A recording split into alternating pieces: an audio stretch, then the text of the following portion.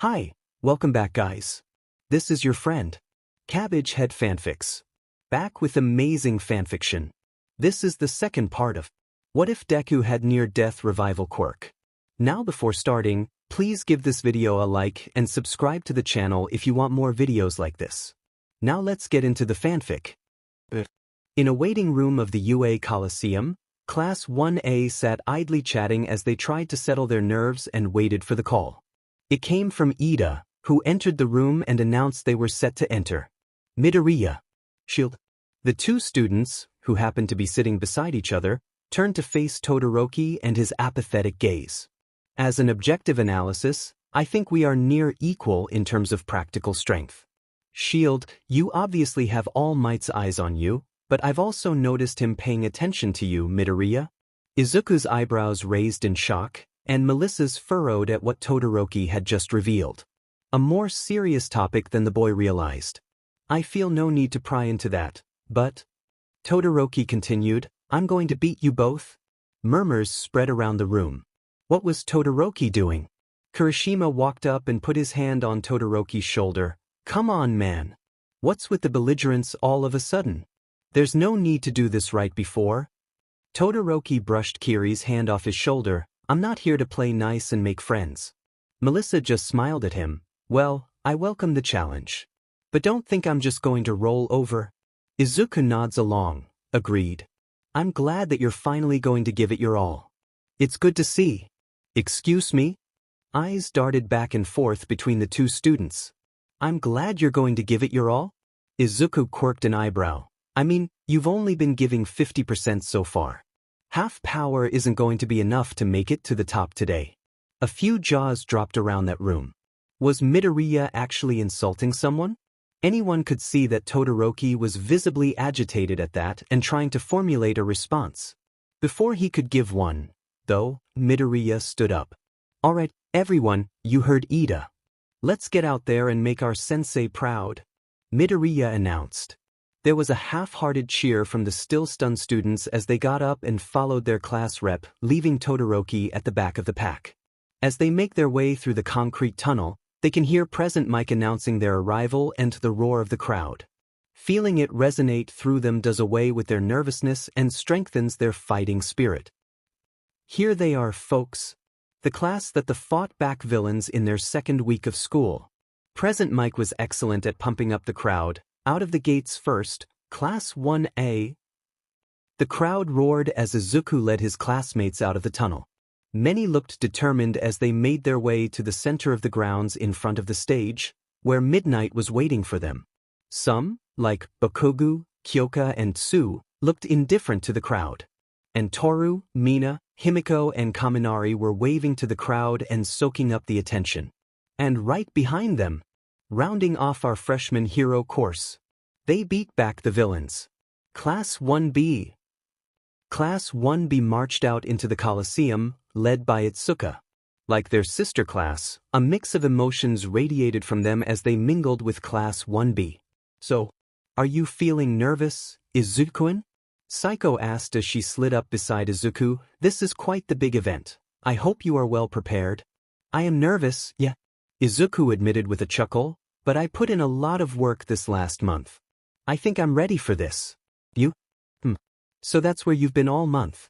I was beginning to think you had forgotten about little old me. Psycho smirked at him, looking down slightly due to the fact that she was taller than Izuku.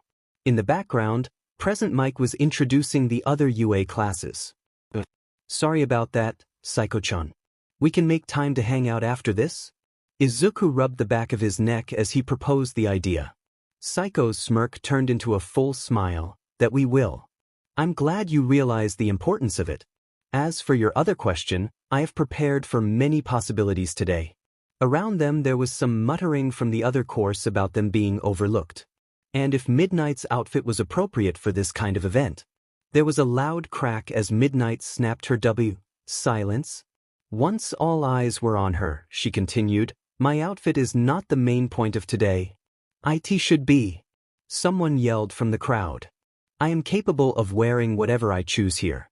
My position is not in danger. I have tenure. Midnight said, She then put a hand to her ear where it was clear that she had an earpiece. Right. Let's start this thing. I need the player rep to come up to the stage.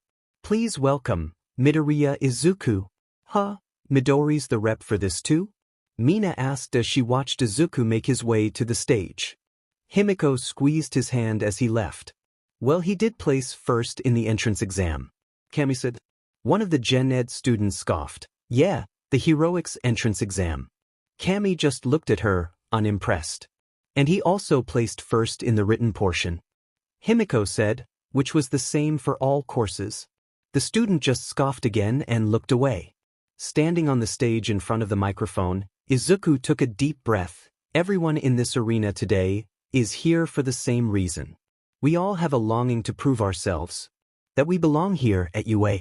Whether that's the hero course, the general education department, the support course and management, today is the first of 4 changes we have to show the world who we are on a grand stage.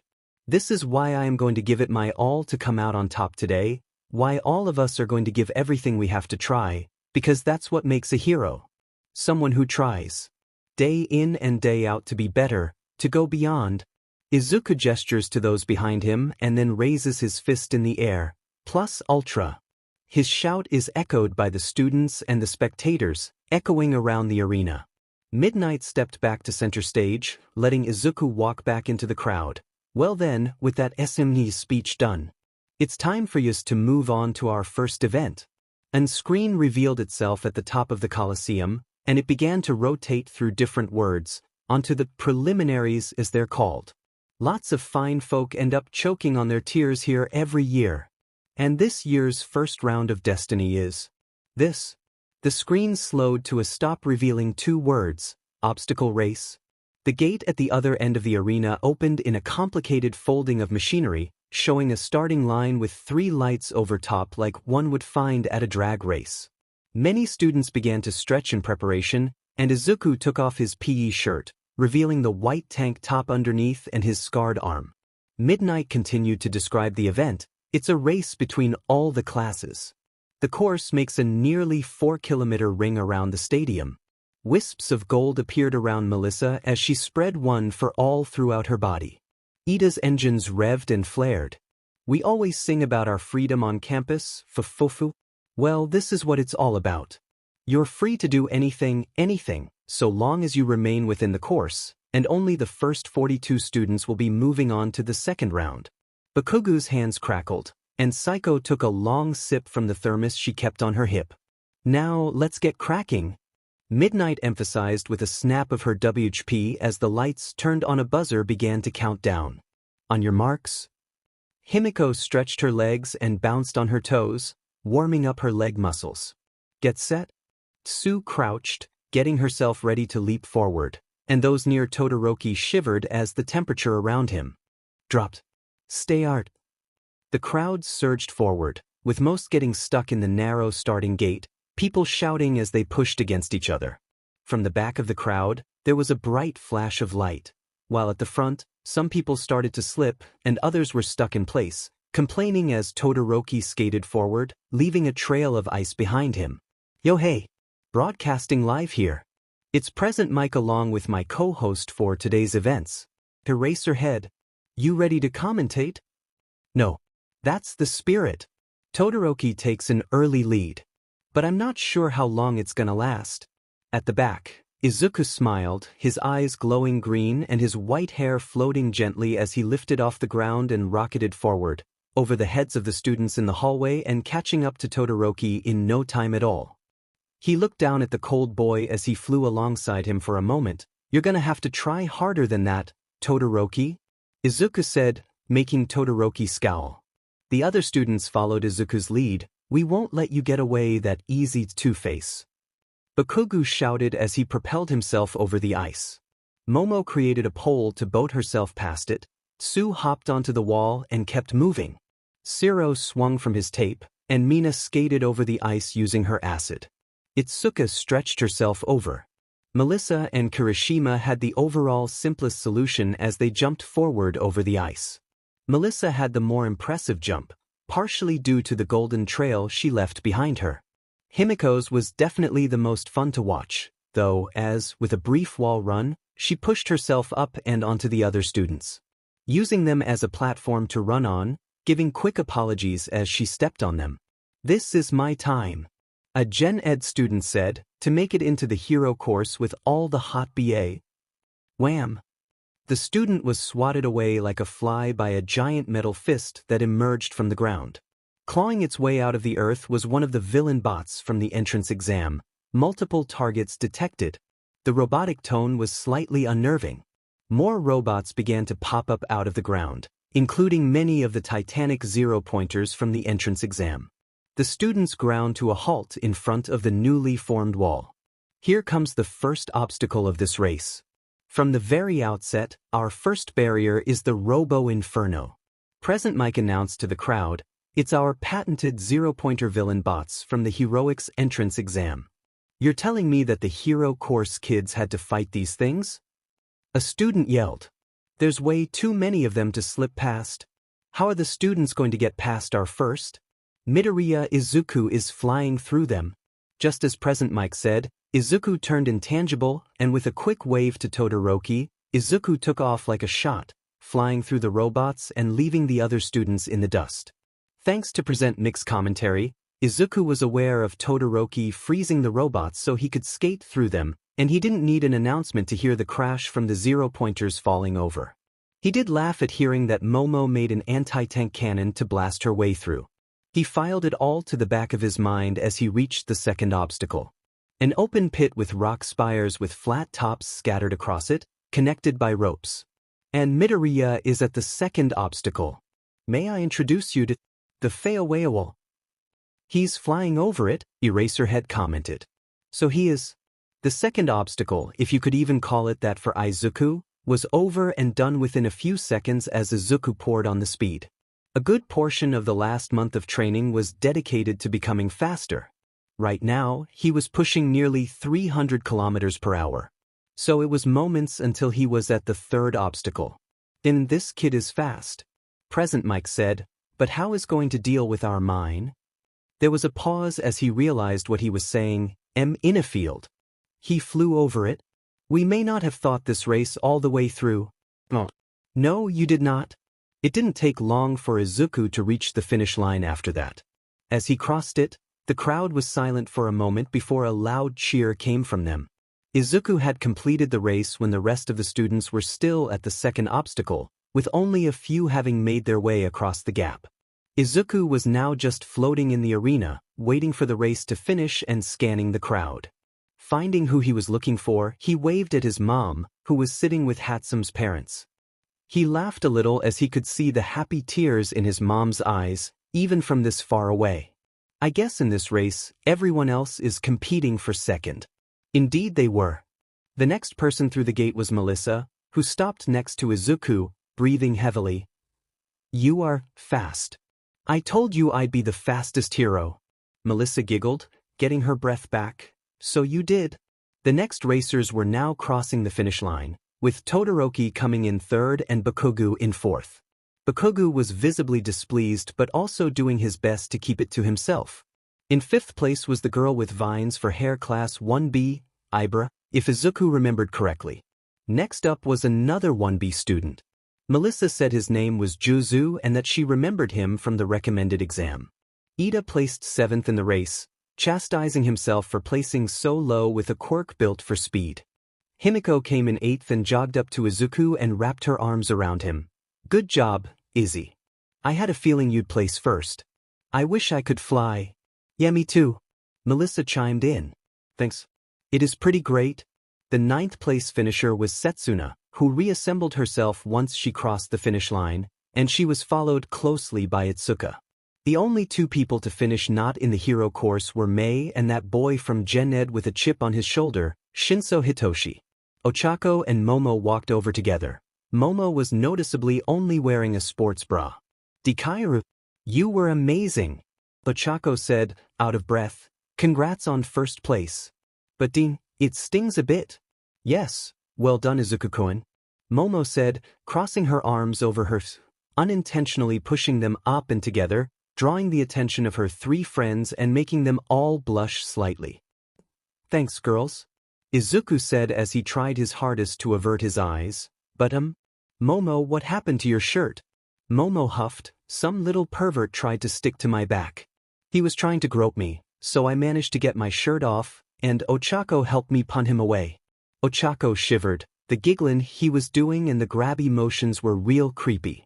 It was my pleasure to help. There was a bit more idle chatter, letting the student catch their breath before there was another loud crack. Midnight was posing on the stage, W in hand. Well, with that tantalizing showing all wrapped up, it is only the top 42 who have earned the right to advance. I'm sorry for those who won't be moving on, but take heart. You'll still have a chance to show your stuff. She snapped her WP again. Now, we move on to the post-preliminaries, the final selection. From here on out, even the press will be teeming with the white-hot pleasure of excitement. So go all out. The screen behind her began to rapidly spin through options again, for today's second heart-pounding event. I already know what it's going to be, but I love building suspense. It just makes the release better, doesn't it? How she got her voice so sultry, Izuku would never know. Oh, what could it be? She bit her lip as she scanned the crowd of university students. She then made a sweeping motion with her arm, and the screen slammed to a stop. Capture the flag. For this event, you may form 3 to 5-person teams. Each person will receive a flag worth points based on their placement in the obstacle race. If it's anything like the entrance exams point system, then it'll be easy to understand, Sato said. Which means that the point value of each team will change based on who's in it. Toru exclaimed. Midnight stomped her foot. Don't say what I was going to say before I can. She then blushed a little at her outburst and cleared her throat. But you are right. The number of points starts at 5 if you placed 42nd and will increase by 5 for each place above. So that means my flag will be worth 200 But there is an exception to that rule. The first palace flag, she pointed at Izuku and winked at him, will be worth 10 million points. If I were you, I'd aim for the guy who placed first. This is the chance for the low to supplant the high. Welcome to our survival game. Everyone in the arena turned to look at Izuku, a few sympathetic and many predatory. Izuku gulped, closed his eyes and took a deep breath. When he opened his eyes, they were glowing bright green. Bring it? Okay, so maybe he shouldn't have scared everyone away.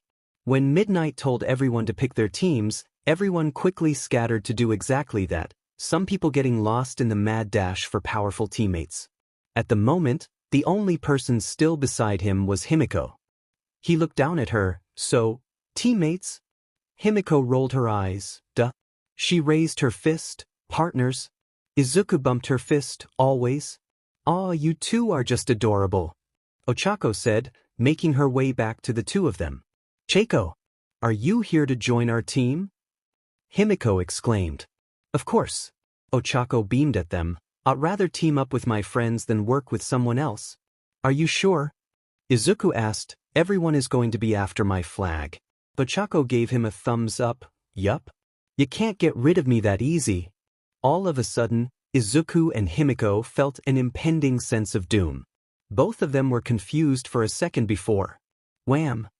A pink blur knocked the two of them off their feet.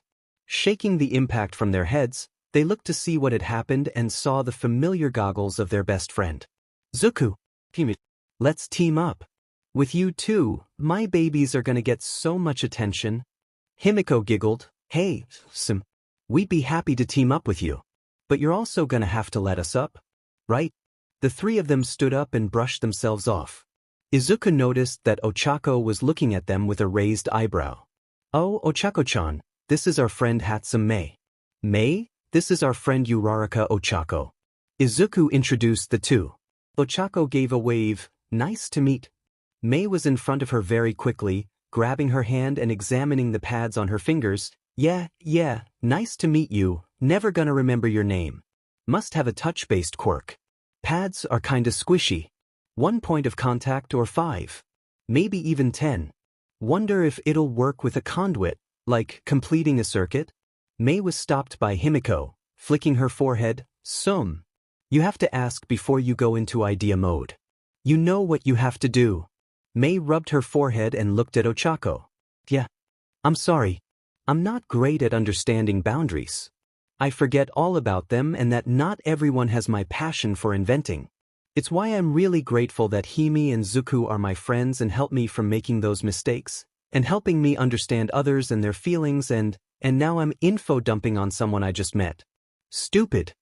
Mei whispered to herself as she hung her head. Sorry? You said your name was Ochako? Ochako gave Mei a small smile. Don't worry about it.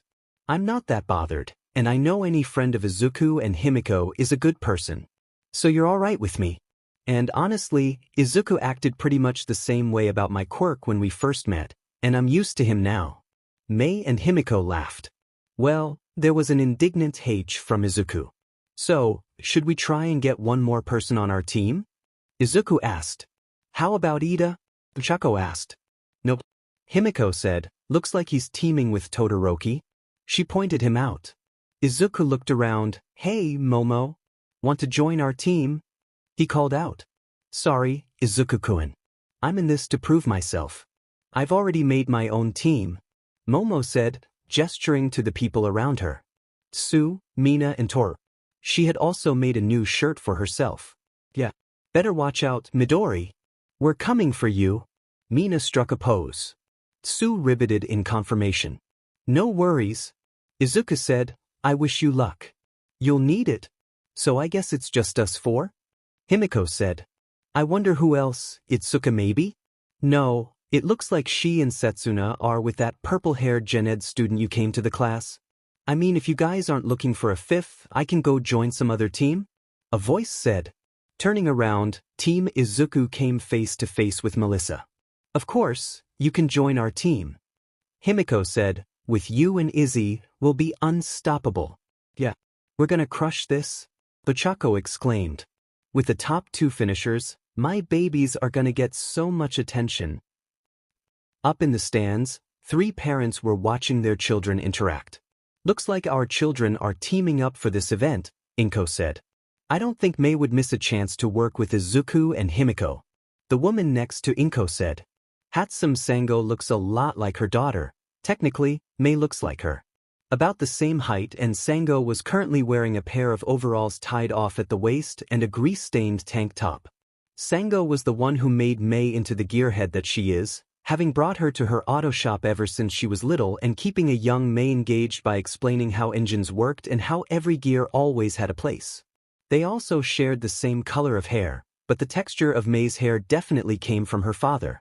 Hatsum Kendrick was a tall black man with thick dreadlocks that were presently pulled back into a ponytail. He was the one who taught Mei how to care for her hair, which is why even though she was always grease-stained, her hair was immaculate. He also had a remarkably well-groomed beard. Kendrick was better dressed than his wife, wearing a suit and tie. For no particular reason other than he liked to wear them. Kendrick ran his own architecture firm and was responsible for a few buildings that defined the Mizutafu skyline. He chuckled at what his wife said. Of course, she wouldn't. She loves Izuku and Himiko very much. If that wasn't already evident by the flying tackle hug she just gave them. Both Inko and Sango laughed. That's fine with me. I love having Mei around. She's been a good friend and influence on my Himiko and Izuku. They've also been a great influence on her. Sango said, I've never seen her happier than when Izuku and Himiko are with her in her workshop. I know we've said all this before, but well, you know how happy and proud your kids can make you. We're just so grateful that our kids found each other. Kendrick told Inko. Inko smiled at the couple. You have, and I keep telling you that you don't have to keep telling me. She jokingly raised her voice at them, getting them to laugh. Now, I think the next event is about to start, so let's root for our children, yeah? Every team had received an area for them to defend their flags from the other teams. Cementos had also created small bunkers for the teams to use as a base. The rules stated that the flags could only be removed from the zone by another team, and the points would be transferred once the flag was removed from the base. People weren't allowed to keep their team's flags on their person or do something that made them inaccessible, like putting them underground. After that, it was up to the teams to decide what they would do. The event would last 10 minutes. No action was to be taken once it was over. Some teams had an advantage, like Todoroki, who encased their bunker in ice, or Bakuga's team, who had Zero tape up the outside, and Kaminari on the inside running a current through the tape. Momo's team also did something similar. Izuku could see that they had barricaded the building, and remembering the heroes versus villains battle at the start of the year, he shuddered at what she could have put inside the building. But while one team had Momo, Izuku's team, Mei, pulling a capsule from one of her many pouches, Mei broke it open and out came a large net with nodes all over it that they wrapped around their base. With a press of a button, the net began to hum. It was more or less a giant bug zapper. From another capsule came parts that she used to assemble a small turret that she filled with paintballs. She set up shop inside the entrance to the bunker. It was up to the others to play defense on the outside. Melissa and Izuku stood in front of their base as the vanguard, with Ochako behind them as the rearguard. There wasn't much in Mei's arsenal that she could give to Melissa and Izuku, but after a quick experiment with Ochako to confirm one of her theories, the Gravity Girl had received a WHP-like cord she could use for mid-range combat. A real WHP was out of the question for the moment as she was just as likely to hurt herself with it as someone else. Watching the countdown on one of the screens around the arena, Izuku took a deep breath. "Everyone ready?" he asked. "Yup," Melissa replied, bouncing on the heels of her feet as she readied herself. "Sure, Dikar-kun," Ochako said. "Let them try," Mei said, a manic gleam in her eye as she manned her turret. Would that be something to worry about later? As soon as the buzzer sounded, many of the other teams headed straight for Team Izuku. For some, this would prove to be a mistake. Just like many here predicted, everyone is going after that million-point flag. Present Mike shouted. "They're going to learn that it's a trap, though," Aizawa said. "They should be thinking rationally and going after other points. There's plenty to go around." But instead, they're wasting their time going after the big numbers and the powerhouses. It was then that a punch from Melissa blew a small hole in the first wave of people and green beams took out the stragglers. "Case in point," Aizawa said. "I see what you're saying, Eraser," Mike said, but at the same time, who doesn't want to shoot for the stars and be on top? Hell, you wanted to be on top last and Everyone in the stadium could feel the glare coming from the commentary booth. An audible gulp could be heard over the loudspeakers. "I'm sleeping on the couch tonight, aren't I?" Mike asked. "Yes." Meanwhile, back on the field, a wave of ice erupted from the ground, rapidly approaching the million-point team. Izuku's eyes widened, and he let out an eep. In a flash of gold, Melissa was in front of him, and she threw a punch that shattered the glacier into a million pieces with the air pressure alone. Through the glittering ice flakes falling around them, Melissa locked eyes with a glaring Todoroki. She smirked at him, raised her hand and taunted him forward. Another glacier met the same fate, but this time, Todoroki was closing the gap between him and Melissa. With a stomp of his foot, ice radiated out of it, covering the ground to create a sheet of extra slippery ice that spread under the feet of the people around him, causing many to fall over. Melissa skittered for a moment before she focused a little more power into her fist and drove it into the ground, shattering it and the ice, successfully creating her own difficult terrain. A few other students waiting for their moment to strike decided that it was a good idea to take some other team's flags. Getting hit by Melissa just wasn't worth it. While Todoroki was busy scowling, Melissa stayed in place, not being drawn out away from the defense of her base. While the two powerhouses were having their stare down, another member of Class 1A decided to make his presence known in the only way he knew how. An explosion came from above as Bakugo attempted to attack Izuku. Having to react quickly, Izuku dove out of the way and performed a handspring to land on his feet. Bakugo dodged the return fire from Izuku and gave a feral grin. "I've been looking forward to this, Midoriya. I thought I was going to have to wait till the one-on-one matches they have every year for a good fight. But we can do this now." Another explosion was set off that forced Izuku to flip out of its path. He didn't say Deku. That's really weird. I wonder what's going on with him.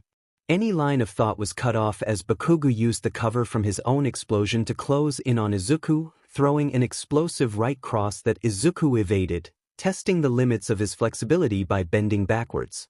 Using the momentum from evading, Izuku performed a back handspring and caught Bakugo's chin with his foot, making the boy's teeth click together audibly as he stumbled back and Izuku landed on his feet. "Oh, you consider yourself a good fight now?" Izuku asked, the sarcasm dripping from every word. "Personally, I want to see you dance." Izuku's palms glowed, and he fired beams at Katsuki, forcing the boy to hop around if he didn't want to be hit. "There are 5 minutes remaining," Present Mike announced over the loudspeaker.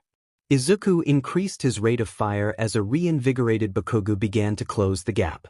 Suddenly, Izuku hissed in pain as his hand sparked. "That stings." Bakugo and others watched as Izuku yanked something off his hand and threw it to the ground, and shook his hand out. Mei called out from her post, "I told you not to overuse it." What the hell is going on?" Bakugo yelled. Izuku turned to face him, and an unsettling grin grew across his face. "What's the matter? Surprised?" Izuku taunted as his complexion began to gray. Bakugo growled and blasted forward, but the rapidly graying Izuku backpedaled and continued to stay out of his way. The gray coloring began to slough off, leaving a trail as Himiko evaded Bakugo's explosions. She laughed as she threw some of it at Bakugo, forcing him to move unless he wanted to get it in his eyes. What a reveal! Midoriya has actually been Toga this whole time. Present Mike exclaimed, "She's quite the practiced trickster." "Where's the real Midoriya?" Aizawa laughed. "Well, he did the strong nose exhale thing that signifies amusement. Clever. Have you figured it out, partner? Tell me what you know." "I wouldn't want to spoil the surprise," Aizawa said, "but why don't you take a look at the scoreboard? There's only 3 minutes left. Team Midoriya is still at the top, but their score has increased. They've been gathering flags this whole time." "But how?" Mike shouted. "Team Todoroki is in second and Team Bakugo in third, and holy see, Team Shinso is in fourth? Where did they come from?" Back on the field, Himiko was still playing cat and mouse with Bakugo, taunting him to keep his attention on her instead of on the flags. She had become rather good at pushing his buttons in the past few years, despite Izuku asking her not to. Melissa was still keeping Shoto at bay, and she noticed that he was slowing down the more ice he threw at her. Deciding to end it, Melissa closed the distance in a blur of gold. Shoto's eyes widened as he moved his head out of the way of Melissa's haymaker and could feel himself warm up slightly as a bit of flame escaped from his left side. As shocked as he was with himself, he was still able to call out to his teammate, "Ida, now!" Recipro burst. In a blur, Ida moved past Shoto and Melissa, his speed ruffling their hair. Melissa attempted to grab him but got only air. While Melissa was momentarily stunned, Shoto used the opportunity to freeze her from the waist down. 1 minute left. In a flash, Ida was beside Mei's turret when his engine stalled. "I'm sorry about this," he said as he swept Mei's legs out from under her. He then moved over to the flags and grabbed the 1,000,000-point one. He was about to turn around when he felt something wrap around his leg and suddenly found himself with no traction. "Sorry about this, Ida-kun," Ochako shouted, and with a heave, she sent the speedster crashing into the ceiling with a heavy slam. The force of the impact knocked the flag from his grip and fluttered downwards into Ochako's outstretched hand. "Thanks for giving this back," Ochako said, placing the flag back on its post. Ida sighed and rested his head against the ceiling. "Well done, Uraraka-san. You all had a very well thought-out defense." "Thanks, Ida-kun. That super-duper speed was super sneaky. I hope there's no strong feelings?" Ochako asked. "Oh, just my own disappointment. I cannot fault a good strategy by a friend." Melissa appeared in the room in a battle stance, only to let OFF fade from her body and look up at Ida. "Huh? Good job, Ochako." "Thanks." "Whoa, what happened here?" Izuku's voice came from the side of the room as he popped up from the ground, holding quite a few flags. "That's time." Now gathered in the center of the arena, Midnight was standing before the crowd once again, enjoying being the center of attention, to no one's surprise, as they kept the 1,000,000-point flag, Team Midoriya. There was clapping and cheering from the stands, and there also seemed to be a waterfall from one section of the crowd. Himiko pulled all her teammates into a group hug, intentionally sandwiching Izuku between Melissa, Ochako and Mei. In second place, Team Todoroki. There was more clapping and cheering but no hug between Shoto, Ida and Tokoyami. In third place, Team Bakugo. Kaminari and Shiro did a bro hug. Kirishima tried to high-five Bakugo but was ignored. In fourth place we have Team Shinso. Shinso looked smug. Kendo, Setsuna and Tetsutesu just blinked and looked stunned at where they were. And in fifth place, Team Yaoyorozu. The group of girls hugged. Those 5 teams will be moving on to our third and final round, but there was another crack of Midnight's WHP as she talked. We, unfortunately, have too many people for our last event. So I'm going to have to ask 2 members of our 5th place team to give up their spot in the last event. There was silence in the arena as Momo, Toru, Tsuyu, and Mina looked at each other. Before anything was said between them, Toru raised her hand. I volunteer, she said. I plan on being more of an infiltration hero anyway. I've shown that off enough for today anyway. Same with me, Karo. Tsu spoke up. I'm going to focus on rescue work, and I think you too deserve the chance to show off your combat skills. I don't mind waiting, Karo. Tsu, Toru, are you sure? Momo asked, placing her hand over hers. Touched. They both nodded, and Mina wrapped them in a hug. You two are the best. With that adorable display of camaraderie, we have our finalists for our third event. Midnight announced, for those that aren't moving on, we will have a selection of fun games to show off some more of your skills. But for now, lunch. You heard the lady folks. Present Mike said, the final event will take place after an hour-long lunch break. See you then, sports fans. In any hallway off from the main walkways of the arena, 3 members of Class 1A stood. So what did you want to talk about, Todoroki? I'd like to get to the mess hall. Melissa asked, her arms crossed as she leaned against the wall. Yeah, and I'd like to go see my mom before the next event. Izuku cut in, standing beside Melissa with his hands in his pockets. Both of them were looking at Shoto on the other side of the hall. The boy was silent for a moment, just staring coldly at the both of them before he spoke. The both of you have been pushing me all day, questioning my power. You dominated the first event. It could hardly have been called a challenge for you. You have a very specific color of energy. He told Izuku before turning to look Melissa in the eye, and you blindsided me in the second event, so much so that I broke my pledge. Todoroki gripped his left arm, and Izuku and Melissa side-eyed each other for a moment, having a silent conversation. I've been noticing things about the both of you for some time now, Todoroki continued, and in the moment, I noticed it. At the USJ, I witnessed All Might's power up close and personal. The power from you was the same. So, are you the illegitimate children of All Might and Ectoplasm or what? Excuse me? What the hell did you just say? Shoto continued, undeterred, you and All Might share the same shade of hair, and it's a known fact that All Might spent years in America working. And who better to leave a child with than a friend and former sidekick, David Shield. Your powers are far too similar for it to be a coincidence. He turned to Midoriya, as for you. Your powers are the same color as ectoplasm. You even refer to your powers as ectoplasm. That hints at your connection with him. You also talk about your mother often but have never once mentioned your father, which leads me to believe he is estranged. Ectoplasm fits that category. Melissa and Izuku were stunned for a minute to try and formulate a response to what had just spilled from Todoroki's mouth. Melissa was the one to get her wits about her first. First of all, you are so very wrong. My father is David Shield, and my mother was Elizabeth Shield. I am very much their child. That is not the kind of connection All Might and I share. So you do share some kind of connection, Shoto said. Melissa looked taken aback for a moment. You said that is not, so whatever it is, you obviously can't or won't talk about it.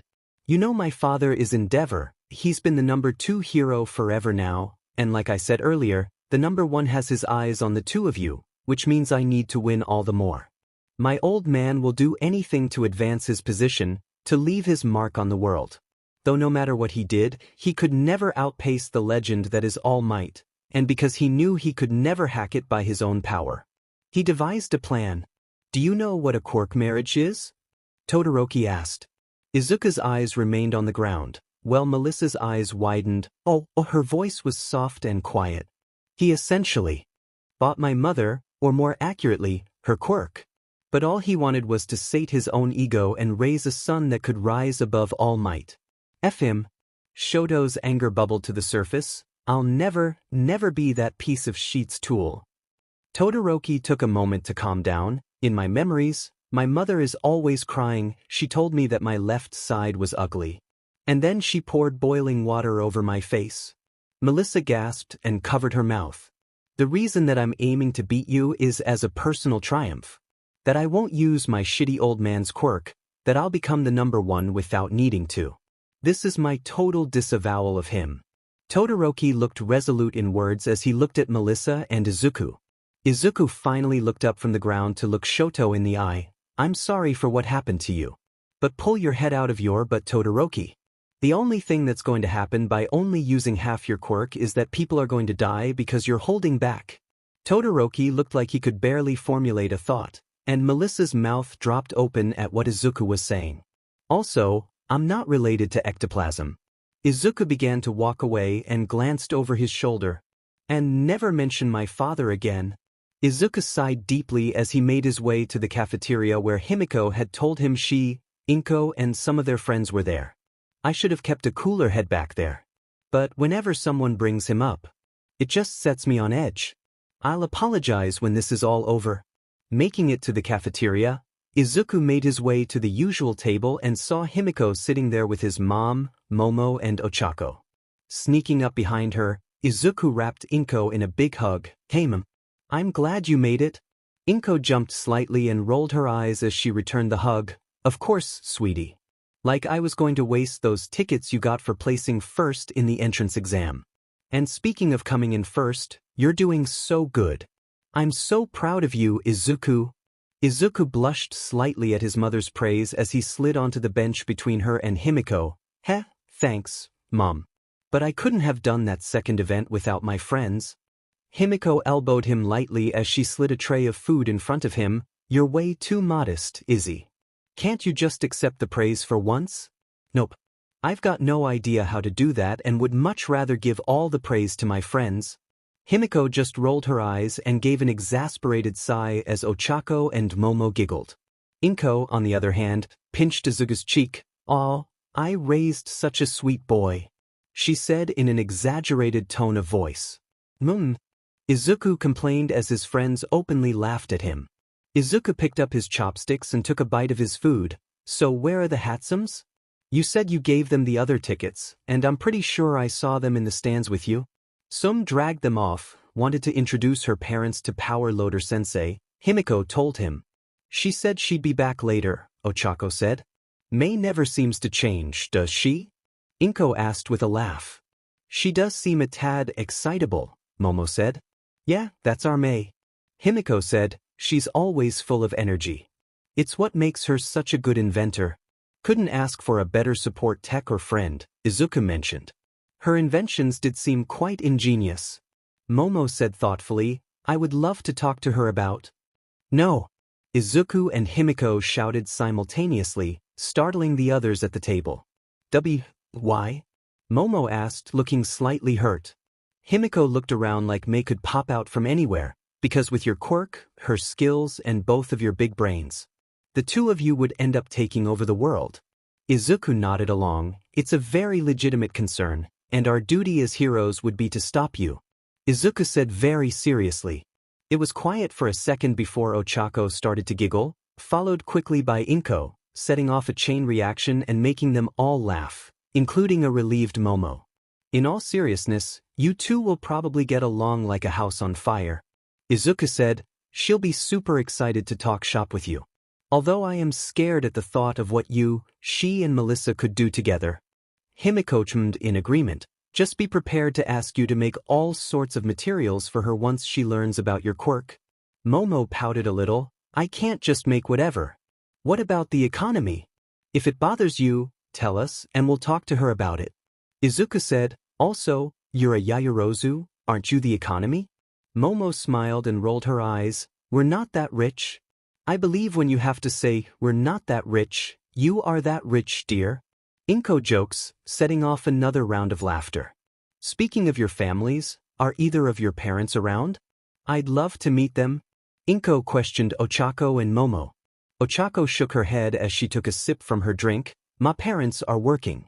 Besides, I'm from Kansai, so it would have been strong for them to make it even if they could afford the tickets. Momo looked a little sullen. My parents are similarly preoccupied today. Inko nodded, realizing she may have made a slight social faux pas with Momo. Well, I'm sure they're just as proud of you as I am of Izuku and Himiko. She ruffled both of her kids' hair. The table continued to make some more small talk for a while. At some point, the Hatsums returned and congratulated Izuku on doing well in the finals. They had congratulated the others earlier before they had been dragged off by their enthusiastic daughter. Eventually, lunch was over, and it was time for those who hadn't made it into rounds 2 and 3 to have their time to shine in the mini-events being held in the arena. The combatants and the spectators had to make their way to their seats, and Izuku received a text that said Nizu wanted to see him. With a cheek embrace for his mom and an embrace on the lips for Himiko, Izuku took off to see what the Dean of Indeterminate Species wanted. Halfway to the meeting point, a vent opened up above Izuku, and the Dean landed on his shoulder, making Izuku jump slightly. Holy! Dean Nizu? Nizu giggled from his perch. Hello, Midoriya.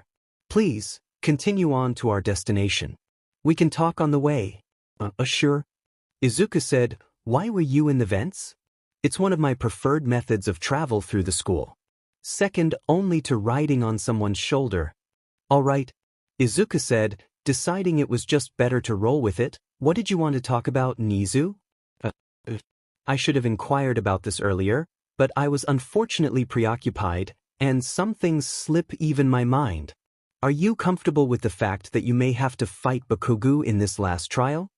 Nizu asked.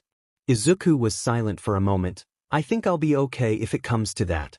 In all honesty, it's probably a long time coming. But yeah, I think it'll be okay. Kaken has been better. This past month. Nizu hummed, yes. That's why he's been allowed to compete in the sports festival at all. Hound Dog says he has been making some inroads with the boy but has an inkling that he is just telling him what he wants to hear. Nizu then looked slightly abashed. But I shouldn't be relaying this to you, confidentiality and all that. Right around then, they arrived at the teachers' section of the stadium, and Nizu hopped off Izuku's shoulder. Thank you for the ride, Midoriya. You should make your way back to the heroics section of the stadium. Nizu opened the door to the teachers' section but stopped as his phone dinged. Looking at it, the small mammal tittered and turned back to Izuku. Actually, you should head down to the entrance to the arena. You might like what you find. Izuku blinked. Sure, but why? Nizu just laughed as he let the door swing shut behind him. Izuku did, in fact, like what he found when he arrived at the entry point into the arena. All of the girls from classes 1A and 1B were standing on the field, dressed in UA cheerleaders' outfits. He could faintly hear Present Mike in the background, commenting that he and Aizawa-sensei were confused about this as well. But Izuku was a little too distracted to focus on what they were saying as he looked at the girls. Some embraced it, like Mina, Toru, Himiko, Setsuna, Kami, Pony and Komori, and Ochako. The rest of them looked rather uncomfortable or frustrated by the situation. Jiro threw her pom-poms to the ground and pointed at the section of stands where the rest of the hero course was sitting. You're dead, Kaminari. Dead? You're not getting away with this either ways, Kaibara. Itsuka shouted. A glare from Kodai was backing her up. With their yells snapping him out of his stupor, Izuku whistled loudly and beckoned the girls over once he grabbed their attention. He also threw up an opaque green barrier once they got close enough in an attempt to preserve some of their modesty, which a few of the girls appreciated. Mina winked at him as she walked past, and he believed that Toru waved at him before they walked on, giggling with each other. He got a nod from Ibra as she walked past him and the same from Kodai and Tsu. Thanks, Green, Kyoka muttered as she stalked away with murder in her eyes. Momo, Itsuka, Saiko and Setsuna walked up to him together. Momo's head was hung in defeat. How did this happen? Isuku questioned. Saiko folded her arms under her. Some of our classmates managed to deceive us with false orders from our senseis. Izuku was baffled, and that worked? Momo whined pitifully, and Psycho smiled at him. Perhaps. The extremely intelligent and perceptive woman approached him and traced her finger along his jawline. Or perhaps I just wanted a certain someone to see me in such an outfit? She whispered before sauntering away. Momo and Itsuka's jaws dropped upon hearing that information, and Setsuna let out a bark of laughter, and I thought I was bold. It was then her turn to smirk at Izuku as she crossed her arms under hers to accentuate her bust. So, do you like the outfits, Kiwi? I think we're rocking them. Don't you agree, Reiko? Looking on, the pastel goth girl stood nearby with a large blush as she looked at Izuku. I mean, you're all gorgeous. Izuku stammered out. Reiko's blush somehow deepened. She let out a soft eep and then scurried off. Setsuna laughed and leaned forward, her arms still wrapped under hers. I think you're breaking her, Kiwi. Not that I'd mind being broken by. She was cut off by a red-faced Itsuka who grabbed her by the shoulders and began to rapidly steer her away. Okay. That's enough of that. I'll see you later, Izuku. She rushed out as Setsuna was laughing. Izuku just stood there for a moment, not knowing what to do before someone caught his attention. So, did you enjoy the show? Himiko asked, grinning at him as she leaned against the wall. Izuku was silent as he took the time to appreciate the sight of his girlfriend in a cheerleader's outfit. It was, you're all? She walked up to him, put her finger on his lips, and leaned up to whisper in his ear. Don't worry. I heard the conversation. And just so you know, I'm planning on keeping this outfit, and you will be seeing it again. Izuku was not sure how to react to that, so he said the first thing that came to mind, I love you. It was apparently the right thing to say, as Himiko smiled at him and gave him an embrace. I know. Aren't you too cute? The couple turned to see Cammy standing there with her hip ped. You're also kinkier than I imagined, she said before she put a finger on her chin in thought. Then again, with my mind. Maybe not. Izuku blushed, and Himiko smiled at her. Maybe you want to share some of those thoughts? She asked. Cammy grinned back. Maybe some other time. The illusionist then strutted past them with an exaggerated sway to her hips. When she was about 10 feet away, she looked back, winked at them and flipped up the back of her skirt to show off the dark green, high-cut thong she was wearing in her, to be frank, amazing butt. Himiko stared at Cammy's retreating form unabashedly, while Izuku looked like he was short-circuiting. He looked at Himiko. What just happened? Himiko looked up at him. I think I have some things I need to share. I wanted to do this later, but I think you need to know now. Izuku's thoughts were a whirlwind of activity as he tried to digest what Himiko had just told him. The two of them were on their way to join the rest of their class after Himiko had changed into her PE clothes.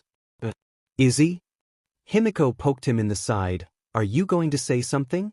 Izuku tried to narrow down his thoughts. I'm not sure what to say. You asked the other girls in our class if they also wanted to date me. I've never wanted some kind of H.A. I love you, Himi. I don't need anyone else. Himiko smiled at him. And I love you too, Izzy. She stopped the two of them in the hall, but it won't be a HM or anything. It's polyamory and maybe one day polygamy. It's where all of us would love one another. Be that big family we've both always wanted. And I know you have room in your heart for all of us. Don't you think you should have asked me about it first? Maybe. But I also know what you would have said about it. Himiko told him, and besides, no one has really come to a decision yet about it. We all kind of agreed that we'd test the waters, and if something happens, it happens. I still don't know. Izuku said, I can't just cheat on you. I'm not that kind. I know you're not that kind of person, Izzy. Himiko told him, you won't be cheating on me. Not when I know all about it. Hell, I want to date these girls too. Have you seen them? They're all so pretty. Izuku chuckled weakly, looking at the floor. I never even thought I'd have one girlfriend. I always believed that I'd be single forever. I don't know how to have more than one. I don't even deserve you, much less. Himiko cut him off there and grabbed both of his hands. Midoriya Izuku. We've talked about this before. Look me in the eyes. Izuku complied, and Himiko continued, We both have this problem, and we both know that we are just as deserving of love as the next person. Right? Right? I need you to say it. I am just as deserving of love as the next person. Good. I love you. And as long as I am around, I will never let you look down on yourself like that. Himiko told him, I've been doing it long before we started dating, and I intend to do it for the rest of our lives. Izuku pressed his forehead against hers. I know. And I'll always be there to do the same for you. You better be. And if one person in this world has enough love in their heart for multiple people, it's you, Himiko. You love so deeply and truly, it's one of the best things about you. Izuku said, so, if you want to, date other guys. Like that'll happen. Himiko scoffed, I appreciate what you're saying, Izzy. But you are the only guy for me. Especially after all the times you've rocked my world. And depending on how well you do in this trial, you may just get to do so again tonight. Himiko winked at him and skipped a few feet ahead. So, for right now, you should try and put all this out of your head. You can think about it after the tournament. Himiko told her boyfriend, now come on, Slowpoke. We need to go before it starts. Oh, can you also do me a favor? What is it? After that little show in the hallway earlier, remind me that I need to talk to the 1B girls about my plan as well. Wait, what?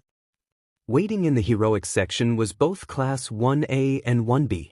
The recreational events were just finishing up down below, and for the first time in Izuku's university life, he was realizing just how surrounded by women he was.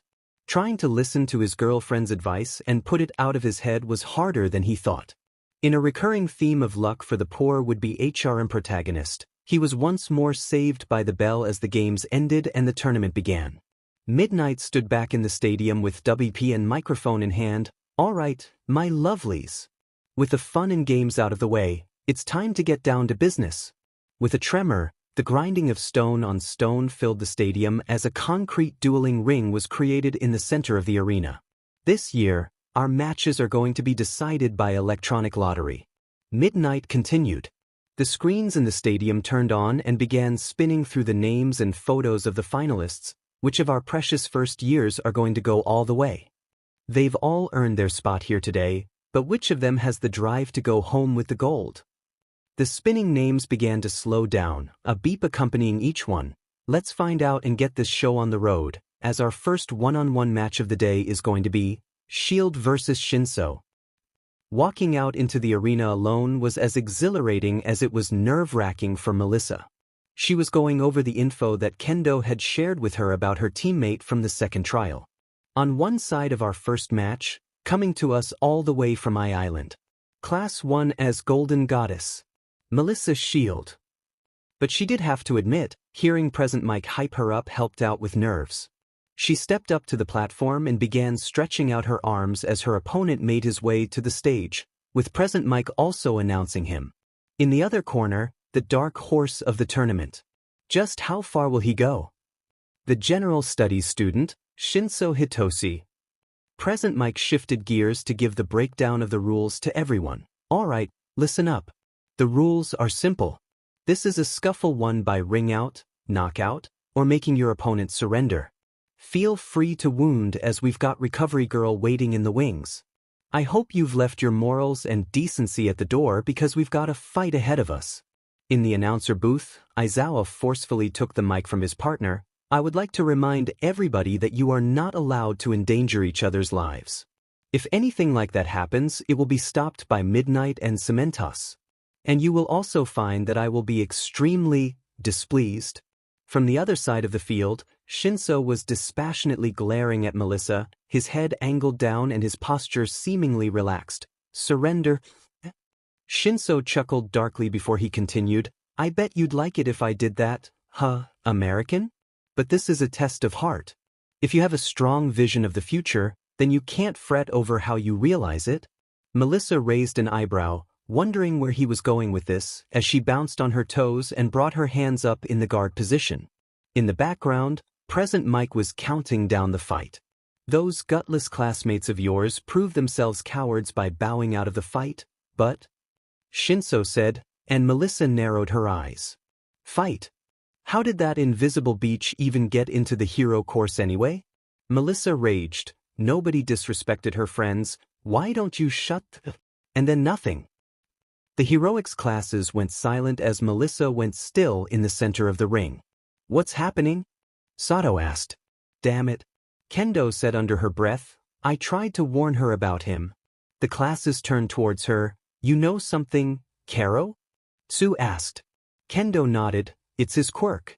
I'm not entirely sure what it is, but I know it's voice-activated. He said something to me before the start of the second trial, and next thing I know, the trial's over and we came in fourth. It must be some kind of mind control quirk. Momo said, the trigger probably needs you to respond to something he says. Kind of like a Trojan horse virus, Kami said. Thanks for warning her, Itsuka-san, Izuku told his fellow class rep as he looked up from his notebook. Down in the arena, Melissa turned around and began walking toward the ring's edge. Himiko ran to the edge of the box and leaned over the side. Come on, Melissa. Fight it. I believe in you.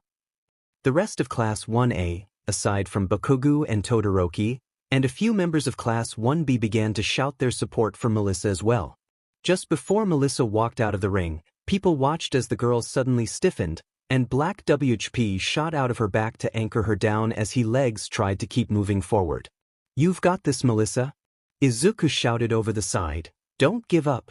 Even from the nosebleed section in the stands, people could see Melissa's veins glow as she exploded in gold energy, her hair moving from the sheer power she was outputting. With a turn of her head to look back at Shinso, the normally bubbly Melissa had never looked so menacing, and everyone knew the boy was screwed. It was over in a second. Melissa blurred in front of the boy, and with a single punch, Shinso was sent careening out of the ring. Class 1A and B, along with the rest of the crowd, erupted into cheers, and they only got louder as Melissa helped Shinso to his feet and appeared to have a conversation with him as Midnight announced the winner. Izuku joined the cheering after a moment because, once more, he could have sworn that for a split second, there were several other people around Melissa. As soon as Melissa got back to the booth, she was tackled in a hug by Mina, Ochako, Toru and Himiko. But Melissa, being Melissa, managed to catch them all and support their combined weight. You did it, / we're so proud of you. And a few other phrases were tossed out by the girls. Thanks, everyone, Melissa said as she managed to detangle herself from her friends and find her seat. Good job, Melissa-san.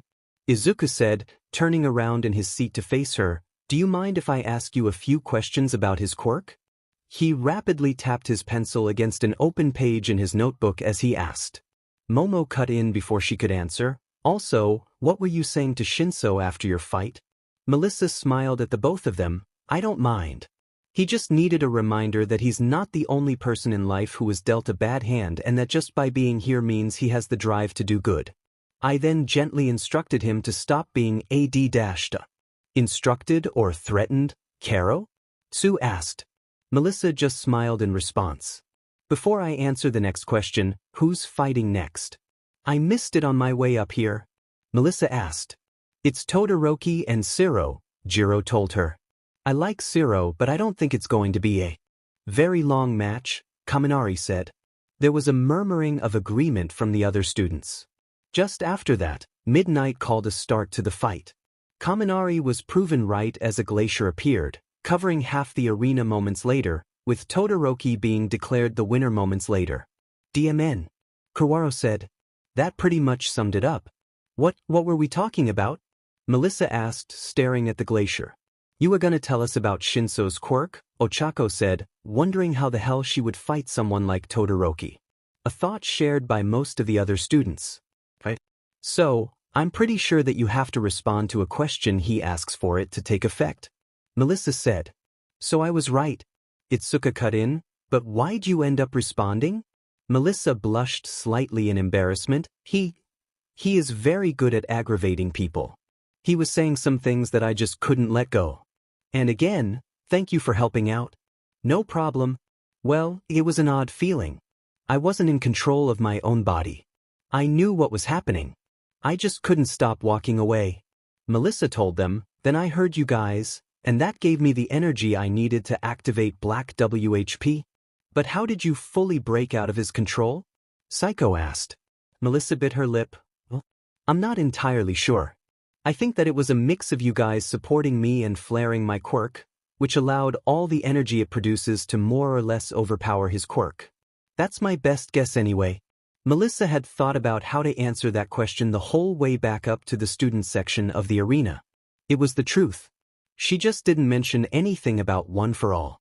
All Might, Gran Torino and her father had all told just how important of a secret it was. It was one that must be kept. She also didn't say anything about how she had heard Izuku's voice clearest of all when her friends were shouting encouragement. Izuku, who was writing down all of the information Melissa was sharing, plus his own conclusions, finally closed his notebook and thanked her for it. There was some more idle chatter between the students as they waited for the glacier to be removed so they could have the next fight. Tsu took this opportunity to ask Izuku a question. Izuku, I've been meaning to ask you a question, Karo. What's happened to your stutter? I haven't heard it in a while. Oh, I've been doing speech therapy with Nizu during our lessons. I'm actually pretty happy with how I've been doing. Right now, it only pops up when I'm really nervous or very tired. Tsu put a finger to her chin, but why did you only start doing speech therapy so recently? Izuku rubbed the back of his neck. There weren't any places that would take me on when I was still considered quirkless. So I just kinda had to deal with it. I tried on my own, but it never really worked, and then I got used to it. But like I said, I'm happy with how it is now. Tsu nodded. Her outward expression didn't change, but she was extremely put out with people turning away Izuku for such a stupid reason. Then I'm happy for you too, Izuku. Thanks, Tsu. Thanks, Tsu. In the back of the room, Sato was having a conversation with Awaze. Do you ever feel like a background character? Sato asked. I choose to believe that we're all the main characters of our own stories, Awaze told him. That helps.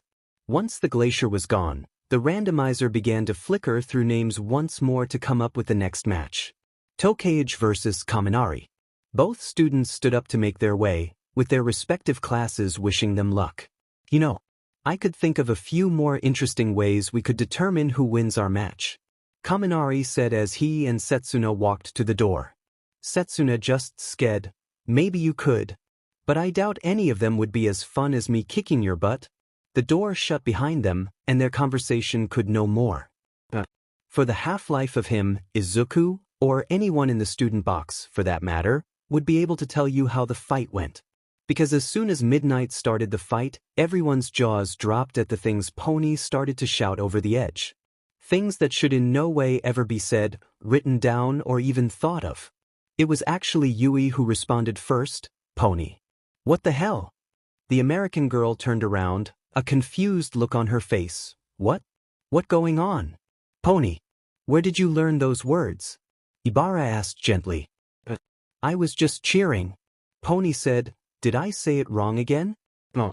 You said the words very correctly, Pony-chan. Psycho told her, but the things you were saying, I will not actually repeat them. Where on earth did you learn them? Psycho's voice was softer than normal. She knew that Pony, who had never been anything less than 100% kind and caring, was incapable of saying those things of her own volition. In her nerves, Pony switched back to English. But I was just cheering the way Minoma taught me. I couldn't be saying anything that bad, right? Her Prussian blue eyes began to fill with tears. Minoma taught you those things? Itsuka asked, her voice icy. Pony just nodded, and Melissa stepped up to explain the kinds of things she was saying without actually using the words herself. Itsuka marched up to Minoma. Is it true? The boy shrugged his shoulders. I thought I'd just help her say what needed to be said about our enemy, Irk. He didn't get any more words out as, instead of chopping him on the head, Itsuka punched him in the face, shattering his nose like one does to an ugly vase with a baseball bat. His nose shattered like a raw egg against a particularly annoying neighbor's house or their window if you used a hard-boiled one. Minoma went but over tea kettle out of his chair, and Itsuka stood over him glaring down at him. You've officially gone too far, Minoma. I will be letting Vlad-sensei know what you've done here.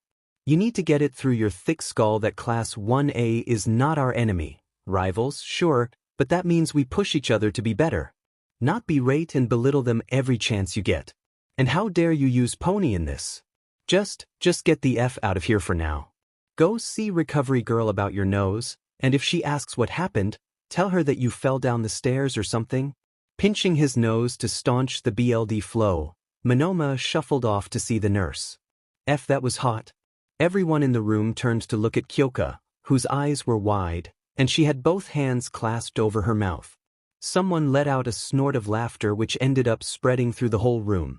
Kyoka just slid down in her seat, and her hands moved to cover her entire face, which was now beet red. Please kill me. She whimpered. Mina reached over and patted her head. No can do, Rockstar. We want to keep you around if you're going to keep throwing out compliments like that. And you did successfully lighten the mood, Karo, Sue said. Kyoka just let out another whimper. The winner is Tokage Setsuna. Everyone suddenly remembered that there was a fight going on and looked down to see Setsuna walking downstage while some medical bots led a shorted-out and dopey Kaminari to the medical bay. Izuku wilted slightly. I wanted to take notes. Himiko giggled and rubbed his back. I'm sure you'll be able to take more notes later, Wonder Boy. Kami told him, say, have you got any good notes about me in there? Izuku pet his head. Yeah, I can share them with you sometime, but why did you change words? Yeah. Haven't been talking like you normally do for a little bit. What's up? Kami's grin turned into a bit of a grimace. Well, at the whole USJ thing, I could hear that crusty guy talk, and I realized I talk pretty much the same way, and I just kinda, heard myself for the first time. And realized that it's kinda cringe. I wouldn't say that. That Fruit Loop came off as crazy because it seemed like he actually believed he was in a video game, like his entire view of reality is warped.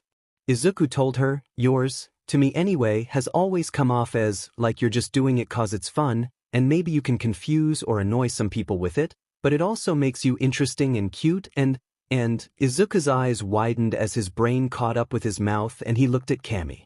She had a teasing grin and a slight blush on her cheeks as she looked back at Izuku. Interesting and cute, huh? Well, what? Izuku stammered out. Go on. What are you trying to say to her? Himiko joined Kami in her teasing. Our next matchup is Kendo versus Midoriya. Present Mike shouted. Izuku leapt on the conversation exit. I get Tagabi. And he zoomed off to go prepare. Kami and Himiko giggled as they watched him leave. Narrowly escaping further embarrassment, Izuku now stood on the platform across from Itsuka.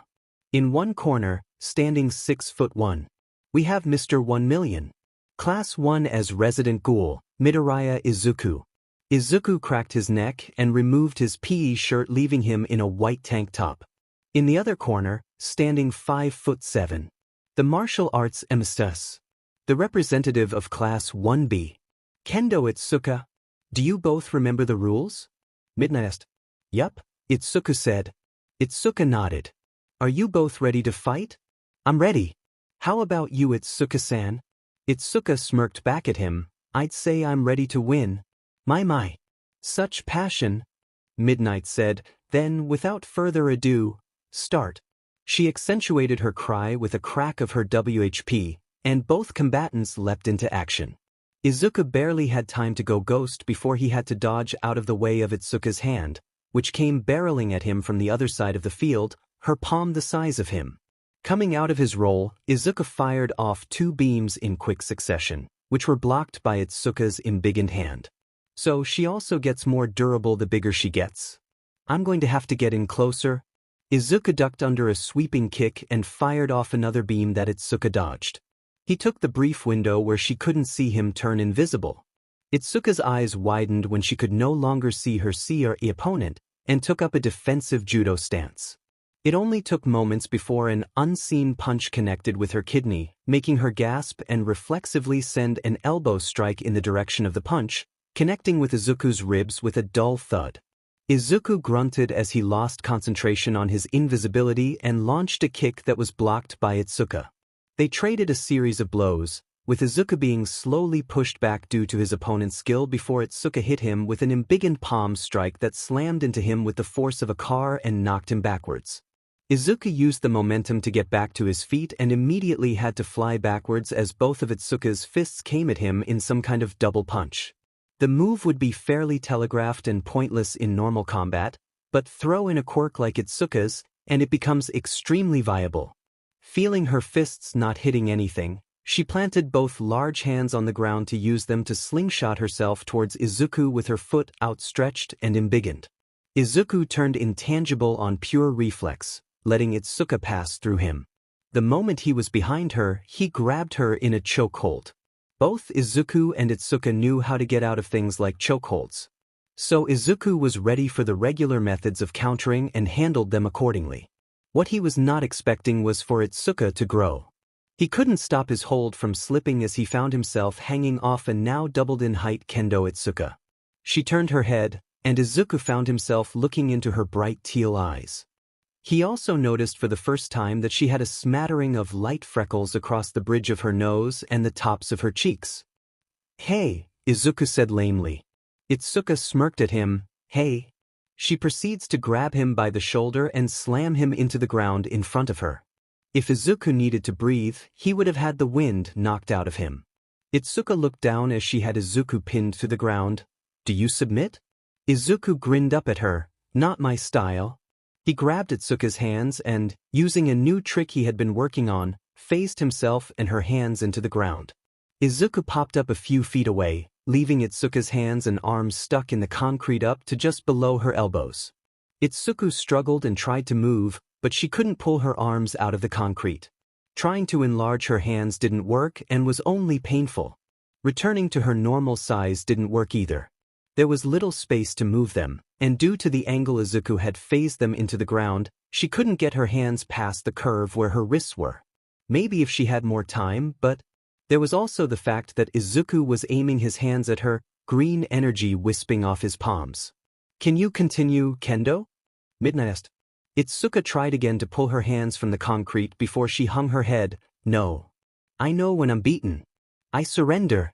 "Then the winner is Midoriya Izuku," Midnight announced, causing the crowd to erupt into cheers. The concrete around Itsuka's hands began to ripple as Cementos used his quirk. Pulling her hands free, Itsuka looked up to see Izuku offering her his hand. "Hey, that was a great fight," Izuku said as he helped Itsuka to her feet. The crowd cheered louder at the camaraderie. "Thanks.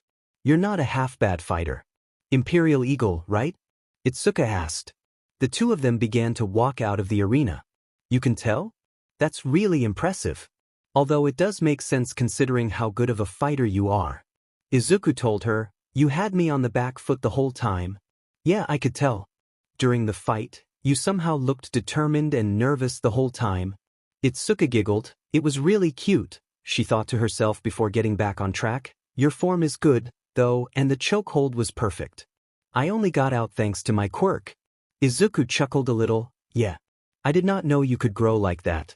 I now have a few dozen more questions to ask you about your quirk. I assumed that you could only elongate your limbs. It took me totally by surprise, and so did your freckles, actually. I never noticed them before." Itsuka's hand snapped to cover her nose. "You saw them? I usually cover them up, or they're covered by my mask. That's kind of embarrassing." "Are freckles embarrassing?" Izuku asked as he pointed to his own. "Because I was under the impression that they're cute. At least that's what I've always been told, and you know what? I'm going to continue to think they're cute." Itsuka smiled and moved her hand. "Maybe you're right, but you said you have questions?" "Right." Izuku explained and pulled his notebook out from somewhere. "So, have you always been able to do that? Did it take extra practice? Was that your max height? Or can you go bigger? Do you have a max height? Where do you think all the extra mass comes from? Do you remain the same weight the bigger you get? Oh wait, you also get denser, so that doesn't make sense. Do you think mutter, mutter, mutter, mutter, mutter, mutter?"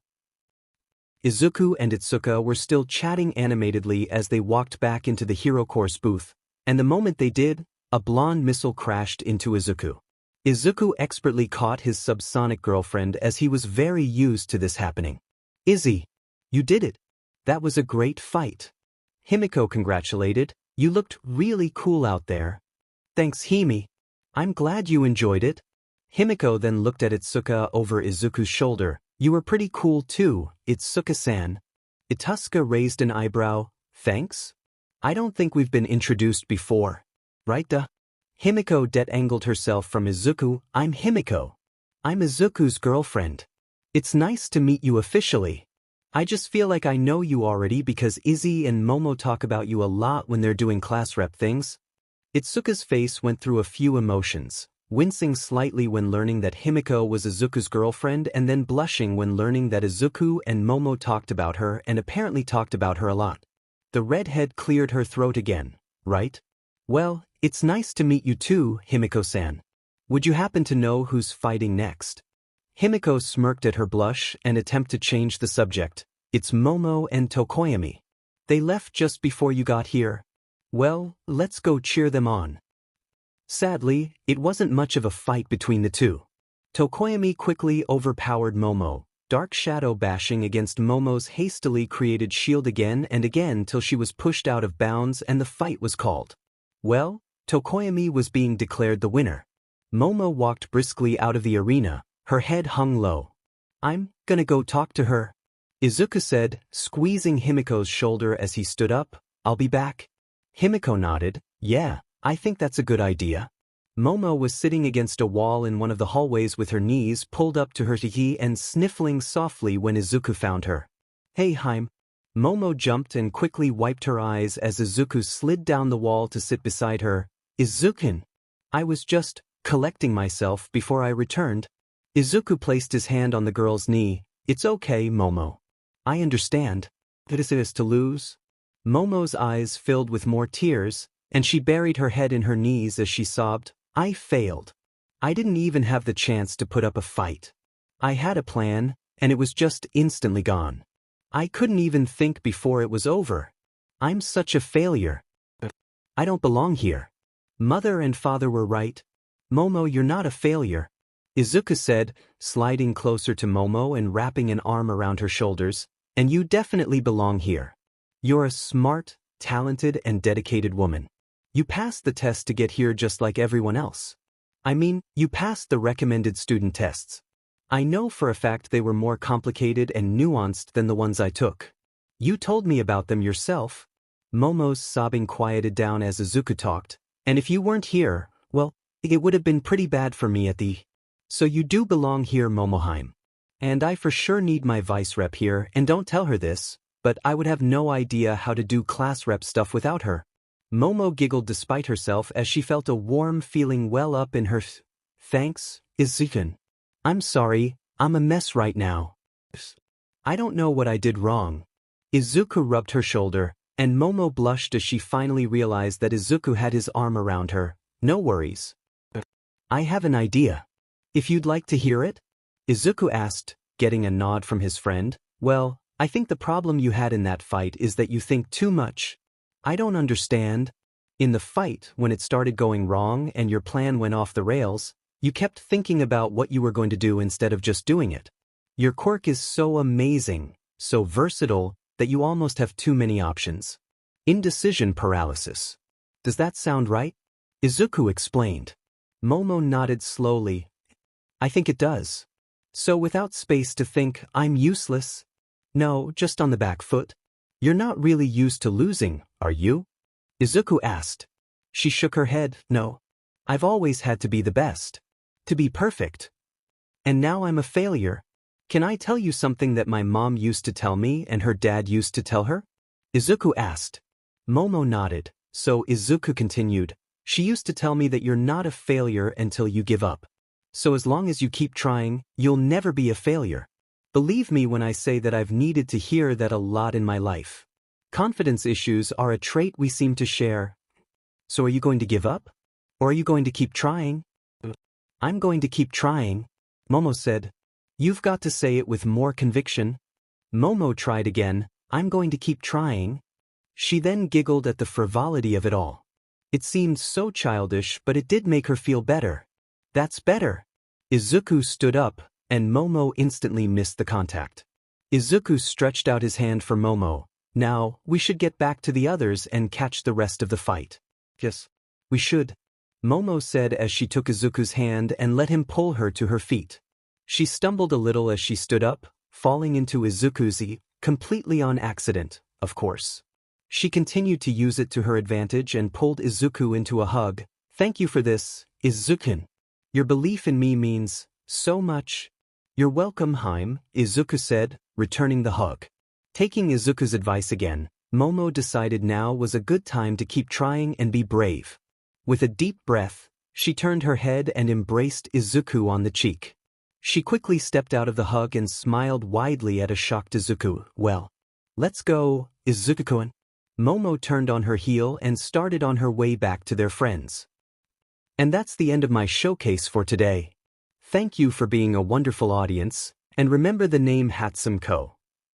Mei's voice boomed over the arena speakers she had hijacked.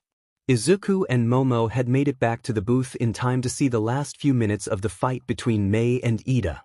If you could call it a fight, all with Mei using Ida as a living mannequin to show off her inventions. Himiko and Izuku face-bombed as Hatsum walked out of the ring, losing the fight on purpose. "She's never going to change, is she?" Himiko asked. "Nope," Izuku said. The two waved at Mei when they noticed that she had found them in the crowd and was waving excitedly at them. "I am really going to have to visit her in the lab," Melissa said as she slid up beside her friends. "As long as you can keep her from building any doomsday devices, go for it," Himiko told her. "I make no promises." "Oh, that was certainly a match, wasn't it, folks?" Present Mix announced, finally getting control over the speakers again. It was met by confused cheering at the show that was just put on.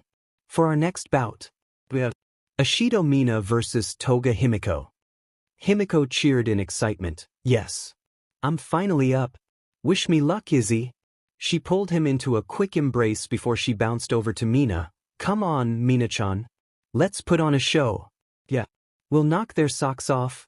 Mina agreed, linking arms with Himiko as the two left the booth. The two girls stand across from each other, stretching as they prepare for combat. Mina had taken off her shoes, rolled up her breathes to turn them into shorts and taken off the gym shirt, leaving her in a tank. "No holding back, right?" Mina asked. "No holding back." Himiko agreed. There was a crack of a WHP as Midnight called a start to the fight. Both girls leapt into action, with Himiko dashing towards Mina and the pink girl doing the same for a few feet before beginning to use her acid to skate faster. Himiko lashed out with a jab that Mina slid under and swept her arms at Himiko, throwing a few globs of acid at her. Himiko dodge rolled to the side but had to quickly duck under a roundhouse kick and then block the second one that followed quickly after the first, using the momentum to make it stronger. She also used the missed kick to spread more acid around the arena. With her successful block, Himiko shifted it into a grab, pulled Mina off balance, and connected a strong kick to the pink girl's midsection, sending her stumbling back with an oof as the air was forced out of her lungs.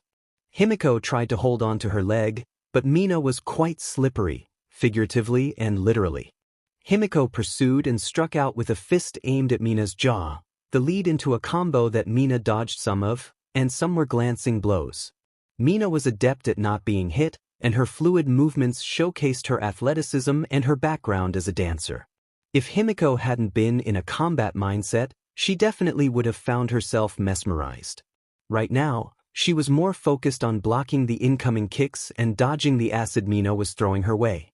As they were trading blows, Himiko noticed two things that she could use to her advantage. 1. Mina's fighting style took a lot more energy than Himiko's, and 2. Mina hadn't hit her with any acid the entirety of the fight. So Himiko allowed herself to be pushed back slowly by Mina towards the edge of the arena and waited for her moment. "You're looking a little tired there, Mina-chan," Himiko taunted as she noticed the deep breaths the girl was taking. What makes you say that?" Mina breathed. She then noticed where Himiko's eye line was aimed and grinned. "Are you sure you're not just staring at my cysti?" Himiko grinned back. "Well, that's a given. But I'm more of a thighs person. What do you think of mine?" In the brief moment when Mina's eyes flicked down, Himiko struck. She leapt straight at Mina, and when the pink girl yelped and threw out an acid deterrent, it hit Himiko harmlessly because that's exactly what it was, harmless. Himiko had noticed that none of the acid Mina had been throwing around was actually melting anything. So with her secret figured out, There was nothing to stop Himiko from wrapping her legs around Mina's head and using her momentum and body weight to toss Mina off the edge of the arena she had allowed herself to be pushed back towards. And Ishido is thrown out of bounds. Our winner of this match is Toga Himiko. The crowd cheered widely, and Himiko felt a smile break out on her face as she basked in the attention. Mina popped back up a few moments after she rolled to a stop. That was so cool. You have to teach me how to do that. Himiko's smile got brighter. Of course. I want to learn some of your moves too. As the two girls were walking back to the booth, Himiko noticed Ochako sitting alone in the athlete waiting room with her head down. She told Mina to go on ahead and fired off a quick text to Izuku and Kami. Knocking slightly to let her know she was there, Himiko poked her head through the door. Hey, Chako, you doing okay? What's up with your brow? You look so intense. Indeed, Ochako's brow was deeply furrowed as she looked towards Himiko. What? Oh sorry, I'm just super nervous. Kirishima is fighting that one big guy with a similar quirk. So that means that I'm going to have to fight Bakugo? Himiko sat down beside Ochako and placed one of her hands over her friend's, squeezing it reassuringly. Well, you could try thinking about how much you want to punch him in the face. Or kick him in the ball. Ochako snorted. Thought about it already. It does help a little. The door swung open. Yo, Kochans. I was told someone was feeling down. Kami announced as she entered the room. You feeling okay, Ochako-san? Izuku asked, entering behind Kami. Kami-chan, Dikairakuin. You two didn't need to come here. Wouldn't you rather watch Kirishima fight? I figured you'd be taking notes. Ochako said. Kami snickers. Those two are going to be slugging it out for a while. It's the definition of a mirror match. They're just wearing different skins. She sat down beside Ochako and squeezed her shoulder. Izuku agreed. Yeah, and besides, you're more important to me. Ochako blushed. Thanks. No worries. Izuku told her. So what's up? Ochako drummed one of her fingers against the table. I'm nervous about having to fight Bakugo. I want to kick his butt, but... Her friends nodded in understanding. Is there any chance he'd take it easier fighting a girl? Kami asked. No, Izuku and Himiko answered at the same time. He's never cared who he has to step on as long as he makes it to the top, Himiko said. Ochako deflated a little until Izuku slid a notebook in front of her. What's this? She asked. Izuku smiled at her. I took the liberty of coming up with a few strategies to fight Katsuki on my way down here. All based around your quirk. It's some pretty last-minute stuff, but it should help if you want it. Ochako hummed for a moment before she slid the book back to Izuku. Thanks to Curie. I'm really grateful, but if I'm gonna do this, it's gonna be on my own merits. Her face grew more determined. I'm going to win, and then we'll meet up in the finals. Izuku, Himiko, and Kami were now back with the rest of the Hero Corps students and waiting for Ochako's fight to start. Kirishima and Tetsu had ended up knocking each other out at the same time and taking themselves out of the running. On the field, Ochako and Bakugo began to approach the ring. I'm worried about Ochako Karo. I don't want her to get hurt, Tsu said. Her face remained its normal neutral, but her voice was full of concern for her friend. Jiro agreed from beside her. I feel like I might not be able to watch it. We just need to have faith. Izuku said, Ochako-san is determined to do her best. In the red corner, we have Class 1 as explosive expert, the eternally angry Bakugo Katsuki. In the blue corner, the gravity-defying girl, the kid I'm rooting for. Uraraka Ochako of Class 1A. We're supposed to be unbiased. Eraserhead cut in. He was ignored. Kyoka suddenly made a face. What are you and G about? Terest. Oh, I can hear what they're saying down there. Explosions for Brains is telling Ochako to give up before the fight starts, but he also calls her a beach and angle face in the same sentence. And I think that's super gross. Everyone around her agreed, and Izuku felt an unpleasant feeling settle in his stomach upon hearing that. He has always been thoroughly unpleasant, Psycho said, even when he was a child.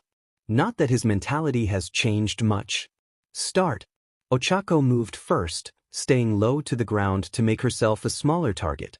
She got close, but a large explosion sent her crashing back and filled a portion of the arena with lingering smoke. Izuku unconsciously gripped Himiko's hand, and the crowd began to express some discontent at the fight. It turned into a cheer, though, as Ochako pulled off a feint with her jacket and appeared from the smoke behind Bakugo. The cheer died quickly as the boy moved back and blasted her away with a sweep of his hand. "Man, that reaction speed is impressive," Kaminari said, even with the smoke screen. "Ochako's quirk only works if she touches something with all 5 fingers. Melissa said, "She has to get in close.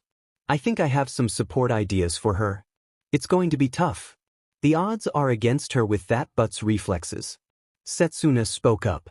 Ochako wasn't deterred and got back up just as determined as before. It kept going like this. Ochako would get close and then be blasted away, looking more and more beat up each time. It didn't take too long for the crowd to turn against Bakugo, protesting the violence they were seeing. Tsu's expression actually began to show her worry, and Kyoko was wincing as she tried to drown out the noise. Toru had her hands over her mouth, and Shiozaki from 1B was averting her eyes. Himiko and Izuku's grip on each other's hands got tighter and tighter as they watched. Then they grew distracted as they saw Ochako stand up, looking even more determined than before, and neither Izuku nor Himiko could tear their eyes away from her. Ochako pressed her fingertips together, and a meteor shower fell from the sky. Izuku and Himiko stood up and cheered loudly. Ochako began to rush in, only for an explosion to rock the stadium. The falling rubble was cleared away, and Ochako was knocked off her feet by the sheer force of the blast. A silence fell over the crowd and continued even as Ochako forced herself to her feet. She made it a few wobbly steps before she collapsed. Midnight was beside her in seconds to check on her. From the stands, Izuku could see that Ochako was still trying to get up, but Midnight decided that she could no longer fight and called the match. Present Mike reluctantly announced the winner of the match as Midnight made sure Ochako was properly loaded on the stretcher by the Medibots to be taken to see Recovery Girl. "We should go make sure she's okay," Kami said. "Yeah." Himiko agreed, "Let's go." She and Izuku stood up together. And so did Tsu. "I want to see her too, Karo." "Of course," Izuku told her. The Furzum made their way down to the infirmary but were unfortunately interrupted on their way there. "What the F did you think you were doing, Shitstain? Were you the one who gave her that useless FING strategy, Deku?" "Oh gee, who could that possibly be?" Sure enough, stomping up the stairs was Bakugo, hands in his pockets and a slouched posture that made him look like a petulant child. "Oh, why don't you F/go F yourself?" Kami and Himiko said at the same time. "What did you just say, you be?" Bakugo cut himself off as he remembered that he had to be on his best behavior and one other reason. For the first time in his life, Izuku leveled a steady gaze at Bakugo. He was silent for a moment before he spoke. "For the record, I didn't do anything. The strategy that kept you on the back foot in that match was all Ochako. She was the one who was tossing you around." Izuku turned away with Himiko and took Kami by that arm, too, as they were both glaring at Bakugo. "You need to get over yourself, Katsuki," Izuku said as they walked away. "Everyone here got here on their own. Remember that?" Bakugo just teethed and walked away. As they walked, Himiko pulled Izuku down to embrace his cheek. "That was good. I'm proud of you, Izzy." "Yeah. Way to go, Wonder Boy," Kami said and ruffled his hair. Izuku playfully shoved her away. "Good job, Izuku," Tsu said. "You looked really cool." "Guess I lost, eh?" Ochako said with a laugh and a bright smile. She was sitting in one of the infirmary beds with a bandage on her left cheek and her left arm in a sling. The 4 shared a bit of a confused look. "I thought I'd be able to make it to the finish and got carried away, damn it." "Ochako," Himiko said softly. She walked up and hugged Ochako tightly. "I thought you did great. And it's okay to be sad about losing." Ochako's smile wavered, and tears began to fall, which prompted Izuku, Kami and Tsu to join the hug as well.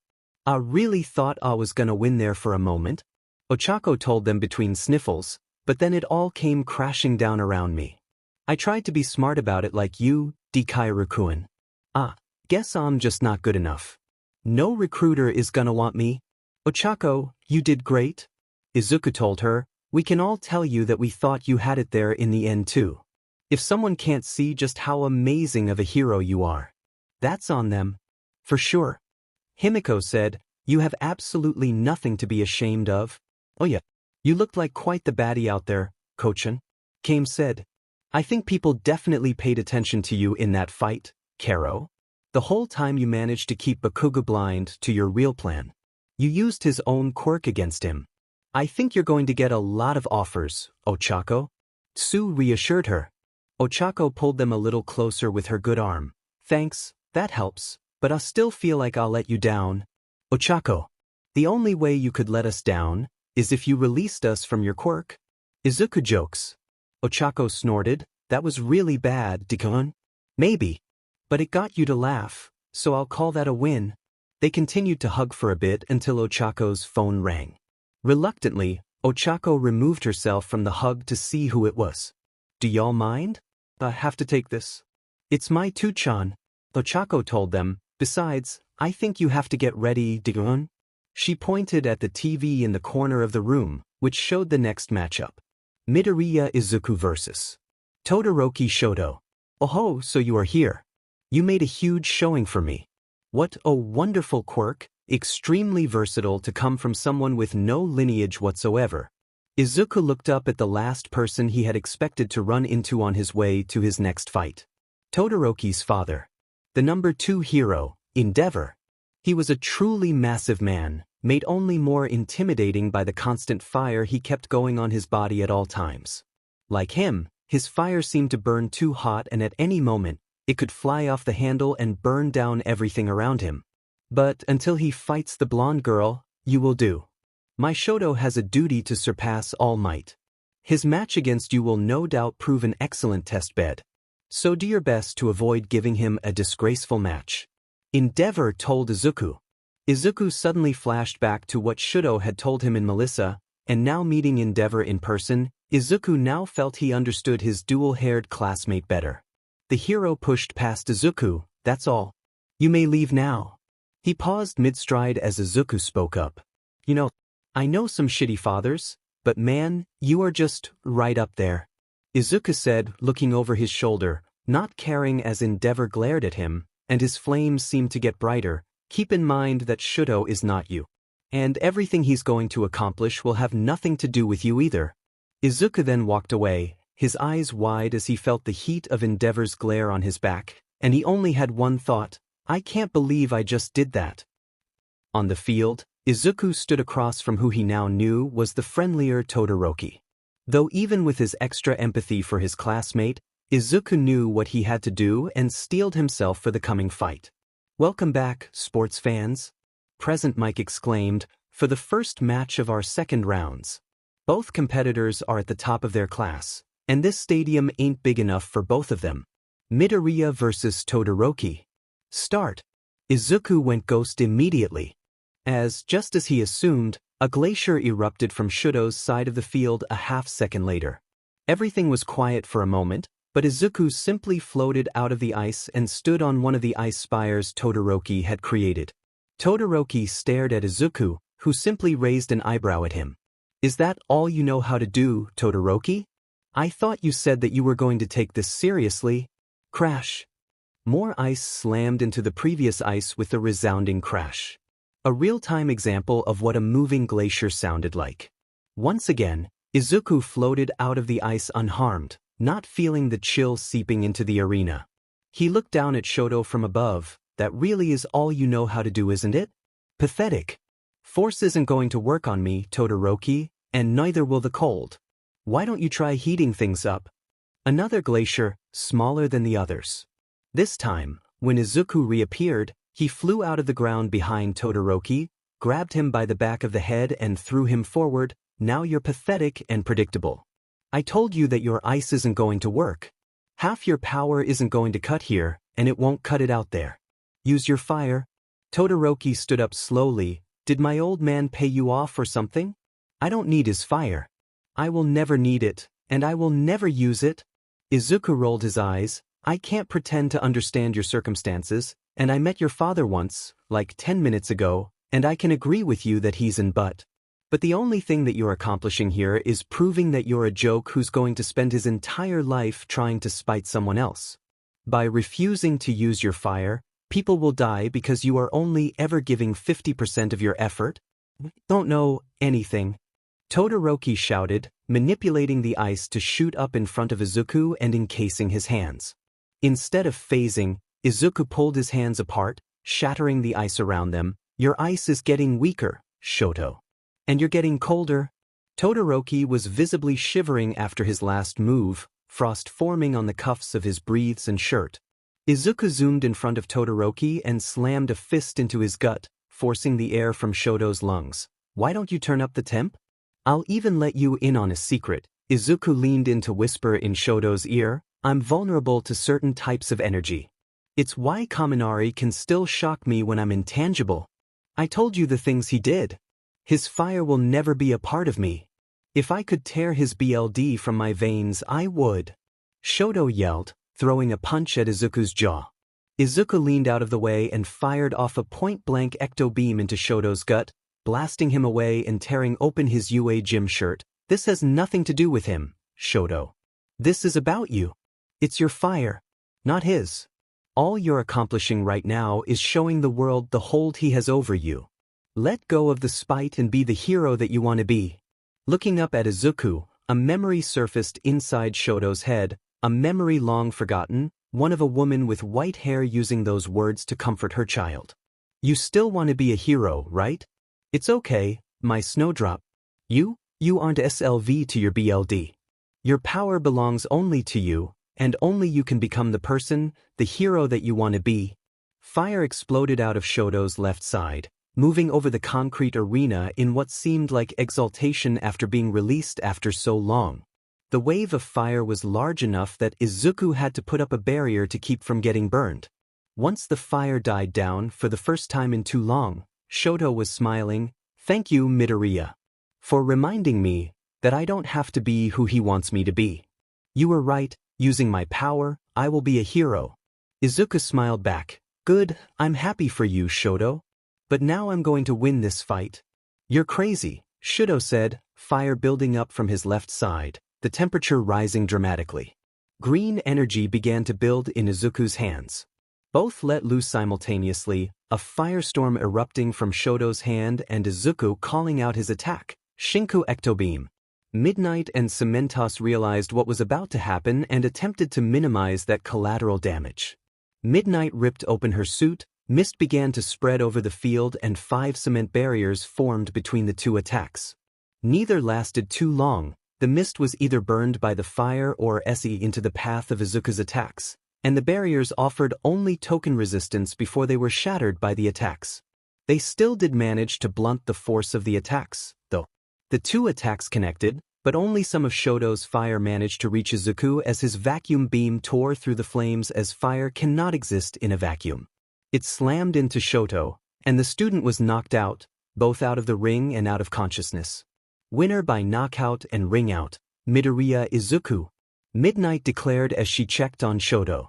The crowd cheered, and Izuku also made his way over to check on Shoto.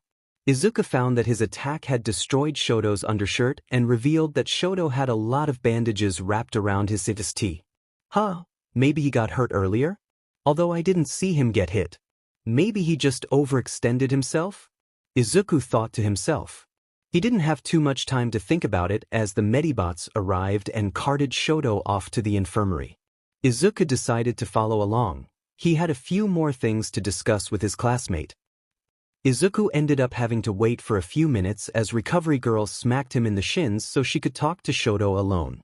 After waiting and trying to make the pain in his shins fade, Izuku walked in on Shoto, looking extremely contemplative.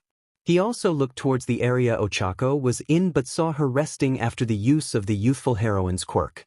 It took Izuku a moment to get Shoto's attention. Oh, Midoriya. It's good you're here.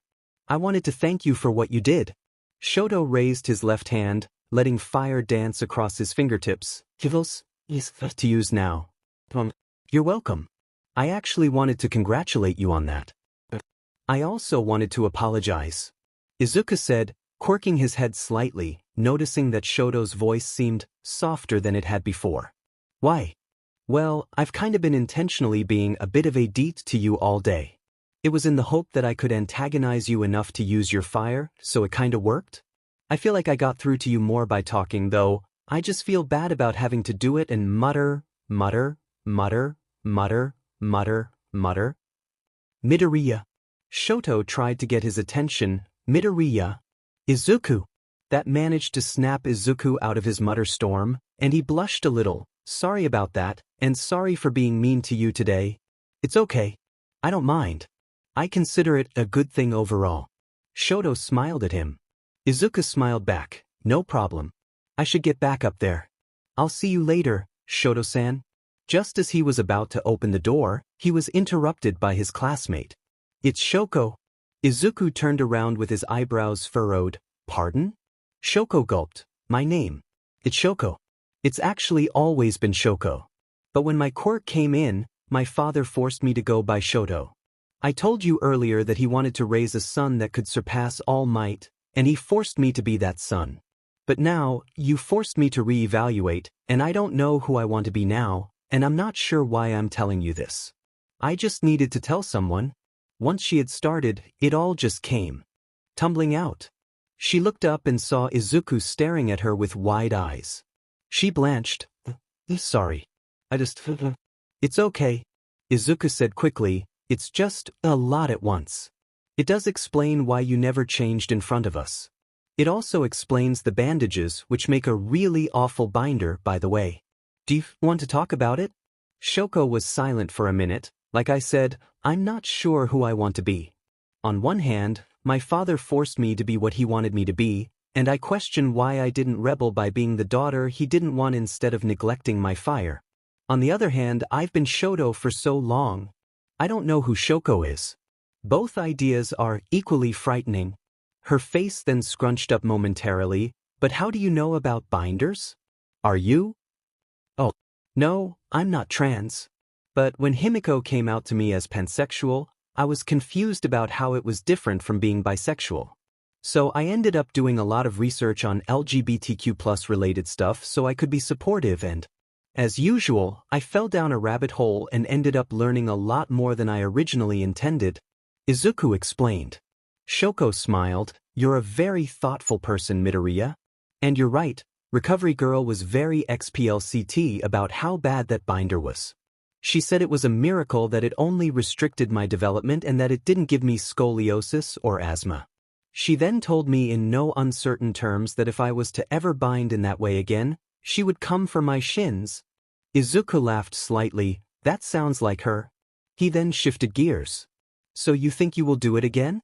Izuku asked. Bind, will you bind again? I don't know. Shoko said, it's all so confusing and I haven't thought about it in a long time. I forced myself not to think about it. It was easier that way, you know? What do you think I should do? Well, speaking as someone who is in no way qualified to give you advice on this, I think it might be worth it to be Shoko for a while. To see what it's like. You don't have to be her forever. If you don't like it, you can go back to being Shoto. You can even be Shoto one day and Shoko the next if you want. It's really up to you. Izuku told his friend, that's my extremely unqualified advice for you. You should probably be talking about this with a therapist. Thank you anyway, Midoriya. For what it's worth, I think it's very good advice. I think you're right. Shoko deserves some time to figure out who she is, who I am. Shoko told him, now, if you'll excuse me. There is a phone call I need to make, and you should return to our classmates. I don't think you'll want to miss the next fight. Shoko pointed at the TV. Wa? Izuku got half the word out. Looking at the TV, it showed that Tokoyami and Setsuna were about to start their fight. You're right. I really want to see how Setsuna uses her quirk in combat. I'll see you later, Shoko-san. Izuku left, leaving Shoko staring at the contact on her phone. She took a deep breath before she dialed. It got to 3 rings before it was picked up. Hello, this is Todoroki Fuyumi speaking. Who's calling? Hi, Fuyumi Onezen. This is Shoko. There was a shaky gasp from Fuyumi. Shoko, it's so good to hear from you. How are you? I was watching the sports festival. I'm so proud of you. Thanks, Nezen. I think I'm doing better now, or at least I'm going to be better. Can I ask for a favor? Of course. You can always come to me, Shoko. For anything. Fuyumi told her sister. But, when I'm not at school, I was hoping that it would be okay if I could come and live with you? Shoko asked. Oh, Shoko. Of course, you can come and live with me. It would make so happy for you to do that. Fuyumi exclaimed, I even have a spare room. I'll start clearing it out immediately. Thank you so much, Nezen. Shoko could feel happy tears start to sting at her eyes. Unknown to her was that Fuyumi was going through the same thing. Shoko bit her lip. Would you also come with me to see Kasen? Fuyumi's voice was the most reassuring thing Shoko had ever heard as she said, I can do that too, Shoko. Izuku made it to his seat just in time for the fight to start, and he definitely didn't use his powers to phase up through a few floors. Definitely. The whistle blew, and Setsuna split herself into multiple pieces just in time as Dark Shadow slammed through where she was, only hitting a few parts of Setsuna in the process. The rest of Setsuna began to swirl around the battlefield, moving in chaotic patterns. Dark Shadow was swatting at them, hitting a lot of pieces, but Setsuna was doing a good job at ensuring they were mostly unimportant pieces. It hurt, but not as much as it could have. When she was separated, blunt impacts hurt less than they did when she was together. Tokoyami was trying to find a pattern in the chaos when he lurched forward as a fist impacted the back of his head while a foot kicked the back of his knee. Dark Shadow. To me. The sentient quirk retracted back to Tokoyami and wrapped around his body protectively, with only one gap allowing Tokoyami to see through. Setsuna continued to harass Dark Shadow, but her current method of attacking at different points wasn't working. I need to change it up. She thought to herself, grinning as she came up with an idea, Anan, don't fail me now. Reassembling herself, Setsuna began to spin the segments of her body rapidly, building up the force before launching them forward, the rest of her body, sans her head and feet, following. All striking the same place, the pieces would loop back around and hit again. It was working better. From a distance, it was harder to see, but Dark Shadow was shuddering under the bombardment. Hold my friend. Tokoyami whispered to his quirk, just a moment longer. No. Dark Shadow exploded from Tokoyami with its body wider than normal. It moved forward at an incredible pace, collecting the pieces of Setsuna as it did so until it reached her head and feet and shoved her out of the arena. Winner by ring out, Tokoyami Fumikage. Midnight declared. The pieces of Setsuna lay scattered on the ground, then they reassembled in a flashy manner as she popped up from the ground, looking no worse for wear. You hit like a truck, she said with a laugh as she twisted her back until she heard a pop, her torso doing a full 360 degrees. Your method of combat is quite aggravating, Tokoyami told her, though I found the experience of being attacked by severed body parts to be rather novel. A true mad banquet of darkness? I don't know what to do with that. The next fight on the docket was Ida fighting Melissa. On the field, Ida set himself in a modified sprinter position, and Melissa took a combat-ready stance, fists up as she bounced on her toes, waiting for the proverbial bell to ring. I have to finish this fast, Ida thought. I can't give her time to think. She's too strong and can keep up with me in a short area like this. I'm only going to have one shot. Recipro burst. In the blink of an eye, Ida maneuvered around Melissa, kicked her leg out from under her, grabbed her by the back of the shirt and began dragging her toward the edge of the arena. He got close before he felt something wrap around his legs, causing him to fall flat on his face, letting go of Melissa in the process.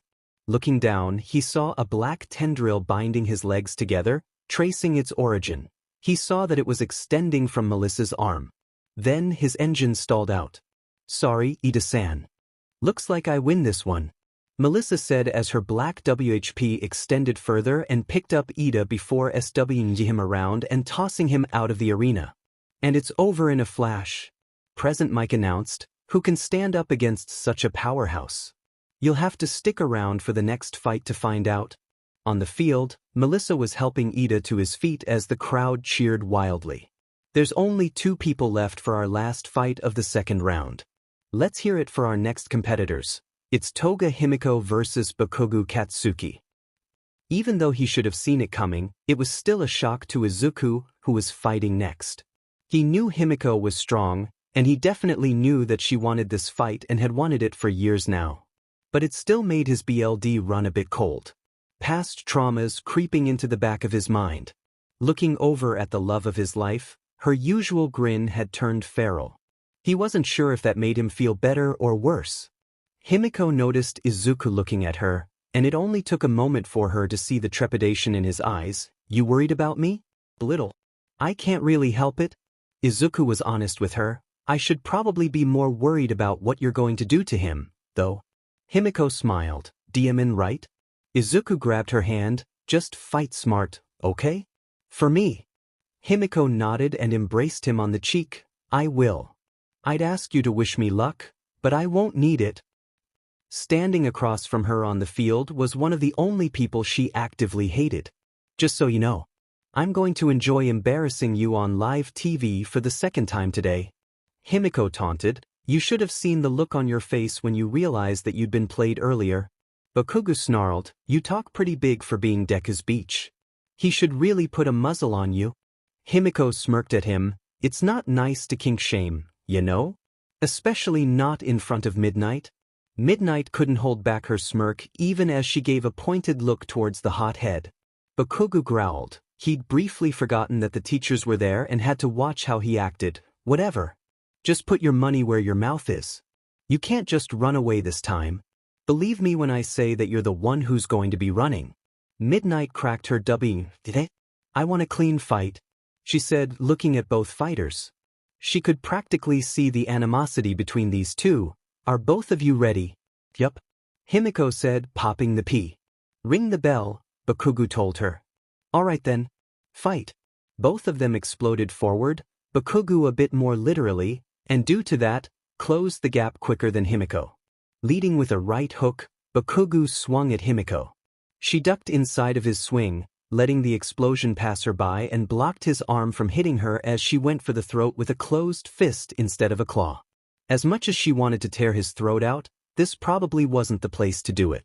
It would also be murder, which isn't very heroic. Bakugu jerked to the side to avoid it and let loose an explosion from his left hand that Himiko had to disengage to avoid. She got out of the way but was still clipped by the edge of the blast. Keeping up an offense, Himiko lashed out with a punch aimed at Bakugu's kidney, grinning as she heard him grunt in pain. "Ah, did that hurt? How about I hit the other one? Even it up." She had to weave around his retaliation, sticking close as a way to minimize the force he could put into his explosions. A plan she had worked out some time ago. Using her small stature to her advantage to stay inside his striking range, she was targeting as many weak points as she could, as she lacked some strength for more punishing blows. That's why she had weapons as part of her hero suit. She definitely would have preferred smacking Bakugu around with her eskrima sticks, but for now, she had to be content with the shiner she just gave him. "F off," Bakugu shouted after taking a particularly jarring punch to the sternum. Crossing his arms, with his palms facing outward, he released a deafening explosion that sent Himiko rolling away. Himiko got to her feet as fast as she could, but the resulting smoke was blinding her, and her ears were still ringing from the explosion. Feeling the hair on the back of her neck stand up was the only reason Himiko was able to dive out of the way of another explosion sent into the smoke. A mix of her natural instincts and her martial training kicked in to save her cute little butt. The roles were reversed this time around, and Bakugu was keeping Himiko at a distance with long-range explosions. The fight was turning into a slog as Himiko was gradually closing the distance.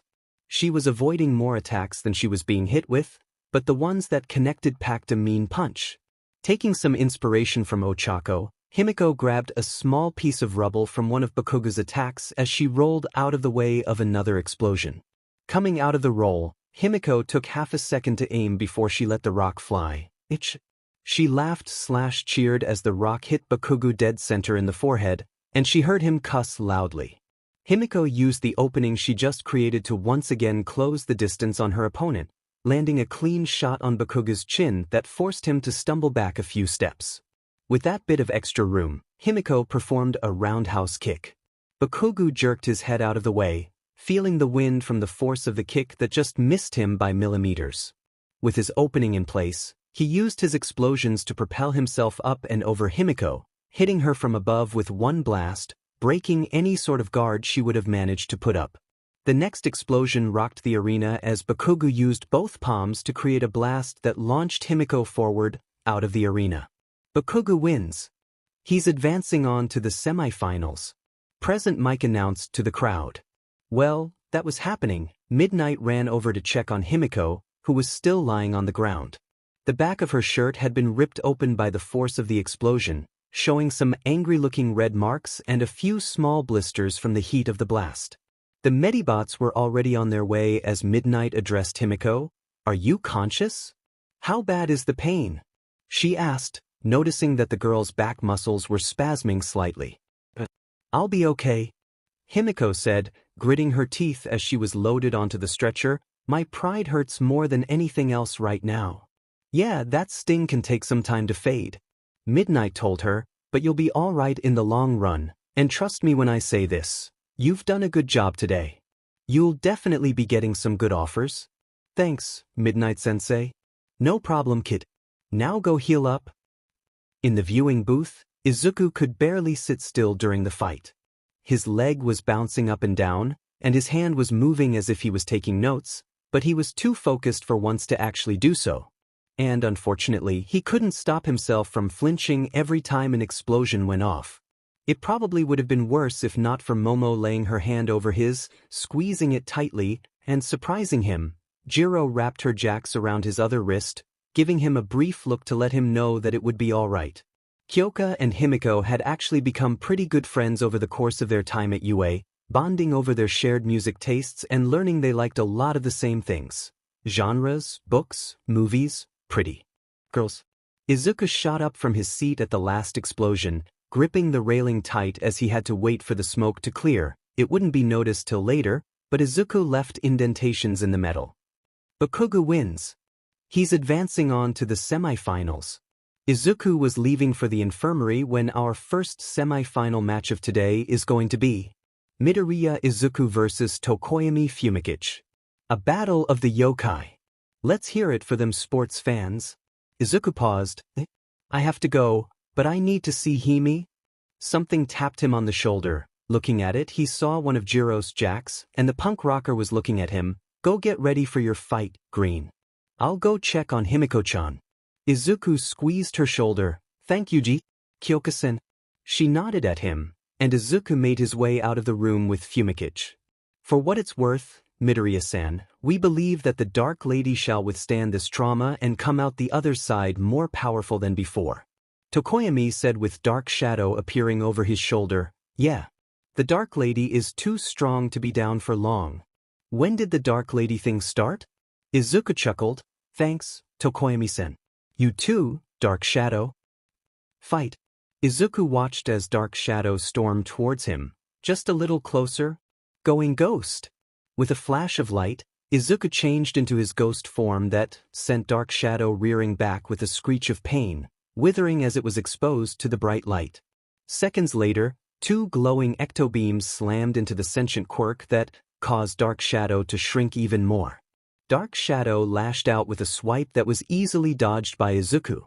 "Sorry about this, Tokoyami-san. It's just a bad matchup," Izuku said, forcing more ecto-energy into his hands, causing them to grow brighter and Dark Shadow to retreat back to his partner, hiding in his shadow. It was actually a little cute, with a tiny Dark Shadow peeking out from behind Tokoyami's leg. With Izuku looming over him, shining like a star, Fumikichi knew that he had only one option. He sighed. "You are right, Midoriya-san, but now that I will find a way to overcome this shortcoming. I surrender." With a verbal surrender, the winner of the semi-final match and going on to the finals. "Midoriya Izuku," Midnight announced. The crowd cheered loudly for the two students, enjoying the spectacle of the floating and glowing Izuku even if they found the fight to be a tad disappointing action-wise. It was still entertaining enough that no one noticed a member of Class 1A slip away. In the infirmary, Himiko was sitting up in her bed with Kyoka leaning against the wall. Both girls and Ochako as well were watching Izuku and Tokoyami walk out of the arena. "DMN. Green's probably the only person in class who could take on Tokoyami that easily. Kyoka said. Yeah. Izzy's pretty great. Himiko said with a small smile. I should let him know I'm alright. Smile. Himiko snapped a quick picture of her and a shocked-looking Kyoka and sent it to Izuku with a text. Nice match. Kyoka-chan told me that she came here for you. Just go back up with the others and get ready for the finals. Love you. She got a reply seconds later. You sure? Love you too. She couldn't help but smile every time he told her that. Yup. Now enjoy watching Melissa kick butt. I'll see you later. Himiko looked at Kyoka. Again, thanks for coming. No worries. Is it cool if I go back up to watch the next fight? Kyoka asked. Go for it. I'm good here. Himiko told her. Just as Kyoka was walking out the door, Himiko called out to her. Tell Yamomo I said hi. Sure dash. Jiro said before catching herself and casting a withering glare in her friend's direction. Himiko just giggled and stuck out her tongue at Kyoka, which made the punk blush and roll her eyes as she left the room. What was that about? Ochako asked. Oh, nothing. I just like messing with Kyoka-chan. Himiko told her. So, are you also hoping that Melissa avenges us? Ochako nodded. I am. I hope she humiliates him, she said, wringing her hands together, chuckling. Oh, evil Chaco. Himiko said, I like it. Himiko slid out of bed, stretching by interlocking her fingers, stretching them above her head, and arching her back. She then hopped onto Ochako's bed and slid up next to her. What are you doing? Ochako asked. Himiko snuggled into the bed and into Ochako as she laid her head on Ochako's shoulder, getting comfy. You have a better view of the TV for this next match, she told her. Which was a lie. The view was better from Himiko's bed, though Ochako was a little too flustered to notice that as Himiko began to softly purr. Ochako's blush was deeper than it usually was, and it got a little more intense as she slowly slid her arm around Himiko, careful to not touch her with all 5 fingers, and Himiko's purring got a little bit louder. What she couldn't see was Himiko grin smugly as this was going exactly the way she wanted, and just in time to watch the show too. Fight. Melissa aimed her hand at Bakugo as he blasted himself towards her. Once he was within 10 feet of her, she flicked her pinky using 100% of One for All. The simple flick created a windstorm that launched Bakugo away at the cost of shattering Melissa's pinky, but it was worth it in her eyes. Showing the jackass just how outclassed he was, felt very good. Bakugo managed to catch himself before he hit the ground using his explosions to propel himself back into the arena, only for Melissa to be already in front of him with her leg raised. Sparta Smash. With a massive front kick connecting the square center of Bakugo's, he was once more sent careening backwards, ending up rolling along the ground unable to stop until he crashed into the arena's wall. Winner by ring out, Melissa Shield. It was deathly quiet for about 10 seconds before the crowd cheered wildly. And it's over in under 15 seconds. What a showcase of Shield-san's power and prowess. What do you have to say, Eraserhead? Aizawa grunted. Informative. Present Mike said, well folks, there's only one fight left. The finals for our first years. Give it up for Midoriya Izuku versus Melissa Shield. Izuku shook himself out as he walked down the hall to the arena, the nerves getting to him a little. It was strong to come up with a solid plan to fight someone like Melissa, a combination of overwhelming strength and intimidating intelligence. Plus, she was also unflinchingly kind and not to mention pretty. Izuku shook himself again.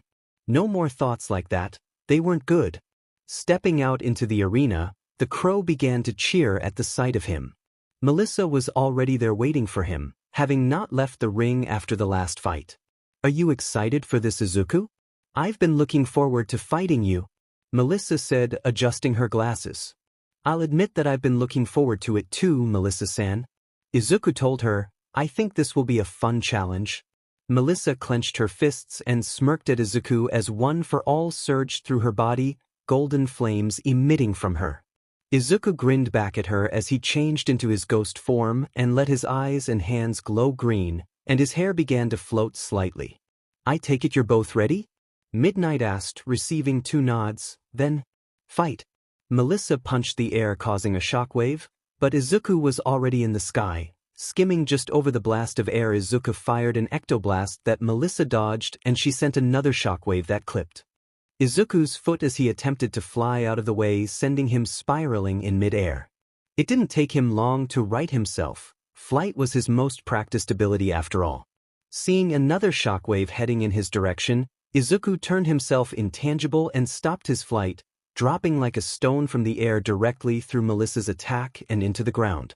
Melissa took a defensive stance, but it didn't help as Izuku shot up from the ground under her and connected a powerful uppercut to her chin. That would have been enough to knock out most of the class, but thanks to One for All, Melissa had been rebuilt different. She shrugged off the blow and the two began a back and forth of close-quarters combat. It was a contrast of styles, Izuku's Kung Fu versus Melissa's Muay Thai. Muay Thai was a more direct form of fighting, which is why she was able to slip past Izuku's defense at points, keeping close and striking with her elbows and knees. But Izuku could take the hits and his style allowed him to strike at the soft spots, such as the kidneys. A few centuries ago, one of the big differences between the two styles was that Muay Thai focused on sparring whereas Kung Fu was dedicated to practicing their katas. But thanks to the early encounters between them, that had changed, and Izuku had sparred plenty. Stumbling back from an elbow to the nose, Izuku wiped the trickle of green blood away while smiling and charged at Melissa, looking to go for a grapple and take her to the ground. Melissa brought up her knee sharply to ward him off. She cussed as she realized she had been tricked when Izuku phased through her. Once he was behind her, Izuku fired 2 ecto-beams into her back. As she twisted around to face him, she found that he was gone. Melissa stumbled forward as something hit her in the small of her back. She turned quickly and lashed out with a punch that hit nothing. Another hit to the back of the knee forced her to the ground, and the unseen attacks kept coming. To the kidneys, joints, spine, back of the head. Having enough of it, Melissa's arm glowed bright as she punched the ground, forcing the arena to crack and splinter as some of the concrete was forced out of the ground in chunks. She heard an exclamation, but she still couldn't see Izuku. She closed her eyes for a moment and drew out the power she needed. Black WHP slithered out of her body, controlled fully by her. No longer did it thrash around without her permission. It had gone through another change as she gained control over it. Instead of being pure black as they had been when they first appeared, the energy now had a black interior that was outlined in gold. Melissa swung black WHP around the arena, smiling as she felt it wrap around something. She sent more tendrils to the same place, restraining Izuku even further. Izuku flickered back into view, held tightly by black WHP. "Well, are you comfortable, Izuku?" Melissa asked. "You know, surprisingly yes," Izuku told her, "but I am still going to have to escape." Izuku turned slightly transparent, almost seeming to glow a very soft blue-white as he became intangible and moved forward. Only he didn't move forward, he struggled and pushed, but Melissa's quirk held him tightly. Izuku said, "That's new. Can you move, Midoriya?" Midnight asked. Izuku struggled again, then he sighed, "No, she's got me. Can't move." "Do you surrender?" "I do." "Then the winner and champion of the first year's sports festival." Melissa's shield. The crowd erupted into cheers, and Melissa couldn't hold back the beaming smile as she basked in the attention. There was a cough from behind her. Izuku was still wrapped up in black W. "Sorry, Izuku," she said, setting him on the ground and retracting her quirk. "No worries." Izuku said, "Did you know you could do that with those tendril things?" He asked, "And congratulations on your win, Melissa-san." "Thanks, Izuku," Melissa told him, "and no, I had no idea Black W could do that. It's nice to know though." "No strong feelings?"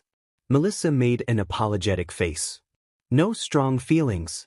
Izuku reassured her, "I can't deny that I'm a little disappointed, but I can't hold that against you. I'll just have to win next year." Melissa smiled again and hugged him there in the middle of the arena. "You can try." Izuku just stood there, letting her hug him. Melissa?" The girl suddenly realized what she was doing and blushed as she rapidly let him go, taking a few steps back. "Right? You should probably—" young love." Midnight cut in, making the two blush deeper, "But this isn't the kind of audience you want for that." So I suggest you continue this in private. Well, we set up the podiums. Both teens scurried away as Midnight chuckled.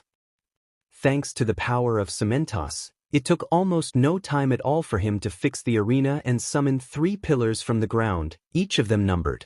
The competitors had all gathered on the field while Melissa stood on the biggest pillar, Izuku had the second, and Tokoyami and Bakugu shared the third pillar.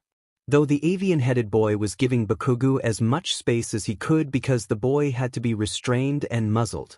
Was it inhumane? But so were the things Bakugu was saying under that muzzle. Now then, let's move on to the award ceremony. Fireworks erupted overhead, and music began to play as Midnight made her announcement to the crowd. There was some light cheering as most of the crowd was still focused on Bakugu. Holy hell, Kyoka muttered. Does he truly deserve that? I asked. Yup. Himiko said, he very much does. I haven't seen him since I was 7, and it's honestly surprising to me that he got worse, Saiko told her classmate. He's been like this since he lost. Kirishima spoke up, he said because he thinks he shouldn't be up there. He's an odd fellow, to say the least, Kurwaro said. Maybe I wasn't completely wrong about 1A, Shinso muttered. It's really just him. Siro told him, I swear. Tokoyami glanced at Bakugu from the corner of his eye. I thought I was supposed to be the demon. He mumbled. Midnight continued on in spite of all the murmuring. I'm sure you all know our illustrious victors today, but I'm going to introduce them again anyway. In third place, we have the 2 Class 1A students, Tokoyami Fumikage and Bakugu Katsuki. Let's hear it for them. There was some half-hearted cheering. I said let's hear it for them. Midnight yelled, stomping her foot and pouting. A much louder cheer was given. Thank you. Midnight winked at the crowd. In second place, Class 1 as Midoriya Izuku. There was no need to ask again as the crow cheered loudly from the get-go. Izuku smiled and waved at the crowd. It was strong for him to tell who was cheering louder, Himiko or his mom. He laughed to himself as there seemed to be a flood happening from where he knew his mom was in the stands. And the student who went above and beyond today. The student who showed us what it means to go plus ultra. Class 1 as Melissa Shield. It was the loudest cheering yet. And now it's time to confer the medals. Midnight announced, and the one who will present the medals this year is naturally none other than Dash. It is I. A booming voice came from the top of the arena, and I am here with the medals. In a blur of speed, he was suddenly in front of the podiums. Our hero All Might? Midnight finished. She put her hands on her hips and glared at the number 1 hero. Sorry, I talked over you, Kiyama-san. Might apologized and cleared his throat, but now the medals. He moved to Tokoyami first and draped a bronze medal around his neck. Congratulations, Tokoyami, my boy. You're a tough customer. But in order to crush the problem of unfavorable matchups, you can't keep relying on your quirk. If you train up your strength and your own potential, your chances of taking it will increase in kind. Remember, with a sentient quirk such as yours, you are never alone, and as such, teamwork is the key to success. Tokoyami held the medal and examined it as he processed All Might's advice. As you wish. All Might moved on to Bakugu, and sweat dropped at sight in front of him. Bakudonsure. This is a little much. All Might removed the muzzle, and Bakugu's voice exploded out. A medal like this ain't worth shit, All Might. Bakugo bellowed, If lost. Even if society is going to acknowledge it, if I don't, then it's trash. Well then. You'll never stop being continuously appraised by society for good or bad. So there are but a few who will form an absolute, unchanging impression of you out there. If you won't take it as a symbol of what you accomplished here today, then take it as a wound. A reminder that will drive you to do better. Bakugu glared at the medal, willing it to combust on its own, but ultimately decided that All Might was right. He would take it and he would hate it, and he would let the hate for it flow through him. Izuku was up next, and he looked All Might directly in the eyes as he approached the podium. Midoriya. Today, you showed that you have an extreme understanding of your gifted quirk as well as a cunning mind. Take your medal and bear it proudly. All Might put the medal around his neck, and Izuku said nothing, just kept looking him in the eye. All Might was the one to break eye contact and decided to move on to his niece. In the crowd, Ochako frowned. That seemed a little cold for Dikairu, didn't it? Midori did seem a little OC there, Mina said. He loves All Might, does he not? Psycho asked. It was his favorite topic of conversation, as I recall. It's a bit of a long story, Himiko said, biting her lip from concern. All Might smiled wider than normal as he placed the medal around Melissa's neck. Melissa, I'm so very proud of you. I think that it's safe to say that you've made yourself known to the world today. You showed impressive grit and a sound tactical mind out there, and I know that one day you will be a greater hero than I could ever dream about. So be proud of yourself. Melissa couldn't meet his eyes. Thanks, Uncle Might. All Might looked confused, but now wasn't the time to press, so he stepped back and turned to the crowd, and there you have it. This year, it's these four who have taken the podium.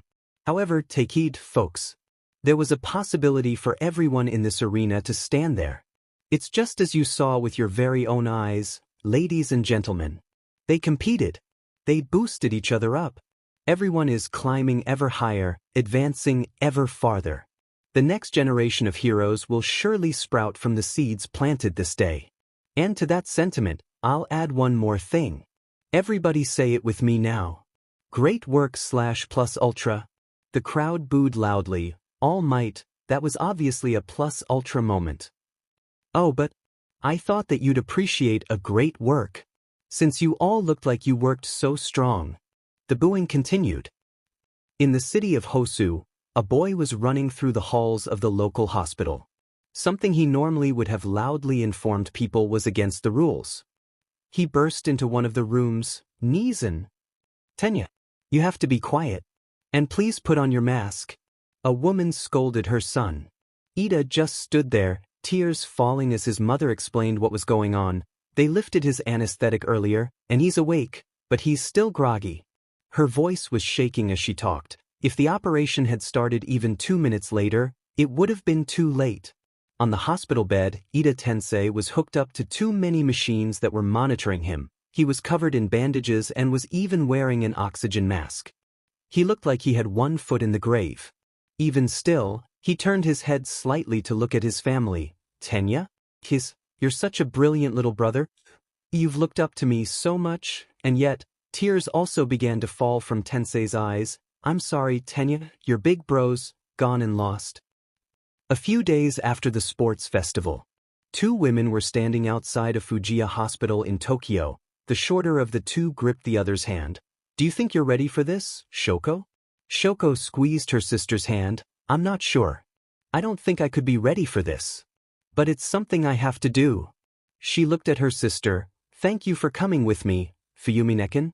Fuyumi was a woman of average height with white hair with small streaks of red throughout it and was tied back with 2 bangs framing her face. She wore a pair of large half-rim glasses and a cable-knit turtleneck that hugged her figure and was tucked into her breathes.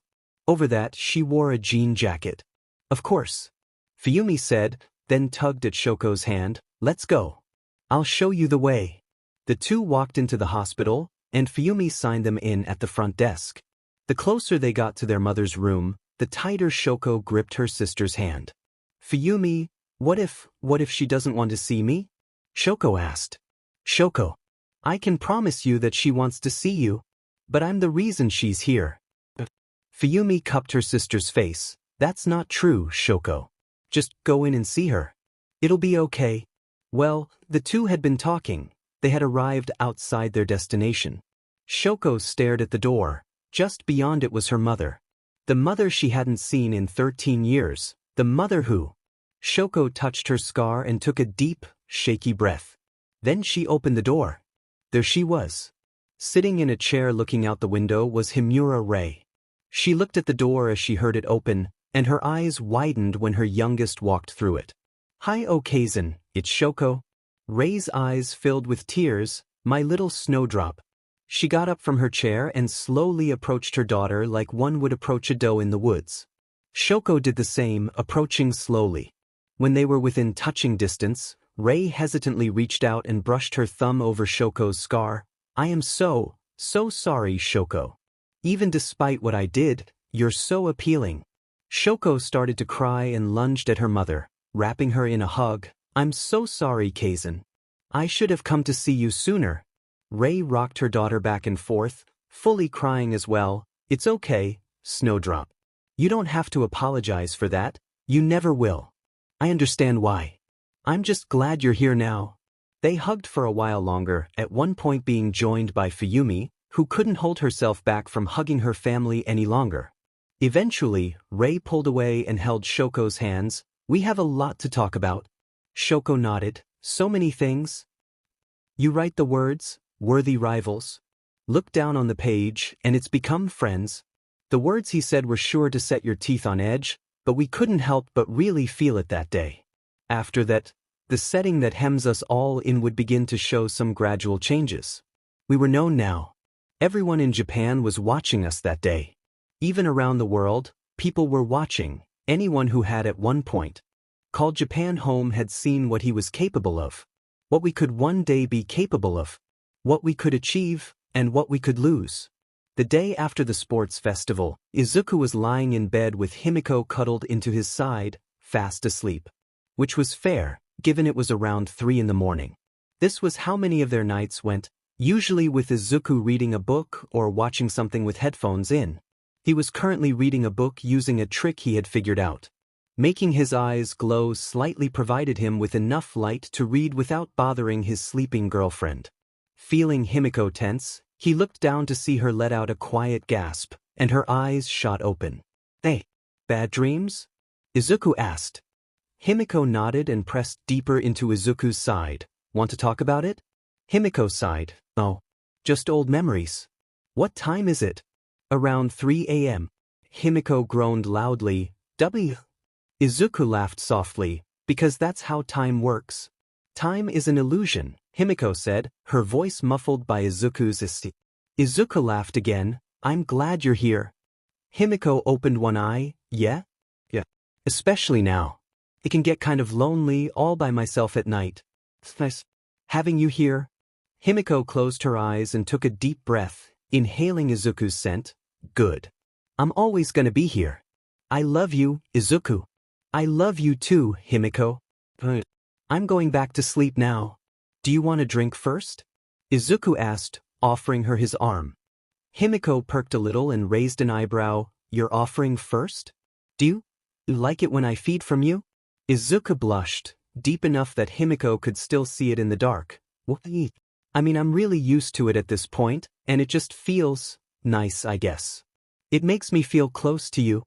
Himiko felt her heart swell as she somehow fell deeper in love with Izuku. It makes me feel close to you too. Taking his arm, Himiko liked the spot, smiling as she felt Izuku shiver slightly, sinking her fangs into his arm. She was rewarded with the coppery taste of Izuku's BLD and the taste that belonged solely to him. When asked, Himiko was always unable to accurately describe the taste of others' BLD properly. All BLD has a metallic tang to it, but everyone also has their own specific taste, and Himiko has specialized taste buds made for those flavors. Flavors only she could taste. As far as she knew, she may be the only one who could. Pulling back, she once more liked his arm, helping to seal the marks left by her fangs. Taking another deep breath, she snuggled back into Izuku's side, the BLD working similar to a glass of warm milk. She fell back asleep quickly, with one last muttering, I love you. I love you too. The next place Izuku can be found is in the gym around 7 in the morning. Stepping off the treadmill, he used a small towel to wipe his forehead, turning around to see Melissa and Itsuka walk in together, chatting animatedly. Hey, Izuku-kun. Itsuka greeted. You're here already? Izuku's always here early, Melissa said. Yeah. Small benefits of insomnia. I get a lot more done. Izuku chuckled. I've been here for an hour. Just finished up the cardio portion of today's workout. What's on the agenda for today? Itsuka asked. Triceps, core and shoulders. Itsuka smiled. Same. Wanna do it together? She blushed. Wait. I meant the workout. Nana. Melissa and Izuku laughed. I know what you meant. Izuku told her, and I'd appreciate a spotter. So sure, we can work together. Melissa? Nope. Today is leg day for me, she told him, still laughing. Alright. Enjoy your workout, Izuku said. Sure will. You two have fun. Melissa winked at the two of them and walked off. Blushing slightly, the two faced each other. So, what do you want to start with? Izuku asked. Well, first I'd like to start with stretching. Izuku jokes, then shoulder press? Sounds good. I'm pretty warmed up already, so I'll start while you stretch? Izuku asked. Sounds good, Izuku said, tucking a strand of hair behind her ear. The time passed quickly as the two were working out, other students trickling in as time moved on. They settled into a nice rhythm and rapport with each other. Each pushes the other to give it their all and encourages the other to keep going. All while talking about their respective class president duties and ideas they had and wanted to do for class, even what motivated them to want to be a hero. They also managed to keep each other from being too disheartened when they looked over and saw Melissa leg pressing triple the weight than either of them could. Doing their warm-down stretches, Izuku decided to ask a question. So, would you want to do this again sometime? Izuku smiled at her. Yeah. This was fun. I pretty much never have a workout buddy this early. Are you cool with always coming to the gym early in the morning? Izuku smiled brightly. Sure. That's no problem. My two-chan always insisted on being up early, so I became a morning person out of necessity years ago. Izuku laughed. I feel that. I've always helped my mom open the cafe. Izuku told her, do you think we could spar occasionally? No quirks this time.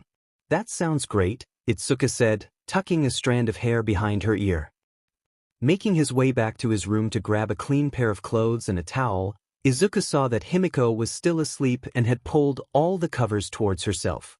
Smiling at the sight, he took a picture because she was just too cute not to and then set about his tasks. After a quick shower and a late breakfast, Izuku set out to find a friend. It did not take him long. Hey, Ochako-san, he called out. Ochako was sitting at one of the tables doing homework, looked up. What's up, Deku-kun? Get up. We're going somewhere. Izuku told her. Ochako flushed. We are? Like we're going out. Together? To a place? Izuku's eyes widened. I mean. Wait. I meant that. The support course. I'm taking you to see May. That's what I meant. Not that we were like, going out. Not that I wouldn't want to. It's just, Izuku's backpedaling was cut off abruptly as Sato stuffed a muffin in Izuku's mouth. As fun as that was to watch, if you two get any more red, you might just combust. The baker told them. Thank you, Izuku said, though it was garbled by the muffin. So, why are we going to see your friend? Ochako asked, still blushing furiously. Izuku swallowed some of the muffin. It's a bit of a surprise. Is that okay? Do you want to come? Ochako nodded rapidly. Of course. I'd love to. The two made their way out of the student dorms for whatever Izuku had planned. It wasn't a long walk to the support course workshops, but it felt longer to the mortally embarrassed duo. Using his pass to open the door, Izuku guided Ochako to Mei's workshop area. He didn't see her at first, which was shocking, and it took him a moment to spot a familiar pair of boots sticking out from under some kind of machine that Izuku couldn't recognize. Mei was on one of the mechanic cart things that Izuku didn't know the name of. Knock, knock. Izuku called out, rapping on the machine. Busy. Come back later. Mei said from underneath the machine. Izuku rolled his eyes and used his foot to roll the cart thing and Mei towards him. Hey, what's the big? Ziki. It's you, Mei exclaimed, lifting her steampunk goggles and hopping up from the ground. And Gravity Girl. That's it. You remembered, Ochako said.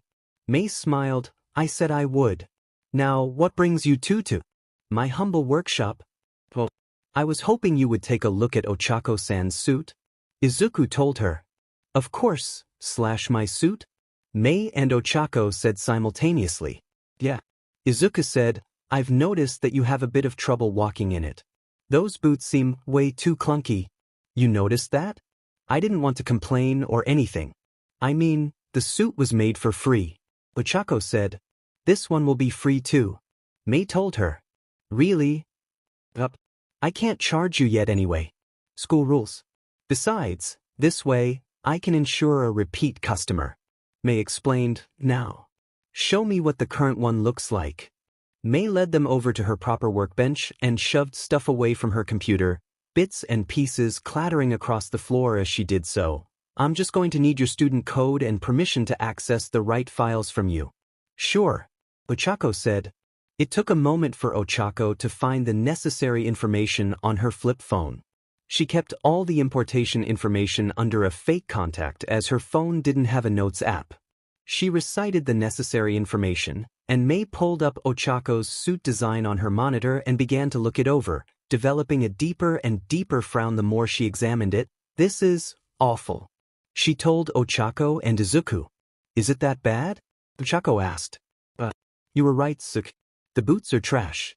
Way too big, and they have heels for some reason. The overall suit has zero protection. Those wrist clasp thingies have some use. They hit pressure points in your wrist, but they're too big and will interfere with your running, and the helmet is absolutely useless. It would shatter at the first punch and injure your eyes and face. Mei ranted, I don't mean to be rude, but did you design this? She asked Ochako. The gravity girl shook her head, not really. I didn't know we could submit our own designs and requests like that. I just asked for something astronaut-themed, kinda like 13, but not quite as spacesuit-y. Well, you definitely need a whole new suit, and you came to the right person.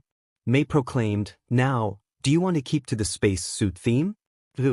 I'll also still like the color scheme, but I think a darker pink would look better. Ochako told her. Okay, then I just need a breakdown of your quirk. I remember that you can remove the gravity of whatever you touch, right? Ochako nodded and showed off her hands. Anything I'll touch with at least 5 of my finger pads? Mei began to take notes, so that means no gloves. Do you have any idea how it cancels the gravitational effects? I think that it's more like it gives the item its own gravitational field and it suches it so it orbits around me? At least that's my thoughts on why they don't suddenly shoot off into space. Ochako told her. That makes sense. Air has buoyancy after all, Izuku said. My working theory was that you were somehow canceling the Higgs boson field, but that would require a lot of energy. I couldn't figure out where that energy was coming from or going. It would also probably explain why you get nauseous so quickly when using your quirk on yourself, but others don't when you use it on them. How so? Ochako asked. If your theory is right, your quirk must not know where exactly to make the new orbit. So as a result, your center of gravity gets all twisted up with no proper anchor to anything, but you also still have a sense of direction. There is no up and down in space, but there is on Earth. Those two clash and you get sick. Izuku explained. Ochako's eyes widened in realization. That makes sense, and it feels right. I think I can do something about that. Mei said, sketching something in her notebook, something that interacts with your inner ear and adjusts on the fly. And a device that would help you orient yourself in midair, and a better ropething like you gave away yesterday. And how do you feel about mekarmaran mebialazurkinen? Eep. Mei yelped as Izuku poked her between the eyes. Keep it simple, Mei. And no cannons? Izuku told her. The inventor pouted. But beaches love cannons. Ochako snorted and clasped a hand over her mouth as Izuku raised an eyebrow. Himiko told you that, didn't she? He asked. Yup. Mei told him, but I get it.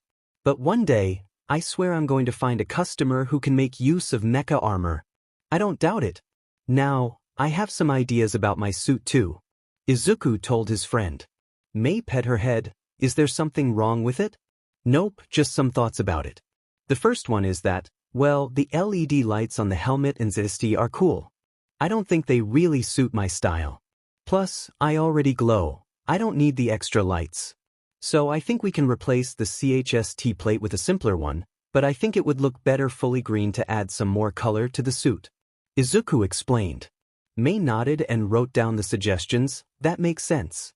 There's a chance we may have gotten a little too excited when designing it. Mei laughed. What are your thoughts on the helmet then? I think we should scrap the full helmet because I like feeling the wind in my hair when I'm flying. I'd still like a half mask, and I was thinking about leaning into the yokai aspect of my quirk. Izuku pulled out his phone. I had my mom send me a pic of an old menhir we have. It's a family heirloom. It's like 1,000 years old. We keep it in a special case. Mei took a look at the photo. Oh, that looks cool. Send me the photo, and I'll see what I can do. Do you still want it to form up like the current one, or are you thinking just a solid mask? I'd like it to still form up like the current one. That way, I have a scowl for the criminals and a smile for everyone else. Plus, it makes carrying it around a lot easier. Well, you can count on me, Izuku. I'll have your suits done ASAP. Mei gave a salute. And you'll make sure to get the proper amount of sleep? Because I will come back and check. Izuku said. Fine. Mei groaned, but this goes against my better judgment. Which is why you use my better judgment in these situations. Mei smiled, and Ochako giggled at the statement. Alright, I'll send you some mock-ups later. Now get. I've got babies to make. This time, when Izuku returned to the dorms, Himiko was awake in the common room. She and Momo were having a conversation as Momo poured them tea. Both were on the couch, but Himiko had perched on the armrest.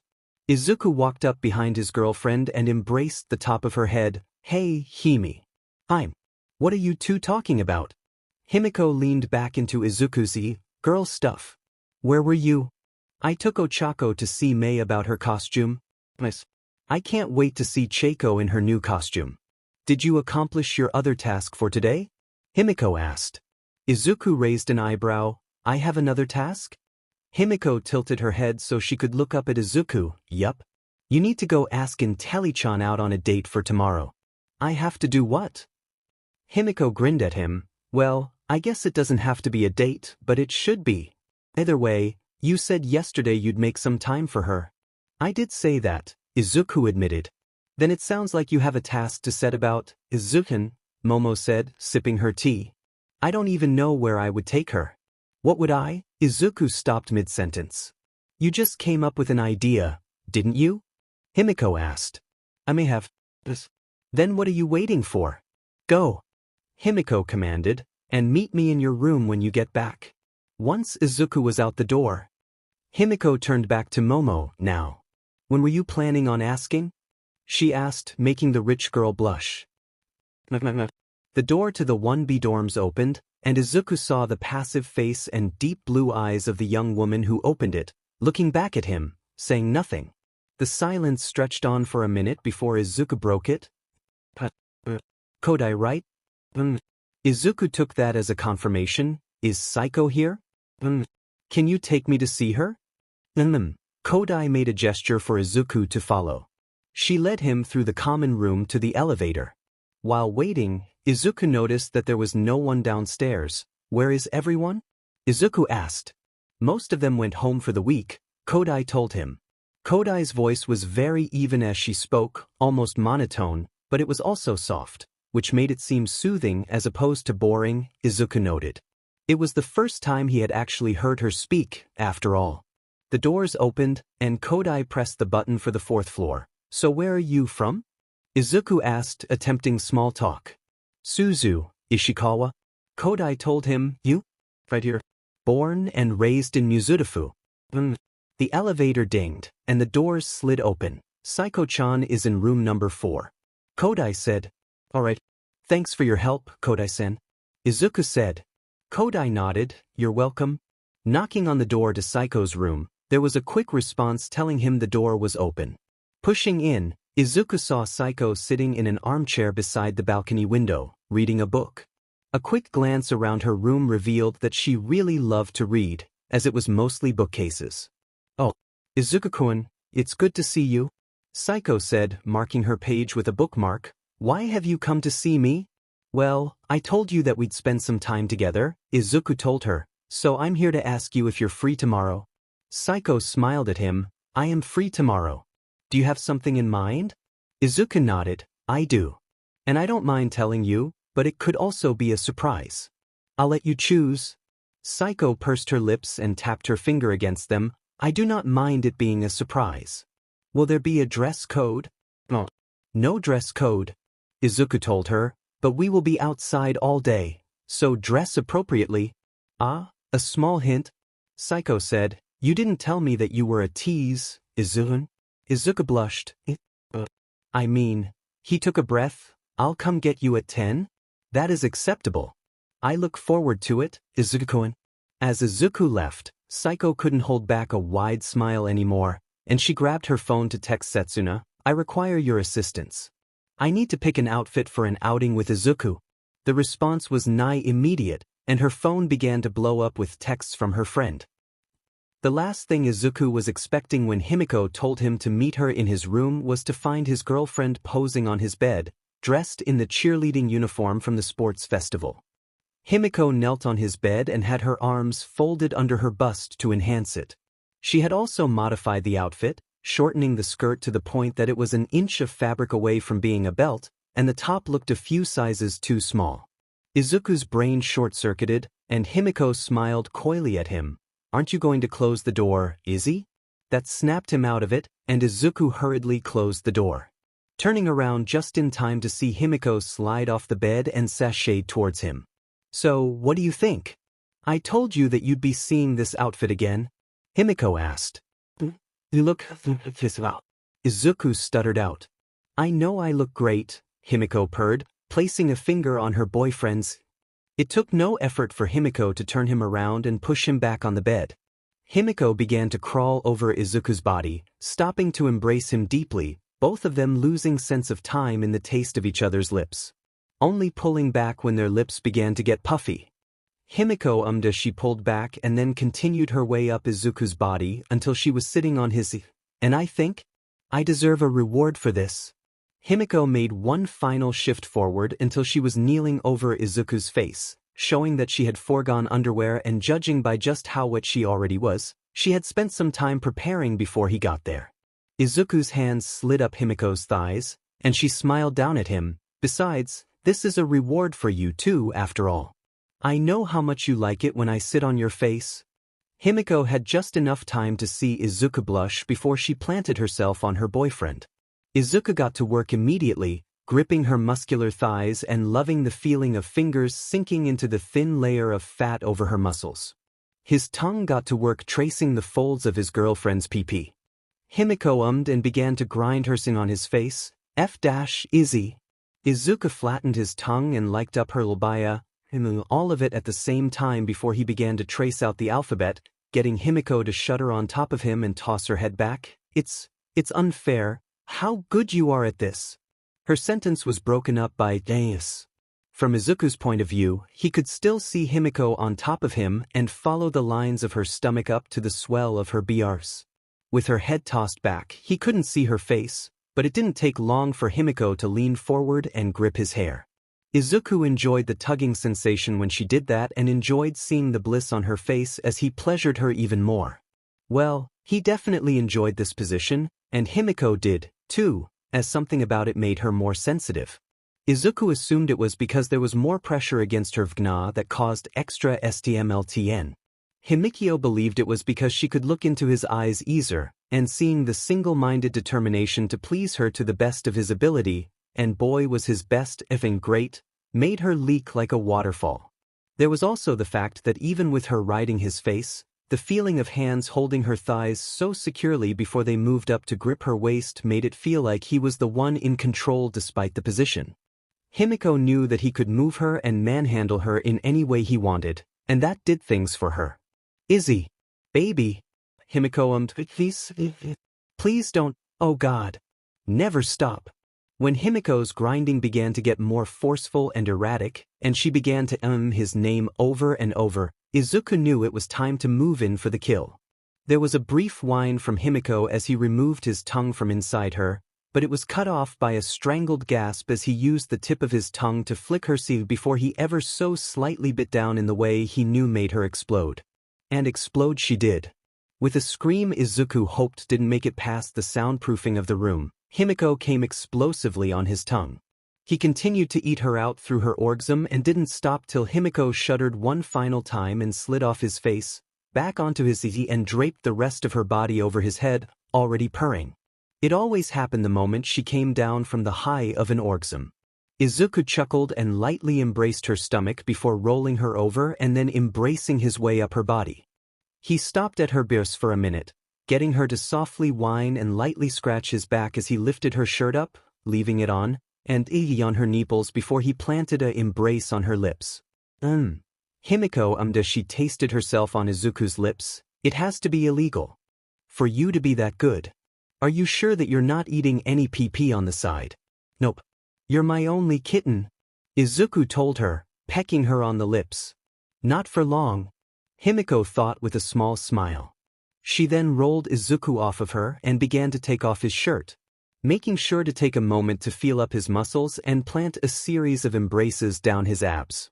Reaching his breathes, she swiftly removed them, followed quickly by his underwear, letting his pee smack down on her face with a solid thwack. She took a deep breath with her nose pressed into his ball, still refusing to question her scent K and just embracing it. Giving his sack a lingering embrace, Himiko moved onto her back and hung her head over the side of the bed. What are you doing? Izuku asked. I wanted to try something a little different. Himiko told him, motioning for him to come stand in front of her. I want you to be in control this time. So, just do what you want. Izuku crouched down and cupped Himiko's head, which was a little awkward because she was upside down. Are you sure? She nodded and he embraced her. All right. But only if you tell me exactly what you want me to do to you. 'Cause we both know what it is. Himiko blushed. I want you to F my throat. Izuku stood and placed his pee on her face, letting it sink in just how big he was. That's what I thought, kitten. Rubbing the tip against her lips, Izuku prompted Himiko to open her mouth, and he slid slowly inside, a familiar wet heat enveloping his as her fangs brushed against the sides pleasantly. Starting off gently, Izuku began to move back and forth, enjoying the sensation of Himiko working her tongue around his pages. He watched and felt Himiko give a full-body shudder as he placed his hands on the side of her neck and began to prod at the entrance to her throat. Seeing Himiko reach down and begin to play with her BRSTS is when Izuku began to put more power into his moves. Glucking began to fill the room as Izuku pushed the head of PP into Himiko's throat. Because of the nature of it, it didn't take long for Himiko's BLWJB to get sloppy. The sounds of her choking and gagging grew louder as Izuku picked up speed. Strings of saliva that were still connected to his PP making a mess of her face and his ball were starting to audibly smack against her face. Before long, Izuku fully hilted himself inside Himiko, and her throat was visibly stretched outwards from the girth of his pages. He stopped moving and just held himself there, enjoying the feeling of Himiko's throat spasming around his as she continuously swallowed. As he did, Himiko's hands moved from her breasts down to her PP so she could pleasure herself with no patience to take it slow. She began pistoning her fingers in and out of herself. Izuku held himself there for a minute before he pulled back, giving Himiko a moment to breathe. She took big gulping breaths of air. Izuku dragged his cockhead across her cheeks, making an even bigger mess of her face. Is it, Himiko ummed, her voice scratchy. Keep going, I want your cum. Izuku tapped her on the head with the tip of PP a few times. I know you do, kitten. He said in a low tone, I know just how desperate you are for it. It's also why I know that you're going to beg me for it. Himiko whimpered, please, Izzy. Please keep hitting my throat. Her words were slurred due to her holding her mouth wide open. I want your cum. Please give it to Herc. Izuku cut her by slamming his PP back into her throat. No build-up this time. He started to move with fast and deep strokes, using Himiko's throat to get himself off. It was probably wrong just how much that turned Himiko on, but it was just another thing to add to her growing list of things to not question. With the previous build-up and the sounds of Himiko gagging on his PP, it didn't take long for Izuku to reach the point of no return. I'm going to come, kitten. Where do you want it? You better decide quickly. Himiko's hands shot up from where she was fingering her CNT, and pushed Izuku back so the head of his DT was in her mouth. She was a moment too late, as the first rope of Izuku's cum shot directly down her throat, but she caught the rest in her mouth, swallowing as much as she could. But when Izuku came, he came a lot. She could usually swallow it all, but due to the new angle, some of it spilled out the sides of her mouth, SRNG up her face. But she soldiered on as Izuku came and kept coming for a solid 30 seconds. Filling her mouth to capacity and beyond. Pulling out of her mouth, Izuku stumbled slightly from his powerful orgasm, and he looked down at his girlfriend as she swallowed the last of his seed. Her face was a mess of cum and saliva, Kneeling down, Izuku grabbed a nearby hand towel he kept near his bed for situations like this, and he began to clean up Himiko. Himiko said, "That was awesome." Izuku chuckled, "It was. Thanks for being willing to do that. We're definitely doing it again sometime." Himiko said before having a small coughing fit, "Eventually, once my throat is less sore." She then sat up and resituated herself on the bed. Kneeling on the bed, she laid her upper half on a pillow and swayed her butt back and forth at Izuku. "Are you ready for round 2, Izzy?" She purred. Izuku got on the bed behind her and poked her silty with the tip of his PP. "You're insatiable?" Himiko giggled. "You're one to talk, Mr. No Refractory. Now come on, your kitten still needs her cream." Knowing how Himiko liked it, Izuku dragged the head of his PP up her PP before quickly inserting 3/4 of himself inside of her. That much already hitting the back of her CNT. Himiko ummed, "So big. So good. You're hitting everything at the same time." Izuku grabbed onto Himiko's waist tightly and started moving, using slow and deep strokes that melted a little more of Himiko's mind each time. Each move rocked the bed and Izuku started to pull Himiko back as he moved forward for extra power. Himiko was letting out deep mms and was repeating his name over and over again. It took no time at all for Himiko to reach her first orgasm, helped along by her own STMLTN earlier. Izuku could feel her PP quiver around his PP, her mms slightly muffled as she buried her face in his pillow. He continued to eft her through her orgasm, speeding up his moves using the added wetness to let him fully hilt his D inside of her. "Oh!" Himiko raised her head to let out a scream. "You're in my womb already. Fuck. Keep going. I'm going to come again." Himiko yelped as Izuku's hand connected with her backside, and it brought on her second orgasm even faster. Again. Spank me again." Himiko begged. Izuku obliged her, and spanked her other butt cheek this time, making her louder. Harder. Himiko yelled. Izuku leaned over her, whispering in Himiko's ear, "What my kitten wants, my kitten gets. But remember who's in charge here." His warm breath made Himiko whimper. But the whimper quickly turned into screams of pleasure as Izuku began to eft her harder and faster, all while landing spank after spank on her tight, firm little butt. Izuku made Himiko orgasm 3 more times and turned her but a soft shade of red before he reached his limit. Grabbing her waist again, Izuku hilted himself fully inside Himiko as he came. "Fuck Izuku ummed." "Yes." Himiko exclaimed, "Come in me. Come in my womb." Feeling his warm cum filling her sent Himiko over the edge again. Not as strong as she had earlier but still very good. She was breathing heavily as Izuku pulled out her, one last spurt of it and landing on the top of her butt and lower back. "God damn Izzy. I love you. That was effing great." "Was. Haip." Himiko yelped as Izuku pulled her up and sat her in his lap, using his strength to grind her PP on his PP, making her "I told you to remember who's in charge here," Izuku said, embracing Himiko's neck, the combined stimulus making her breath quicken. "Today, we're not stopping until I say we stop, or you pass out. Whatever comes first." Himiko would deny that hearing him say that in that tone made her have a mini orgasm right then and there. Izuku continued, "Now, I need you to hold my PP steady." Himiko did as she was told and grabbed the base of Izuku's PP, keeping it still as he lined her up. Once the head of his PP was inside her, Izuku pulled her down slowly.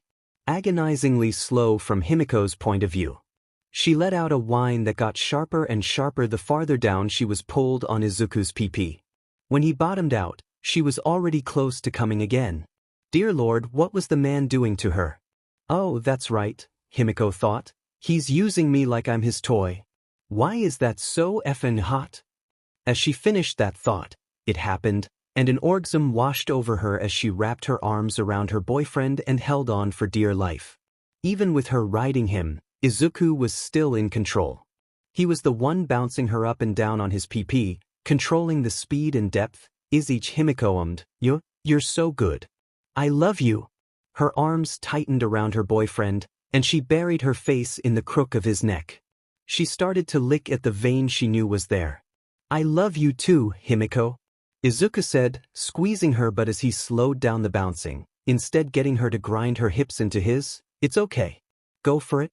With his permission, Himiko bit into the now familiar vein in Izuku's neck. The warm BLD flowing into her mouth filled her with love for her partner. She shuddered as his hand ran up her spine and cupped the back of her head. The feeling pushed her over the edge into whatever number of orgasms she was on, losing count as she lost herself in bliss. Eventually, she pulled back and looked Izuku in the eyes, still grinding. Izuku used his thumb to wipe away a trickle of BLD from her lips, and Himiko took the offered digit into her mouth, cleaning up the BLD and sking on it like she would his pee-pee. Did you enjoy that, kitten? Himiko nodded. I always love that, Izzy. She gave him a small smug smile as she ground her hips into his with some extra force while flexing her vagina. Sheet, Izuku breathed out. He then brought his hand up and wrapped it softly around Himiko's neck, which made her gasp, getting a little cheeky. Izuku started moving from beneath her again, making Himiko and shift from grinding to bouncing on him again. The two working in tandem filled the room with the sound of clashing skin. Izuku made to move his hand away but was stopped by Himiko. She refused to meet his eyes as she guided him to tighten his hand around her throat. Izuku could feel her tighten around him as he made it harder for her to breathe. It seems we're discovering a lot of new things today, aren't we? Izuku taunted. So you like it when I hold you by the throat? I thought it was only my pee-pee you like choking on. Himiko whimpered as he teased her. I love it. It's like you're owning me. Izuku's moving got a little more erratic. Owning you? Then maybe my kitten would like a collar? Himiko came at the thought of that. Yes, Izzy. I want that. Her orgasm forced her to admit the truth. Please, please, please. Please collar your kitten. Himiko's admission pushed Izuku over the edge as well, filling his girlfriend's already filled CNT with even more semen. Kitten. Take it. Take it all. Himiko barely had time to come down from her high before Izuku was moving her again. This time he threw her legs over his shoulders, and the next thing she knew, Izuku had her pressed up against the wall and was hammering away at her pages. Reaching another orgasm moments later, and she was only getting more sensitive the longer this session went on. And for a girl who was already normally on a hair trigger, the orgasms began to blend together till she wasn't sure when one stopped and another began. Fuck. Himiko ummed over and over. Don't stop, Izzy. Keep it in my scene. You're so good. The sounds of their FA filled the room, the sound of Izuku's thighs slapping against Himiko's clapping like thunder, and the squelching of her pee-pee somehow louder. To Himiko, it felt like Izuku was trying to F her through the wall. God, you feel so good, kitten. Izuku growled in Himiko's ear. So wet. So tight. You're just big, Himiko said between ends. With the breakneck pace, he was ifing girlfriend, and combined with the fact that he had already come 3 times, Izuku was approaching his 4th, getting close, kitten. Do you think your womb can handle another load? Please don't stop. Please come. Come in me. Come. Himiko was cut off as Izuku came in her. With almost no room left, cum began to shoot through the virtually airtight seal that was Izuku's PP in her CNT. She came with him and let out a final shuddering of, Daddy? Once he finished coming and he registered what Himiko had just said, Izuku tried to pull back to look at her, but she stubbornly refused to unwrap herself, burning her face in his neck, her face bright red. Did you just call? Izuku began, but Himiko violently shook her head. Izuku walked back to the bed, lying down with Himiko under him. Prying her arms away from his neck, which showed off her flexibility because her legs were still over his shoulders, she quickly covered her face with her hands. Himiko, it's okay, Izuku told her. She still hid behind her hands. Getting a new idea, Izuku readjusted their positions so that he was squatting behind her, and he began to softly play with her CLT. Himiko ummed softly and peered at Izuku through her fingers. It's not weird. No.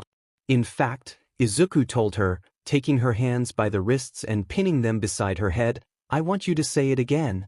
Himiko slowly realized what position he had placed them in. The mating press. Izuku began to move again, and Himiko whimpered, muttering something under her breath. Izuku's moving picked up, louder, kitten. Himiko whimpered in pleasure. Daddy. Her voice was still soft. Izuku started moving harder. Keep going, kitten. Himiko got louder. Daddy. Daddy. Daddy.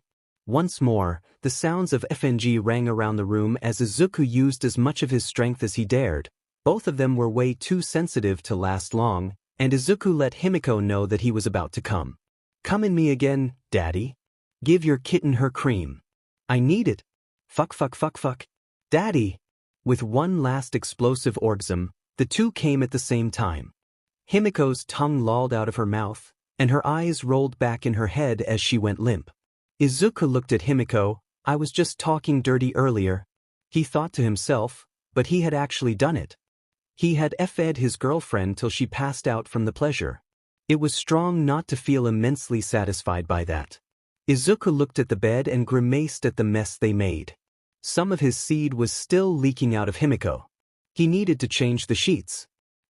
Izuku found himself to be more nervous than he thought he would be as he waited for Saiko outside of the 1B dorms. His hands were in the pockets of his usual coat. The only real difference from his normal outfit was the fact that Himiko had instructed him to wear a henley she had picked out. He personally thought it was too small for him, but he figured it was best not to argue when she gave him the look. When Saiko stepped outside, Izuku was struck again by just how appealing she had become since the last time he saw her all those years ago. For her day out, she was wearing blue jeans and a purple blouse over which was a tan overcoat that reached her mid-thigh and was ruffled at the bottom. She completed her outfit with a pair of tan suede-heeled boots that went up to her mid-calf and a knit purple beanie. I suddenly feel a little underdressed. Izuku jokes, you look nice. Saiko stepped up to him and fixed his jacket collar. Thank you, Izuku. I think you are nice as well. Now, shall we go? First stop, the train station. It was a relatively short walk to the train station from UA's main campus, roughly 15 minutes. The train was crowded for a Wednesday morning, and both of them had to stand. Hey, Midoriya of the heroics department. A voice called out. Izuku turned to see it was a stranger who called out to him, Can I help you? The man gave him a thumbs up. I just wanted to let you know that you were great in the sports festival. Second place is really good. That prompted more people on the train to begin congratulating him. It took a moment longer, but Saiko was also recognized. The accolades eventually turned into questions. Can you tell us what UA is like? What's it like being so close to All Might? Do you think you're going to be a big name someday?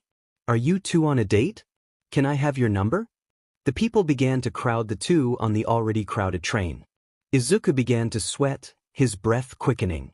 Okay people, we have to, Izuku said. Would you mind letting us through? The crowd ignored him. Saiko wrapped her arm around Izuku's and straightened her back, emphasizing that she was the tallest person on the train. Excuse us, as he said, this is our stop. Let us through. Her voice was sharp as she looked down on the people surrounding her and Izuku. The crowd parted, and with a small tug on his arm, Saiko and Izuku walked off the train. Thanks for that, Saiko. Izuku said, that was impressive. It was no trouble, Izuku. Saiko told him, I noticed that you began to react uncomfortably when they began to close in on us. Are you okay? Izuku nodded, yeah. When there's no way for me to phase or fight my way through them, crowds can be a little suffocating. Saiko squeezed his arm a little tighter, which made Izuku blush with the realization that she was still doing it. I understand. Now, where are we going? Right? It's this way. Come on. Izuku told her, leading Saiko excitedly to their destination. Izuku led her all the way to Dagoba Municipal Beach Park, or more specifically, a boardwalk? Saiko said, like the one we frequented when we were little. Yeah. Once the beach was cleaned up, the city decided to build it nearly a year ago. It's not quite as expansive as the one in Okinawa, but I thought this would be fun. What do you think? Izuku asked. It's brilliant. Where should we start? They decided to begin by grabbing some food from a stall that served yakitori. Oh my. Saiko said after she bit into her snack, this may be the best yakitori I've had in a long time. Thank you very much. The older man running the stall said, "The secret is that you have to add the spice to the grill as you cook. That way, the flavor really sinks into the meat. I'll have to keep that in mind." Izuku said, "Are there any other cooking secrets you want to share with me?" The old man chuckled, "Not if I want to stay in business. But I will tell you this." He leaned forward, putting his hand beside his mouth like he was about to share a secret. "Women love a man who can cook. So I suggest learning some recipes. You don't want a girl like her to get away," he said in a loud whisper, then gave an exaggerated wink to Saiko. Saiko giggled. "Thank you for the meal and the entertainment." The two teens stood, and Izuku paid for their food. "Thank you for buying. Enjoy the rest of your date." After that, Saiko and Izuku walked up the boardwalk, exploring the different stores and boutiques that had been set up there. Like Izuku had told her, it wasn't a massive boardwalk, but the two still enjoyed their time together. They chatted about how life had been for each of them. He asked her about what it was like to live in Beijing, and she asked about how his life had been. There was one boutique that sold hand-woven clothes and accessories of different materials that they walked into. "What do you think?" Izuku asked, showing off a moose-themed hat, complete with felt antlers. Saiko covered her mouth with her hand as she giggled. "You look positively dashing."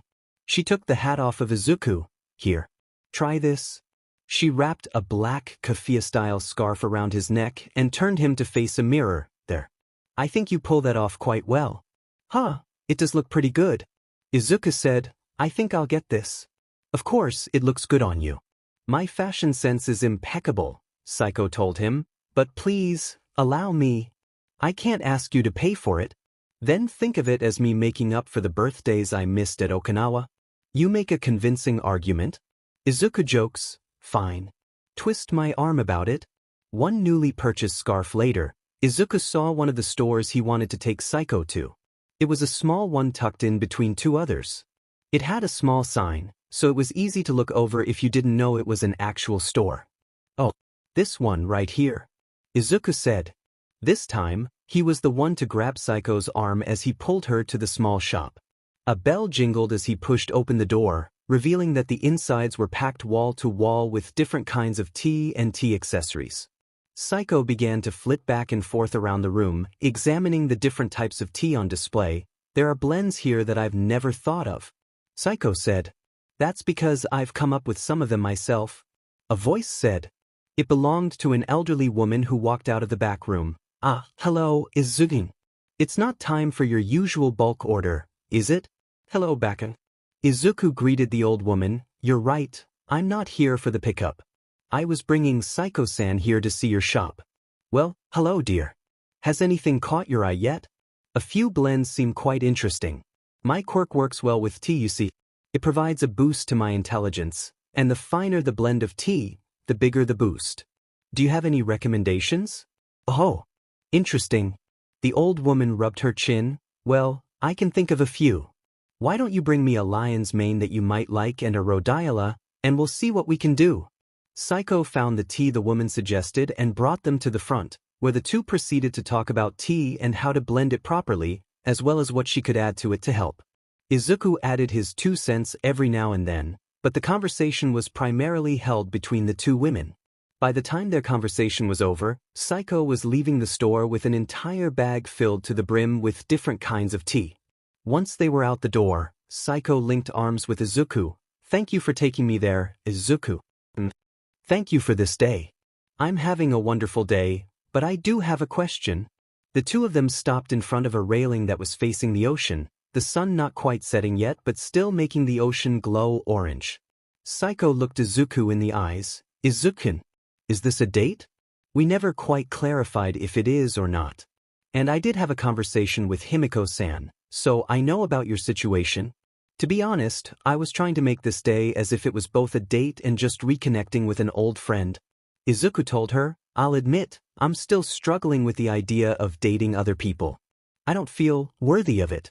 But that's something I'm working on, and I want to work on it for the people I care about. And I love today.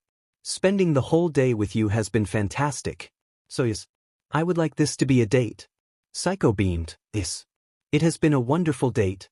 They continued on down the boardwalk, this time holding hands, their fingers entwined. Izuku-kun, I have been wondering, what was it that activated your quirk?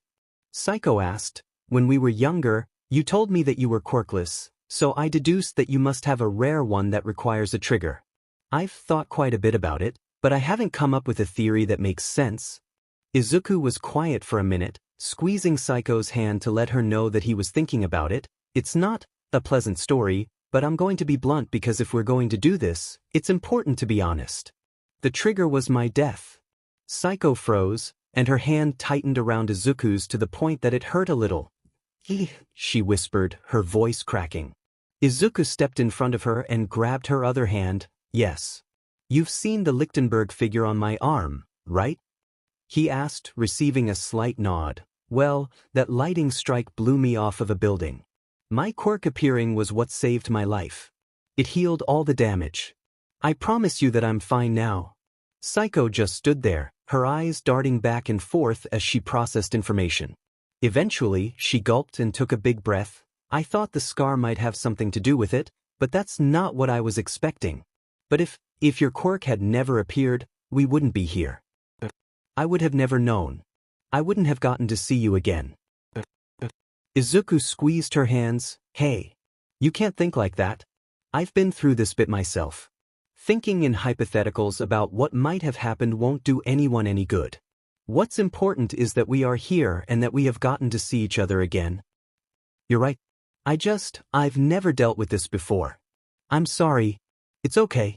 There's no need to apologize. This is a lot and I get it. Now, come on. I saw something I want to do. Izuku said, leading Psycho down the boardwalk. A photo booth? Psycho questioned. Yeah. I couldn't tell you why exactly, but these are my favorite kind of photos. Izuku told her, so come on, let's immortalize our first date. The two stepped into a photo booth, and Izuku put the required amount of money in. Okay.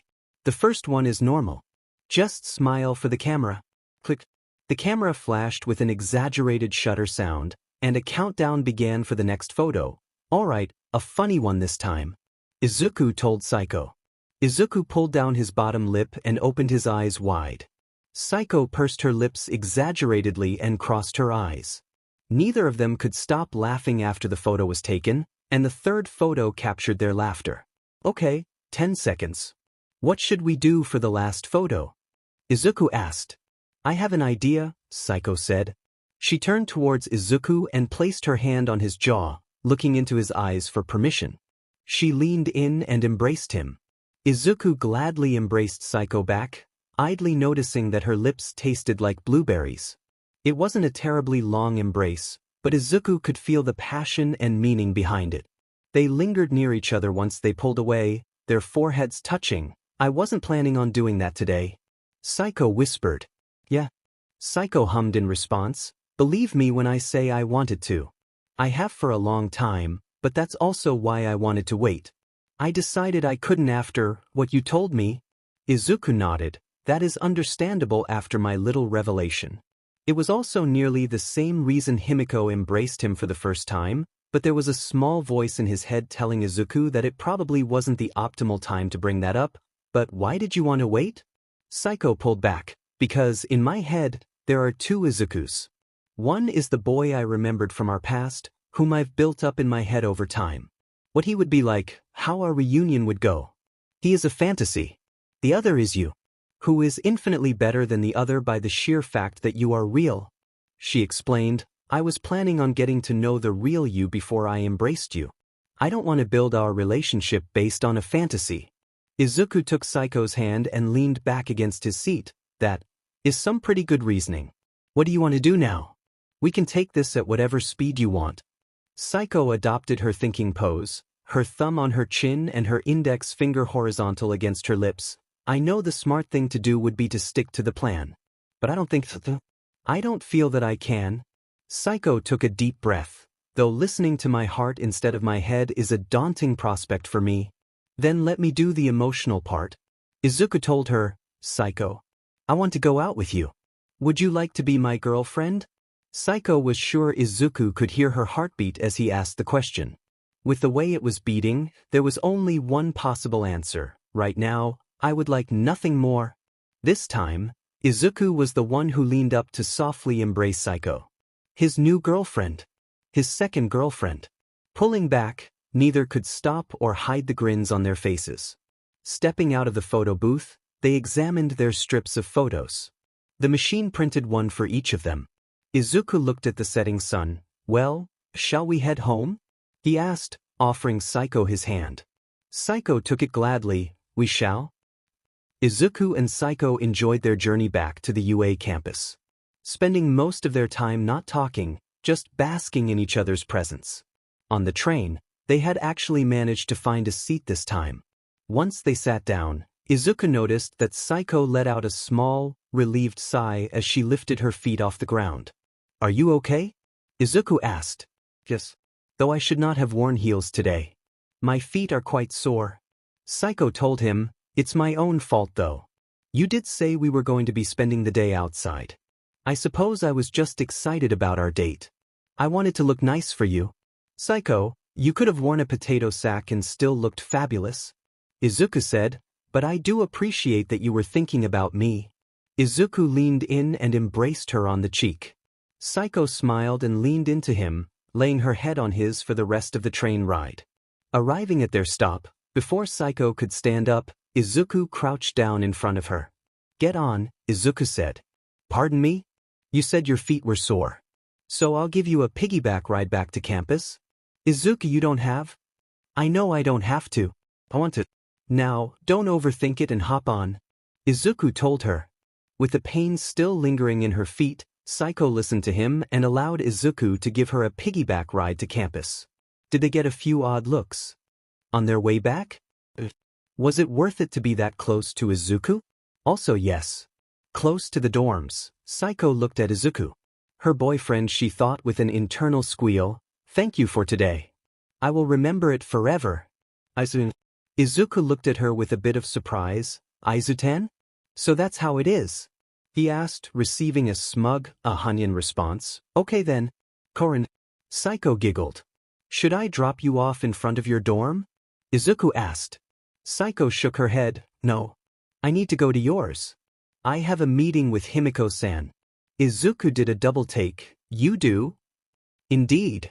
So I will need you to see me to her room. Sure? I guess. Izuku said incredulously. Still confused, Izuku led Saiko to Himiko's door. Knocking 3 times, it only took a moment for Himiko to open the door. I've been waiting for you. Himiko said, please come in. Himiko stepped to the side and welcomed Saiko into her room. When Izuku tried to walk in, Himiko placed her hand on his just Saiko for now. I'll text you when you can come up. She smiled at him sweetly. Now shoo. I need to have a girl-to-girl talk with Intelli-chan. Closing the door and leaving Izuku in the hall, Himiko turned to Saiko and invited her to sit on the edge of her bed. So, how'd it go? Himiko asked. I'd say it went very well. Saiko told her, Izuku and I are now dating. Oh, awesome. Himiko exclaimed, clapping her hands together. But you told me the other day that you were planning on waiting. Yes, what? Izuku told me the specifics of how his quirk appeared, Saiko said. Himiko nodded. Yeah, I get that. I guess it made you realize that life can be short, and sometimes you just have to go for what you want. Exactly. And being with him does make me happy. Even if it's only been an hour. Saiko smiled at the thought of it, before it fell somewhat, though I am still struggling with the thought of him. Himiko put her hand on Saiko's knee. I can help with that. It's something I've been through before. Thank you. No worries. Now, tell me how your date was. Saiko walked Himiko through her day with Izuku and finished by asking her a question. What are your dates with Izuku like? Really simple actually. Himiko told her, my favorite thing to do is just stay in with him rather than go out. He's taken me out to dinner a few times, and we've also gone to the movies. But just lying in bed cuddled up with each other is the best. That does sound quite nice. Would you like to spend the night with me and Izzy? Saiko blushed. I am not yet ready for physical intimacy with either of you, yet. Oh, no. I meant just for cuddling and sleeping. There will be no SEC tonight. Believe me when I say I am still sore from last night. Himiko told Saiko, making her blush deeper. But does that mean you'll be open to intimacy with me in the future? Himiko asked. Yes. I do find you attractive. You're also kind, and you allowed me into your relationship with Izuku? Saiko told her, intimacy between us is inevitable. Himiko slid closer to Saiko, then, do you mind if I embrace you? Saiko thought about it. I'm not sure, oh what the hell. I've moved faster than I thought I would already. With that confirmation, Himiko leaned up and embraced Saiko softly on the lips. It lasted for a few seconds, and Himiko pulled away. How was that? It was nice. Saiko told her, it was different than embracing Izuku. Though I will need to conduct more experiments to properly compare the two. Is that your way of saying you want to embrace us again? Yes. Himiko giggled. I look forward to it. Now, to circle back a bit. Would you like to stay over with Izzy and me tonight for cuddles? That sounds like a wonderful idea. After a quick stop back at the 1B dorms to grab a pair of pajamas, Saiko found herself back in Himiko's room, this time with Izuku as well. They made an almost amusing trio dressed in their night clothes, each very different from the others. Izuku had a pair of plaid bottoms and a tank top that said pajamas on it. Saiko had on a set of silk pajamas, and Himiko was wearing a pair of dolphin shorts and one of Izuku's sweaters. Okay. It's Saiko's first night over, so she gets to be in the middle, Himiko announced, leaping onto the bed and burrowing under the covers. Izuku looked at Saiko. Well, you heard her, he said, joining Himiko in bed, leaving a spot open for their new partner. Saiko soon found herself lying on her side with her back pressed into Izuku's with his arm around her waist and her arms wrapped around Himiko, who was presently burying her face in Saiko's iti and had one of her legs thrown over the other two. Between the safe feeling of being held by Izuku and the purring coming from Himiko, it was the fastest Saiko had ever fallen asleep and most definitely the best night's sleep of her life. Izuku was all smiles after having Saiko and Himiko waking up next to him. Well, having Saiko wake up anyway. She tended to get out of bed the same time he did, whereas Himiko, well, she was still in bed. He had walked Saiko back to her dorm this morning on his way to the gym and was presently making lunch for himself and Himiko, who should be down soon. He was just placing the cooked salmon on the rice when Himiko walked into the kitchen, still in her pajamas. With a quick peck, Himiko gratefully took the food, and the two dug in. Just as he finished, Momo entered the kitchen, wringing her hands. Then she walked back out, and a few seconds later, she walked back in. She stopped in front of Izuku and took a deep breath. Izuku, I have something I would like to ask of you. Oh. What is it, Haim? My father is hosting a gala this Saturday. Momo told him. I was hoping that you would accompany me. Her hands were clenched by her sides, and her eyes were closed as she waited for the rejection she knew was coming. Izuku looked over at Himiko, who nodded rapidly at him. Sure, Haim. Momo's eyes shot open, and her face lit up. Really? You'll come? Yeah. Izuku nodded. It sounds interesting. I've never been to a gala before. Momo clapped her hands together. Wonderful. It will be held at our mansion on the outskirts of Tokyo. I'll take care of the transportation. Tell me, do you have a suit? Izuku thought momentarily. I have something that could work. Izzy, your shirt that says tuxedo doesn't count? Himiko deadpanned him. Izuku looked affronted. We'll have to agree to disagree on that one, but it's not actually what I was thinking about. There's my Jishin's old suit at home. I suppose that could work, Momo said. No. Himiko interrupted. It won't? Why? Izuku and Momo asked simultaneously. Because it is a maroon pinstripe suit from like 60 years ago. Himiko said, as far as I'm concerned, you are never wearing it. If it's so bad, why haven't you gotten rid of it? Mama Inko and I tried. Himiko said with a 10,000-yard stare. It came back. Okay. Izuku said, turning to Momo. Ignoring that, I guess I don't have a suit. But I can rent one before Saturday. Momo waved him off. No need. We'll be leaving early anyway. We'll have to stop and get you fitted for one. Momo, you don't have? Momo had already turned and begun to walk away. Nonsense. I'll take care of everything. I'm going to have to call mother and father to let them know I'm bringing a guest. Hearing giggling, Izuku looked at Himiko and saw her hiding her laughter behind her hand. What's so funny? It took Himiko a moment to gain control of her laughter. You're a sugar baby. Izuku's deadpan sent her into another fit of laughter. On Friday, Todoroki returned to the dorms, sporting a whole new look. Well, mostly. Her hair now reached down to the middle of her back and was done up in a French braid that weaved in both colors. It was also noticeably pulled away from the left side of her face, no longer hiding her scar. Her fashion sense was pretty much the same.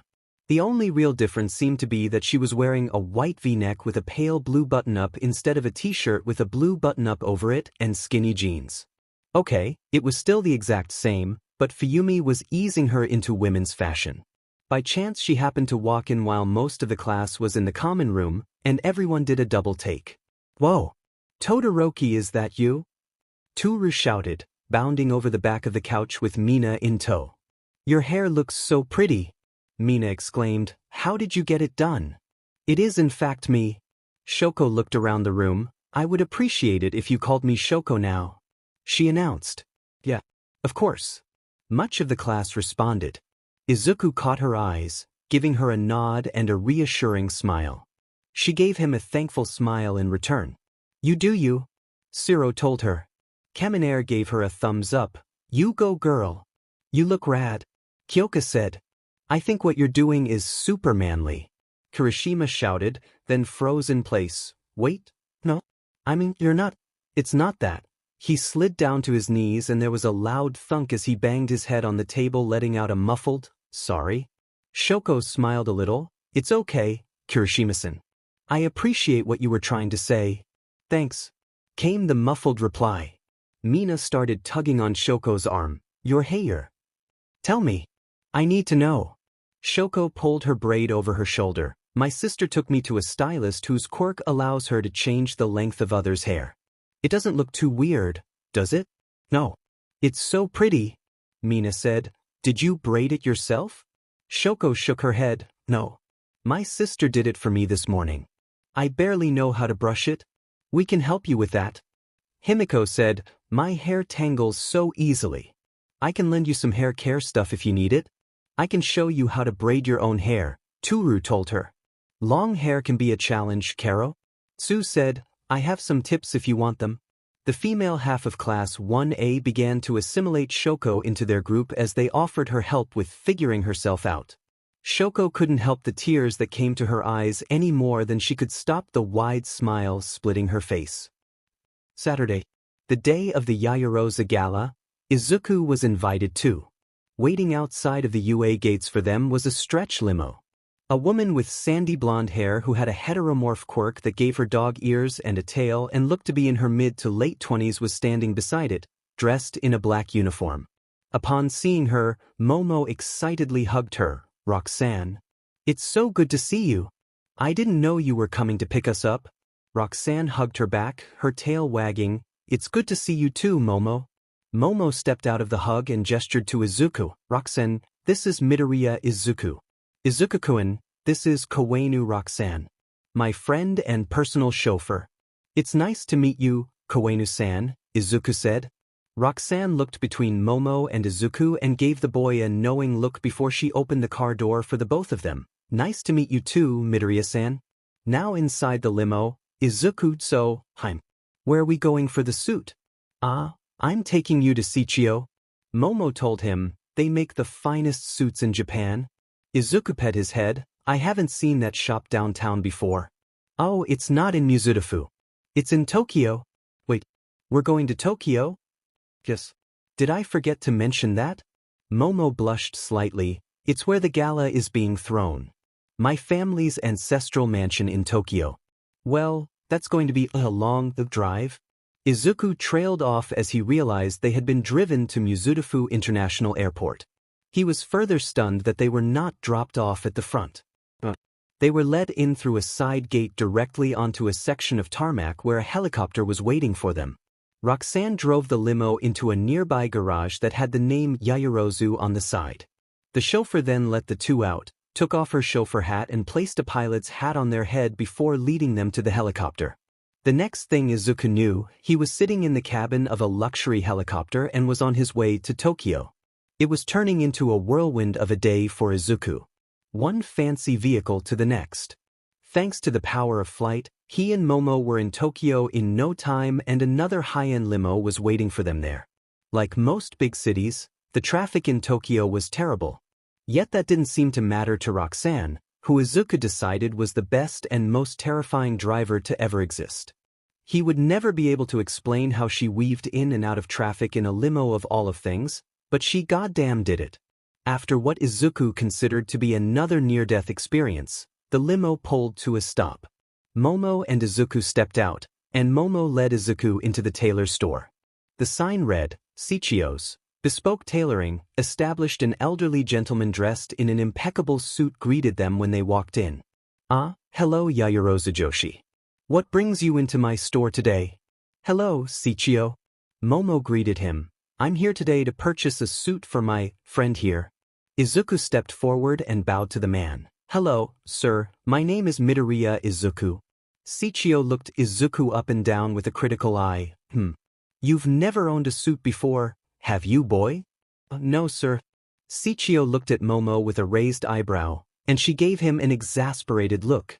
The old man chuckled, stretched his back until there was a loud pop, and then clapped his hands together. All right then. Let's get to work.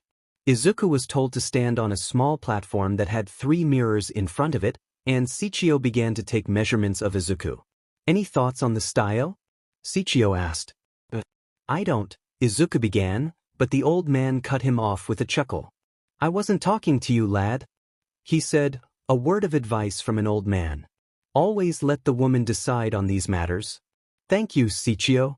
Momo giggled. I was thinking he would look best in a slim-fit suit, double vent with 3 buttons. I see you still have your eye for fashion. Sichio said, how about the color? Black breathes and a black jacket with a dark green lining. Then for the vest. Momo thought about it momentarily. Do you think you could do both it and the tie, black with embroidered green designs? The old man scoffed. Do I think I can? Who do you take me for? Do you think you could have it ready for tonight? Momo asked. The old man just scoffed again. Izuku spent the next few hours being fitted for his suit. It was much more of a process than Izuku ever imagined it could be. Eventually, Sichio seemed satisfied and ushered the 2 teens back to the front of the store. And what does the total come to today, Sichio? Momo asked. Sichio ran some numbers. Let's see, fabric, time spent, rush order. It'll come to 1,068 yen even. Izuku nearly fainted. Momo just nodded and produced a black card from her purse, tapping it to the offered terminal. Wonderful. Will you call when it's ready? Of course. Now, leave me to my work. There's Momo. And Izuku left. Izuku came to revelation. Oh my god. Himiko was right. I am a sugar baby. So, what would you like to do while we wait, Izun? Momo asked. Izuku was still reeling from how much money Momo had just dropped for him, and it took him a moment to actually process Momo's question. I don't know. I've never been to Tokyo. What would you recommend? What do you want to do? I was wondering if you would like to, perhaps, go see a movie? Momo suggested, a small blush on her face. Movies were something normal people did on a first date, right? She thought. Izuku let out a relieved sigh, something he was used to. Sure, Haim. A movie sounds pretty good. So, apparently, luxury movie theaters were a thing, where the seats were plush recliners that were grouped in sets of 2 and you could order actual food, not just snacks. Hey, he could still deal with this. Other than those things, it was still familiar. He was still at the movies with a pretty girl. They had foregone food and just got a large tub of popcorn to share. They had also discovered a shared interest when they were deciding what they wanted to see. Huh? Izuku said, they're showing Sweet Dreams. Wait, really? Momo whipped her head around to look at the posters. You know that movie? Izuku asked, his voice full of surprise. But it was made in 2006. They said at the same time, it's one of my favorites. They both had wide smiles as Momo purchased the tickets and snacks. The popcorn didn't last long between the 2 of them, and during a particularly funny scene, Izuku and Momo had to lean against each other for support from laughing too strong. They both blushed a little when they realized it, but neither of them moved away. Izuku slowly slid his hand down to Momo's and interlocked their fingers together. The girl turned beet red, and it didn't fade for the rest of the movie. They walked out of the theater, still laughing and still holding hands. Roxanne was leaning against the limo and smirking at Momo when she saw them. "Did you have fun, Yaoyorozu-sama?" she teased. Momo blushed. Roxanne just giggled and opened the car door. "Where would you like to go, ma'am?" "Home, please. Izuku's suit will be delivered there, and I have to start getting ready for tonight," Momo told her. "Of course, Yaoyorozu-sama." The Yaoyorozu home was just outside the city of Tokyo. Though Izuku knew he wouldn't be able to call the Yaoyorozu's home a house, he wasn't even sure that it could be called a mansion. If it wasn't for the fact that it wasn't made of stone, Izuku would have been comfortable calling it a castle. He felt even more justified about his nickname for Momo. "This is where you grew up?" Izuku asked, his jaw dropped. "This is where I spent most of my childhood," Momo told him, "though it's not my favorite property. It always felt a little empty." "I kinda get that," Izuku said. "Before my mom and I moved, our old apartment felt empty after well, it felt empty. But, what do you mean that this isn't your favorite property?" My personal favorite is our villa in Nice. But within Japan, I would say it's the house in Mizudafu," Momo told him, "though living in the dorms has been wonderful." Walking up the stone path toward the house, the door opened before they reached it, and two young women in traditional maid outfits walked out. One had pink hair and red eyes, and the other had blue hair and eyes. Other than that, they both were identical. They bowed to Momo. "Welcome home, Momo-sama." Ram. Momo threw her arms around both of them. "I've missed you both." "Momo-sama, this is most inappropriate," the one with pink hair said. "Ram. If the M's wants to hug us, she can," the blue-haired maid scolded.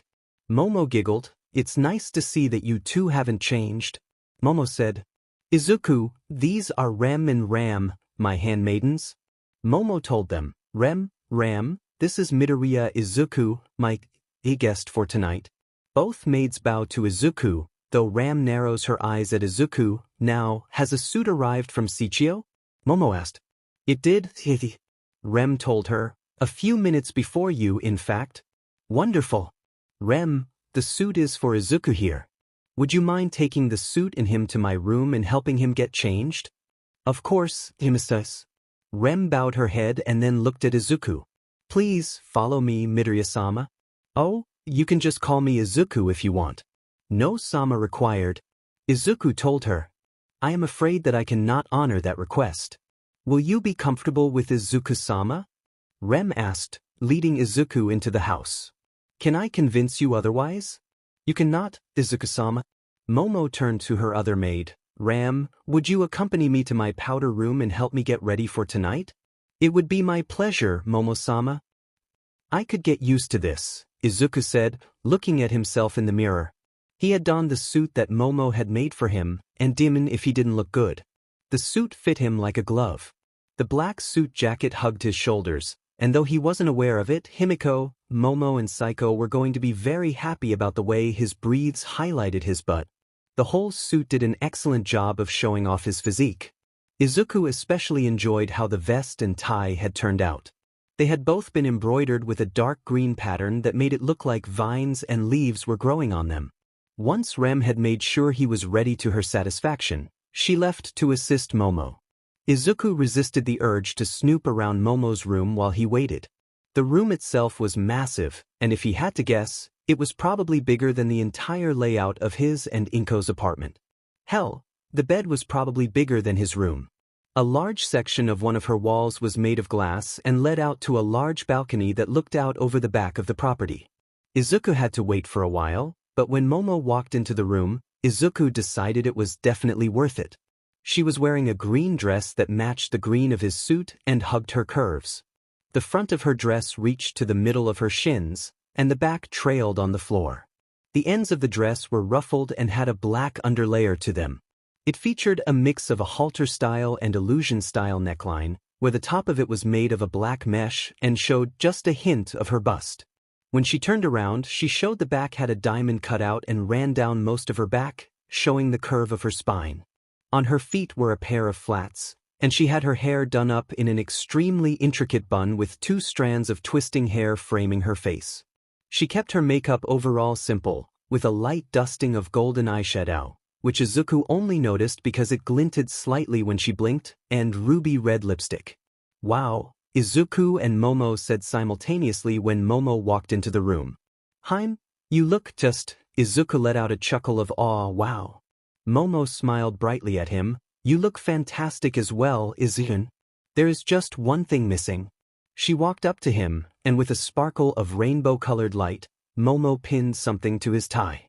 Taking a look at it, Izuku saw she had pinned a gold symbol to his tie. What he didn't know was that it was the Yaoyorozu family crest. Momo was effectively marking him as hers for tonight. Before he could question what it was, the door to Momo's room was pushed open. A woman wearing a gold dress and carrying a glass of wine stepped in. Ah, Momo. You're ready. Good. Momo didn't look her in the eyes. Hello, mother. I am ready. This is Midoriya Izuku, my guest for tonight. Izuku-kun, this is my mother, Yaoyorozu Aoi. Aoi hummed as she looked Izuku up and down, a little short. Your chosen should be taller than you, Momo. At least you're wearing flats. He will do for tonight. Do not dally, Momo. Your father expects you out there soon. Aoi left the room, and Momo looked down at her feet. Izuku was stunned by whatever that was, but he still reached down and grabbed Momo's hand, giving it a squeeze. I'm sorry about that, Izuku-kun. I can't believe that she… It's okay, Haim. Izuku told her, believe me when I say that I've had meaner things said to me. I don't want it to ruin our night. I'm sorry that I apparently made a bad impression. No, Izuku.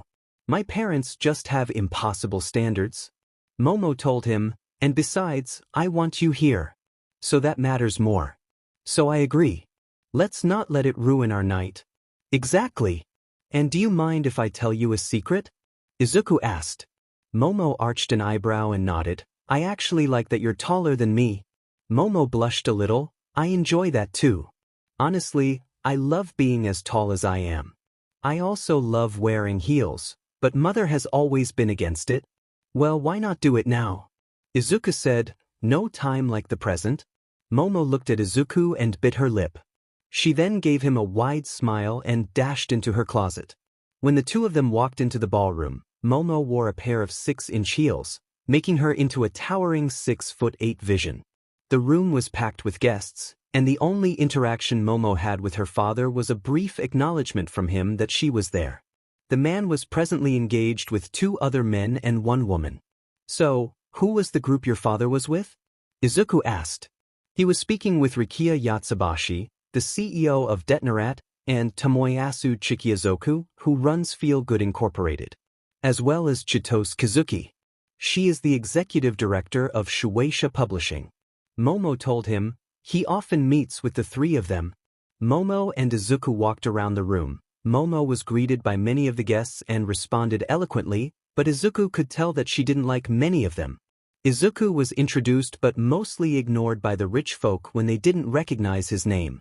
So, to lighten the mood, Izuku would poke fun at them as they walked away, which had Momo struggling to keep up her rich heiress mask.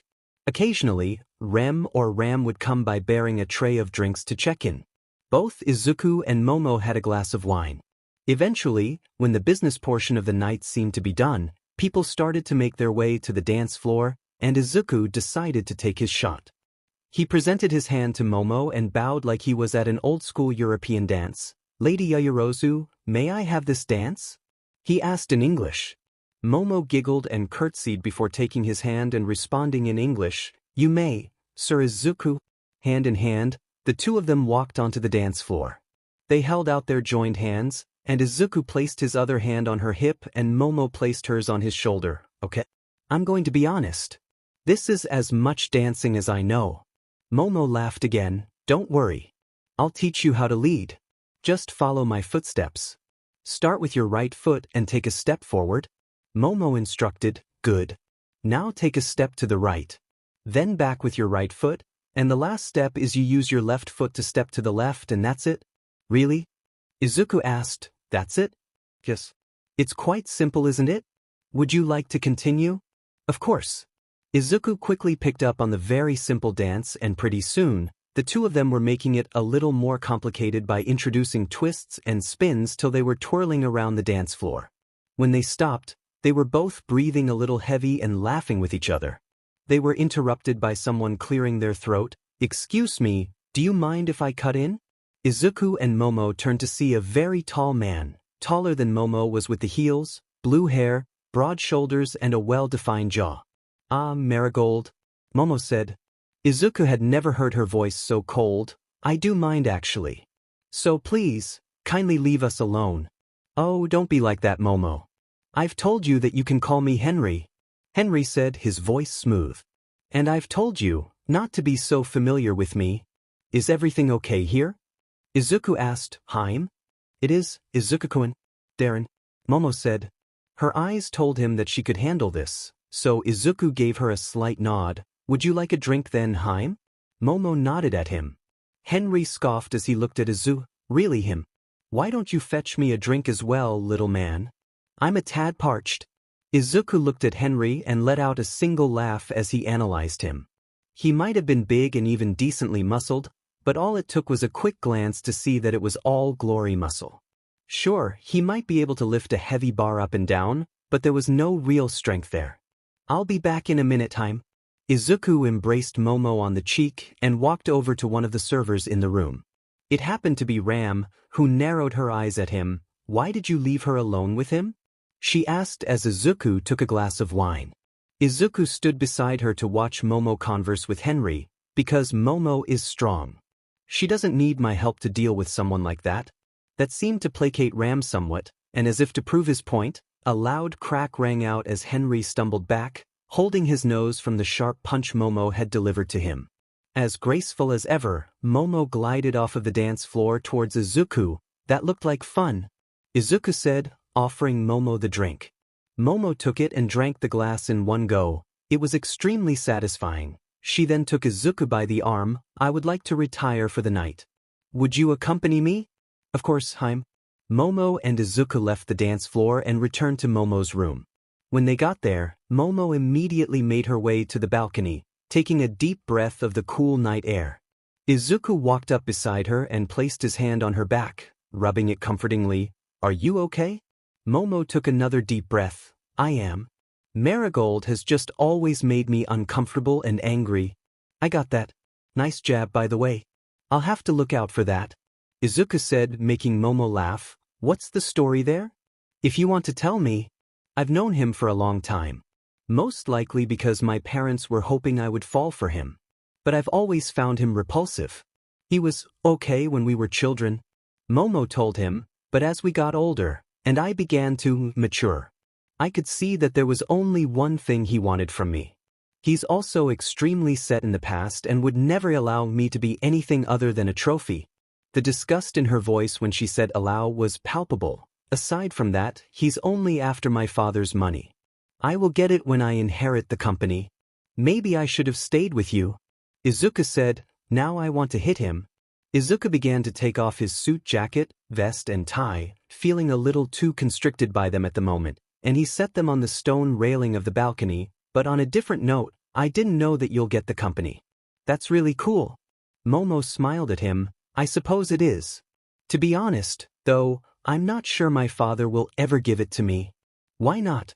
"Father turned away from me somewhat when I decided I wanted to become a hero." Momo told him he considers it to be a frivolous idea and that I could never do both at the same time, even though I am already running parts of the company. "Wait, really?" Izuku asked. "You're doing that? That's amazing." "You're amazing." "Thank you, Darren," Momo said. "I've actually been slowly running more and more of it since I was 14. Momo then adopted a small, devious smile. "He may not think I can run it, but that's not going to matter when I take it out from under him." Izuku's jaw dropped open, and he began to laugh. "You're actually going to do that?" Momo nodded. "Yes. I believe that he has been making deals with some questionable business partners, and that's not how I think my family's company should be run." Izuku couldn't stop laughing. "You are so amazing, Haim." "Thank you for thinking so, Darren. I'm glad someone does." Izuku looked Momo in the eyes. "I don't know how anyone couldn't." As their eyes met, Momo decided to take a chance, leaning down and capturing Izuku's lips in a deep embrace. Izuku's arms wrapped around her back, and he pulled her against himself as her arms snaked around his shoulders. Their embrace, their first embrace, got deeper. They only pulled apart when Momo finally ran out of breath. "That was a fantastic embrace, Haim." "It was," Momo said, already missing the feeling of Izuku's lips on hers. She bit her lip. There's something else I would like to do tonight." "What?" Momo took a step back from Izuku and reached behind her neck with shaking hands for the clasp of her dress. Pulling the clasp, Momo pulled the front of her dress down, revealing her BRS to Izuku. Looking away shyly, still glancing at him from the corner of her eyes, her face bright red. Momo's BRS defied physics, but then again, Momo herself defied physics on a regular basis. Her large BRS stood out from her torso, remaining perky when gravity demanded they shouldn't. And while Izuku didn't know this yet, Momo's BRS were an impressive eye-cup. Izuku went wide-eyed. Well, that was all he could say. He was caught up in looking at Momo before he shook his head. "Not that I am complaining here. But why are you doing this, Haim?" Momo sank to her knees in front of Izuku, and she bit her lip again as she placed her hands on his belt. I want to do this, Izuku-kun. I know this is only our first date, but lately, I have been consumed by thoughts of us being NTMT together. Admittedly, I think it may have been brought on a little by Himiko." At his confused look, Momo quickly tried to explain. She is not shy about sharing the details of your intimacy together on the girls' chat." "Girls that? Wait, no. I'll deal with that later. Are you sure you want this?" Izuku asked, grabbing her hands. "You seem really nervous." "I am nervous," Momo told him, "but I am also ready. Not to go all the way. Not tonight. But I would very much like to show you how much I care for you." Izuku thought about it. On one hand, he wasn't sure. On the other, this was extremely enticing, and it was Yaoyorozu Momo. She was the one who had picked him, not the other way around. Guess which voice in his head was louder? "But as long as you're sure," Izuku said, leaning back against the railing and beginning to undo his belt. Momo stopped him. "Please, allow me." With deft fingers, Izuku's belt was quickly undone, and his fly was pulled down. With a quick tug of his underwear, Izuku's PP was exposed to Momo for the first time. Already irked after witnessing Momo expose herself. Himiko said it was big, but I thought she was exaggerating, Momo said as Izuku started to undo the buttons on his shirt, removing it. What were those tips that Himiko gave me again? Momo thought to herself as she tentatively wrapped a hand around his member. She began to slide him up and down, marveling at how warm and strong it felt in her hand. With a soft glow, Momo started to move her hand quicker as she used her quirk to produce lube directly onto Izuku's PP. Izuku ummed in appreciation of what Momo was doing. "Haim, that feels great." Momo smiled. "I'm doing it." What did she suggest to do next? Taking her other hand, Momo cradled Izuku's ball and began to softly SMLT them as well, which got a louder from her boyfriend. Was he her boyfriend? They hadn't really discussed it yet, but there was time for that later. Angling his PP upwards, Momo leaned forward and planted her embrace right where the base of his PP connected to his ball, leaving a bright red lipstick mark. She then started embracing her way upwards, leaving a trail of embraces up the length of his PP till she reached the head. Momo left another embrace mark there and also got her first taste of Izuku's pre-cum. To her surprise, it didn't taste that bad. Her romance novels had mentioned that it tended not to taste all that good. Thinking of those novels, there was something else that Momo wanted to do. Slowing down, her stroking got Izuku to look at her. "Izuku, there is one other thing I would like to try with you." Scooting closer to him, Momo placed Izuku's PP between her BRSs, and Izuku's eyes widened. Izuku gulped. "Well, I mean if you want to. I can't really say no, can I?" Momo giggled. "I thought you'd agree." With another display of light, Momo's BRSs began to glow under the moonlight as she applied lube to them, and she slowly used her hands to press her BRCS together to encompass Izuku's PP. To her surprise, about an inch of Izuku's PP managed to stick out of the top of her bust. Momo let out a small at the sight of it. One day, that beastly thing is going to be inside of me. It's going to reshape me till I'm the perfect fit for him. Clearing her head of those thoughts, Momo began to work her biceps up and down Izuku's PP. Holy shit. Izuku ummed, this feels amazing, Haim. I'm glad, Izuku-kun. Momo said, what would the women in my book say? She thought to herself for a moment, Do you like the feeling of my melons around your big seat? She stumbled a little as she spoke, saying those things were so embarrassing. Why did it make her feel so hot? They're so soft. Izuku said, I could never have imagined how it would feel. You've thought about this before? Momo asked as she increased the pressure and speed of her paizuri. Izuku blushed. I have. But I tried not to. I felt like I was debasing you when I did. Momo felt her heart swell, and she doubled her efforts, making Izuku let out another Well, you can think about it whenever you want to now. You can always remember how my big melons feel wrapped around your strong, throbbing. Izuku began to move his hips, no longer able to hold himself back. I'm close. Momo positioned herself so that the head of Izuku's PP was now in the center of her melons. Then come for me, Darren. I want you to come on my BRs. Izuku shook as he came, letting out powerful jets of SMN from his pages. Powerful enough that the first few escaped the confines of Momo's massive bust, shooting out and landing on her face and neck. Momo ummed and shuddered a little as the warm cum coated her. She could feel the rest of it seeping onto her teeth, and as she pulled away from Izuku's PP, she could see that the valley of cleavage was coated in Izuku's SU. Strings of it dangled, connected to each BRST like tiny bridges. Momo liked her lips where some of Izuku's cum had landed, and she ummed at the taste. It's not supposed to taste good. Why does it taste so good? She thought as she used a finger to scoop up some from between her BRSS and SE them clean. That's hot, Izuku said, snapping Momo out of her trance as she brought another finger covered in his seed to her mouth. She quickly stood, produced a hand cloth from her stomach, and began to clean herself off. I am glad you enjoyed that, Izuku-kun. It was a nice experience for me as well. Momo told him, but I believe that we should not get ready for bed. Before she could walk away, Izuku took her hand, but I still have to return the favor. Return the favor? Momo squeaked. Yeah. Izuku said, kneeling before Momo, it's only fair after all. Izuku's hands began to slide up her legs, but Momo stopped him. I appreciate it, Izuku. But I am not yet ready for you to see me like that yet. Sure. Izuku said, standing up, Is there anything I could do for you tonight? I'm not sure. Izuku pursed his lips. I have a thought. Do you trust me? Momo nodded. I do. Then come with me. Just tell me if you want to stop and we'll stop. Izuku said as he led Momo over to her bed. Climbing onto the bed, Izuku made his way to the center and sat against the headboard, spreading his legs. Come sit here, Haim. Momo listened to him and sat between his legs, her back against his. Izuku took her hands in his and began to nuzzle the back of her neck, embracing it softly. Momo gasped at the feeling, and Izuku continued this for some time.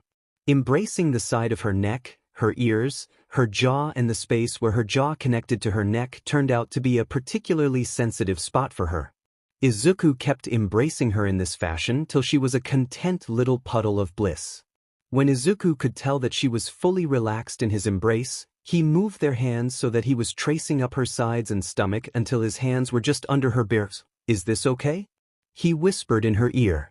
Momo nodded, and Izuku slowly, gently cupped her BRSS. He already knew they were soft, but he wasn't expecting how heavy they were. He slowly lifted each one and squeezed them softly, getting a soft from Momo. You're so gorgeous, Haim. Izuku kept telling Momo how appealing she was in between embraces, all while playing with her BS. As her breathing quickened, Izuku took his thumb and forefinger on both hands and gently pinched her nipples. Momo arched her back and let out her loudest yet. After that, Izuku began to slide one of his hands back down Momo's body. During Izuku's ministrations, Momo's dress had ridden up to the tops of her thighs. Izuku slowly ran his fingers over the top of Momo's panties. Can I? He whispered to her again. There was a pause this time before Momo nodded, and Izuku moved his hand, still over her underwear, and cupped her mound. Momo ummed loudly, and Izuku could feel the warmth radiating from her core. Even the lightest touch of his fingers revealed that Momo was absolutely soaked. Momo's MMS increased in frequency as Izuku stimulated her slit over her panties. But it wasn't enough. That flimsy barrier was preventing her pleasure. So Momo closed her legs, trapping Izuku's hand. Before he could ask if something was wrong, Momo reached down and removed the last barrier, flinging her panties somewhere in her room. Momo settled back into Izuku's. Please, Darren. I need you. Keep going. Of course, Haim, Izuku told her, getting back to the task at hand. Momo ummed even louder now that Izuku was estimating her directly, his dexterous fingers exploring the contours of her labia. She began to work her hips into his hand. It didn't take her long to get right to the edge. Izuku, I'm so close. It's never felt like this before. Momo ummed, there's a pressure building. Izuku's eyes widened a little. There is? Yes. I'm so close. Please. I want you to focus on that pressure. Izuku told her, let it build and build, and when I tell you when it's time to let go, I want you to force it out. Can you do that? Momo nodded, not trusting herself to speak. All right. On the count of 3. Izuku said, 1, 2, 3. As he reached 3, Izuku pressed Momo's CLT, and the poor girl exploded. Coming. Momo screamed, letting the pressure go as a stream of clear liquid erupted from her pages, soaking her bedsheets. Izuku had made her squirt. Momo breathed heavily as she lay against Izuku. I've never done that before. It felt so good. Izuku embraced her neck again. I'm glad. Thank you for trusting me. I should be thanking you. Momo laughed and closed her eyes. I think it's time for bed now. You've tired me out. Izuku laughed. We should probably put some pajamas on first. And, you might want to change your sheets. Momo looked down and saw the large stain that was setting into the fabric, and she blushed scarlet. Yes, we should. Though, I don't know where the sheets are. We'll need Rems and Ram's help. It was Izuku's turn to blush. Monday morning. Was anyone else getting noticed all weekend? Mina asked as the students were milling about in the classroom before the bell. Oh yeah, Kirishima said, sitting backwards on his chair. I got caught up on the train talking to people, and I missed my stop. He laughed.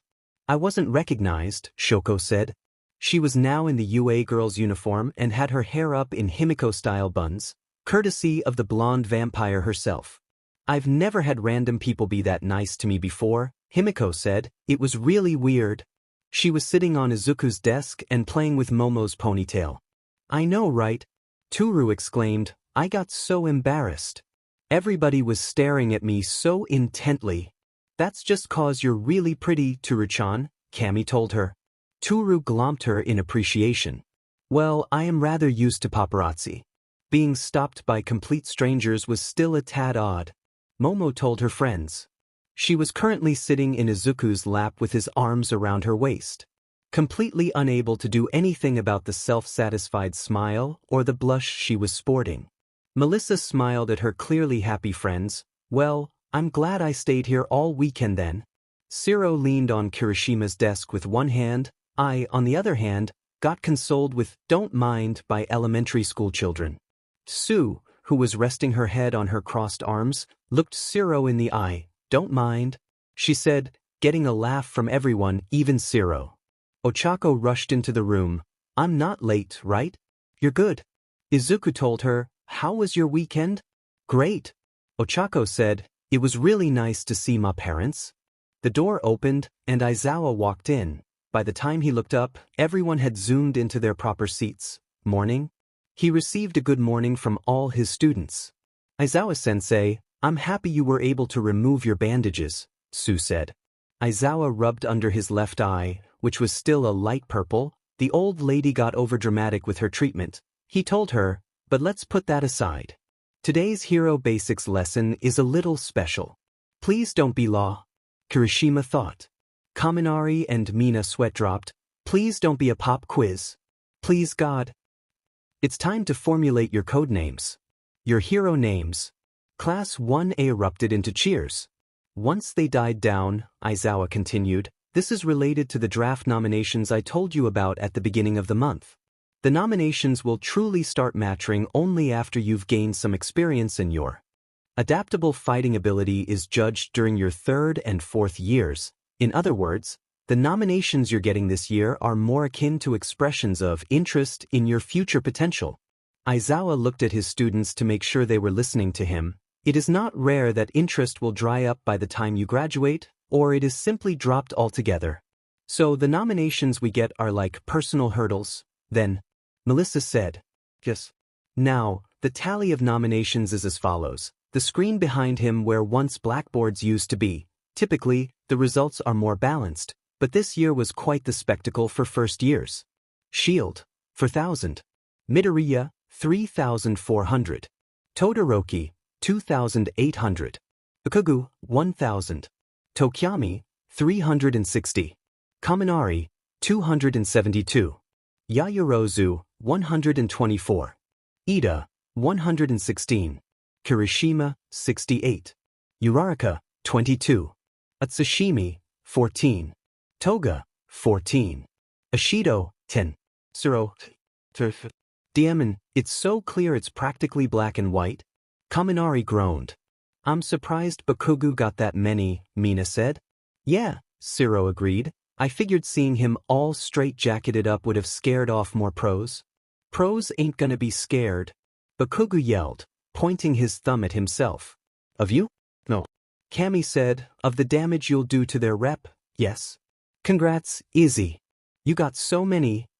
Himiko told her boyfriend, at least I got some. Thanks for sharing. She stuck her tongue out at him. No problem. Sharing is caring. Izuku joked with her. I feel like you've probably got better quality recommendations, though. It seems like everybody and their mother sent me one. Izuku told her. What do you think, Melissa? Izuku asked, turning around in his chair. I agree with you, Izuku. Plus, it'll take you less time to decide. I'm going to be looking through these things forever. Melissa lamented, anime tears streaming down her face. Izuku joined her as the horror set in for him. As Himiko was consoling the two, Momo was talking to Shoko. You certainly earned quite a few, Shoko. Shoko responded, though I feel like I received most because of my family name. Based on this, Aizawa cut in, silencing the class. Regardless of whether or not you received any nominations, I'll be having you all go get some so-called workplace experience. You've all been forced to dip your toes into the world of the pros. But situations like that are a rarity, so I believe experiencing the activities of pros firsthand will prove more fruitful training than before. And 'cause of that, we need hero names. Sato shouted. Things had gotten fun all of a sudden. Ochako cheered. Aizawa restrained himself from commenting on that. He supposed this did qualify as fun. Of course, placeholder names are fine, too, but something appropriate. Because if not, there will be hell to pay. A voice came from outside. The door slammed open, and Midnight sauntered into the classroom, running her hands sensually through her hair. The names you pick now. The names you come to be known by the world as now. In many cases, they stay that way after becoming pros. Well, she is correct, Aizawa said. I'll be having Ms. Midnight evaluate your naming sense since I definitely can't. He muttered to himself, crawling into the sleeping bag he kept under his desk.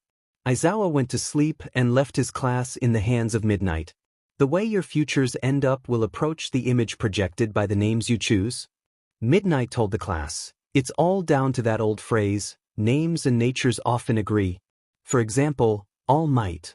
Not only does it capture his power, but it also captures who he is as a person. So keep in mind that a name is supposed to capture who you are. Don't pick something just because it sounds cool. Midnight had Sato hand out small whiteboards and give the class 15 minutes to come up with names if they hadn't already. Once that time was up, Ioma was the first person to walk up to the podium to present his name.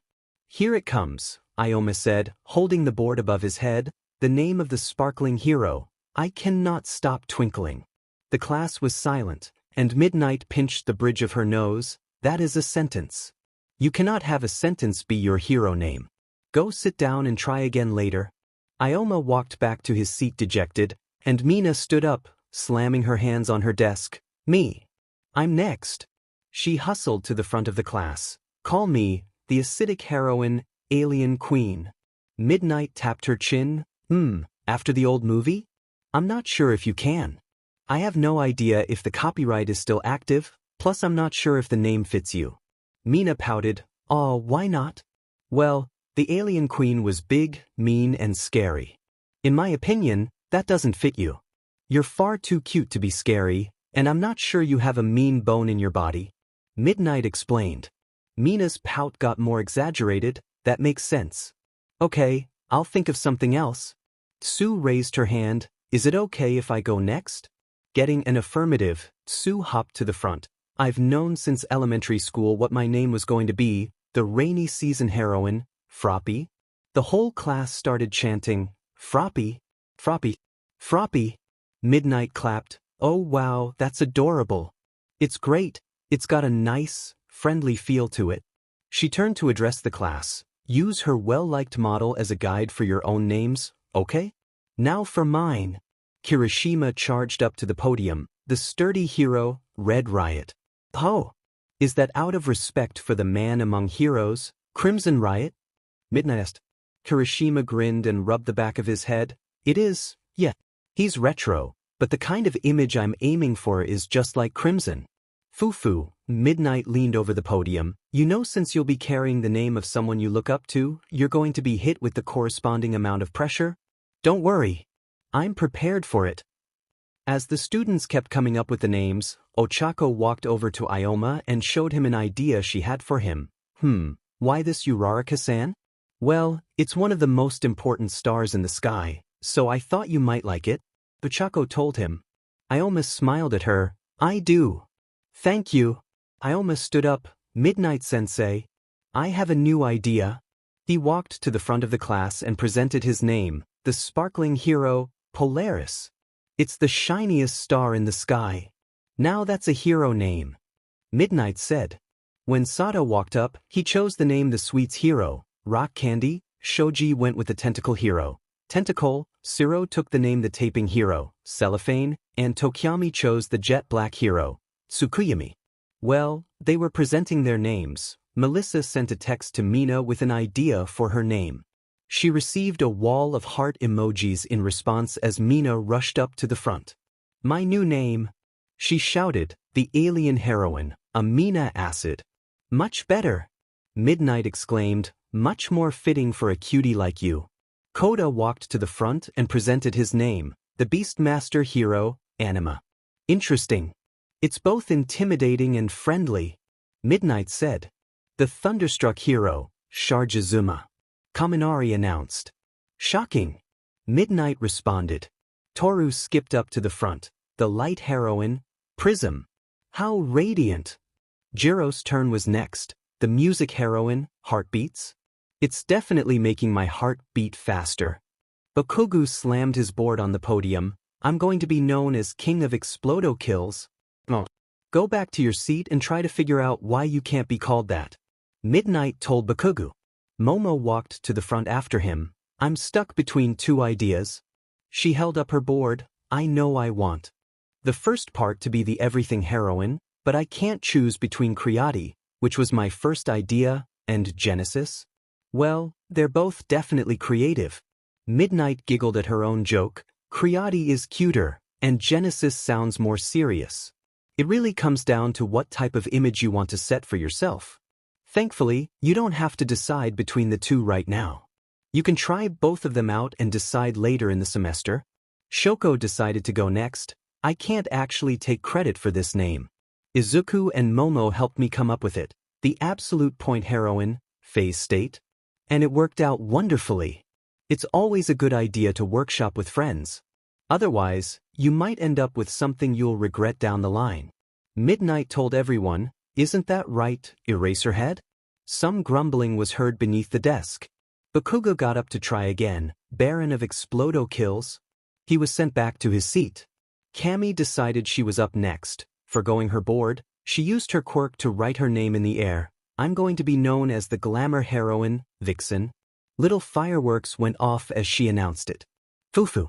How interesting, a girl after my own heart. Midnight swooned. Cammy smiled at her. Well, you are my favorite hero. Midnight winked at her as Cammy went back to her seat. Well, who wants to go next? I do. Himiko said, practically bouncing to the front. I want people to call me the vampire heroine, Nightwing. Knight as in the old European soldiers? Midnight asked. Himiko nodded. The name has a bit of deeper meaning for me. She smiled at Izuku. So that's how I want it? Well, it's very thematic, an undying night to protect those traveling in the dark. Midnight said, posing like she was on the cover of a romance novel. I love it. Melissa presented her name next. I put a lot of thought into this, and I'm confident I can live up to the name, the eternal heroine, Athena. Those are some big shoes to fill. Midnight said, giving Melissa a knowing look. Well, someone has to do it, Sensei. I suppose you're right. Well then who's next? Midnight asked. Ida unsure. How about you? Ida stayed in his seat, head down. I'm just going to go by Tenya for now, Sensei. Are you sure? Midnight asked. Ida nodded, and she continued, I understand. Well, we've only got 2 left, who's first? Izuku nodded at Ochako, giving her the go-ahead, so she got up and stood behind the podium. Well, like Yamomo, I've got 2 ideas. The first is the gravity heroine, Uravity, and the second is the orbit heroine, Galaxy. They're both so cute. Just like you. Midnight squeed, and like I told Yaoyorozu-san, try out both and see which one you like more. I got something. Bakugo shouted, cutting off Izuku from standing up as the blonde marched to the front. The explosive hero, Ground Zero. That's much better. Midnight exclaimed, did you come up with that yourself? She asked incredulously. No, Bakugo said, shooting a quick glance at Kirishima, who gave him a thumbs up and a wide grin.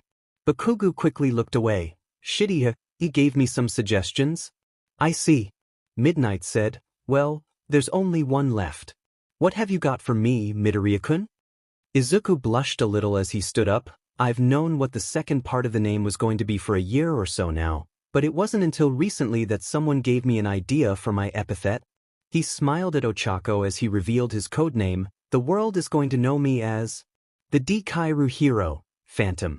After choosing their hero names and sorting through their requests, the students of Class 1A could be found sitting in the cafeteria with their respective cliques.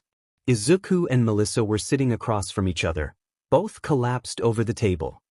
Himiko was rubbing Izuku's back. How you doing? Izuku just groaned, so Melissa answered, so many requests. There are some from heroes I've never heard of, Izuku said. That is strong to believe. A new voice said. Hey, Psycho. Himiko greeted, sliding between herself and Izuku to make room for the tall girl. You know everyone here, right? Psycho took the seat graciously and embraced Himiko on the cheek. I believe I remember everyone. It's nice to see you again, Momo. Momo smiled at her. It's nice to see you as well, Psycho-chan. Momo and Psycho had met plenty of times during the student rep meetings. Plus, they had seen each other the day before when they were reintroduced to each other as Izuku's girlfriends. Thankfully, they got along very well. It was also when Izuku decided to reveal his secret to Momo. She spent the next few hours squeezing the half-life out of him. Izuku turned his head to look up at Psycho. How was your morning, Psycho-chan? It was Izuku's turn for an embrace on the cheek. Quite well. We picked our hero names this morning. Hell yeah, we did. A disembodied head landed on the table, causing a few people to let out yelps. You're looking at the lizard hero, Reptilia? Psycho pinched the bridge of her nose. Was that really necessary, Setsuna? Everything I do is necessary. Regardless, we did indeed choose our names today with the assistance of present Mike Sensei. Psycho told them, I've chosen the moniker, the IQ heroine, Tenjin. What names have you taken? Setsuna flashily reassembled herself between Mina and Toru while the Class 1A students shared their chosen names. Then Psycho learned of Izuku and Melissa's predicament. Well, that explains the so few requests for my class. Do you have any thoughts on who you will likely go with? Izuku and Melissa groaned in unison, so it was up to the others to answer the question. Mine was pretty easy to pick once I saw who sent me a request, Himiko told her. Who sent it to you? Ochako asked. Himiko looked her in the eyes, then reached out and poked her nose. Boop. Ochako blushed, and Himiko giggled. That is a secret, my dear Chaco. What about you? I think I'm gonna go with Gunhead. I'm hoping he'll be able to teach me some of his martial arts style. Ochako stood up and did some air punches. I thought about going with 13, but I need to step outside my comfort zone. Learning to fight properly will only open up more opportunities for me. That's a great idea. Mina shouted, standing up and doing exaggerated martial arts moves with Ochako. While that was going on, and the moves were only getting more ridiculous, Momo brought up an issue she was having. I'm trying to decide between Fat Gum and a request from Sir Night Eye. Both would probably be good picks for you. Izuku said, Fat Gum would definitely be able to accommodate your dietary needs, and he's an accomplished hero. He's also a very tactical hero, but also a more of a reactive fighter. And Sir Night Eye is a genius. His whole fighting style is based on that and his ability to predict what people are going to do. Melissa told the heiress, that might be good for you. Fair warning though, Uncle might told me that he has a unique sense of humor. That does sound like what I need. Thank you, Melissa-chan. Momo thanked her friend. Happy to help. If it provides more incentive. I also received a request from Sir Night Eye. Psycho spoke up, and I have more to consider about it now as well. Momo smiled, that does sound like it would be fun. I actually got one from Yoroi Musha. Mina announced. That's so lit. Cammy congratulated the pink demon. I'm camping here and working with Midnight. It's gonna be so rad. I'm hoping. She'll teach me how to use a WHP. She then winked at Himiko, who blushed. Where are you going, Turu-chan? I'm keeping it a secret like Himiko-tan. Turu responded, deflecting the question towards Tsuyu. I got a request from the sea hero, Selkie. Tsu told her, the sea is my specialty, so I think it's a good match, Karo. The frog girl turned towards Jiro, but what about you, Kyoka-chan? You look like you're worrying over your pick. The punk girl sighed in response, kind of. I only got 4 requests, and I'd prefer to get my boots on the ground. But I need some help with the maintaining appearances side of things if I want to be a music hero. So I'm going with Iwabami. She's the most celebrity-like hero. That's a very mature way to look at things, Kyoka. Momo told her, though I'm not sure what you mean by music hero. Kyoka perked up a little. It's something I've been thinking about. But I want to be a hero and a rock star. I've always thought music can save people in ways that heroes can't, so I thought, why not do both? There's a first time for everything, right? Her voice turned a little shy as she finished, and her jacks began to tap nervously against each other. That's really cool, Jiro-san. Izuku told her, and I will say right now that I will be the first person to buy every album. Kyoka snorted, thanks, Green. Izuku turned to a newer addition at their table. What about you, Shoko? Do you have any idea who you're going with? Shoko looked up from the soba she was enjoying, slurping another noodle before answering. Unfortunately, I think I'm going to have to go with my father. I've neglected my fire for too long, and whether I like it or not, he's the best person to teach me how to use it. Himiko reached over and placed her hand on Shoko's. Are you sure? I know how tough it can be with that kind of parent. Her statement drew some attention from her friends. A little bit more information on the girl from a PRD of time she didn't like talking about. Shoko nodded, I am sure. But I appreciate your worry. Of course. And call me if you have any trouble. I am offering you 1 free stabbing. I'll stab anyone you want. Everyone at the table laughed, and Izuku let out a half chuckle and half sigh. Himiko, please don't try to stab the number 2 hero. He might deserve it, but I'd really prefer my girlfriend not melted. I make no promises. On-the-job training. Today's the day. The heroics classes were waiting in one of the largest train hubs, all waiting to head off to their internships. You've all got your costumes, right? Aizawa asked. Obviously, wearing them in public is prohibited, and you shouldn't lose them either. Good Theat. Don't stretch out that got it, Ashido, Aizawa said. Mina stuck her tongue out at him. Aizawa ignored it and continued, Please remember to be respectful. Everything you do will reflect on the university. Now get lost. Everyone began to disperse to the trains they needed to take, and Izuku called out to Ida before he could leave. Ida, if you need someone to talk to, you can talk to us. Izuku gestured to him and Ochako, who had joined him. Izuku and Ochako had been talking about Ida for a few days. When they learned what happened to Ida's older brother, they tried to reach out, but Ida refused to discuss it. Ochako nodded. We are your friends. We will listen. I didn't know it then, but I wish I would have tried harder to reach out to Ida then. It was something I was going to come to regret all too soon. Ida paused, then turned around with a smile. Thanks? And that was it. Ida turned around and walked off.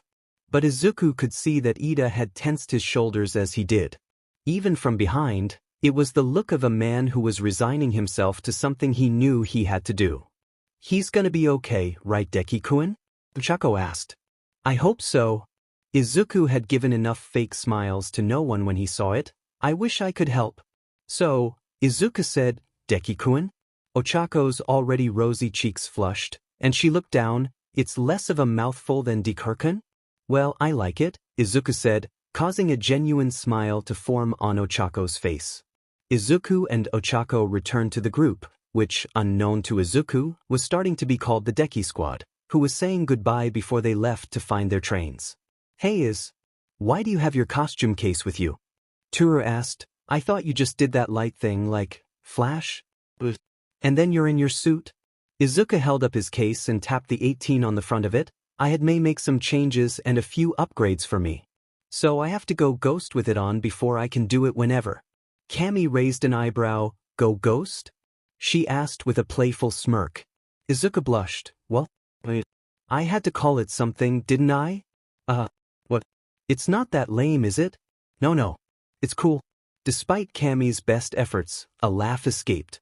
Izuku laughed with her and playfully shoved her shoulder. She returned the push, and the two devolved into a small shoving match, laughing as they attempted to move the other. It was broken up by a series of dings playing over the train station's loudspeakers, the 5-minute warning for them to find their trains. All right, we gotta go. You're going my way too, right, Ochako? Mina asked. Come on, Mina. Ochako told her. Mina linked her arm with Ochako, and the two rushed off. Everyone have fun at their internships. Ochako called over her shoulder. I'll see you all in a week. Melissa said her goodbyes as she ran off to find her train. Toru waved wildly at her departing friends and turned to Himiko. We've got the same train too, right? You ready? Just a sec. Himiko pulled Izuku down to embrace him. Don't do anything stupid while I'm gone, yeah? Izuku smiled, leaning his forehead against Himiko's. You got it, Nightwing. Before you go, I've got something for you. Izuku pulled out a long, thin box. Himiko's eyes widened as Izuku opened it. Oh wow, she said softly. Inside was a necklace. Himiko slowly took it out to examine it.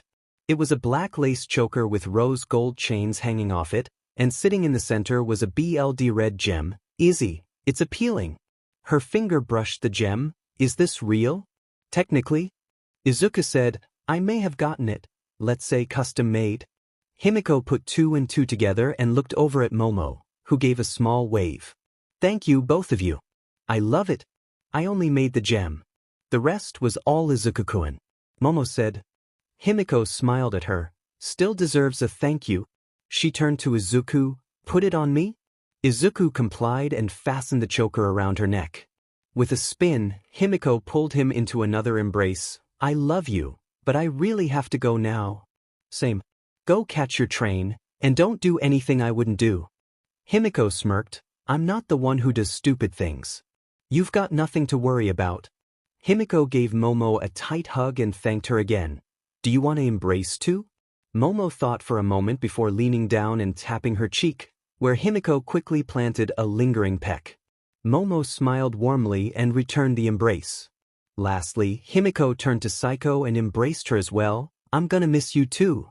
Saiko hummed happily into the embrace, and pulling away from that embrace, Saiko turned to give Izuku one as well. Can I expect such a gift in the future as well?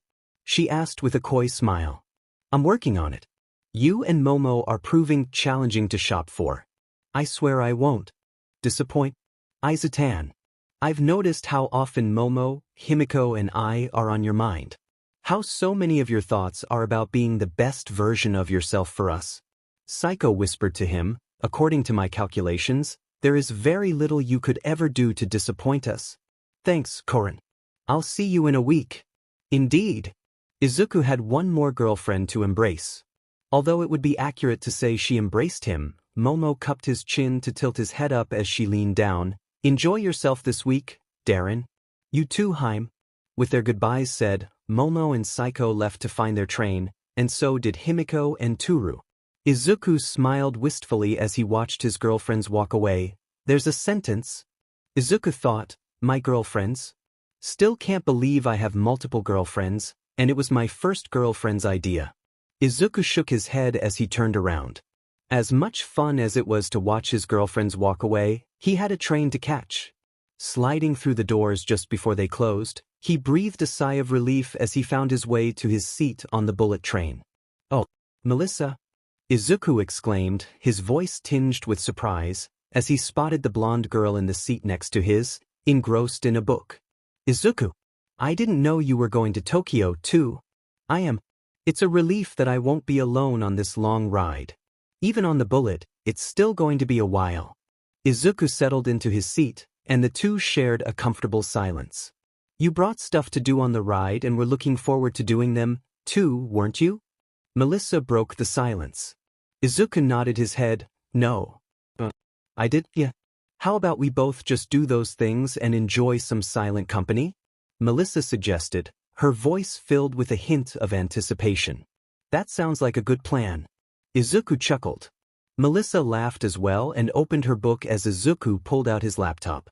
Both of them settled in to enjoy their train ride. Izuku and Melissa walked out of the train station in Tokyo. So I guess I'll see you back here when the week is over? Izuku said. For sure. We might even see each other on patrol at some point. Maybe. So I guess. I'll see you later then? Melissa giggled at Izuku, I'll see you later. The two of them took a moment to look at the directions on their phones and left to meet the pros they would be interning for, heading in the same direction. A fact they realized quickly. They both awkwardly laughed. Do you think this is going to keep happening? Izuku asked. I don't know. Let me see your phone. Melissa said, comparing the two locations when Izuku handed it over. We're going to the same place. But I thought that we were interning for different heroes. We are. I guess we'll figure it out when we get there. It was a half-hour of walking before they arrived at their destination. A building with brown walls and dark glass windows. Its most notable feature was a billboard on the front featuring the Dragoon heroine, Ryukyu, modeling her clothing line, Dragwar. The Ryukyu agency, Izuku said in awe, I still can't believe she sent me an offer. I still can't believe my offer either. Let's go in. I want to see what's going on. They walked through the doors and found themselves in an appealing lobby. It was a dull red and markedly Chinese in design. The front desk was near the back of the room near the elevators, and there were a few waiting areas spread out. It was complete with pillars that had golden dragons wrapping around them, statues of guardian lions, and a few potted plants. Behind the front desk, a receptionist was busy typing away at her computer as Izuku and Melissa approached. I'm sorry. There are no tours scheduled for today. Please come back on another day, she said without looking up. We're the interns from UA. I thought Miss Ryukyu was expecting us? Oh, the receptionist exclaimed, finally looking up, 8,000 apologies. My name is Yamamoto Himari. Please go right up. Ryukyu-sama is on the 3rd floor. The elevator doors dinged. She's actually right here. Dressed in her hero suit, the Dragoon hero herself stepped out of the elevator. Hello, Midoriya-san. I'm glad you could make it. She was a slim woman with chin-length blonde hair held back by her iconic headband, which looked like dragon claws and covered the right side of her face. Her outfit comprises a dark red traditional qipao with a pale green scale trim around her shoulders. She had knee-high black boots, a pouch strapped to her left thigh, and long, white arm warmers that went up to just below her armpits. Seeing her close-up for the first time, Izuku noticed multiple spiked cartilage piercings decorating her left ear, and her eyes were like Himiko's. yellow with slit pupils. Izuku could barely contain his glee at being face to face with the number 9 hero. I'm honored to be here. I'm honored just to be sent an offer. I promise I'll do my best. Izuku bowed deeply and blushed as his stutter made a return. It's not going to happen again. I swear. I have no doubt you will.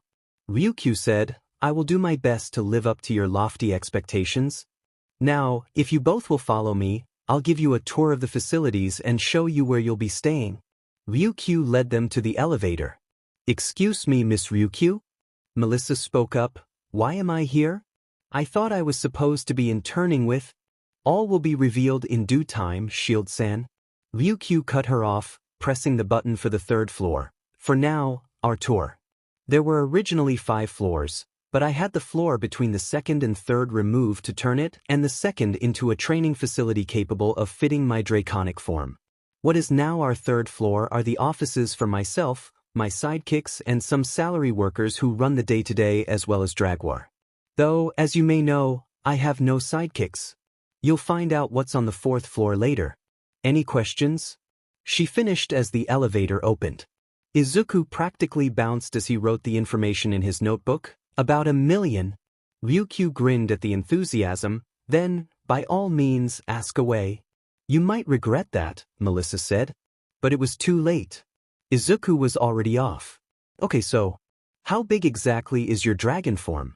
I've found estimates but never any answers. Do you have any idea why you transform into a Western dragon? You seem much more enamored with Eastern-style ones. How tough is your dragon skin? Does that relate to thickness, or is it like dense scales? How durable are your claws? Obviously, your strength increases in dragon form, but does your strength increase in base form? Do you have the ability to transform partially? I've never seen you do it before. Have you ever thought of trying it? How does the conservation of mass work? I mean, you can't weigh the same in both forms, can you?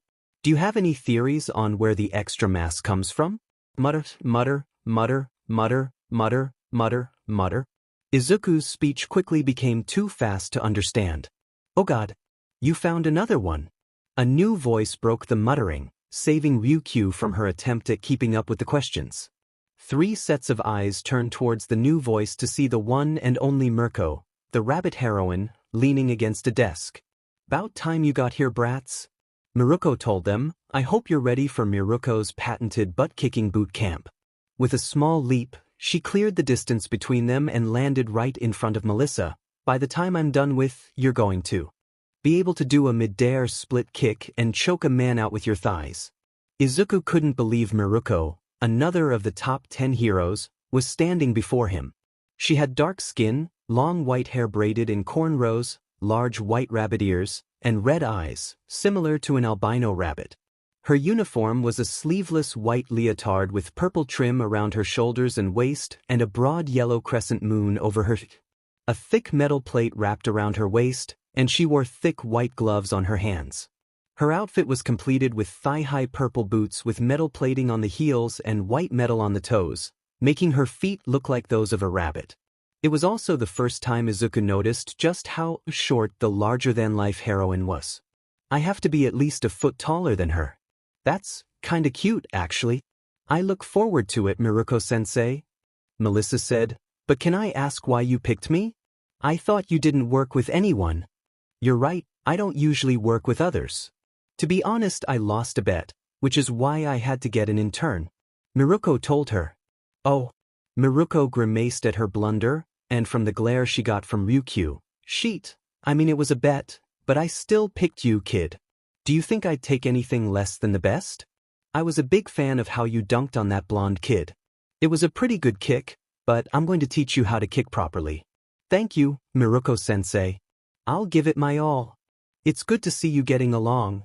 Ryukyu smiled at them. As for what you'll be doing here, tomorrow morning, I'll introduce both of you to the more tedious aspect of being a superhero. The paperwork. And while you brats do that, I'm going to kick some butt until that afternoon. Miruko told them. Rumi, you have paperwork to do as well, Ryukyu said with a stern voice. But, Rumi, Miruko's ears drooped, and she lightly kicked the ground. Fine. Good. After we are done that, we will test your abilities in the training room. I'll test your quirks, while Rumi will test your martial abilities. We need to see what your skills are for ourselves first. Ryukyu explained. Then next will be pure training, then for the rest of the week, the mornings will be for training, and if we believe you are ready, we'll take you on patrol in the afternoon. Izuku and Melissa grinned at each other. We won't let you down, Izuku declared. Wait, you never said why you're using Ryukyu's agency? Melissa said. I don't have my own agency, but Ryuko was kind enough to let me use hers. It was part of our bet after all. Miruko squeezed Ryukyu's shoulder as she talked. Oh, that's right, Izuku said, slamming his fist into his palm. You're a new type of hero.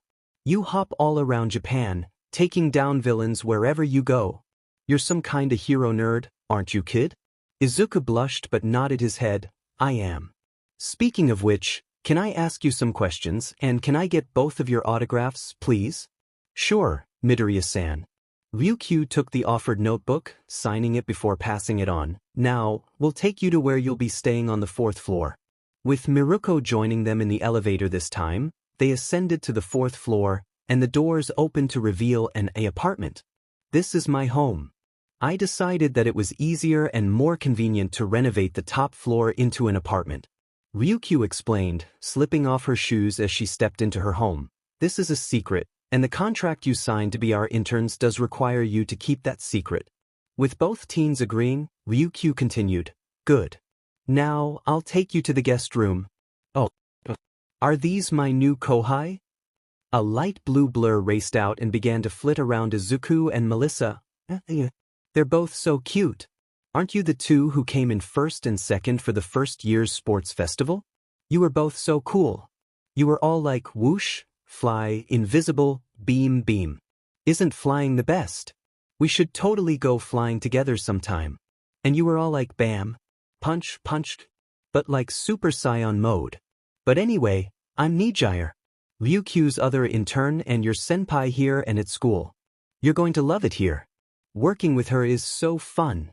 She's taught me so much stuff. You can call me Nijire-chan. Nijire-senpai. Maybe just Nijire? Wait, I've got it. You're going to call me Nijire, Nekken. The woman now known as Nijire was about the same height as Ryukyu. She had royal blue eyes and periwinkle blue hair that reached down to her knees and twisted around her waist. The way her bangs curled around her face reminded Izuku a little of Ochako. She was dressed in a beige skirt that reached mid-thigh and a pale pink hoodie. She finished her outfit with a pair of white socks.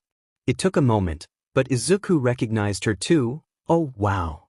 You're Heido Nijire. One of the UA's big three. I've seen you at the sports festival. Your quirk is so cool. How did you figure out how to use it to fly? What kind of energy is it? It moves like nothing I've ever seen before. Does it spiral on its own, or is it something you do consciously? Can you unspiral it? Their conversation sped up until it became unintelligible to the other's ears. It continued until Ryukyu cleared her throat. As interesting as this, don't you have somewhere to be, Nijire? Nijire exclaimed, her hands shooting to her face. That's right. I have to get back to campus. We'll finish our chat later, Greenie. With some swirling energy around her feet, Nijire zoomed off. She returned briefly carrying a costume case, hugged Ryukyu and was off once again. Ryukyu sighed with exasperation and a sense of fondness. She never seems to slow down, and before you ask. It's standard protocol for other interns to return to campus during the first year's first internship. Now, I believe I was going to show you to the guest room. Himiko was breathing heavily, leaning down with her hands on her knees.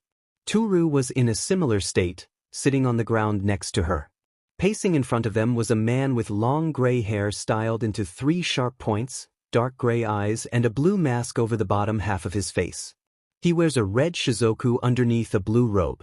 His arms are covered in a thin dark cloth that tucks into white forearm sleeves, and red straps are attached to his belt and robe, extending outward. Attached to his right shoulder is a gold kabuki mask depicting an oni. He wears a long red scarf with a white patch on the front, and he completes his outfit with a pair of blue socks and yellow Zori sandals. Number 5 on the Billboard chart, the ninja hero, Edshot. your spatial awareness needs work. Toga-san, your reaction time is adequate for your current skill level. Hagakure, yours needs work, and it will be improved when we are done here. Shot told them. Hagakure, you are quite proficient in judo. Third, Dan, if I am not mistaken? That's right, sir. You can tell that? Toga-san, you use Southern Tiger Kung Fu. Trained by Sir H. Tigress? Edgeshot's words carried a weight of recognition, acknowledging the impact of Himiko's past training on her current skills. Himiko's jaw dropped in awe. You can tell who my sensei was? How? And please call me Himiko, she added, her voice filled with a newfound respect for Edgeshot's abilities as an afterthought. Edgeshot nodded and stopped in front of them. Of course, all Emesters know each other. Is that not common knowledge?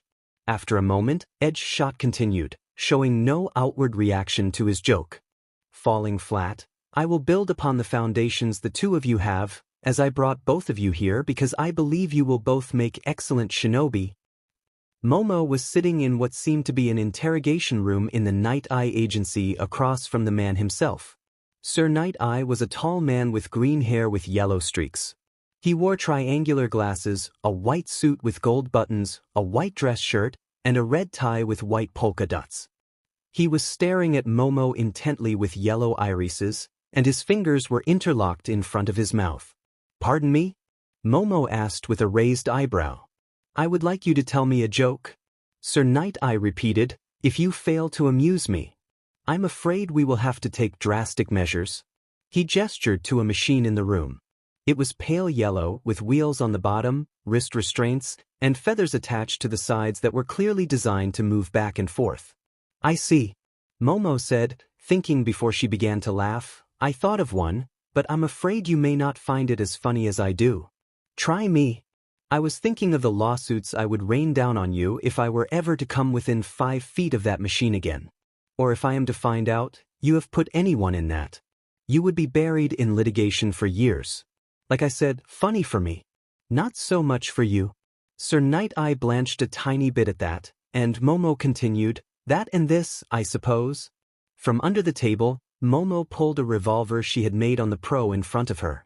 Sir Night Eye's eyes widened in genuine surprise, and he flinched as Momo pulled the trigger. Bang! With a small pop, a rod shot out from the end of the gun, and a red flag unraveled from it, with the word bang written in cartoon lettering.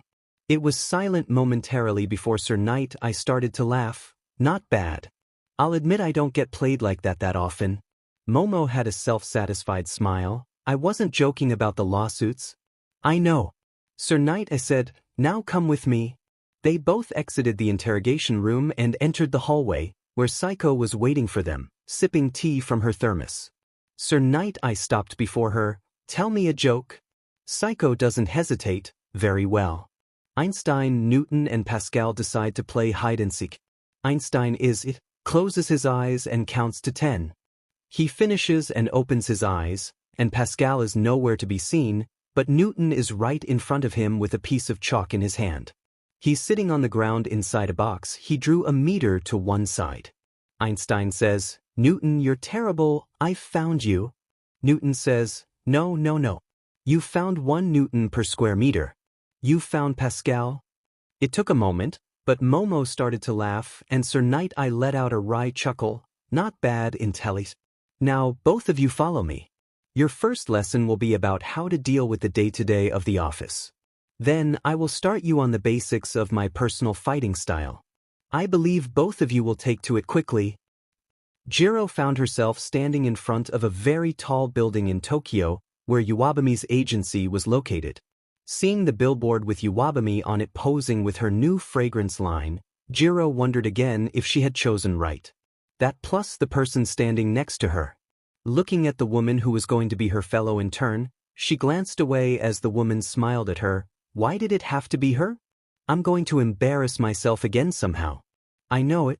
Itsuka was a little confused at how Jiro looked away again but decided to brush past it. So, are you looking forward to this too, Jiro-san? I'm sure that Iwabami is going to have a lot to teach us. Yeah. I'm sure she will. I'm mostly just hoping that she can teach me how to do interviews and the like without making a fool of myself. So I don't do things like yell at people for making stupid sexist comments during interviews, or just blurting random things out like when I said that you were hot. Jiro caught herself just a little too late, biting her lip and blushing. Itsuka chuckled a little. I'm sure that she'll be able to help. She's always come off so well in her interviews. And as for the other thing, I wouldn't worry about it. It was really no big deal. I'll just take it as the compliment it is. Right? Thanks. Let's go up yet? Itsuka nodded, and the two of them headed into the building. After a brief chat with the receptionist, they rapidly ascended via the elevator to see their new sensei. The duo found Iwabami sitting in front of a vanity in a makeup room, touching up her makeup. Hello, darlings. I trust you had no trouble getting here? No, ma'am, Itsuka said while Jiro shook her head. Wonderful. Iwabami exclaimed, clapping her hands once and turning her chair to face them. Now, I assume you're wondering why I sent you requests, and I do have my reasons. But I would also like to know why you accepted them.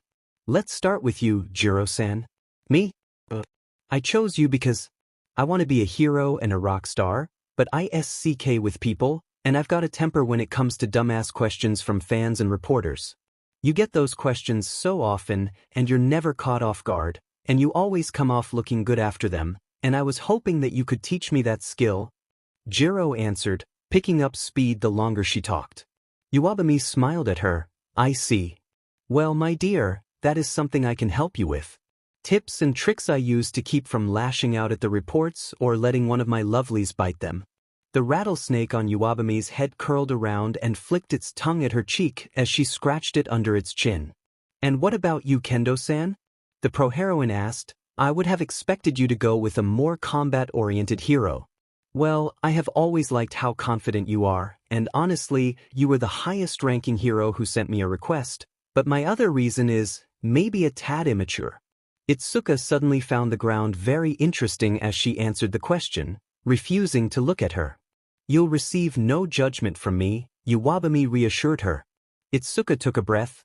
I was hoping you could help me appear more feminine. I know it's dumb, and it's never super bothered me or anything, but sometimes I just feel too tomboyish. So, I figured who better to help me than the supermodel heroine. I see. Well, firstly, I must tell you that femininity is what you make of it, my dear. Just because you may be a better fighter or more muscular than some men or a perfect hourglass figure does not make you more or less feminine, nor does having what is considered traditionally masculine or feminine hobbies and interests. So, while I will not be able to make you more feminine, what I can do is try and help you be more comfortable in your own skin. Iwabami told her. That actually sounds really nice, Itsuka said. Iwabami stood from her seat and stretched her hands above her head. Now, as for the reasons I picked you. Jiro-san, I noticed during your performance at the sports festival that you have increased hearing, so I am going to teach you how to properly conduct search and rescue for trapped civilians during emergencies. What signs to look and listen for with enhanced senses. And as for you, Kendo-san, my reason may also be a tad immature. Iwabami giggled behind her hand. During your fight with the green-haired boy, I observed that you may have a crush on him, and I simply adore a good love story. Itsuka went neon red and tried to stammer out a denial while Iwabami just laughed, and Jiro's eyebrows shot up. What is about green that all girls seem to find irresistible, and where can I get it? She thought. Oh, I almost forgot. Iwabami said, there's also the fact that I needed at least 2 cute girls to star with me in my new commercial. We'll be shooting it at the end of the week. What? In a dojo dressed in a GI, Ochako was moving through kata while being instructed by the pro-hero Gunhead. You're doing great, Ochako-chan. Keep it up. Gunhead cheered. I still can't get over how cute he talks, Ochako thought to herself. You again. Kirishima and Tetsu shouted at each other as they both arrived at the Fourth Kind Agency. The morning for Izuku and Melissa had honestly been a little dull as Ryukyu talked them through the basic paperwork pros had to do daily. There were reports about their patrols even if nothing happened, and extra reports if they did encounter something split into different categories, from purse snatcher to supervillain. Then, there was the paperwork for the agency. It was mind-numbing. The only amusing part was whenever Ryukyu nailed Miruko with a RBB band when the rabbit heroine would fall asleep doing her own paperwork. That amusement had faded now that Miruko seemed to be taking out her frustration on them. Melissa was sitting on the side, icing her shoulder while it was Izuku's turn to spar with the demon bunny. No energy beams or flying. Izuku weaved around a punch, and his retaliatory strike was blocked. A quick shove sent him stumbling back. This time, he had to hastily JRK away from Miruko's kick and decided to create some distance, his hands glowing briefly before he remembered the rules. His breathing room was cut short as Miruko was once more on him in seconds. You have to be more aggressive in a hand-to-hand fight, kid. Come at me with the intent to destroy me. Until you're a big name, crooks and villains won't run. They'll come at you with everything they have. You have to be ready to fight like your life depends on it at the drop of a hat. Yes, sensei? With renewed vigor, Izuku started fighting back again with more ferocity, making Miruko give a feral grin, and as the fight went on, Izuku began to return. That's it, brat. Keep it coming. Embrace your inner animal. There's no room to be a PP in this line of work. Miruko shouted, to always come out on top, you need the will to effing survive.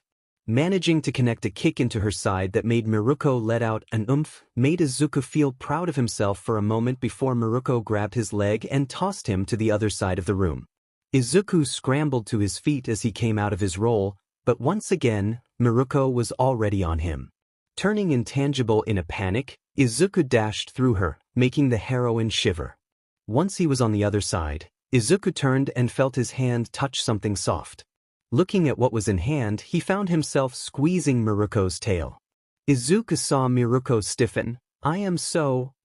His sentence was left unfinished, as in the blink of an eye, Miruko's heel connected with his ist, sending him careening through the air and crashing into the wall.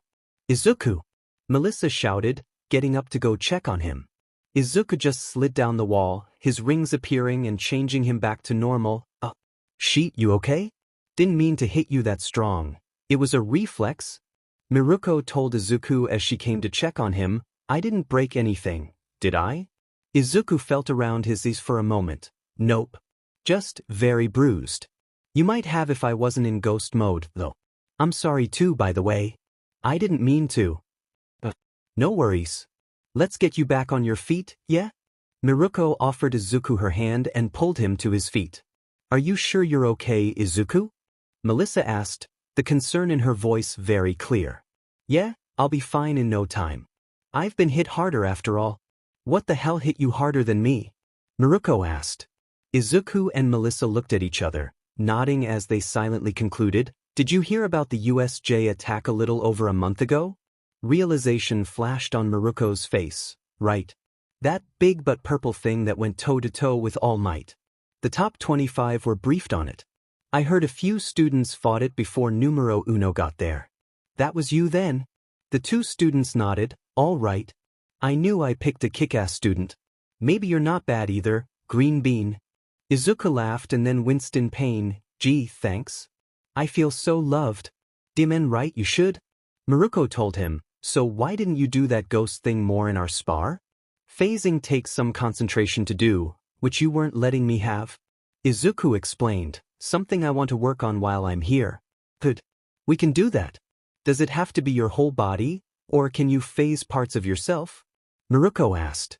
I can do parts, but that takes even more concentration. I've been working on that for a while now. We'll add it to the list. Now let's go get you some ice.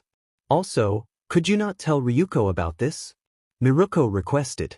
Not tell Ryuko about what? Looking at the three of them with Miruko supporting Izuku as they left the training room was the Dragoon heroine. Sheet. After seeing Miruko get chewed out by Ryukyu, which was an experience, Izuku and Melissa were shown where the showers were to wash up. They then had dinner with the two pro-heroes from Ryukyu's favorite takeaway place. The four of them then watched a movie together using Ryukyu's rather impressive home cinema. After that, the two teens retired to the room they were sharing for the week. Thankfully, there were two beds in the room, one queen and a double. Izuku had volunteered to take the double the night before. Melissa tried to argue, but he was quick to point out that she needed the sleep where he didn't. Melissa was currently passed out in the queen bed while Izuku was sitting up in the double, leaning against the wall, looking down at his phone.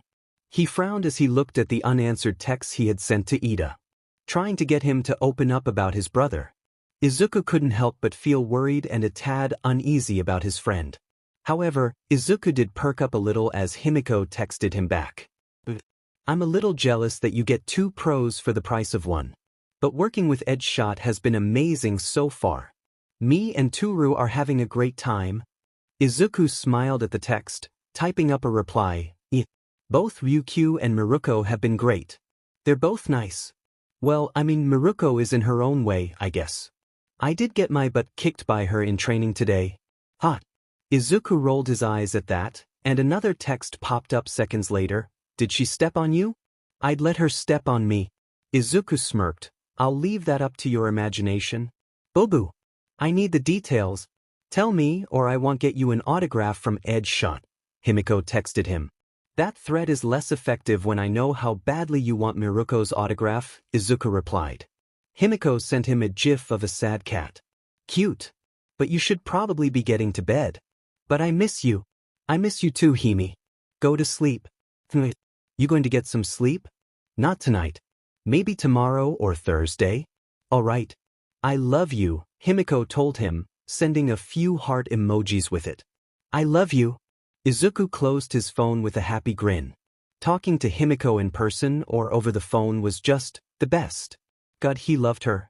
He lounged in bed for a little longer before deciding to get a glass of water.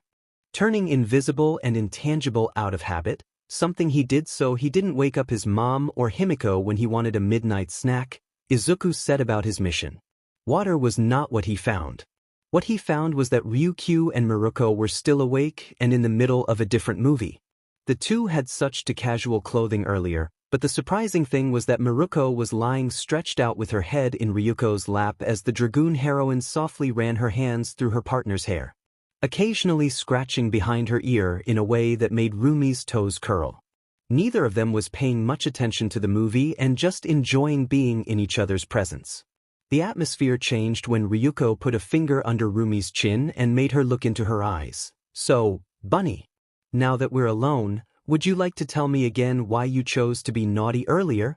Rumi shivered under her partner's intense gaze. I told you. He squeezed my tail, and I just reacted. Ryuko hummed. Yet you always react so cutely when I squeeze it. Rumi blushed. That's different. Did you like it? What? Did you like having his hands on your tail? Did you enjoy having a man's hand touch such a sensitive part of you, pet? Did his strong hands make you wet? Rumi squirmed, but before he could hear her answer, Izuku left. Finally, he is able to gain control of his mental faculties after witnessing that. I should not have seen that. Izuku thought to himself, why did I stay? What were you thinking? You weren't thinking. Another part of him thought, how could you? All the BLD was somewhere else. Izuku shook his head to get rid of thoughts. You promised yourself that you wouldn't use your powers to be a creep. Just forget you ever saw anything and meditate in bed for a while. Yeah, that'll work. It did not. Momo and Saiko were sharing a room at the accommodations Sir Night Eye provided them. Saiko was resting on her side in bed while Momo was tossing and turning, trying to get to sleep, eventually letting out a frustrated sigh. Is something wrong, Momo? Saiko asked without opening her eyes. Yes and no. Momo told her, I suppose it just feels foolish. Perhaps talking about it may help? Saiko questioned. Momo sighed again, you're right. This bed feels empty. Empty? Yes. And I've only shared a bed with Izuku a few times and with Himiko there as well. Momo explained that I'm having trouble sleeping without them by my side already. It sounds foolish, does it not? Through a certain lens. But through another, it could be viewed as romantic. Saiko finally opened her eyes, though I am surprised to hear that you have already shared a bed with both of them. Momo flushed, no. But not like that. We simply slept in the same bed. Their presence was quite comforting is the best word. And warm. Like there was nothing in the world that could disturb you. Exactly. I'm glad you understand. If it would help at all, you may share my bed for the night. Or perhaps the duration of our stay, if you prefer. Psycho offered. That sounds nice. Are you sure? Psycho scooched over to her bed and opened the covers. I am. After all, based on what Himiko wishes our relationship to be, we are girlfriends now as well, are we not? Momo sat down on the edge of Psycho's bed. I believe we are. I admittedly have not thought about it before now. Are you attracted to girls, Psycho-chan? Psycho hummed again. Well, I do find women's bodies pleasing to look at. I have never been sexually attracted to them the way I am to the male form. However, I am not opposed to experimentation, as I find embracing Himiko quite enjoyable. Would you like to be the big spoon or little spoon? The little spoon.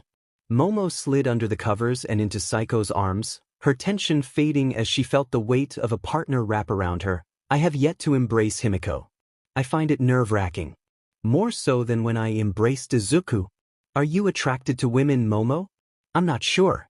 I never considered it as a possibility before Himiko brought up the idea of sharing. I've read about it in books before, but it's always been expected of me to carry on my family name by producing an heir. Momo explained. As Momo said that, Psycho could feel the eye roll and listened intently as Momo continued. Now that it is an option for me, well, it was always an option, but oh, you know what I mean. It feels like a whole new world has been opened up for me, and I find myself noticing things about other women now that I never thought about before. It's given me a lot to think about lately. One's own emotions are often the most difficult things to process. If it makes any difference, I am attracted to you. Psycho revealed. But I thought you said you weren't bisexual. I'm not. Tell me, do you know what a sapiosexual is? It's someone who is attracted to intelligence. I see. Indeed. And I find your mind to be dazzling. Momo could feel her cheeks heat up, and her heart beat a little faster. Your mind is appealing as well, Psycho-chan. Thank you for telling me. I think it will help. And the talking has helped. As well as the cuddling. Thank you for this. Good night, Psycho. Good night, Momo. It was time. Their first patrol. Tuesday and Wednesday had been spent sizing them up, and now Izuku and Melissa could barely keep still. Taking his costume out of his case, Izuku admired the changes the May had made to it for him. He suited up and let his rings wash over him before he left the changing room. Oh, looking good, Izuku. Melissa complimented him. Thanks. I'm glad you like the changes. I think it looks good too. While still black overall, the LTD lights and CHST plate were gone. He replaced the previous CHST plate with a dark green one that rested just above his sternum and connected to the piece on his back. He now wore white gloves with green plams and accents connected to gauntlets on his forearms. He had gotten his shoes upgraded by May. They now featured reinforced soles. They still looked like his normal shoes, though they turned green when he transformed, but they definitely packed more of a kick now. It also now included a white utility belt with green pouches. He completed his new look with his favorite jacket and the black scarf Psycho had bought him on their date. However, it also had been palette swapped into white. There's just one more thing, Izuku said, tapping a button between his clavicles. His new mask formed over the lower half of his face. It looked like a menuroi the samurai once wore. It was black, and while it didn't cover his eyes, it did go up the bridge of his nose. It had a wide-set nose and a scowl with dull gold teeth and fangs under it. The two fangs on top curved in before flaring out, and the ones on the bottom flared out before curving in slightly. It was completed with a rope wrapped around the bottom and sides. In the past, it would have helped keep it in place on a samurai. For Izuku, it was purely cosmetic. The only difference between this one and his family heirloom was that Izuku's was made of a sturdier metal, thanks to May's genius. DMN. Melissa said, that looks really cool, and I can see how it would be really scary for criminals to see. Especially at night. That is what I'm going for. Both of your costumes look good, Ryukyu said, walking into the room with Miruko. And they're quite well made.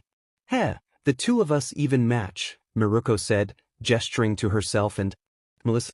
Are the two of you ready for your first patrol? Ryukyu asked. I don't think I've ever been more ready for anything, Izuku told her. Wonderful. Let's get started then, shall we? Ryukyu and Miruko led their interns to the roof of the building. Once there, Miruko began to stretch and looked at Melissa. "All right, kid. Are you ready to hop to it?" "Yes, sensei." Melissa cheered, pumping her fists. Miruko grinned. "Then follow me and try to keep up." With a single leap, the rabbit heroine cleared the space between buildings. Looking back, Miruko called to Melissa, "Come on, Athena. We've got no time to waste." Melissa looked back at Izuku, who nodded at her. "You've got this, Athena." Melissa smiled at him. "I'll see you later, Phantom." With a bit of her powers surging through her, gold flames wisping off of her, Athena jumped and landed next to Miruko, and the two of them kept hopping across the rooftops. "Well, are you ready, Phantom?" Ryukyu asked. "I am," Phantom told her. "Good." Ryukyu said, "Tell me, would you like to see something I've been working on?" Izuku pet his head. "Sure. Sounds like it might be interesting." Ryukyu took a breath and concentrated for a minute until a pair of draconic wings sprouted from her back. "There we go," she said as she stretched her wings. Izuku's eyes sparkled. "Wow. So you can do a partial transformation. That's so cool. Thank you. It's something I've been trying to accomplish for years. I'm glad that I've finally got it to a point where I feel comfortable using them in the field. Shall we go?" Ryukyu propelled herself into the sky with a few flaps of her wings. Izuku was quick to follow, flying up beside her, and the two took off in the opposite direction from Miruko and Athena. "So, how often do you actually run into criminals or villains on patrol?" Izuku asked. "On a good day, I consider it lucky if we run into neither. But typically, I tend to stop 2 to 3 criminals per patrol.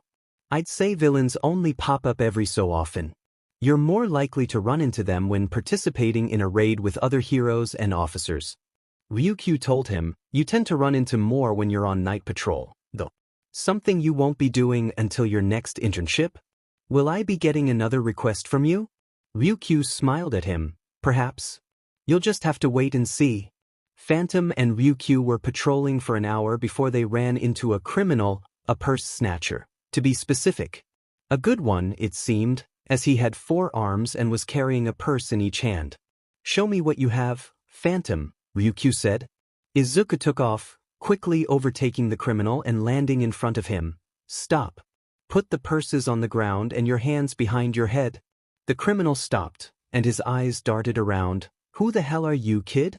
Get out of my way before you get hurt. You can call me Phantom. I'm a new hero." Izuku raised his hand, which began to glow with energy. "Now, I suggest you listen to what I said and surrender. This doesn't have to get violent." The criminal considered his options for a moment before he tried to make a break for it, making it about 2 steps before an ecto-beam connected with his CC, sending him sprawling to the ground. Izuku moved forward and put a foot on the criminal's back. "Are you going to listen now? Put your hands behind your head." The villain acquiesced to Phantom's request and soon found his wrists zip-tied together as the police were called. Ryukyu landed next to her in turn. "Well done, Phantom. How does it feel?" The villain's sweat dropped as he realized just how F-ed he could have been. Izuku retracted his mask and showed that he couldn't hold back his smile. "It feels great, Ryukyu-san. I'm glad. It's about to feel even better." Ryukyu nodded her head in a direction as 4 women caught up to them, a little out of breath.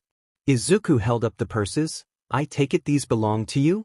The women thanked him profusely as he returned their possessions to them. "Are you a new hero?" One of them asked, "What's your name?" "You can call me the Dekairu hero, Phantom." The women thanked him again, and a few bystanders began to take pictures of the new hero and his mentor. After that, it didn't take long for a cruiser to arrive, and the criminal was loaded into the back. "Back to it?" Izuku asked his mentor. "Back to it." The two took off once more to continue their patrol. In a different location, 2 heroes looked down on an arms deal happening in a back alley. "Prism. How many of them have guns on them?" Himiko and Edgeshot were silent as they waited for Toru to respond. The invisible girl was down on the ground doing up-close recon. After a few moments, a sound was heard in their earpieces as Toru tapped her earpiece twice instead of giving a verbal response. "All right, I'll take the 2 with the firearms. You 2 have the rest. We go on my signal." Edgeshot instructed. "Are you ready, Nightwing?" Nightwing nodded in confirmation. Engage.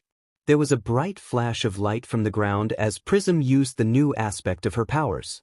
She followed that by slamming the trunk of the car where the guns were being sold before she engaged one of the crooks, quickly putting one in a sleeper hold as her partners leapt into action. Edge shot descended from the sky, wrapping his threads around one of the crooks with a gun to use like a grappling hook and pulling himself towards the crook and slamming his knee into the bad guy's face, putting him down for the count. Using his threads once more, he pulled a gun from another one's hands and then launched it back at him, hitting the crook in the head. Edge shot followed the thrown gun closely to ensure the criminal stayed down.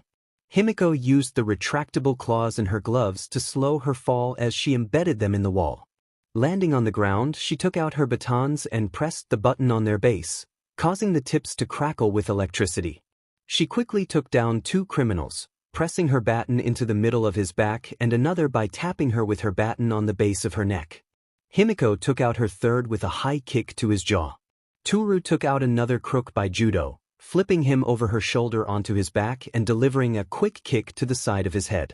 Edge shot finished the last 2 by wrapping his threads around them and slamming their heads together. Looking around at the incapacitated criminals, Edge shot nodded in satisfaction. Well done. Now, Prism contacts the police and then helps Nightwing secure the perpetrators. After that, it is time for a lesson on how to interrogate a suspect, the hero said, pulling up the arms dealer by the collar.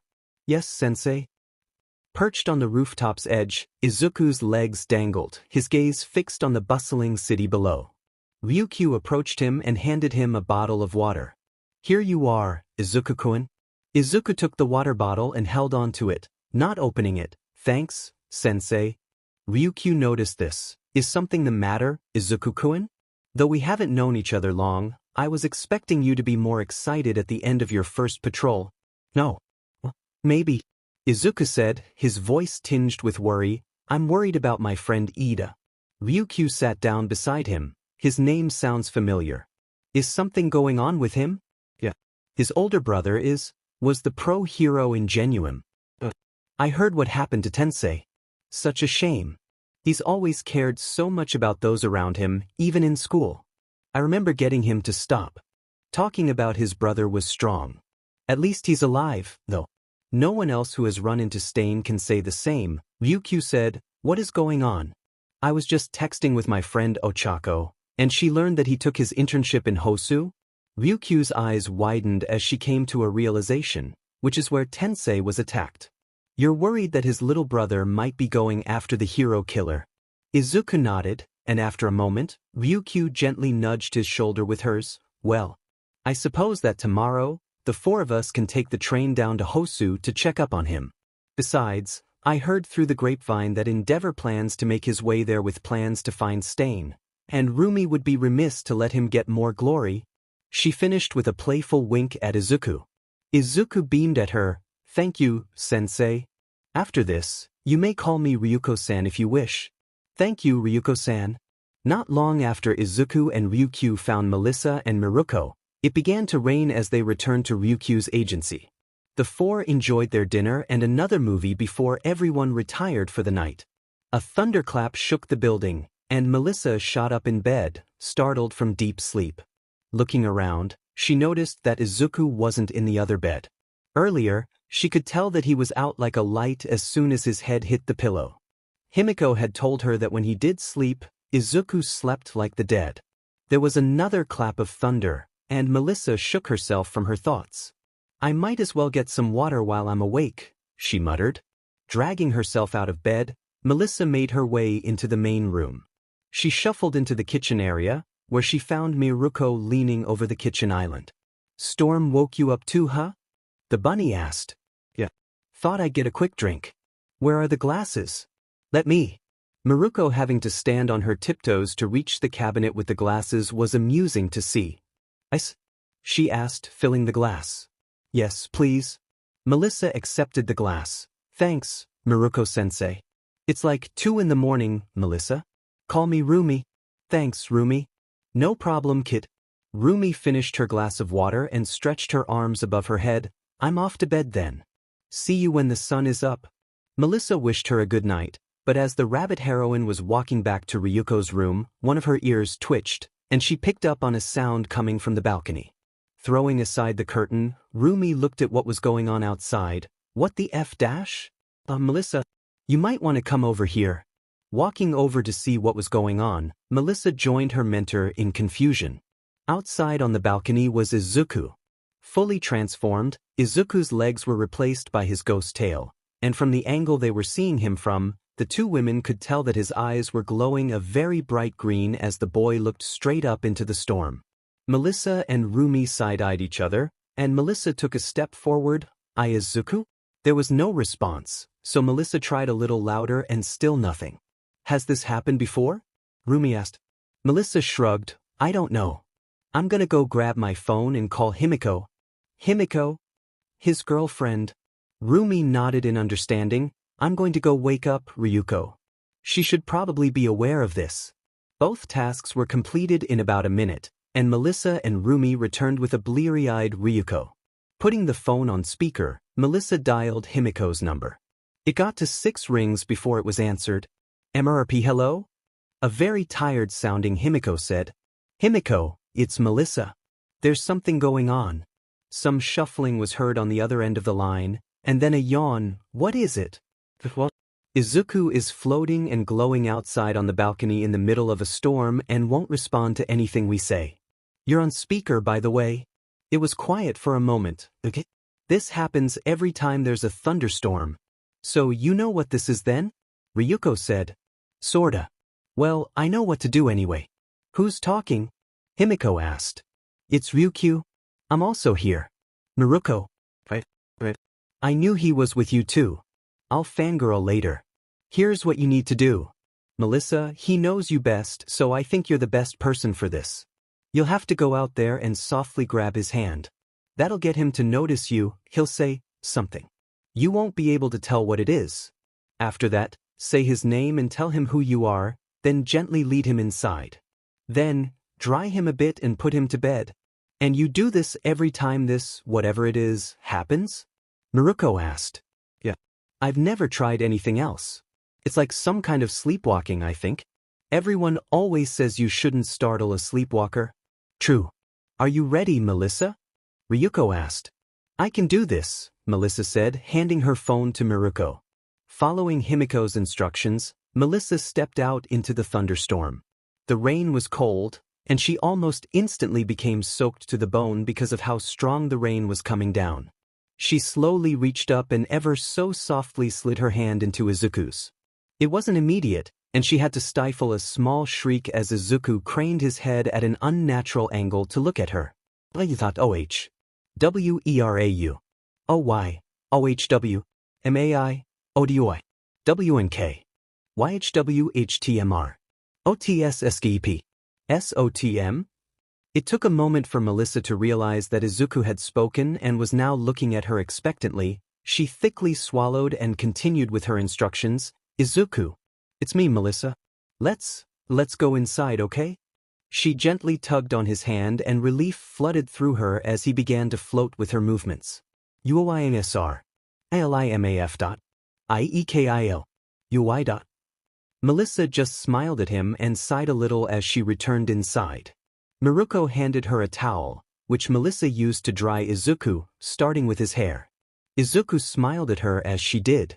Words, or what she assumed were words, came out of his mouth, making Melissa smile back at him. You're welcome, Melissa said, figuring he was thanking her. Once she was done, Ryuko came up and slowly wrapped a blanket around Izuku, though the ghost boy didn't even realize she was there. Melissa then led him to the couch, where she had him lie down. The moment he was horizontal, Melissa could see his eyelids droop. Good night, Izuku. Goodnight. Melissa said. That one sounded a little more human. Returning to her mentors, Melissa smiled thankfully at Rumi as the rabbit heroine began to towel her off. Ryuko held up her phone, and Himiko was still on the line. Himiko? Melissa said. It worked, he's asleep. There was a sigh of relief. Good. That's the first time it's happened without me there. You did good, Melissa. Thanks. But what was that? Even through the phone, Melissa could tell that Himiko was biting her lip. I don't know. It's like he's sleepwalking, but more? I guess? That's the best way to describe it. Mama Inko and I have taken to calling it ghost walking. It might have something to do with his quirk, but I don't know. Melissa could hear a deep sense of worry in Himiko's voice as the girl attempted to explain. And what does Izuku think of this? Ryuko asked. That's where it gets a little weird. Well, weirder anyway. How on earth could this get any weirder? Rumi asked. Well, when we try to talk to Izuku about it, he doesn't believe us, but it's like he can't believe us. Like he blocks out the conversation, and we have to have it all over again the next time. Himiko explained, you can try to talk to him about it in the morning, but he won't know what you're talking about, and it will be completely gone from his head within an hour. The three women shared a look, but Rumi was the one to ask, so, should we try to talk to him about it? It's really up to you, but in the last 2 years, I must have tried at least 20 times. Himiko told them, if you do try, can you let me know how it goes? Sure, Himiko. Melissa promised her, I think we should go back to bed for now. I'll let you know if anything is weird in the morning. Thanks. Night-sa. Melissa flushed ever so faintly at the nickname. Good night, Himiko. With that, the phone was hung up, and Ryuko, Melissa, and Rumi looked at each other. Do you think one of us should stay with him? The blonde asked. I don't think anything is going to happen. Nothing we won't be able to hear anyway. Ryuko said, I believe you were right when you said that we should all return to sleep. I agree. Rumi said, but don't worry, I'll sleep with one ear open. She winked at Melissa. All right, let's talk a bit more about this in the morning, then? Melissa asked. The two heroines nodded and returned to their room, leaving Melissa alone with the sleeping Izuku. It's almost strong to believe what just happened when he looks so content, Melissa thought as she looked at Izuku. She leaned over and brushed some of his hair aside. Sleep well, Izuku. Kendo sat down with a huff, leaning back into the cushions of a chair. That was a lot more exhausting than I thought it would be. Agreed. Kyoka said, taking off one of her boots to massage her foot. I knew stage lights were meant to be hot, but this just feels ridiculous. Itsuka undid her collar to try and cool down some more. Ugh, I swear I've never sweat like that before. I can't believe. This took us all day. And it's not over yet, ladies. Iwabumi said, looking as fresh as a daisy, we've still got to go on patrol to end our day. Go change and let's hit the streets. Both girls groaned but did as requested, heading off to change out of the clothes they had been given for the commercial they had just shot. It wasn't long before they were in their hero gear and out on the streets. This was Kyoka and Itsuka's third patrol with Iwabumi, and just like the other two, it was pretty boring. Learning with Iwabumi had actually been quite interesting. She certainly knew her stuff when it came to search and rescue. Knowledge of what to listen to and different types of sounds or vibrations that can be picked up on. More than just heartbeats and breathing, but also the slight shifting sounds that rubble can make, how to tell if it's still stable or about to collapse. To Itsuka's surprise, which she was a tad ashamed of, the Serpentis heroine even managed to teach her some things. Not about fighting, of course, but how to properly clear or even just hold debris so rescue workers could get the injured to safety. Well, while she may not have been a proficient combatant, and many people considered her to be just a celebrity, never let it be said that she wasn't a hero. The celebrity bit definitely made itself relevant when they were on patrol, though. Here, the word relevant means nuisance. Iwabumi over here. What can you tell us about your contributions to the upcoming Fashion Week? Smile for the camera. Are these your new sidekicks?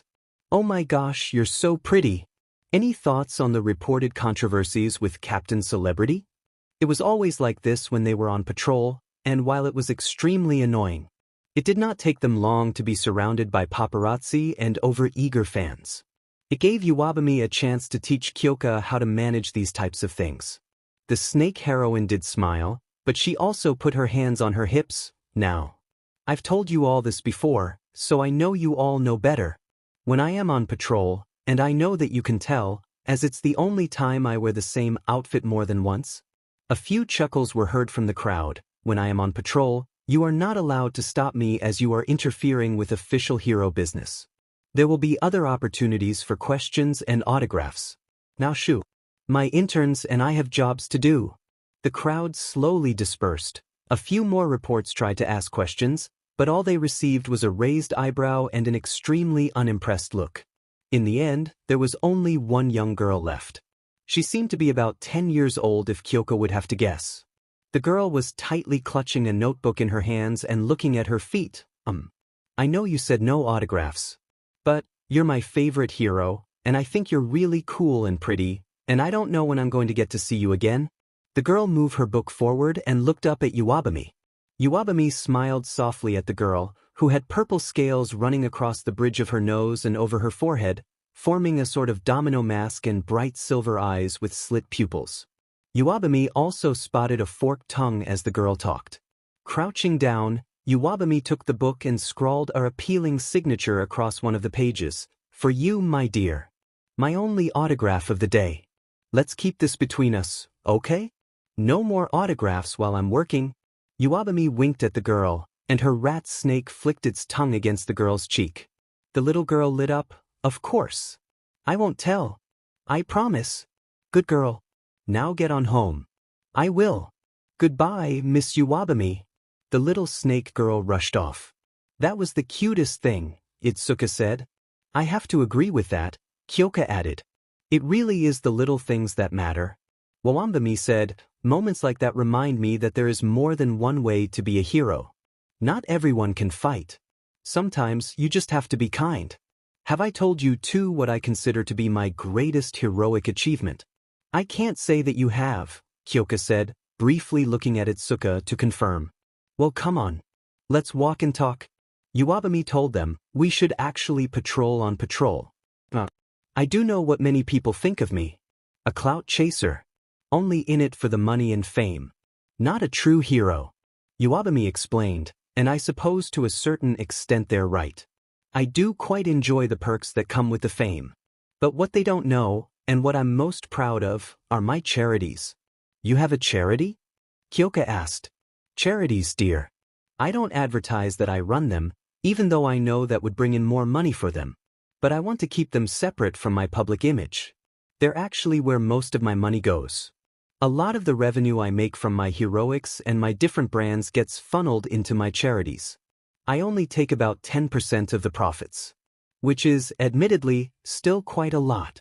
There was a small, proud smile on Iwabami's face as she spoke. 30% of the money I make goes to my employees, and 25% goes into the upkeep of my facilities. And the last 35% is for the charities. There's 3 of them.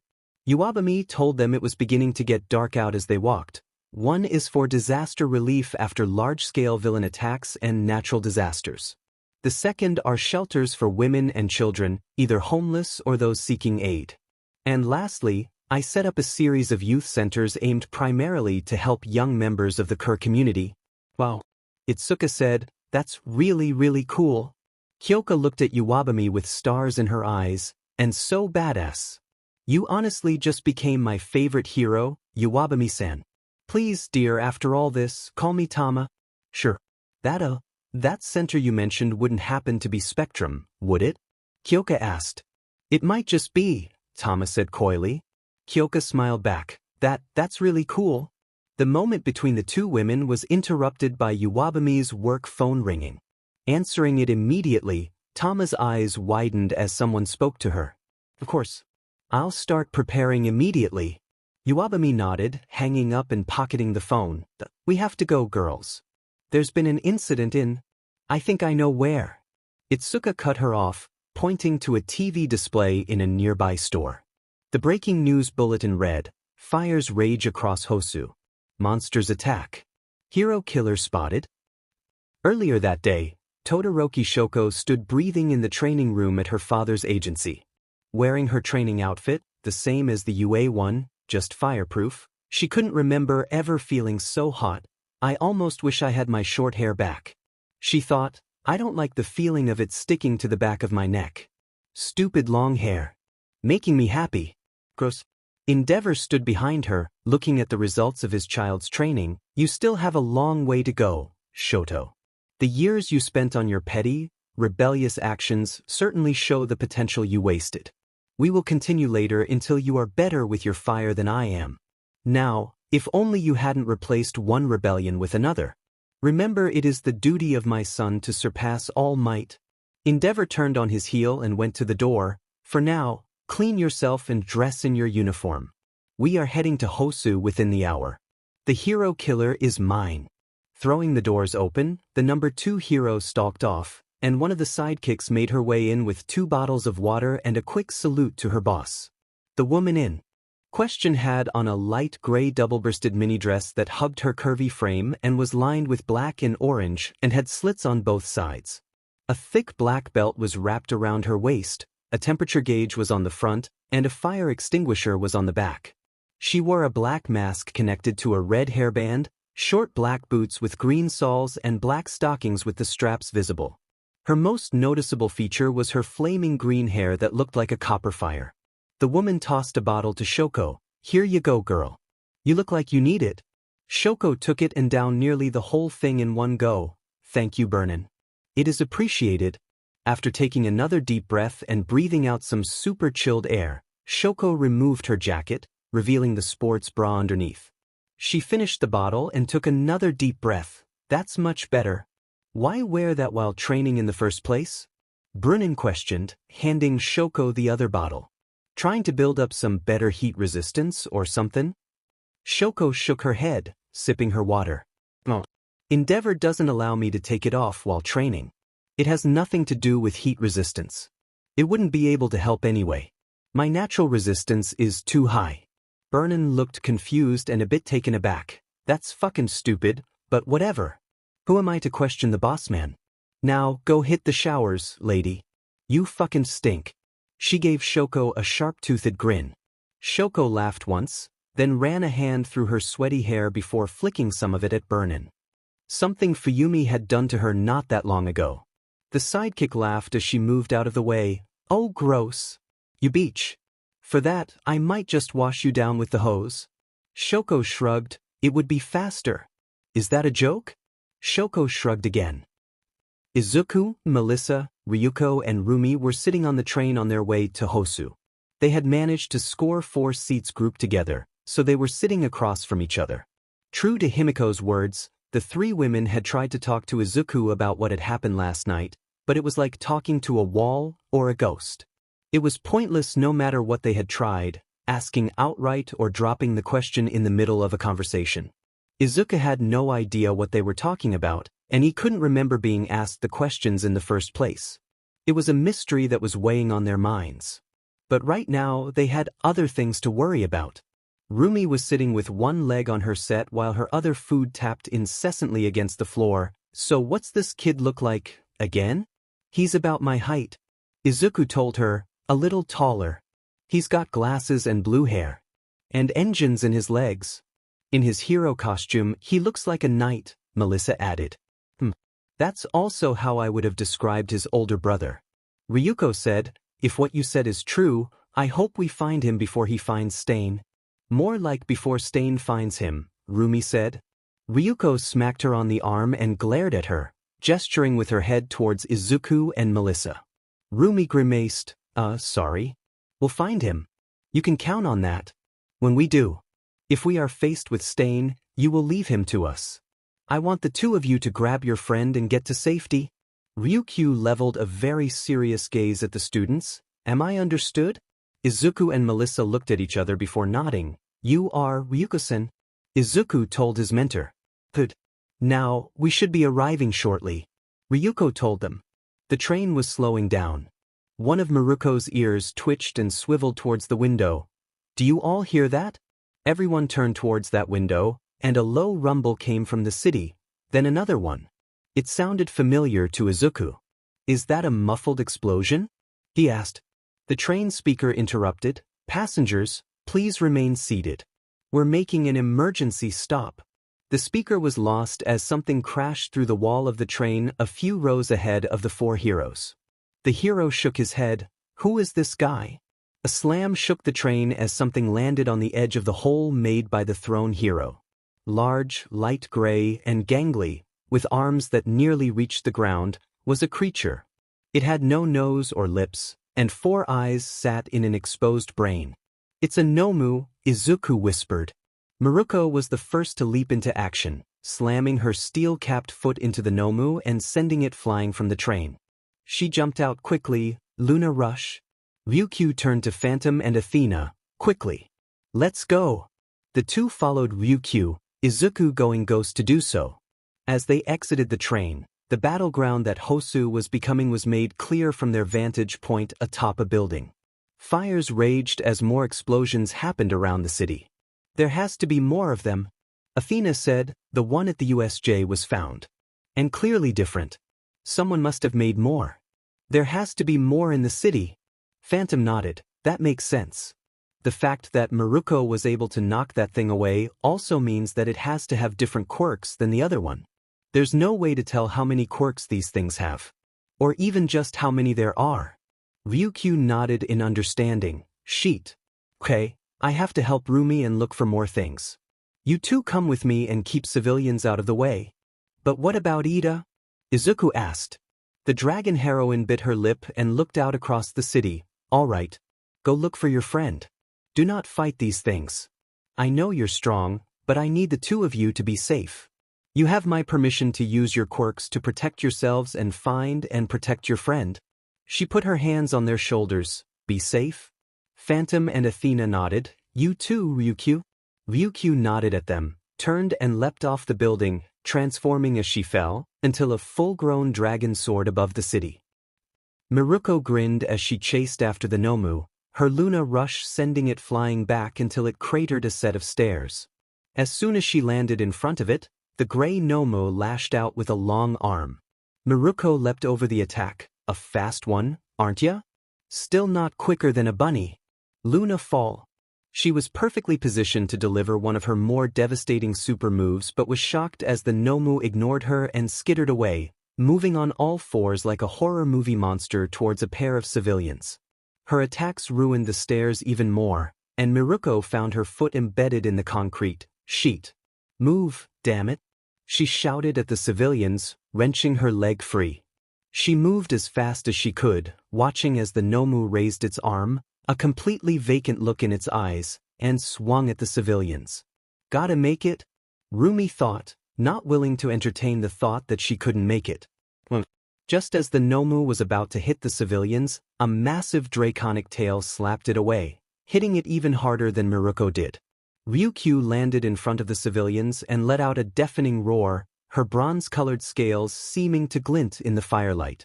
She flew up a short distance before slamming down on the Nomu, her metallic claws digging into its back. Even so, the Nomu struggled. Its limbs lashed out and contorted at odd angles as it tried to hit Ryukyu. Suddenly, its muscles bulged grotesquely, the snapping of muscle and sinew audible as the Nomu's entire body warped unnaturally quickly. The speed and force of the expansion were enough to dislodge Ryukyu's claws and force her back a few steps. The Nomu skittered down the street before turning around, realizing the dragon in front of it was a threat. Just as quickly as its body had expanded, it shrunk back down and used the force of that to leap at Ryukyu at an insane speed, leaving a crater behind it. As it sailed towards Ryukyu, its jaw was unhinged, and what could only be described as tendrils made of flesh extended from its mouth, rapidly growing and expanding. Only the immense size of Ryukyu's dragon form kept the Nomu from ensnaring her completely. Disgusting, Ryukyu thought as she could feel the tendrils expanding as she held the Nomu at bay, unable to use her claws to try and tear it away. Could use a hand, Rumi? She growled, unwilling to bite it in case the mass of flesh tried to go down her throat. Just hold it still for a second. Miruko shouted. With two well-placed leaps to place her behind the Nomu, Rumi used her "I'm ending this now" super move, Luneti Harris. Leaping onto the Nomu's shoulders, she tightened her legs around its head and twisted with the enhanced leg strength her rabbit quirk gifted her until there was a sicking crack, and the Nomu stilled. Its neck now at an odd angle. The creature slumped to the ground as Ryukyu shrugged it off of her. The dragon caught her breath as she looked at the corpse of the Nomu. Good. If what we heard of the last one was true, this needed to be put down. Rumi scratched her cheek. Yeah, that's what I was thinking too. Still don't like that feeling though. Neither do I. Ryukyu told her partner. I still don't want to take any chances, though. Moving over to one of the nearby ruined buildings, Ryukyu ripped a steel I-beam from it, and with her and Miruko's strength combined, they managed to bend it around the body of the Nomu. That should hold, Ryukyu said, shrinking down to her human form. Hopefully, Miruko added, where are the brats? I allowed them to go looking for their friend. I gave them permission to use their quirks to defend themselves if necessary. Alright, let's go find them. Just as Miruko spoke, another explosion boomed nearby, the screaming audible even without ears like hers. Well, they'll be okay, Ryukyu reassured Miruko. They have to be, she thought. We'll keep an eye out for them. Ryukyu said, shifting into her dragon form again. We can do both. Miruko nodded. Yeah. Both is good. So flashy, what's that idiot doing? A man asked himself, hearing the explosions in the distance. I'll take care of him later, but for now, I'll do what I came here to do. The man, with wild black hair held up by a red headband, wore a strip of tattered cloth over his face, a face with no nose. He was clad in a sleeveless dark combat suit plated with metal.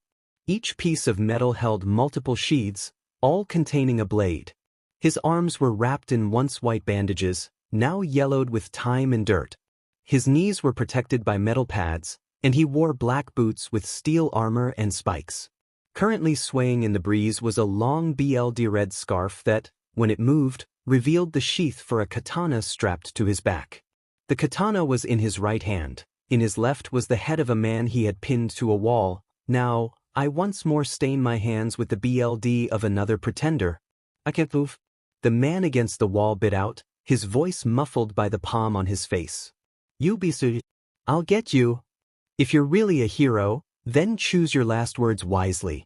The swordsman flicked his wrist, a shing ringing out as if he cut the very air with his movement, before he swept his katana horizontally to his right, forcing the new arrival on scene to hastily skid to a stop, slipping and clattering as his metal armor scraped against the ground with a horrid screech of metal on concrete. Ida grunted as he could feel the katana connect with his mask, sending it and his glasses flying. The helmet did its job and prevented him from dying then and there. Ida rolled to a stop several feet away from the swordsman. A kid in a costume? Who are you, boy? The swordsman turned back to look at his current prey. Get out of here. This is no place for children. Ida climbed to his feet, breathing heavily with strain, a scarf as red as Bilda armed to the teeth with blades. You must be the hero killer, Stain. Am I right? Ida looked up to glare at Stain. I've been pursuing you. Though I didn't expect us to meet so soon. Before Ida could finish his sentence, he found himself looking down the span of Stain's blade, which was now pointed directly between his eyes. Stain looked down at Ida with an impassive stare. Those eyes. You're out for revenge, aren't you? Watch your demed mouth, or your age won't be enough to save you. To save me? So you don't even consider me a threat? Listen up, criminal. The vitriol that dripped from Ida's voice made it sound as if the word criminal was the greatest insult he could throw. I am the younger brother of a hero you attacked. Brother to the amazing hero among heroes. And I've come to stop you in my brother's stead. The words of Tensai flashed through Ida's mind. My name, inherit my mantle. He fully rose to his feet to take a fighting stance. So remember this name for the short time you have left. I am Ingenium, the hero who's going to take you down. Is that so? Stain cackled madly and, with another flick of his sword arm, sliced open the throat of the hero he had been hunting. The beard quickly stained the ground as the hero slumped over. Then time to die. Hero killer. With a wrathful yell, Ida launched a superspeed kick that sliced the air at Stain. Stain dodged Ida's kick with a nimble leap and almost seemed to suspend himself in the air. Ingenium's brother? I used him to get the rumors going. But you... From the air, Stain kicked Ida in the arm, sinking the spikes on his boot into the speedster's arm, using the leverage to bring his other foot above Ida's head and violently bring it down, slamming him into the ground face first. So weak. With a deft flip of his blade, Stain stabbed downwards, the katana piercing through Ida's upper arm and pinning him to the ground with a wet shick, forcing a shriek of pain from Ida. Both you and your brother are weak, Stain mocked. It's because you're both posers.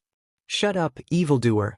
Ida yelled, struggling to move against the sword in his arm and the boot on his head, tears streaming down his face. The damage you did to his spinal cord means he's probably going to be crippled for the rest of his life. He'll never be a hero again. My brother, he's saved so many people, he's a leader. A great hero. There's no good reason you could possibly have for crippling him. BLD was steadily seeping out of Ida's arms with every beat of his heart. Stain looked down at Ida with disgust on his face. He's my hero. He's a great hero who inspired my dreams. I'll kill you for what you did. Stain's look turned to one of rage, and he twisted his katana, forcing another scream out of Ida. You should have saved him first. With a twist of his boot, Stain ground Ida's head into the ground and forced him to look at the corpse of the hero. Forget about yourself for a second and try saving others. Don't wield your power for your own sake. Ida realized that he had already forgotten about the hero. I didn't. Who is he? Stain either didn't realize Ida's little revelation or just didn't care. Getting trapped by your own hate and acting out of pure self-interest make you the furthest thing from a hero. Stain let out a deep, almost rapturous sigh. That's why you have to die. The hero killer removed his blade from Ida's shoulder and raised it to his mouth, where he liked the BLD from it, revealing a long tongue that almost wrapped around the width of the blade. As he did that, an ugly shudder ran down Ida's spine, and he could have sworn he felt his BLD curdle in his veins. My body, it won't move. Stain raised his sword, the tip pointed down at Ida's head. Consider yourself a humble offering to the betterment of society. Shut up, Ida roared. It doesn't matter what you say now. You're still the criminal who hurt my brother. A boom closer than the others made Stain dart his eyes the alleyway, but before he could react, a white-gloved fist connected with his face, sending him sprawling. Midoriya? Ida looked up to see his class president floating above him. His fist was still extended, but his glowing green eyes locked onto his. Don't worry, Ida, I am here. Melissa landed beside Izuku, her shield spinning out of her arm as she faced down the hero killer. Just stay down, Ida. We got this. Shield Midoriya? But why? How? Midoriya looked down at Ida, and the speedster shuddered as he looked at Izuku. With his glowing eyes and the demonic scowl from his mask, he truly looked like a yokai. It was all over TV. 60% of the hero killer's victims were discovered around blind corners in deserted areas. Melissa and I have been scouring the back alleys near the normal hero agency, close to the center of all the trouble, looking for you. Izuku finished by shouting at Ida. What on earth were you thinking? Going after a man who's killed 17 heroes and crippled 24. Are you trying to get yourself killed? Ida scowled. Don't interfere with this, Midoriya. This has nothing to do with you. What are you? Nothing. You're my friend Ida. This has everything to do with me. I will not allow you to throw your life away on some petty quest for vengeance. Stain chuckled. A friend shows up and says, I am here. A good line for sure. But it's my duty. I will deal with you in a minute. Izuku cut Stain off and jabbed a finger in his direction. I am in the middle of a conversation. Stain was actually dumbfounded as Izuku turned back to Ida. Now, can you move? Make for the main road and go get help. But I can't, Ida forced himself to say, the feeling of uselessness washing over him. He cut me, that's likely his quirk. Izuku's thoughts raced, so naturally, his mouth did too. They were talking about that. He needs to cut you for it to work? That's too broad to be accurate. There has to be more. Maybe it has something to do with the BLD. It would also explain his coloring. Will it work on me? I don't want to get stabbed and find out. As he was talking, Izuku took his phone out of one of his back pouches and pressed a few buttons before he turned to face Stain. Staring into the hero killer's eyes, Izuku felt an immense wave of pressure wash over him, forcing him to remember one of Aizawa's lessons. It's the idealistic villains that are the hardest to deal with. So caught up in whatever cause they fanatically believe in. They won't quit, and they can't be talked down. So, you'll have to take them down. Preferably quickly. They will not be afraid to use civilians or other heroes against you. Izuku steeled himself as he remembered his teacher's words, floating off the ground and his palms filled with green energy. Stain's head turned to the side as he looked at Izuku, a distant memory sparking in his mind as he looked at the Phantom's mask, the Revenant Samurai. Returned to once more save Japan from invasion. He muttered to himself. I told you to run away. Both of you. This has nothing to do with either of you. I don't need your help, Ida pleaded. Ida, Melissa said, giving help that's not asked for is what makes a true hero. Phantom and Athena finished together. A wide smile spread across Stain's face, and he set himself in a guard position. Good. Athena, do the thing. With a glowing arm, Athena punched forward, Meltemi smash. The wind pressure stripped the bricks from the walls and bits of the ground as a wave of force rushed towards the hero killer. Stain stabbed his blade into the ground to keep himself from being flung away, and Phantom used that moment to close the distance, flying up under him and throwing his own glowing uppercut.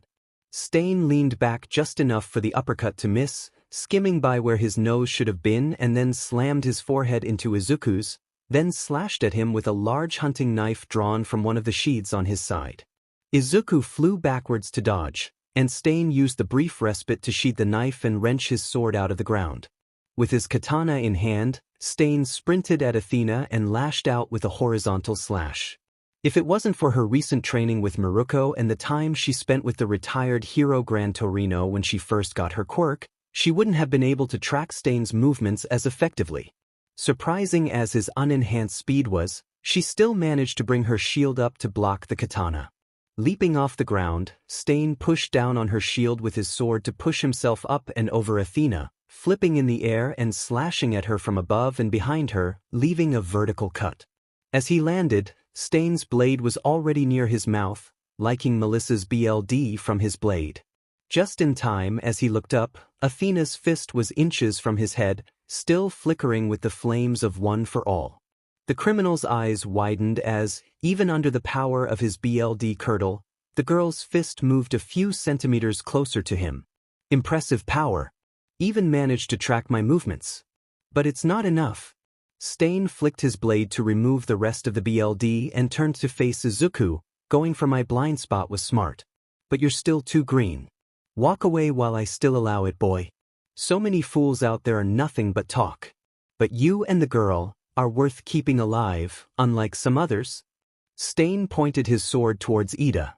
Izuku fired a beam from each palm. Stain dodged one and cut the other from the air. In that same movement, Stain tossed a knife at his opponent. Phantom flew forward, letting the knife phase through him and tried to sweep Stain's legs from under him. I'm better at phasing now, but he's too fast for me to try to phase him with me. Sinking into the ground won't work either. If I take my eyes off him for a second, he'll kill Ida. Izuku's thoughts were a flurry of activity as he dueled with Stain, keeping ahead of his blades with microseconds to spare. His training with Rumi kicked in as his phasing was saving his half-life. Still not being able to phase parts of himself in CQC like this was hindering him, preventing Izuku from striking back at him. I don't want to kill you, boy. Stain disengaged from the fight, resting the tip of his sword in the ground, but you're beginning to annoy me. Stain swept his arm up, throwing up a cloud of dust, thanks to Melissa's earlier smash running the ground directly into Izuku's eyes. Just as Izuku had thought, the brief moment was enough for Stain to slip past him and race towards Ida. Izuku moved faster than he ever had before in such a short distance, closing the gap as he saw Stain make a downwards move towards Ida in slow motion. Before he knew it was reaching out, and he felt a sharp pain as Stain's katana pierced straight through his left forearm. Izuku grunted in pain, but forced his arm down to throw Stain off balance and slam his fist into the hero killer's face, sending him, and his sword, flying back into a wall. Izuku looked down at his arm, which was now leaking pure green ectoplasm. Clenching his fist a few times to make sure his arm still worked properly, Izuku stood protectively in front of Ida and focused his attention once more on Stain. Stain laughed as he stood up. I knew I was right about you. Sacrificing your own body for the sake of others is one of the things that makes a true hero. It's too bad your efforts tonight have been wasted. He raised his blade, now dripping with green, to his mouth once more and liked it. Izuku cursed mentally and waited for his body to lock up like the others, only for nothing to happen. Izuku looked down on his arm. So it doesn't work. I wonder if it works in my other. Wait, think about that later, now's not the time. Izuku thought and he raised his arm to show Stain. Did I forget to mention that I don't have BLD? My bad.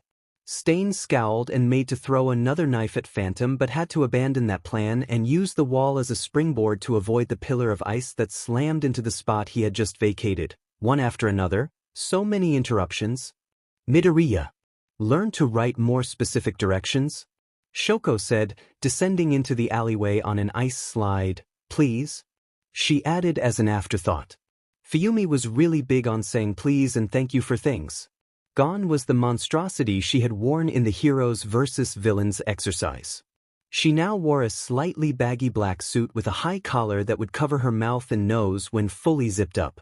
It was currently zipped down to the base of her neck.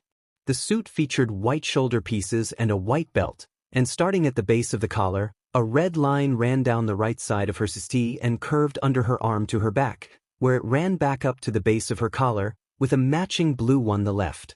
Another 2 lines ran down her hips to mid-thigh with the appropriate colors on each side. Red and blue also surrounded the white portions of the white on her shoulders, and 2 smaller lines ran horizontally on the high collar where they met up at the back of it. She also wore durable-looking black boots with white soles, and her hair was tied in 2 tight braids, done by Burnin, to keep out of the way. What couldn't be seen was on the inside of her suit. She wore a HRS on her back that held both a heater and a cooling device to assist her in regulating her temperature. Phase state, I'm glad you were nearby, Izuku said. It took me a few seconds to figure out your message. Then I realized you would never send just your location without any more information, so you must have been in trouble. Shoko explained, her left side alighting with fire. I believe the pros will be here soon. Moving her arm forward, Shoko sent a torrent of fire down the left side of the alley, taking care to arc the fire around the immobilized Melissa. Stain performed a side flip to dodge the attack and launched another throwing knife, using the flip to hide the action. A green barrier appeared in front of Shoko, stopping the knife in its tracks. Don't let him cut you. I'm pretty sure he needs to ingest BLD for his quirk to work. That's how he paralyzes us. Izuku explained. Thank you. And that would explain all the blades. I'll keep my distance. Izuku fired another ectobeam, which Stain weaved around directly into the path of an ice barrage. He cut the ice to pieces and continued his charge towards the heroes. Stop. I've inherited my brother's name. I have to do this. Ida tried to plead again. He's mine too. Inherited his name? Shoko cut Ida off, because the ingenium I know never made faces like that. I guess your family's also got a dark side to it. With a tap of her foot, a rampart of ice shot up from the ground, cutting Stain off from charging them directly. So, instead, the hero killer dug the spikes on his boots into the ice and quickly scaled the new wall using them and his knives. He sprung off the wall still with his eyes still on Ida. But before he could begin his descent, he found himself halted in midair. Erupting from Athena's body was Black WHP. Well, still unable to move, Black WHP did not require the body to move. The inky black and gold tendrils slammed Stain down through the ice rampart, shattering it into tiny pieces. Then into one side of the alley and then the next before tossing him straight up into the air. Izuku, do the thing. Izuku rocketed up into the air after the thrown villain, forcing his ecto-energy into his foot, making it into a blunt barrier. Izuku performed a front flip in midair to build up force and brought his foot down in a brutal axe kick that connected with the middle of Stain's back Tatsuyama splitter. While he was practicing this with Ryukyu and Maruko, Izuku had gotten to the point where he could cut through a training dummy with his foot. That was the point of surrounding his foot with an ecto-shield. Not only did it make the hit harder, it also prevented him from splitting his opponent in two.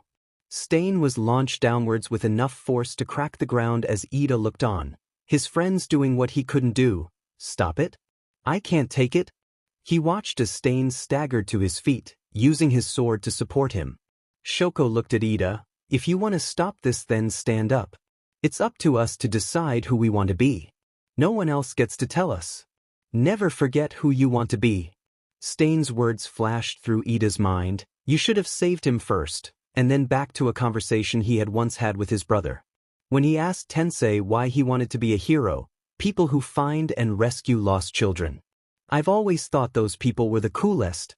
He thought about his friends, fighting to save him, not just from Stain, but from himself as well.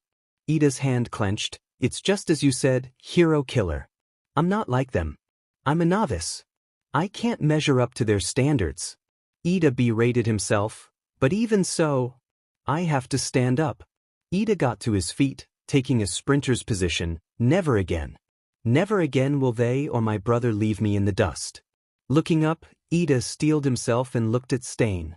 The hero killer was incredibly skilled, weaving through the thrashing of black WHP, all while evading Shoko's long-range attacks and Izuku's melee. Having had enough, the hero killer closed in on Melissa. Burst, Ida appeared in front of Stain, who managed to bring his sword up to block. Not that it mattered.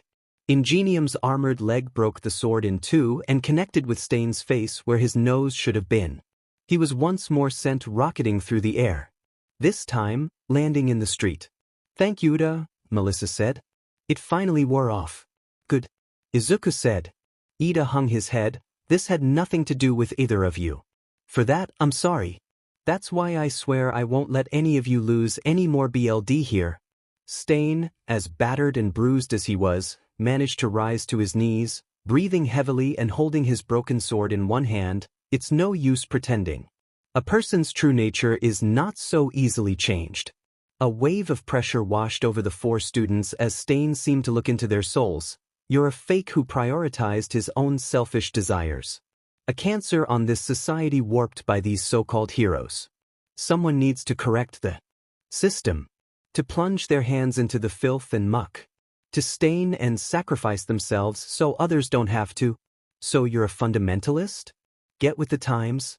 Shoko said, using her ice to trap the hero killer, who was too beaten to dodge it. The ice encapsulated him up to just below his chin. Don't even think about listening to this guy's reasoning, Ida, Melissa told her classmate. Oh, sorry. I have no right to call myself a hero, Ida said. Still, I won't let him break me because if I break, then Ingenium will truly be dead. You're hopeless. Stain spat. You do have a point. Izuku told Stain, making the others look at him in shock. I can't deny that there are some heroes out there who are in this for the fame it can bring. But did they still not decide to choose a job where the point is to help people? I have a friend who wants to be a rescue hero, but she chose this job because she wants enough money to give her parents the life she thinks they deserve. Does that sound wrong to you? All you've done is just add another person to my list. Izuku shook his head. You're insane. Whatever point you have is distorted by madness. Your motives might be good, but you're still a murderer. Which is why you have to go to jail. You think in black and white. The world is a lot more complicated than that. As much as humans like to divide things into binary systems, that's just not how it works. Why do you want to be a hero, boy? Stain asked. I just want to help people. To let them know that they are safe as long as I am there. Stain began to laugh and kept laughing until, with one final punch to the jaw, Izuku finally knocked him out cold. Just as they finished tying Stain up with some rope they had found in a nearby dumpster, Shoko was baffled that someone would throw away perfectly good rope. A winged Nomu landed on the ground near them, rolling to a stop as something bigger landed right after it. Izuku and Melissa looked up to see the yellow eyes of their currently copper-scaled mentor. Miruko jumped off the dragon's back as Ryukyu shrunk down into her human form. Got your message. Smart to send your holy sheet, is that Stain? Rumi said. Ryukyu's eyes widened as she looked back and forth between her students and the hero killer. I thought I was very specific when I told the two of you to leave Stain to us. What on earth were you two thinking? This is not what I gave you permission to use your quirks for. The worry was palpable in her voice as she yelled at them. Shoko and Ida side-eyed each other awkwardly in the background. Well, I mean, technically, you gave us permission to use them to find our friend and save him. Which we did, by fighting the hero killer. Melissa's voice got weaker as Ryukyu turned her glare on her. That is not the point I am making here, and you know it, Ryukyu said. I mean yeah, but they FING did it? Rumi laughed a little, impressed. Not the time, Rumi. I am so infuriated and proud and just. Ryukyu groaned in frustration but hugged Melissa and Izuku. You have no idea how worried we were when we got your message. Izuku. Are any of you hurt? We could all probably use some medical attention. Izuku said, we've all been cut, and Ida and I kinda got stabbed. You were stabbed? Only a little. Ryukyu sighed and rubbed her forehead. You and Nijire are going to give me gray hairs, I swear. Rumi, keep an eye on Stain, please. I'm going to call for pickup and medical support. Is all the fighting done? Izuku asked Miruko. The pro nodded and gestured to the winged Nomu. We're pretty sure that one was the last one in the city. We shouldn't be waiting long for the medics and cops to show up. We already let them know it was safe to come into the city. True to her words, it wasn't long before an ambulance and 2 prison trucks showed up. There was also a news van, but the news crew was being kept back by a few officers. Stain and the Nomu were loaded into the vehicles, and the 4 teens were getting their wounds patched before they were to be taken to the hospital. Izuku was shocked by one of the EMTs. Hana-san? What are you doing here? Genji Hana gave Izuku an exasperated look as she wrapped the wound on his arm. We got called in from all over to help here, Izuku. Besides, at this point, who else is going to patch up your dumb butt? You should be paying me a private fee. Izuku chuckled. You're probably right. How about we hire you as our head medic when Himiko and I start our agency? Sounds like a plan. How do you two know each other? Melissa asked, lying on a gurney getting gauze put on her back. Hana-san helped me out a few years ago after I got this. Izuku showed off the lighting scars on his right arm, and since then, she's been a real friend and confidant to Himiko. She's also always been the one to help if Himiko and I got hurt while we were training. Confidant? Melissa asked. Hana tossed the gloves she was wearing to patch up Izuku into the trash and pulled up one side of her lip to show off a fong. Yeah. BLD quicks have to stick together. Otherwise, we all get lumped in with those psychos like Stain. The 3 of them continued to chat as Ryukyu slumped onto a bench beside Miruko. I really need some sleep, she whined, keeping an eye on her students. Yeah. You know you were super cute earlier with how worried you were earlier. It made me think. You're going to be a really good mom one day. Yeah? I think you're going to be a good mom, too. Ryukyu said, intertwining her hand with Rumi's and laying her head on her girlfriend's shoulder. Rumi glanced at their hands and then at the nearby news crew. Are you sure? She asked, squeezing Ryuko's hand. Yes. You make me too happy to not let people know. I love you, Rumi. I love you too, Ryuko. Rumi cupped Ryuko's chin and embraced her in plain view of everyone. Rumi could hear the sound of camera shutters, but she didn't care. Their secrecy had been at the behest of Ryuko's PR team. Something along the lines of keep the cold, aloof beauty, quote-unquote available to draw in more fans and sell more merch. It had never truly bothered Rumi because she also benefited from the popularity, plus the secrecy had been fun in its own way. The moment ended as Rumi's ears picked up on the arrival of another hero, Endeavor. The bunny sighed as she pulled back from Ryukyu's lips. We should probably get over there. I kinda wanna see the look on that smug a-hole's face when he learns that our brats took out Stain. There you are, Shoto. Endeavor walked towards the group. You will tell me why you so suddenly took off. Shoko looked at her father impassively. I got a text. My friends were in trouble. Endeavor's eyes scanned over the other students, lingering on Izuku and Melissa while dismissing Ida entirely. These are the ones you're meant to be better than. You shouldn't bother associating with them. Shoko's face didn't change. They're my friends. Endeavor's fire flared a little brighter before settling down. Regardless. Come with me, we still need to look for any traces of the hero killer. What? You haven't heard yet, number 2? Miruko walked up and stood near Izuku and Melissa while also putting herself between them and Endeavor. My brats and yours already dealt with OL Stain. The flame hero froze before he turned to face Miruko. Excuse me? These children took out the hero killer? Your sense of humor is better than I thought, number 7. Oh, I ain't joking, Rumi said smugly. You're too late. Your daughter's a little faster than you. Endeavor breathed smoke through his nose. Then Stain was not as much of a threat as I was led to believe. His gaze turned to Shoko. Aside, I did not give my permission to you. There will be no credit given. But we did give it to our students. As she joined her team, Ryukyu said, so the credit will go to them. Well, she didn't verbalize it. The words, not to use, could be felt by everybody nearby. We're leaving. Come Shota. Endeavor turned on his heel and stormed away. Shoko. Endeavor turned to find Izuku glaring at him. Her name is Shoko, Izuku said firmly. Endeavor almost said something but once again turned and walked away when saw everyone else present glaring at him as well. Shoko nodded her head at Izuku. Thank you, Midoriya. Always. Shoko followed after her father, and Miruko slapped Izuku on the back. Man. I've completely changed my first opinion of you now. You've got a massive pair of balls on you. Izuku's eyes scrunched up. Thanks? The next day, Izuku, Melissa and Ida found themselves sharing a room in Hosu's main hospital. Izuku was currently on a video call with Himiko. What do you mean you had surgery? Himiko yelled at him. It was just a minor one. I'd say I got pretty lucky if that's all I have after fighting Stain. Himiko grumbled, you've got a point. That video is already all over the internet. The four of you were impressive. There's a video? Izuku asked. Yeah. Judging from the angle, it looks like some bystander in a nearby building got pretty much all of your fight. How's it look? Himiko gave him one of the blankiest looks he had ever received from her. I'll just, watch it later. Himiko said, refusing to tell him how hot he looked, staring down Stain. Melissa too. What kind of surgery was it? Reconstructive. When I turned back, it turned out the stab wound had cut some important tendons in my arm.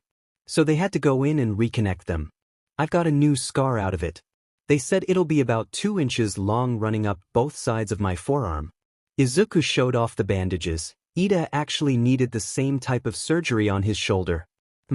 How are you feeling, Ida-kun? A tad stiff at the moment, but otherwise, though I believe that is because of the painkillers. Himiko giggled, sounds fun. How about you, Issa? I just needed stitches on my back. I should also get a cool scar out of it, though. Melissa told her. Hot. How are the stitches feeling? Himiko asked. Itchy. I'll bet, Himiko said. Izuku and Himiko chatted for a few more minutes while Ida lectured Melissa on the perils of scratching one's stitches.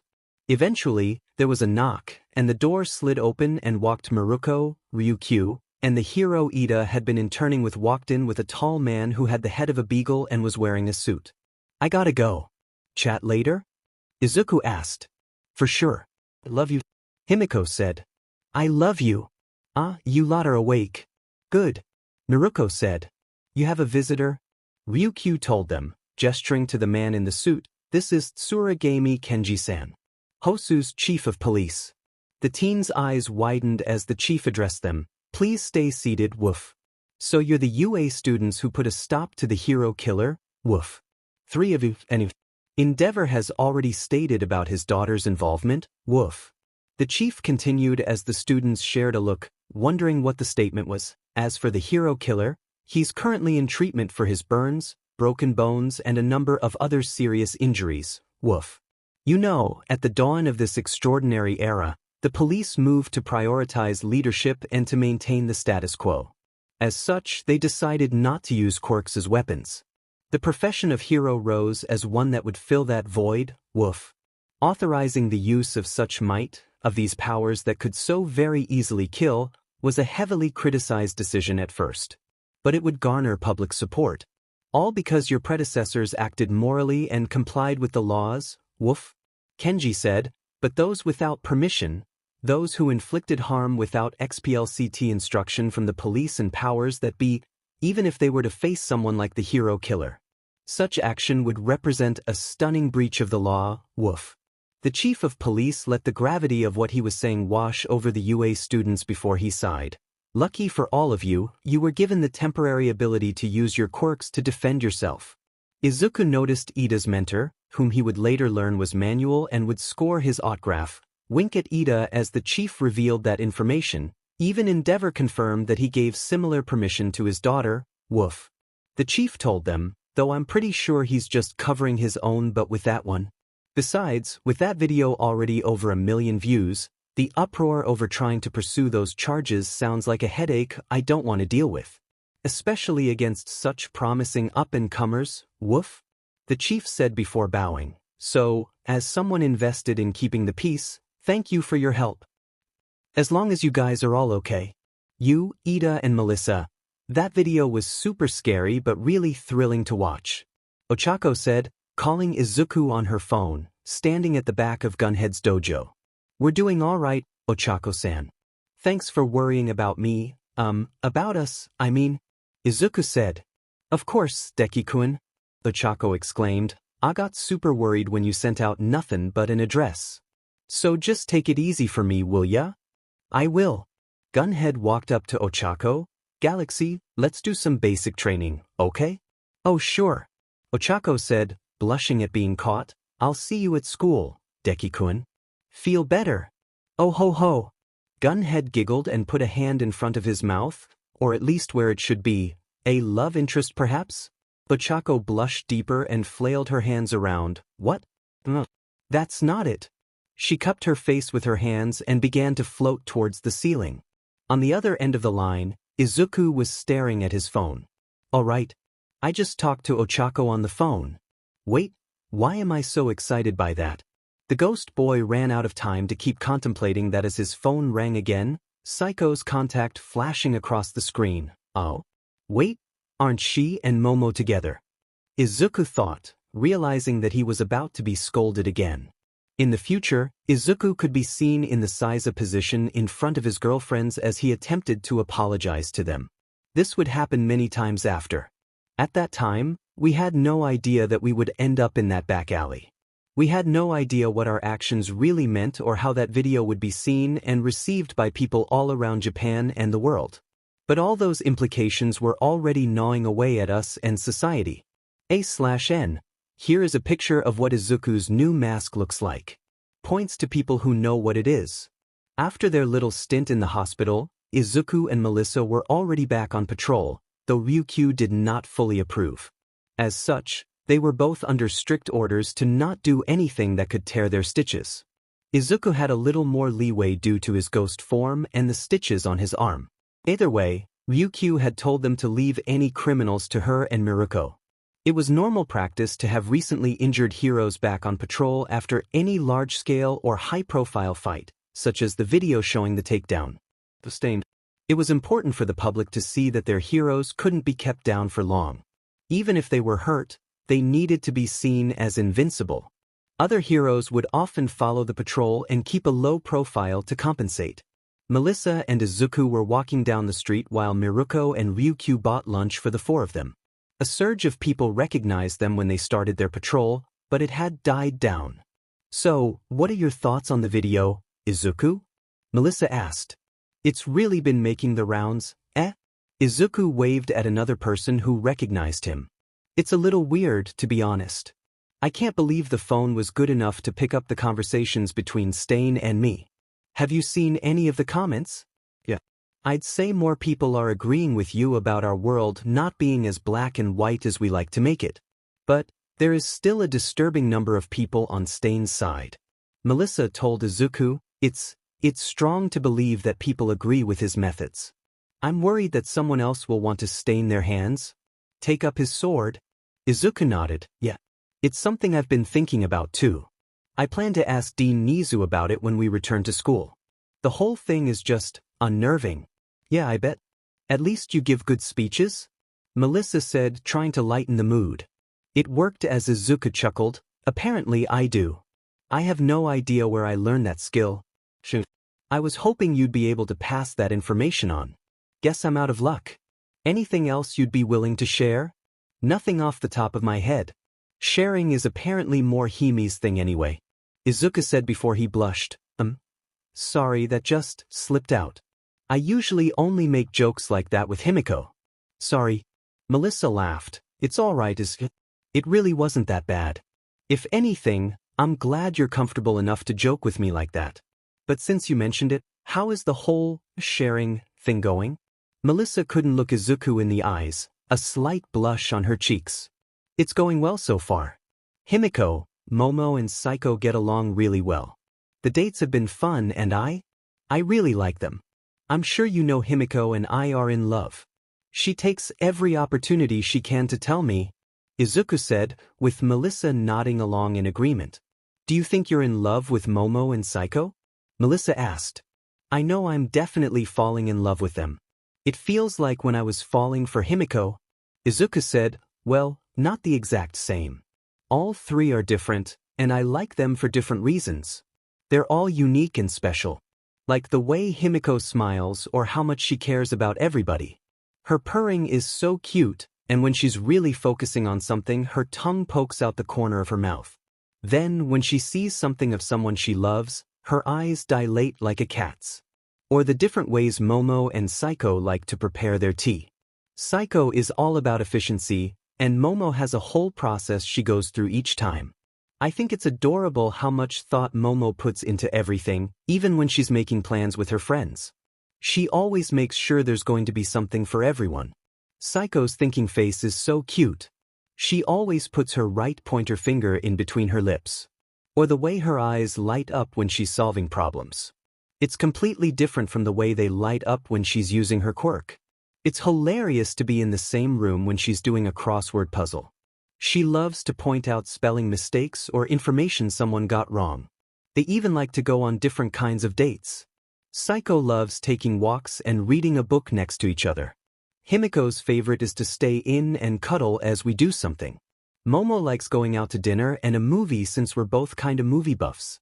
At that point, Izuku realized he had been going on a bit of a tirade. Sorry. Don't apologize. Melissa told him, it's really great to hear how much you care about your girlfriends. It's also kinda reassuring. Melissa's eyes widened as she spoke before she thought, speaking quickly to cover her tracks, because that way, I know you're never going to let them down or hurt them. 'Cause if that happens, I'm going to have to hurt you. Message received. Izuku said they walked a little more before he spoke again. Melissa? There's actually something I've been meaning to ask you. Melissa's heartbeat quickened. What is it, Izuku? It's something I've noticed a few times, and I think the first time was back at the USJ. But when you use those WHPS of yours, for like a half a second, I swear I can see someone else with you. He looks tall and he has no hair. I noticed again at the sport festival, and it looked like there was more than one around you during your fight with Shinso. Do you know what I'm talking about? Or do I just sound crazy?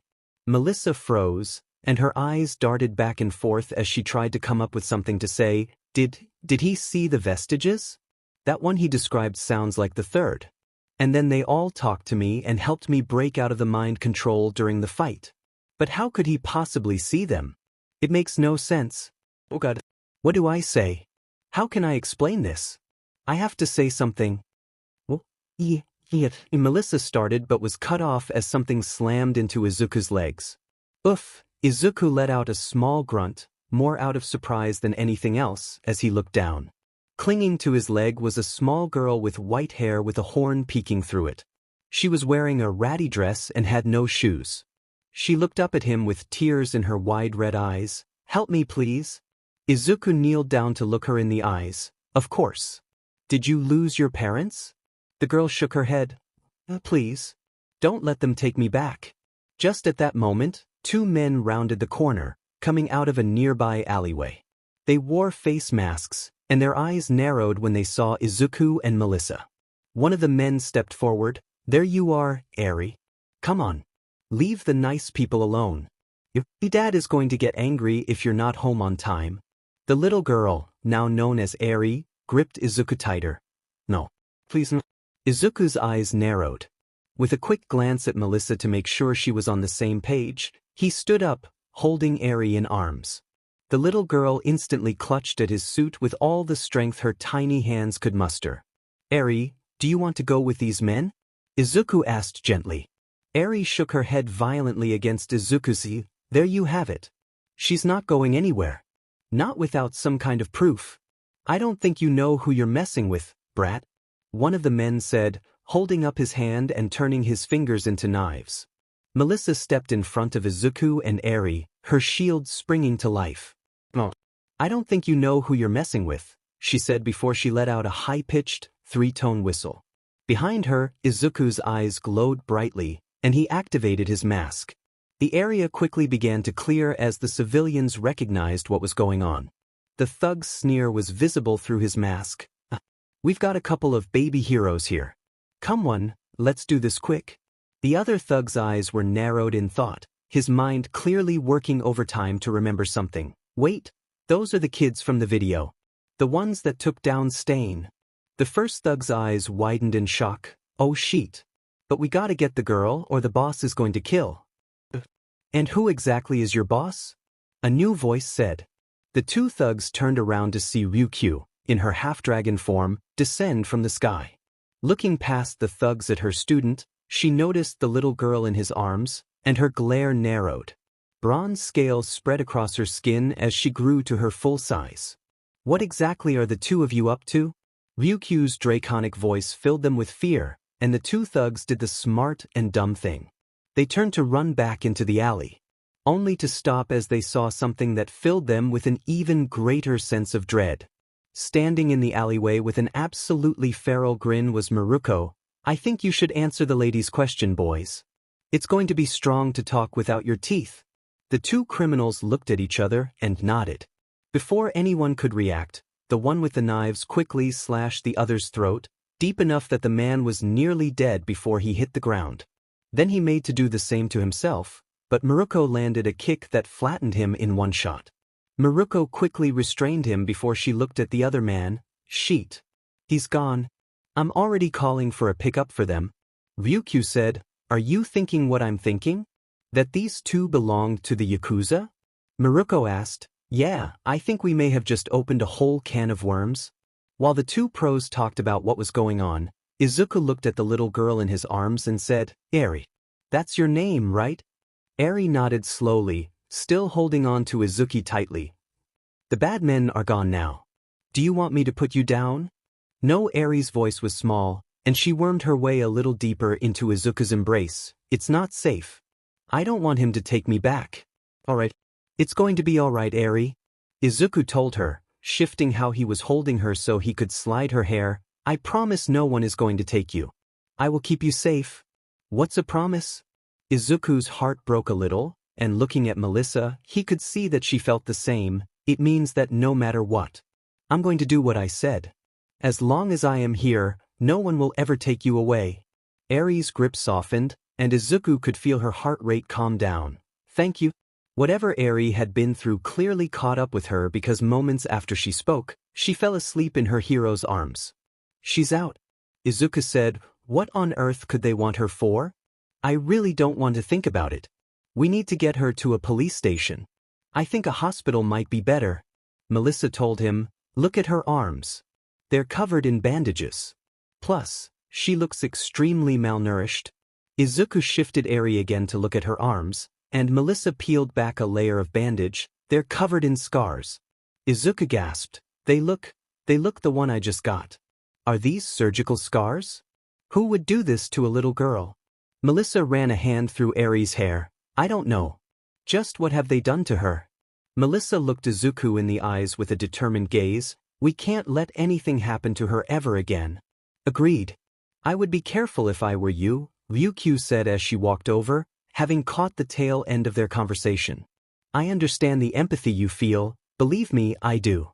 But in these situations, the victims are often moved to very secret locations. Yeah, Melissa said, it's just, look at her. She needs to be protected. It makes me furious even thinking about what she may have gone through. Ryukyu placed a hand on Melissa's shoulder. I feel the same.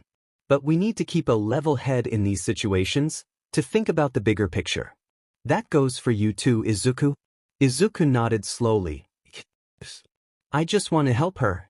Ryukyu smiled softly. Never lose that drive, Izuku. Now, I believe Melissa was right. We need to get this girl to a hospital.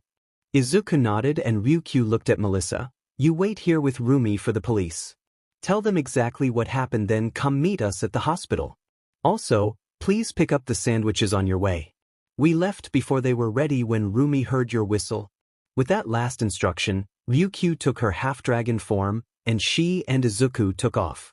During the whole flight to the hospital, Izuku couldn't help but compare Eri with the last malnourished girl dressed in ratty clothes he had helped save. I can't just leave her. I promised her I would keep her safe.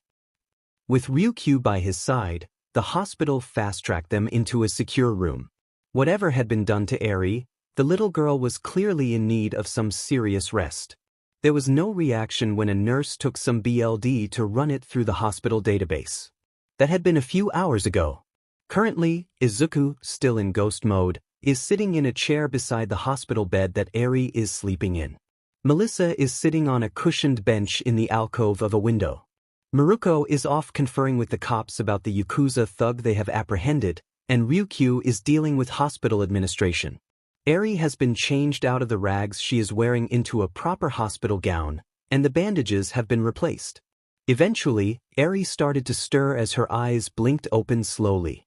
She sat up and let out a tiny yawn before she looked around the room. When her gaze landed on Izuku, her eyes widened considerably. "You're real," she whispered. "It wasn't a dream." Izuku got up and moved so he was sitting on the edge of the bed. He gave Eri a big smile and said, "It wasn't a dream, Eri. You're safe now." Eri's eyes filled with tears, and she launched herself at Izuku, burying her face in his neck as she began to cry tears of joy, mumbling out words of thanks. Izuku caught her easily and began to slide her hair once again softly. He couldn't help but notice that it was a tangled mess. With how obsessive Himiko was about her hair, Izuku could tell that Aries had never been properly cared for. While this was happening, Izuku looked over at Melissa and mouthed, "Doctor?" Melissa nodded and silently slipped out of the room. Eri continued to cry for another 5 minutes before she calmed down. She pulled away and settled back against her pillow. "Sorry," she mumbled. "It's all right, Eri. I don't mind." Izuku reassured her, "My name is Izuku." "Thank you, Izuku, for helping me." Eri looked down and noticed that she was wearing something different. "This is new." Izuku nodded. "Yeah. It's a little bland. But don't worry, we'll find you something more colorful when we get out of here." "Do you have a favorite color?" Eri thought for a moment and then pointed at the green on Izuku's costume. "I like that one." "We'll find you something green then," Izuku told her. "Now, do you think you could tell me where you were before you found me?" Eri shook her head. "I don't know. I think it was underground. I never saw the sun before. Just pictures." Izuku felt his ectoplasm boil, but he kept a smile on his face. "But, do you know anything about the people who were keeping you there?" "He was mean." "But, what about his name? Could you tell me that or maybe what he looked like?" Izuku asked. "No. I don't want him to hurt you," Eri yelled. "He always said if I told anyone, he would hurt them. And then hurt me. All it takes is a touch." Izuku filed that piece of information away. "Okay, though, you don't have to worry about that. If I don't want him to touch me, he won't be able to." "How?" "It's part of my quirk," Izuku explained, turning part of his arm intangible and holding it out. "Here. Try." Eri tentatively reached a hand out and gasped as it went right through Izuku's arm. She then waved her hand around, testing it a little more. Eventually, she drew her hand back and looked at Izuku in awe. "He won't be able to hurt you. You could stop him." Izuku nodded slowly. "I could. You'll just have to tell me what you know about him." Izuku could see the thoughts running through Eri's head until she looked at him and gulped. His name is Overhaul." The door to the room opened, and a doctor with a few wrinkles and salt and pepper hair walked in with Melissa behind him. "It's good to see our little patient is awake." The man smiled warmly at Eri. But Eri's face slowly turned to one of shock and hurt as her eyes fixed on the doctor's coat. His white lab coat. "No," she whimpered and started to hyperventilate. "You lied." Eri's horn began to glow, and she clutched at her head. "No, no, no, no, no, no." She kept repeating the word over and over, and the yellow glow from her horn washed over the room. Izuku could feel it wash over him, and it felt like it tried to grab onto something in him before it moved on. The doctor stumbled like he had been struck as the glow reached him, and it was enough for him to back into Melissa, pushing her out of the room. Izuku watched in real time as the doctor's hair grew darker. Reacting quickly once he realized that it must be Eri's quirk going out of control, Izuku formed a barrier near the doctor and used it to shove him out of the room and close the door. With the civilian taken care of, Izuku turned back to Eri and hugged her, holding her tight to his knee. It's okay, Eri. It's okay. I didn't lie. Izuku tried to soothe her as she struggled. He's not who you think he is. He's just a doctor. It's his job to help. You will always be safe when I am here. I promised you. And a hero never breaks a promise. Eri calmed a little. He did rescue me. He wouldn't lie. He can't. But he has the same coat. The coat they all wore. Eri said. It's just a coat, Eri.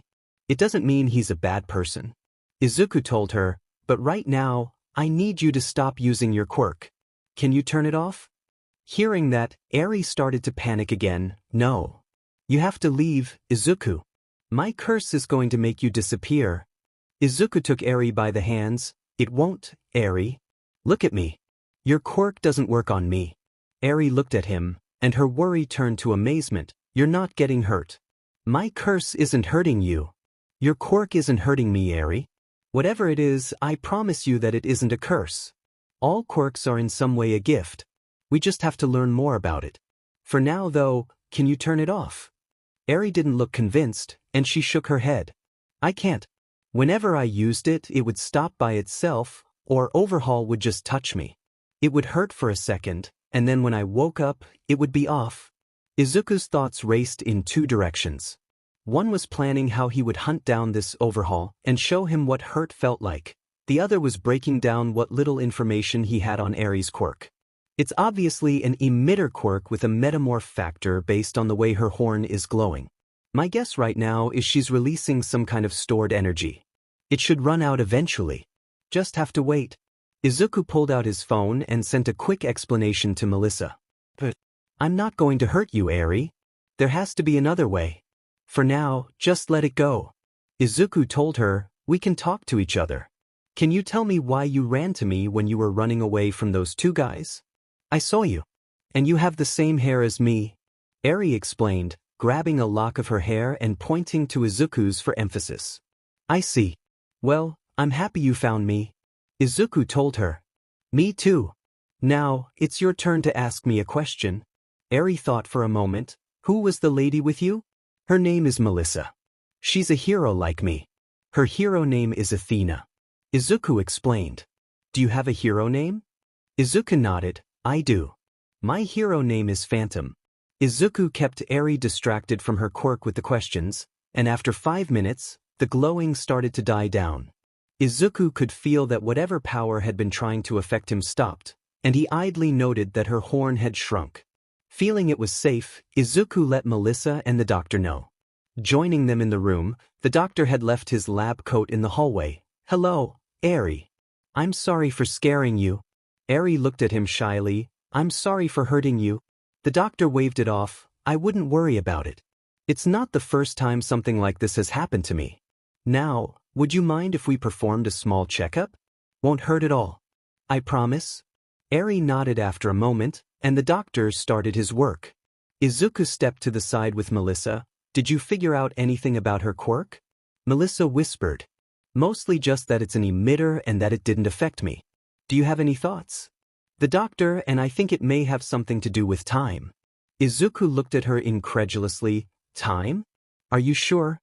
Melissa nodded, gesturing at the doctor. For starters, his hair lost its gray, but his knee was the real clincher. He told me that he had surgery on it a few months ago.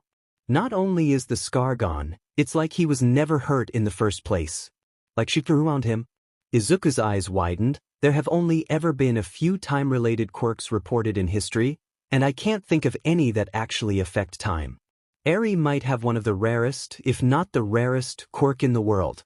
Yeah, that was my thought too, Melissa said, her eyes darting away from Izuku's. Did you learn anything else about her?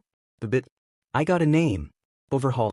Izuku told her, I know that he has a touch-based quirk, and I know that he would use it to hurt her. He also made her believe that her quirk is a curse. That's what she called it. And based on one of the things she said, I think she might have rewound someone out of existence. I can't imagine. Melissa said, we have to look out for her. I can't let anything happen to her. Agreed. Izuku put a comforting hand on Melissa's shoulder, and she squeezed it in response. Did the doctor say anything about the blood work? She's not in the system. So we have no idea if she has any relatives? Melissa explained. She's not sick or anything, but she is a little malnourished. They said it seemed like she had been given just under her daily needs for food and water. Probably to try and prevent her running away. How could anyone? She's just a little girl. Izuku said. I know. The two watched for a little longer as the doctor finished his examination. Putting his stethoscope around his neck, he walked over to the two teens. Is she okay, doctor? Izuku asked. The doctor smiled at him, a glint in his eye as he had heard that particular worried tone before. She'll be okay.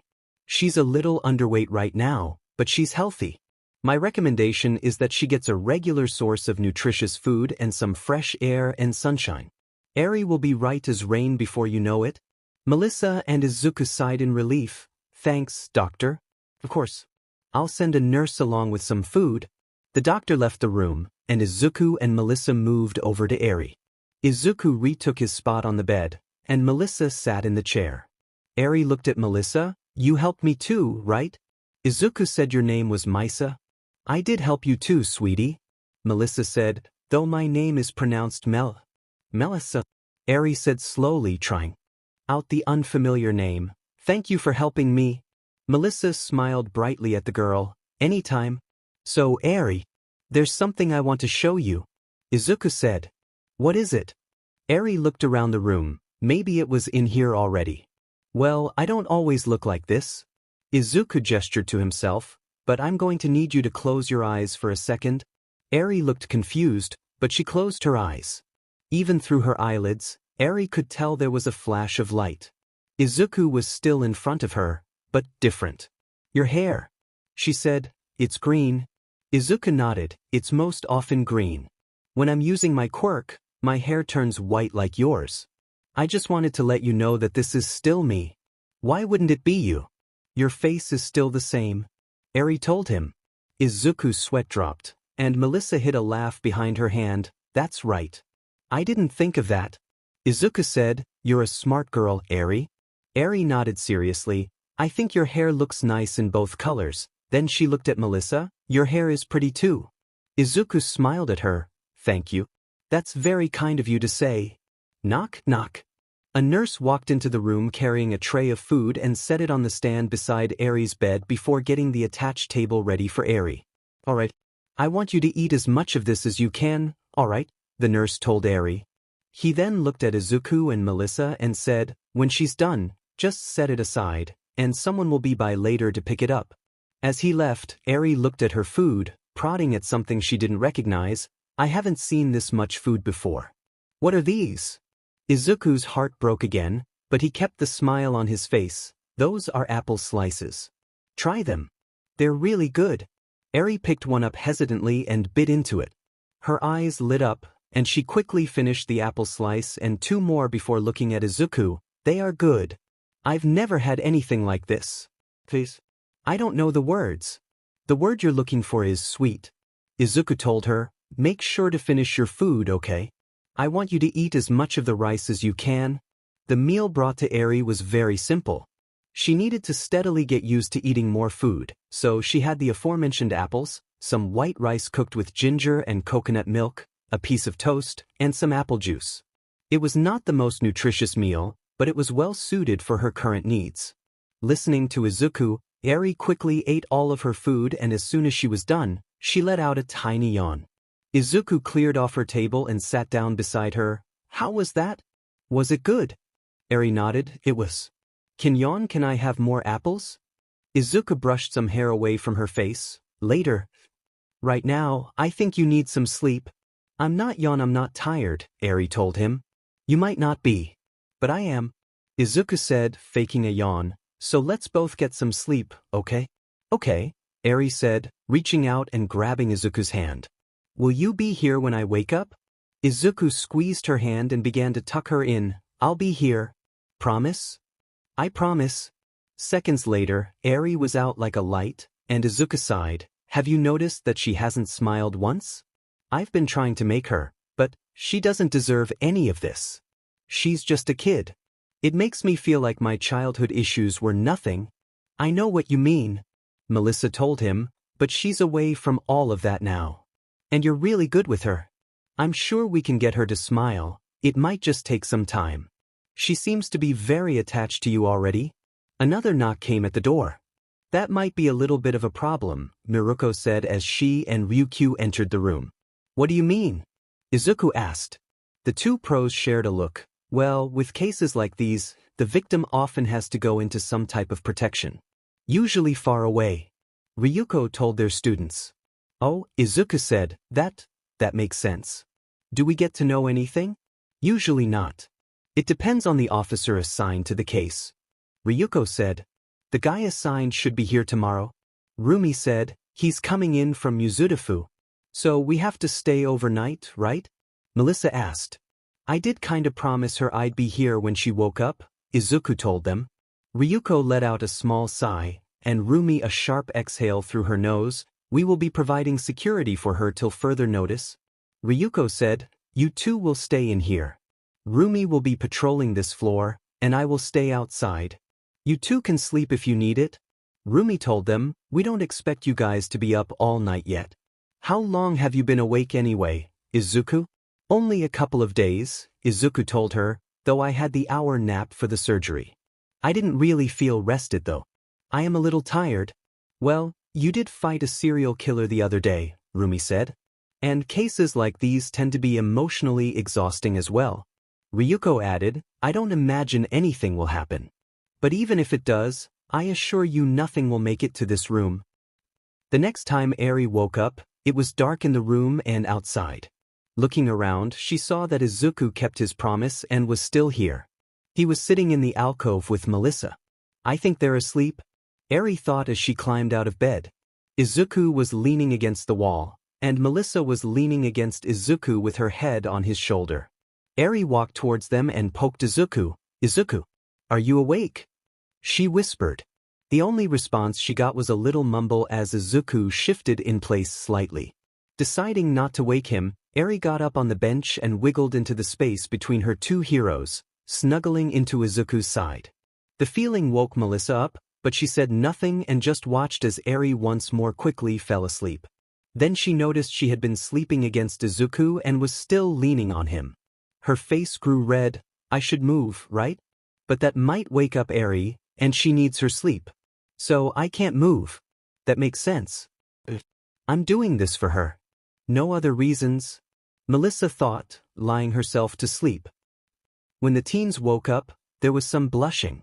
Both of them avoided talking about what had happened, using the still sleeping Eri as an excuse. Izuku was still holding the slumbering girl when there was a knock on the door around 9 in the morning. Rumi opened the door, holding a box of donuts, with a tall man in a beige trench coat following her inside. Izuku looked taken aback. Detective Tsukachi? What are you doing here? Are you the officer assigned to the case?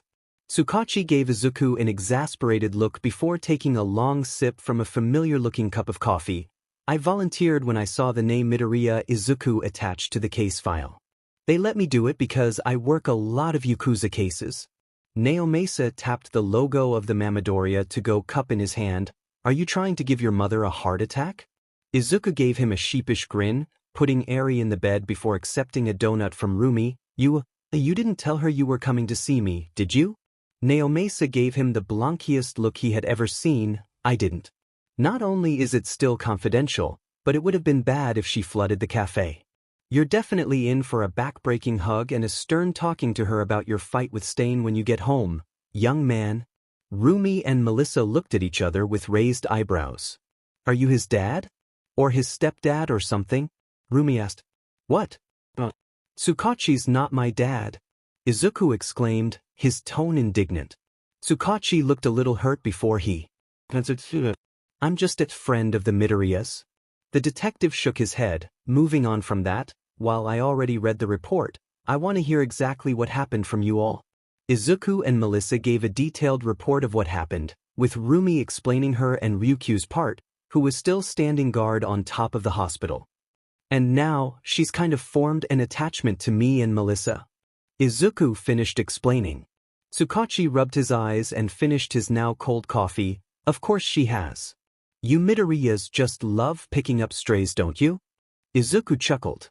It was a long-running joke between Naomasa and Himiko about her being a stray cat. I can't help it. They're just too cute. I don't think Eri will want to be separated from me and Melissa. Is there anything you can do? Well, given the fact that neither of the thugs got away, the Yakuza shouldn't know who has the girl. But she can't stay with you and your mom. That's simply too dangerous for everyone involved. Tsukachi felt bad as she saw the two teens deflate, but you're lucky I thought about this on the way over. I don't see many issues occurring if she were to stay on site at UA.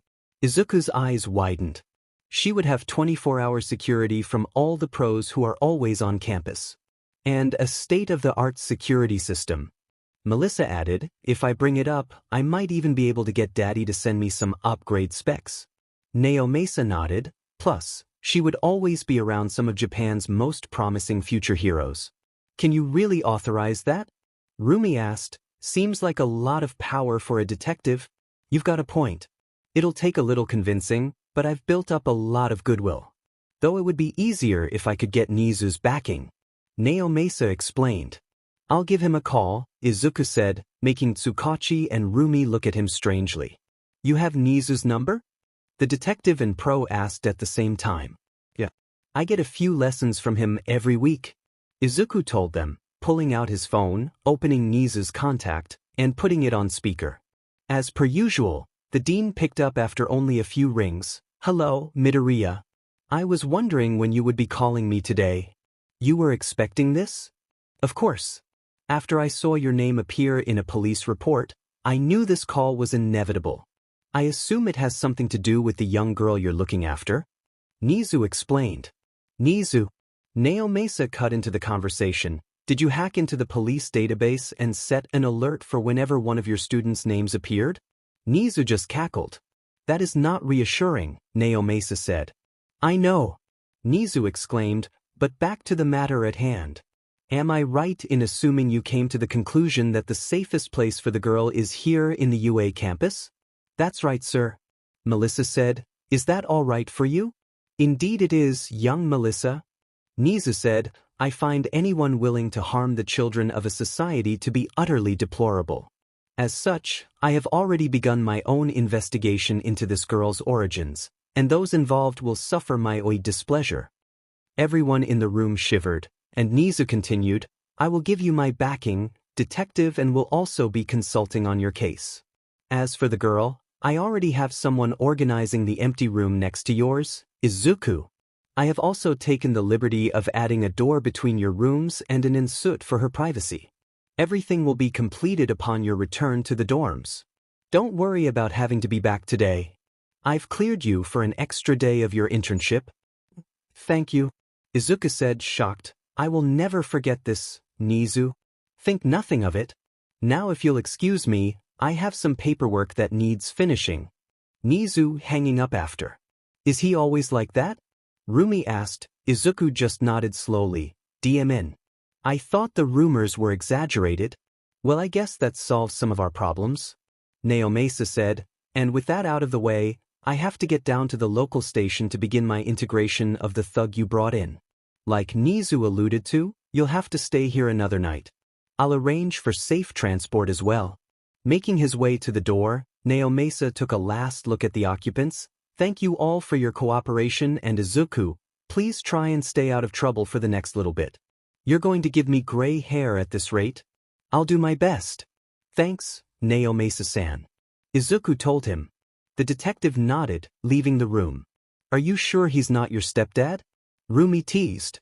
Izuku gave her an exasperated look. I think I would know. Melissa giggled. I don't know, Izuku. He sure sounds a lot like a dad. My dad talks about the gray hairs I give him at least once a week. Thankfully for Izuku, Eri waking up saved him from further embarrassment. Sitting up in bed, Eri was confused for a moment. She remembered moving to the bench but quickly forgot about it when she saw Izuku smiling at her. Hi. Good morning, Eri.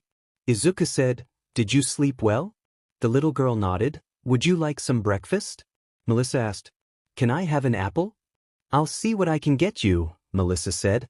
Looking around, Eri noticed the new person in the room. You're a bunny. And your hair is the same as mine. Rumi grinned and crouched beside the bed, making her ears twitch as she angled them towards the little girl. Sure, wanna touch one? Eri reached out as gently as if she were reaching out toward an actual bunny and touched Miruko's ear. It's nice. Soft. Izuku smiled as Rumi engaged with Eri, but he couldn't help but notice that even that couldn't bring a smile to the girl's face. I can't explain fully right now because it's a tad sensitive, but Melissa and I won't be back at the dorms until tomorrow. I promise that I'll explain everything then. I'll see you all tomorrow. I miss you all.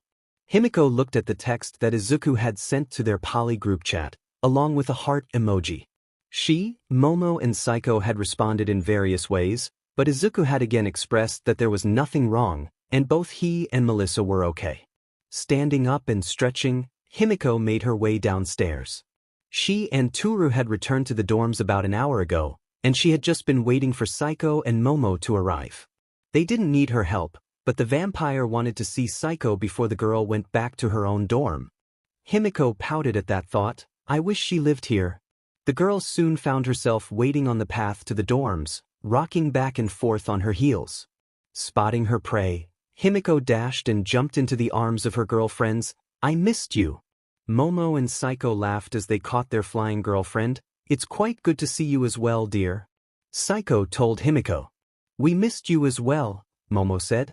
The three started on their way back to the dorms, with Himiko positioned herself in the middle and grabbing both of the others' hands, interlocking her fingers with theirs. How was your internship? Saiko asked. It was so cool. Edgeshot was a really good teacher. He made us work really strong but also knew when to give us some space to relax.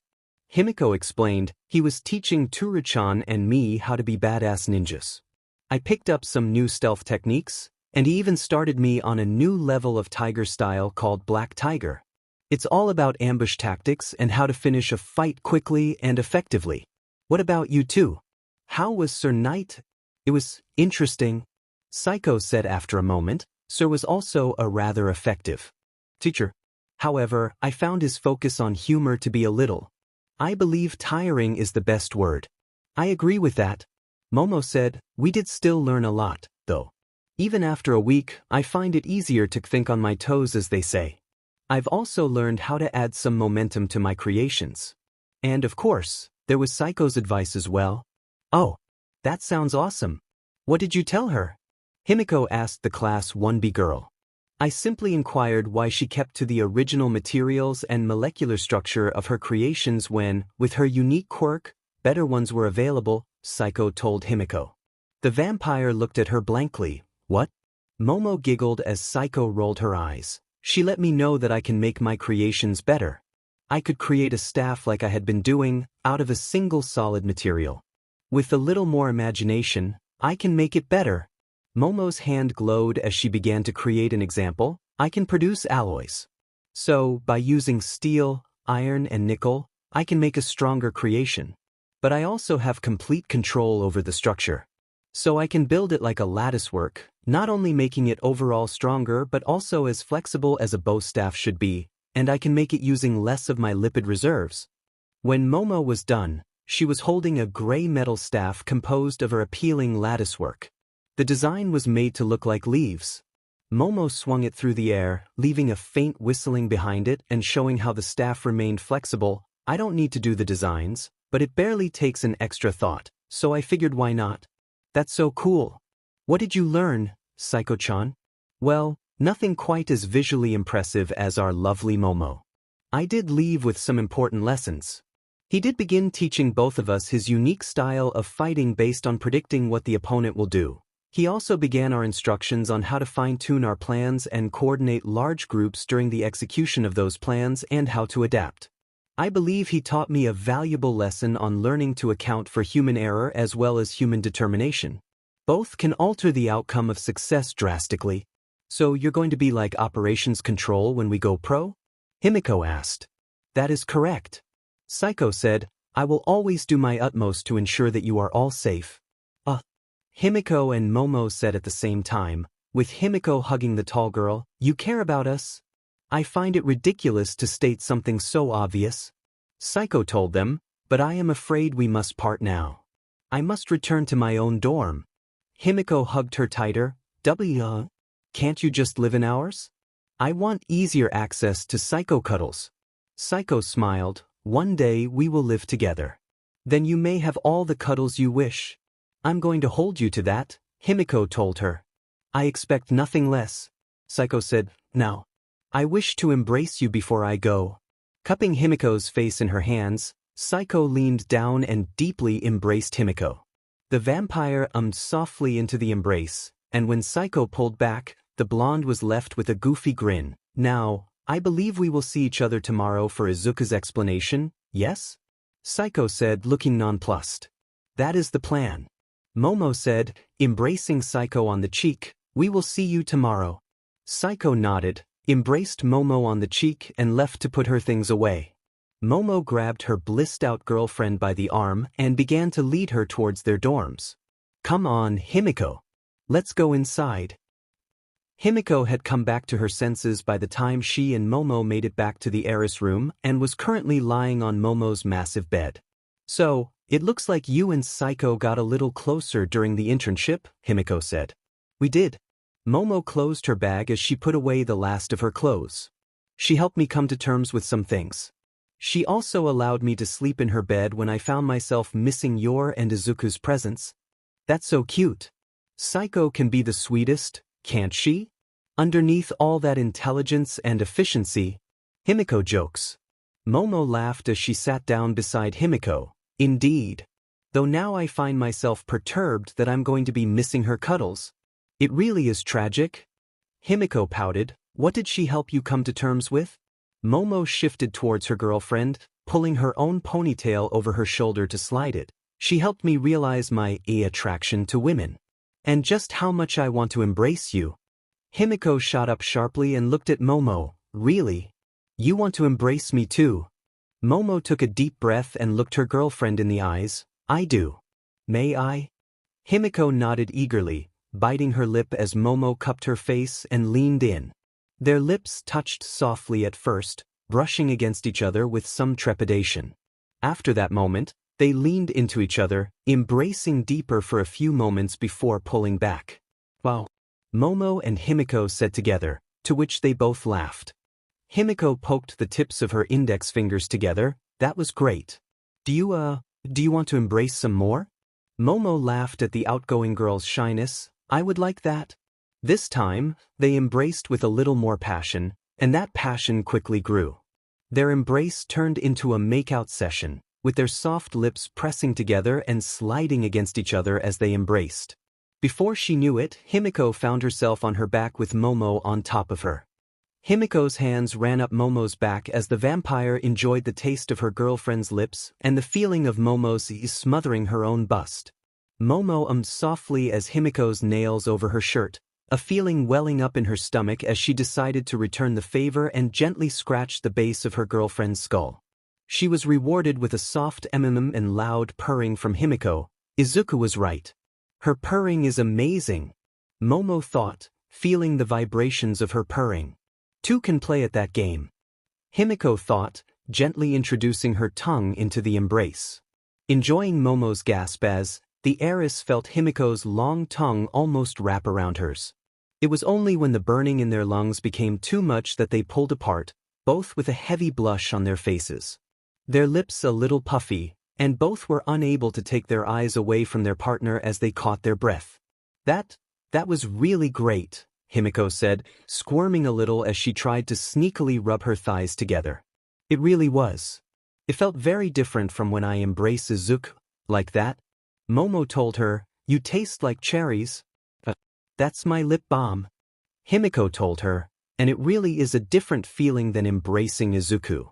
It's softer, but no less passionate. Does that make sense? Momo nodded. It does. And I do agree with you.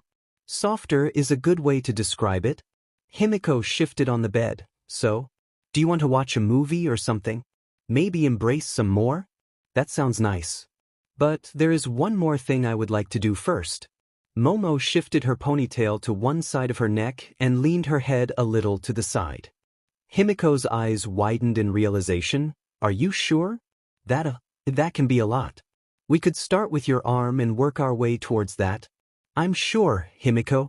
Momo reassured her. I did consider it, but decided if we are going to do it, I want the first time to be done right. I will admit to being a tad nervous. But that makes me no less ready. Okay. Himiko gulped as she approached Momo, straddling her girlfriend and running her thumb over the vein in Momo's neck. I'm going to start now, okay? Go ahead. Himiko leaned in and ran her tongue over the area, enjoying the way it made her shudder before she sank her fangs into Momo's neck. The hot rush of fresh BLD from a loved one flowing past her lips always sent Himiko to her happy place. Granted, this was only the second loved one she had taken BLD like this from. Psycho wanted to grow a little closer first. The vampire relished the taste of Momo's BLD. It was different from Izuku's. If she had to describe it, she would say it was sweeter, but that's the closest thing she could say that someone else would understand. In reality, the taste of BLD was so much more. Momo gasped as she felt Himiko bite her. Due to the nature of Himiko's saliva, it felt more like a small pinch.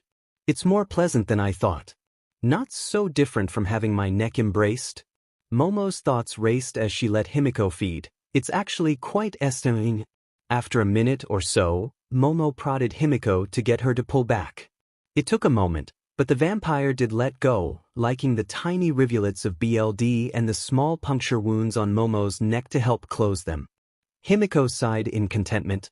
Thank you for that, Momo. That was wonderful. You're delicious. Momo flushed a little. Thank. I can honestly say that's a compliment I never thought I'd receive. I found that quite pleasant. I would not mind doing that again sometime. Himiko grinned widely. That's great. Do you mind if I use my quirk? I want to see what it's like to be you. You may, Momo agreed. But are you sure you don't just want to know what it's like to be tall? Don't ruin this for me. Himiko took a few steps back, searched for that warm feeling, and let it wash over her. From Momo's perspective, a swirl of gray appeared from Himiko, and seconds later, she was looking at a perfect copy of herself, just in the clothes Himiko was wearing, which were now rather stretched over the new proportions. Himiko sighed at being in the skin of a person she loved, running her hands over her cheeks and down her body as she examined herself. You're so appealing, Momo. You feel very nice to wear. There was a moment of silence before Himiko continued. I know that sounds really weird, but you know what I mean. Momo giggled. It does sound odd, but I do understand. Good. Himiko took a step forward and stumbled before finding her footing. Your center of gravity is very different from mine. I need to get used to this. I am a little larger than you, Momo said. That's putting it mildly. Himiko deadpanned, grabbing her new assets. These things are heavy. How do you not have serious back pain? Momo shrugged. I believe it's due mostly to a very thorough yoga and swimming routine, as well as a bit of luck and genetics. It's definitely luck. Himiko jokes, stretching and bouncing around a little to get used to the new body. Thanks for being cool with this. Of course. I would never deny something you so clearly love, Momo told her. Come here. Unable to contain herself, Himiko hugged Momo tightly. You're such a good girlfriend. Momo returned the hug. I'm trying. Himiko pulled back, finding it a novel experience not to have to look up into Momo's eyes. And succeeding. She then looked down at what was now two Momos pressed together. Do you think if Izzy was here, his head would explode? Momo snorted. It is a possibility. Do you want to watch that movie? Yeah. I'm going to go to the bathroom and drop your forms so I don't end up making a gray mess of your bed. I would appreciate that. Great lengths were taken to ensure the secrecy of Izuku's and Melissa's return to UA with Eri. Multiple black cars with tinted windows left the hospital at different times. One contained the 3 VIPs who took them to the airport to board a helicopter Nizu had sent. Eri had spent most of the ride looking out the window. The little girl had been given some new clothes courtesy of Ryukyu. Eri was the proud owner of a new white blouse and a red dress. She even had her very own shoes. Izuku helped her tie them and had promised to teach her how to do it on her own later. Waiting for them on the helipad that was on top of the school was Nizu and Eraserhead. Nizu hopped off of Eraserhead's shoulder. Hello, my students. And hello to you too, young Eri. Am I a mouse? a bear or a dog. What's important is that I am Nizu. It's nice to meet you. It's nice to meet you too, Eri said. This is Aizawa Shota. He will be taking you all back to the dorms. Nizu gestured to the man behind him. For now, you may all go, and you may explain the situation to your classmates so they understand the seriousness of the matter. But know there will be some conversations that need to be had at a later date. About your more recent incident as well as your altercation with Stain, I believe Aizawa has some choice words for all of you. Aizawa grunted in the back, and Izuku and Melissa's sweat dropped. Yes, sir. Would it have been better if I had said that Ryukyu had already yelled at us? Izuku asked. We also got a lecture from a police chief, Melissa added. No. Aizawa said, now follow me. Listening to their teacher, Izuku and Melissa followed him, with Eri holding one of their hands each. So, Eri, Izuku started, you're going to meet a few new people where we're staying. So just tell me if it's too much, okay?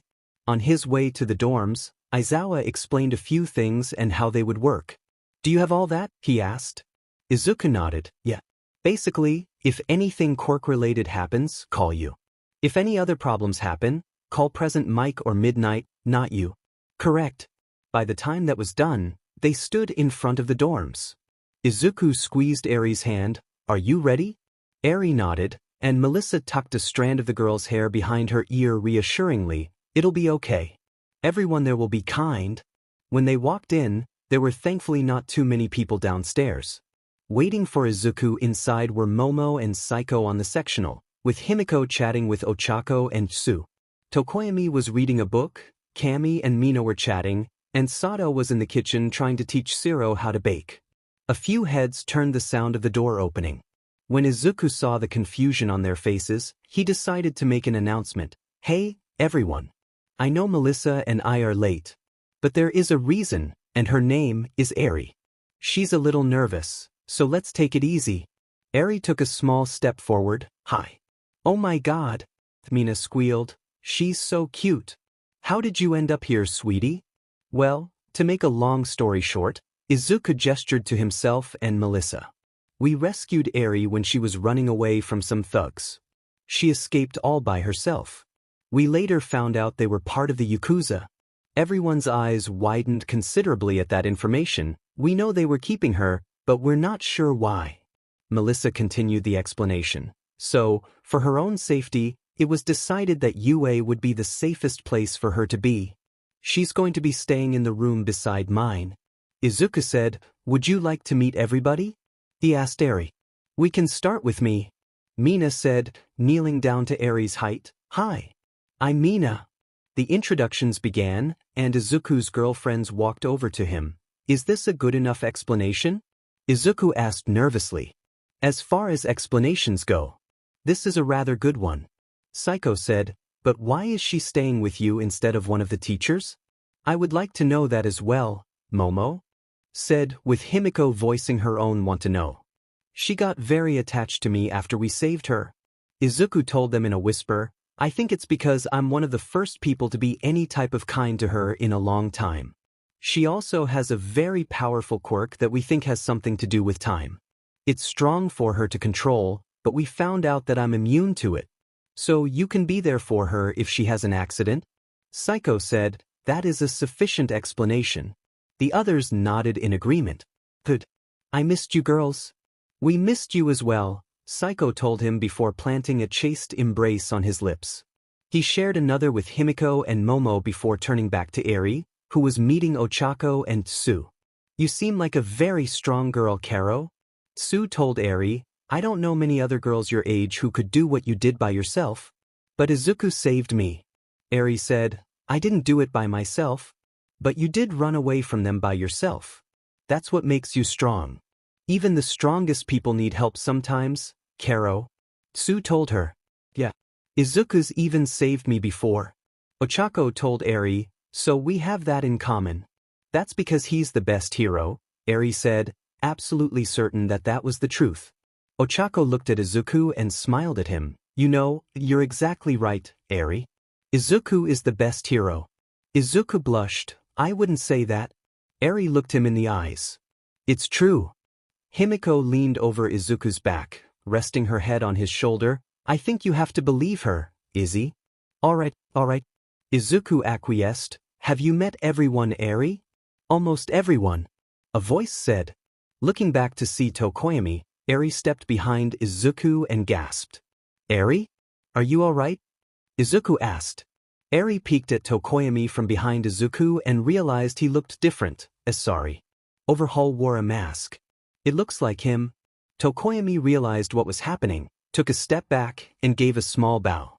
I see. My apologies then. I shall take my leave. Hold on, Tokoyami-san. It's all right, Izuku said, looking at Eri. This is Tokoyami Fumikichi.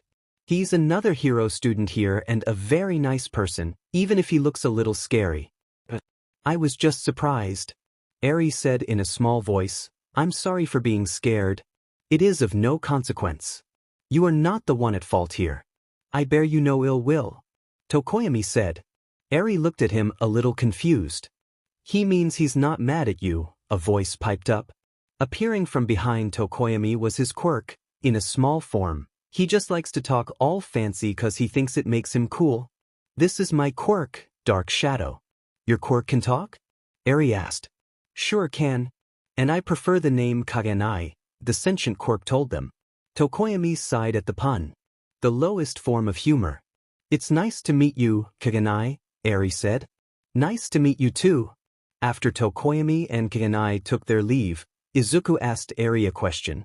Are you ready to see your room? Eri nodded. Because Izuku was on the second floor, it was a quick trip. Opening the door revealed a very normal room. The walls were still the same color, but everything had been made Eri-sized. The larger bed had been replaced with a smaller one, and there were a few stuffed animals waiting for Eri on it. She had been given a nightstand with a ladybug lamp on it, a dresser with 4 drawers that held a few sets of clothes for her, and 2 cubbies with baskets in them. There was even a bookshelf with books that they would later learn were picked by Nizu. What do you think, Eri? Izuku asked. If there's anything you don't like, we can get you something new. This is mine. Eri wondered, Can I leave if I want? Of course you can, Eri, Melissa said, walking over to the door. Here, the doors lock from the inside, see? Come try it. Eri reached out and turned the door lock back and forth a few times, experimenting with opening the door. It works. I love it. That's great, Eri. Izuku said, now let me show this door. This one leads to my room. Izuku opened the door to show her his room, and the 3 of them walked inside. Now, I will leave this door unlocked for you, and you can always come in, but I would like it if you could knock first. Okay, Eri agreed. You have a nice room. What are those? They look nice, she said, pointing across the room. Oh, those are my curtains. When they're closed like that, they show a picture of Aya Valley. You like them? Yeah. Can I have some like that? Eri asked. Of course. We can get you some soon. Thanks, Izuku. It had been almost a week, and Eri settled in rather quickly in the dorms, getting to meet the rest of the students. Even Bakugo understood that he shouldn't blow up around her. Maybe he is growing, Izuku thought. Currently, Eri attended classes with Izuku and sat beside his desk at her own little desk. She was kept occupied with coloring books and videos on his phone. This was only temporary, as Nizu would test her to see what grade level she was at when he had some more free time. The dean was currently away, dealing with the university board and the commission. Izuku was doing his best, but he still hadn't been able to get her to smile. Eri was having a great time. Every night, Izuku would tuck her into bed and read her a story. He was also helping her learn how to read. He never got mad at her or hurt her, even when she knocked on his door late at night, just to check if he was there. Neither did Himiko, Momo, or Saiko when they were having sleepovers with him. Right now, it was still the morning, and Izuku was making breakfast. He was currently peeling an apple for Eri, while she was sitting on the floor in front of Tsu in the common area. Ochako and Himiko were sitting beside Tsu and playing footsies, Ochako blushing more than usual, and Momo was sitting beside Eri, flipping through a clothing catalog with her, making notes on the things Eri liked. Eri had just taken a shower, and Tsu was running a comb through her hair. She did the same thing with her little sister all the time. It was slow, but they were getting all the tangles out of the young girl's hair. Where did you get that band-aid on your knee? Sue asked. Eri moved her knee to look at the Ryukyu-themed band-aid. I fell down yesterday. Izuku put the band-aid on. He says hero bandages help you feel even better. But I think he was being silly. Sue let out a few small laughs. Maybe? He can be a bit silly.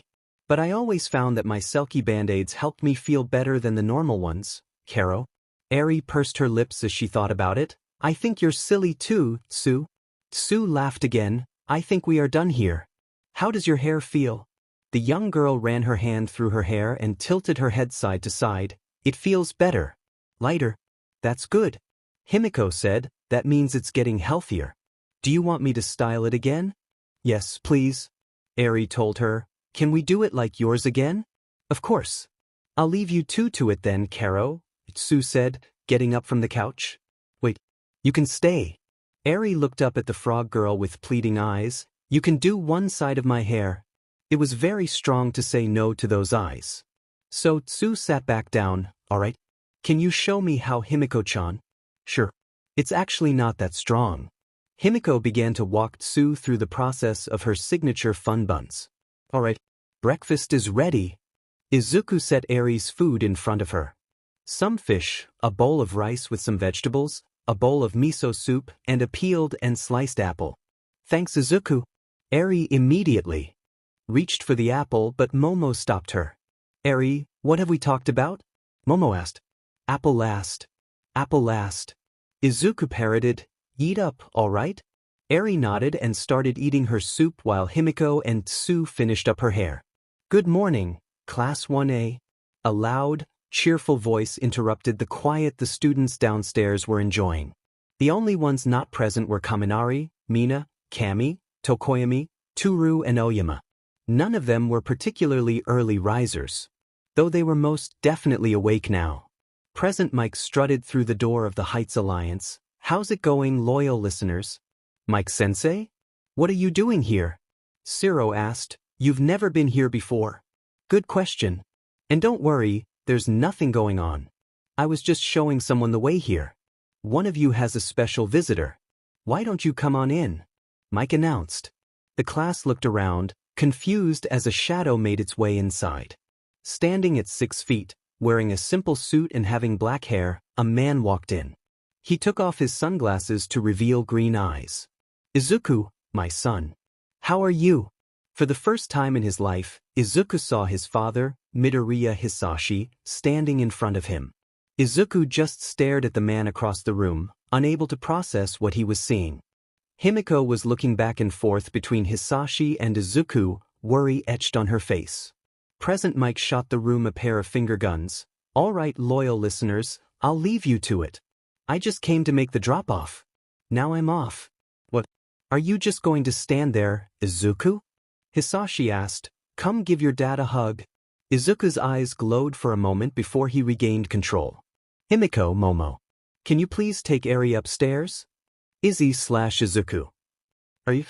Izuku cut her off. Girls? Please, just please. Himiko nodded and took Eri by the hand. Come on, Eri. Let's go hang out in your room. Momo stood up with them, her confusion and concern visible.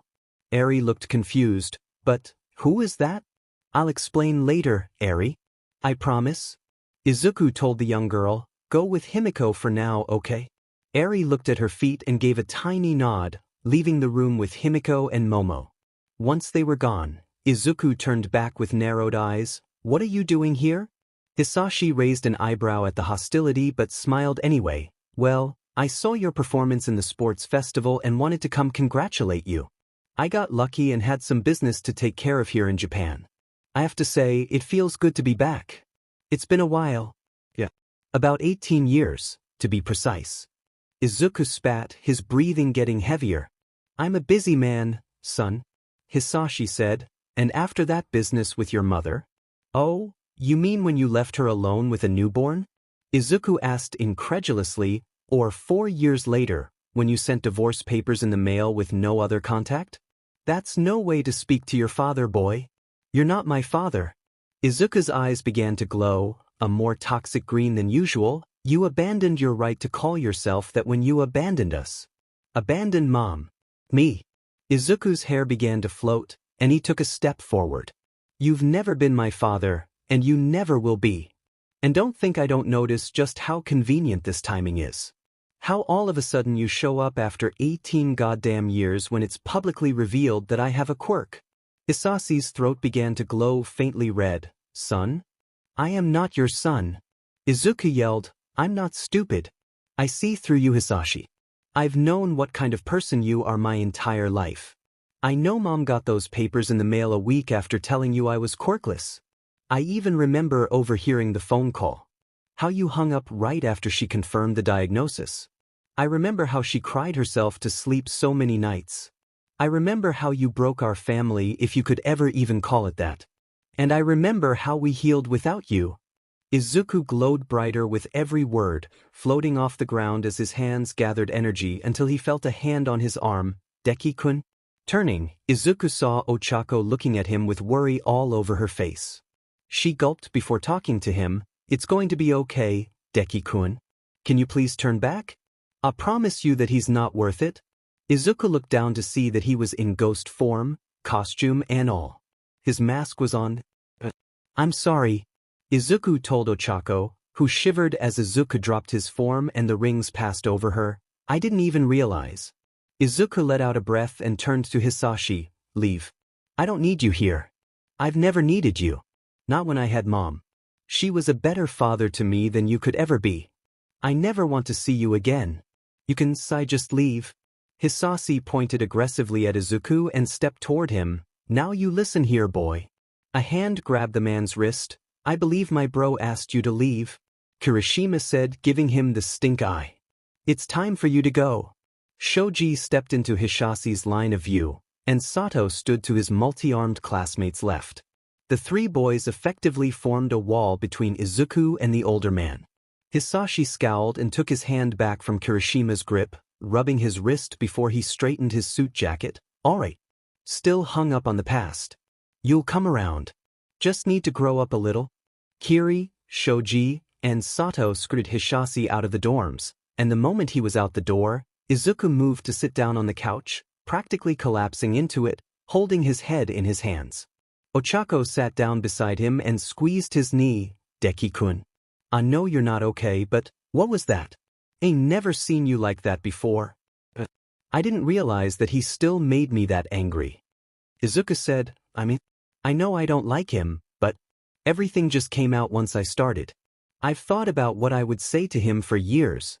I don't think I said any of it.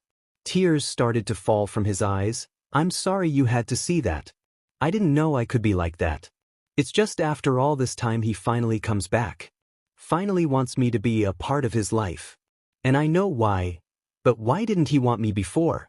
Ochako hugged him. Oh, Deki. I'm so sorry. I'm sorry, I don't know how to help. Izuku hugged her back. I know he's scum. I don't want him around.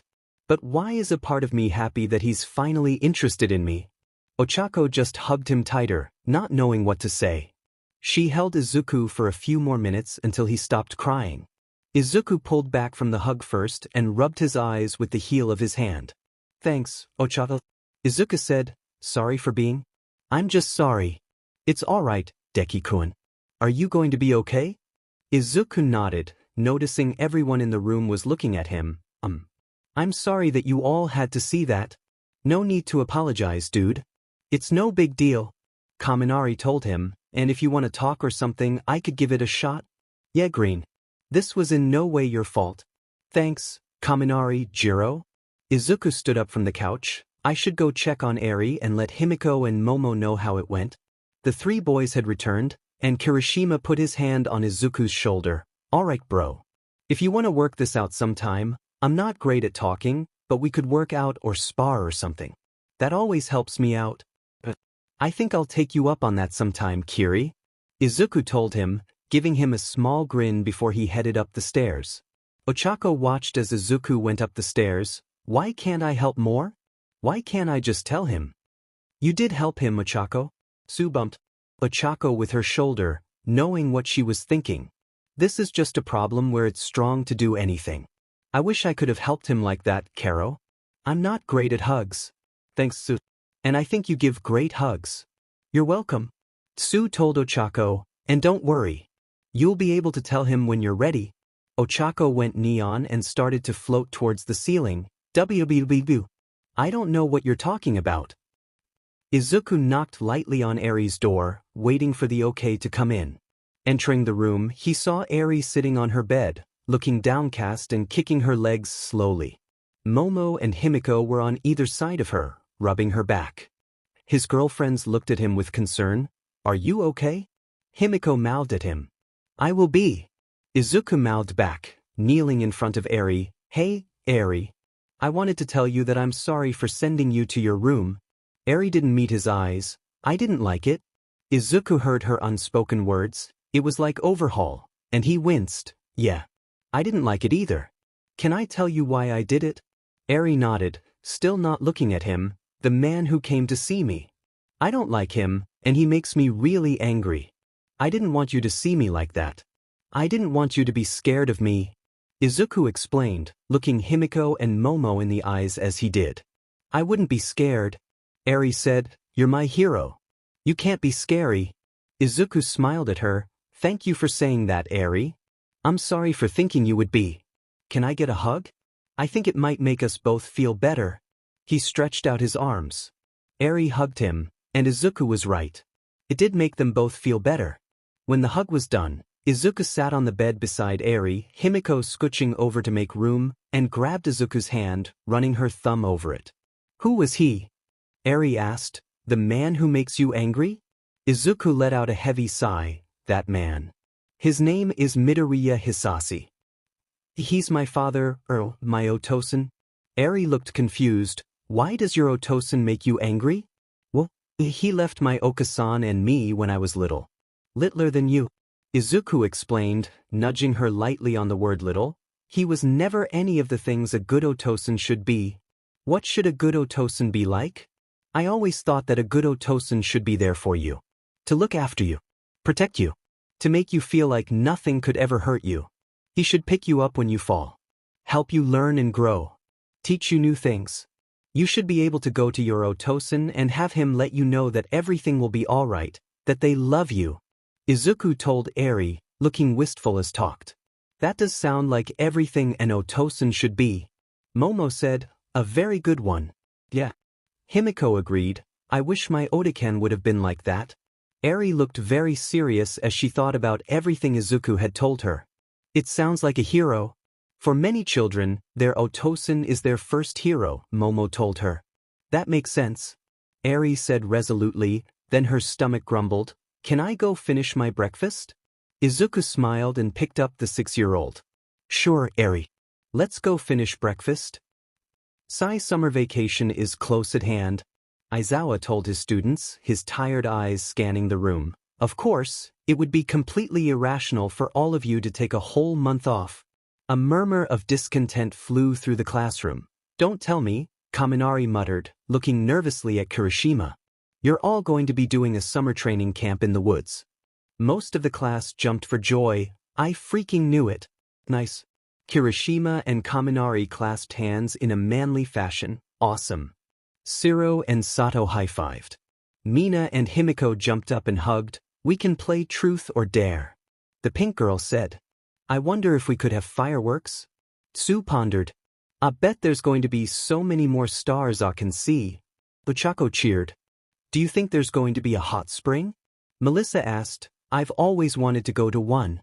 Our training exercises are most likely going to be different. Maybe forest rescue? Shoji pondered. So it's all going to be about making the right decisions regardless of the environmental setting. Momo said, How wonderful. From her desk beside Izuku's, Eri tugged on Izuku's sleeve. Why is everyone so excited? It seems that we might be going on a trip, Izuku told her. You might be. Eraserhead's voice managed to quiet the entire class without being raised, his raised hair signaling the use of his quirk. The teacher only continued once everyone's gaze was on him. Anyone who doesn't pass the upcoming final exams is in for summer school hell right here. Kaminari, Mina, and Kirishima looked at their classmates with tears streaming down their faces. Do your best, guys. The three knuckleheads continued to cry all the way to the cafeteria. Mina. If you wish, I will help you study, Momo said. The pink girl looked up with big eyes. Really? You do that for me? Of course. Perhaps we should organize group study sessions for the whole class.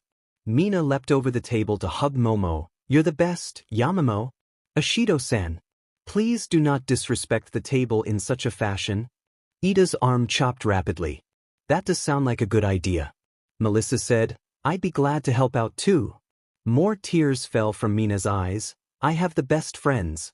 Jiro twirled one of her jacks around her finger. I don't suppose I could get in on those, could I, Vice Pres? Biostatistics and differential equations are kinda kicking my butt? She asked, not quite looking at Momo. Momo smiled brightly at her. Of course. I'd be happy to help you too. Kyoka blushed a little. See cool? Himiko rolled her eyes with a giggle and poked Kyoka in the side, getting her punk friend to squeak and swat at her hand. Are you going to help out too, Izuku? You're number 4 in class, aren't you, Karo? Suith. Izuku shifted his head from side to side. I mean, I can, but I'm not sure how well my studying methods will help.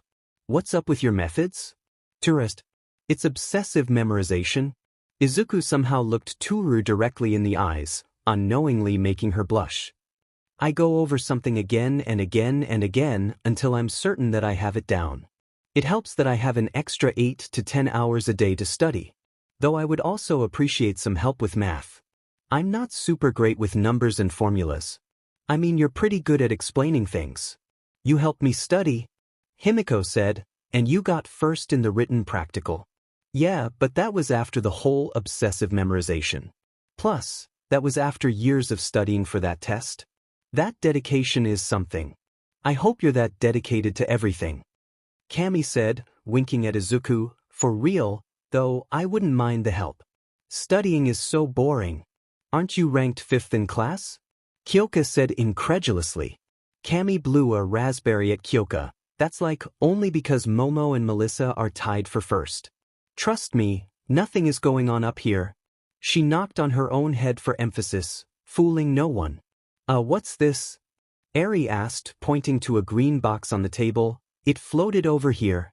Eyes turned to the box, with a note on it. For Izuku. It's a bento? Izuku questioned, pulling the box towards him. He opened the box and raised an eyebrow at its contents. Is that me? It's totally you. Kami said, stealing the box to look at it, all chibi. This is super cute. You have to eat this. She snapped a picture with her phone. Indeed. Inside the box, the rice was shaped into a chibi version of Izuku's head. Vegetables used to make the green color of his hair and eyes. Alongside the rice, the bento was packed with tonkatsu, a few types of sushi and a tamagoyaki. Izuku picked up the chopsticks attached to the lid and dug in. This is really good. Who made this? At a table not too far away, a girl with light gray hair with pastel pink streaks in it was poking the tips of her index fingers together as she watched Izuku eat her bento. He likes it. Izuku-sama really likes it. Setsuna stared at her friend, resting her chin on her palm. Reiko, why don't you just go talk to him? Kiwi's a cool dude. I could introduce you to him, Saiko told Reiko as she wiped her mouth with a napkin. I couldn't possibly. Saiko stuttered. I find myself too unprepared. Merely the notion of engaging in conversation with Izuku-sama just sets my dark heart aflutter. Moreover, he is already in possession of 3. What reason could he possibly have to concern himself with my presence? Saiko patted Reiko on the back. You can't think like that, dear. Himiko-san already informed us that she is willing to share. You should try talking to him. Or perhaps start with Momo-san or Himiko-san. Work your way up. Besides, doesn't every guy want a goth girlfriend? Setsuna jokes, especially a BE. Reiko flushed deeper while Setsuna received a chop on the head from Itsuka. Be nice, Set. Take it at your own pace, Reiko. Setsuna stuck out her tongue, literally, at her class president, like you're one to talk. How are those morning workouts going? Have you stretched each other out yet? It was Itsuka's turn to flush red, and she stammered out some denials. No, Talk to him when you are ready. Let's just do it now. Hey Kiwi! Setsuna shouted across the cafeteria. Her hands came off and pointed at Reiko from above. It was Reiko who made. A karate chop sent Setsuna down, and the ghostly girl let out a loud ep and dived under the table, her face neon. Izuku looked at his girlfriends at his table, and they both made shooing motions. With a ruffle of Aries' hair, he walked over to the table. So, what's going on? Izuku asked. Setsuna was being Setsuna, Itsuka told him, still blushing a little. She was trying to push Reiko out of her comfort zone. Saiko told him, gesturing to the girl under the table, a tad too forcefully though. As you can see. I can. And she was the one who. Izuku trailed off, and Saiko nodded in confirmation. Right? Well, thanks for the bento, Reiko. Izuku said, speaking slightly louder, it was really good. Under the table, Reiko's heart beat rapidly. Oh my god. Izuku-sama is talking to me. Say something back. You have my gratitude, Izuku-sama. It brings me immense joy to receive such delightful news. I did it. I talked to him. Well, I am delighted to hear that, Izuku said, a little thrown off by her speech. I'll see you tomorrow morning, Itsuka? Still blushing, Itsuka nodded. Echa. I'll see you then. Izuku smiled. Great. I'll see you then. The lizard girl was still twitching face down on the table, right? Saiko, talk to you later? Of course, Izuku-kun. Saiko raised an eyebrow as Izuku turned to leave. Where are you going? Embrace me. Izuku smiled, of course, and leaned in to capture Saiko's lips. Saiko hummed contently, good. You may go now. Izuku chuckled, sure. You going to sit with us tomorrow? Saiko nodded, every Tuesday and Thursday. Saiko watched as he left and turned to her friends. Don't worry, Itsuka, Reiko. One day, you will be able to do the same. Itsuka got stuck in a loop of denial and imaging just that while Reiko whispered her thanks from under the table. Setsuna chuckled weakly. The VP has jokes. Please help me. Don't worry. I'm sure Izuku will be willing to help you one day as well. Saiko taunted, sipping her tea. Setsuna definitely did not blush. Hey, Wonder Boy. Like the new look. I thought I noticed something different in that video. Kami said. Class 1A was waiting for their heroics instructor outside Field Gamma, and there had been a few costume upgrades amongst the students. Eri had been left with Nizu for her first day of learning with him. Thanks. I'm happy with it too. Izuku told Kami, I see that you changed your outfit. I leveled up over my internship. Kami pet her hip, showing off her new costume design. Gone was the bodysuit, replaced with an off-shoulder white top that, similar to her bodysuit, directed the eyeliner to her cleavage. She wore a black underbust corset with red piping, red laces in the back, and gold buttons. Her breathes looked painted on but were made of a sturdy, quality material.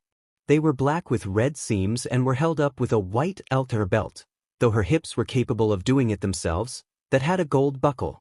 Kami was wearing calf-high boots with low heels that had a white top and the same type of buckles as her belt.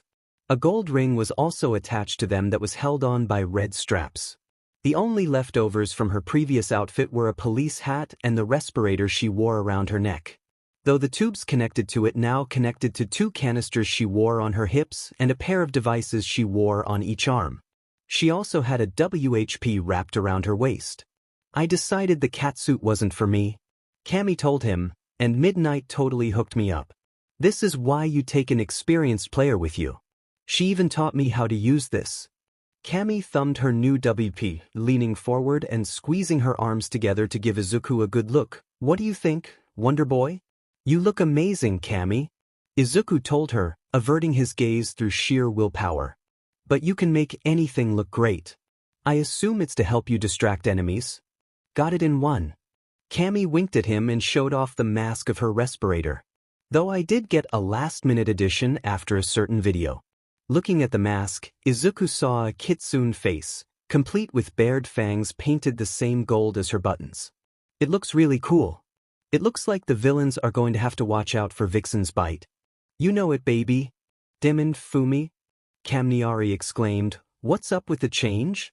The full-body cloak was replaced with a shorter one with a collar that resembled raven feathers. It reached just below his ribs in the front and just below his waist in the back, though it could be unfurled to provide more cover for dark shadow if necessary. Underneath that, he wore a black waistcoat over a red armored shirt. Gauntlets of matching armor were on his forearms and ended with black gloves tipped with claws. He kept the belt with the pouches. It was a recommendation from my internship with Hawks. Tokoyami explained, one of the rare insights I beheld. My time was not as illuminating as I hoped. Dark shadow poked its head from underneath the cloak. He means that Hawks only picked us because we're both birds. Kaminair laughed while Tokoyami shoved his quirk back underneath his cloak. Silence, you infernal beast.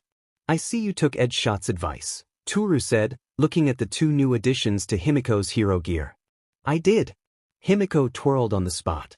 Her original sleeves had been replaced with peasant sleeves that hid her hands. She still had the gloves with the retractable claws, but May had finally perfected their BLD collection function. Her final addition was a black mask with red vampire fangs on it, a sharp contrast from the black and blue of the rest of her outfit. However, it did match the gem on the necklace that Izuku had gotten her, proudly displayed around her neck with her hero suit. Do they have a purpose? Melissa asked, feeling the material of the sleeves. Distraction. Himiko told her, Edgeshot told us that theatricality and deception are important parts of being a shinobi. So the sleeves are to help disguise my movements when I'm attacking.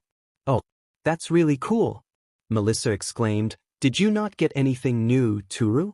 Melissa could feel the deadpan the invisible girl gave her. Melissa, I'm invisible and can emit bright flashes of light at will. I didn't need anything. Toru said. Right? The three girls started giggling together. Are those new headphones, Kyoka? Momo asked. They look quite interesting. Wait. Some pink-haired chick from the support course hooked me up. Kyoka said, blushing. You like them? I do. Momo said, I believe the right term is cyberpunk. The headphones in question were white and black and connected behind the head instead of over it, making them look like two pieces clamped over her ears. They were made of many smaller pieces and featured two larger protrusions resembling antennas pointing backwards. That's right. Thanks, Momo. Oh my god. Ochako, you look amazing. Mina shouted, rushing her friend. Is that an entirely new costume, Karo? It is. Deki-kun introduced me to his friend in the support course, and she made me a whole new one. What do you think? Ochako had kept the skin-tight nature of the suit, she had gotten used to it, just made out of a sturdier material. The tights were black and broken up by a pink compression section on her upper thighs designed to help with BLD flow in zero gravity. A pair of pink knee pads. Her belt had the same design, just slimmer, and was now outfitted with pouches and charging stations for a set of support tech that May was still fine-tuning. The upper part of her outfit was now a tank top, leaving her shoulders visible. The pink color on her suit had been made darker.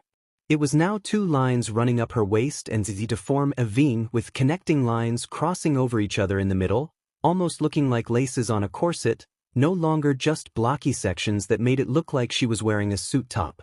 H's on her back blended seamlessly with her suit and had a series of small air jets to help her move when she was using her quirk. Another pink compression section squeezed the middle of her upper arms, leading into black sleeves with pink and white elbow pads. She had a pair of white gauntlets on her forearms that hit the pressure points in her wrist. They also could shoot out cables that worked with her quirk. She also had a pair of black martial arts gloves with pink knuckles, a gift from Gunhead.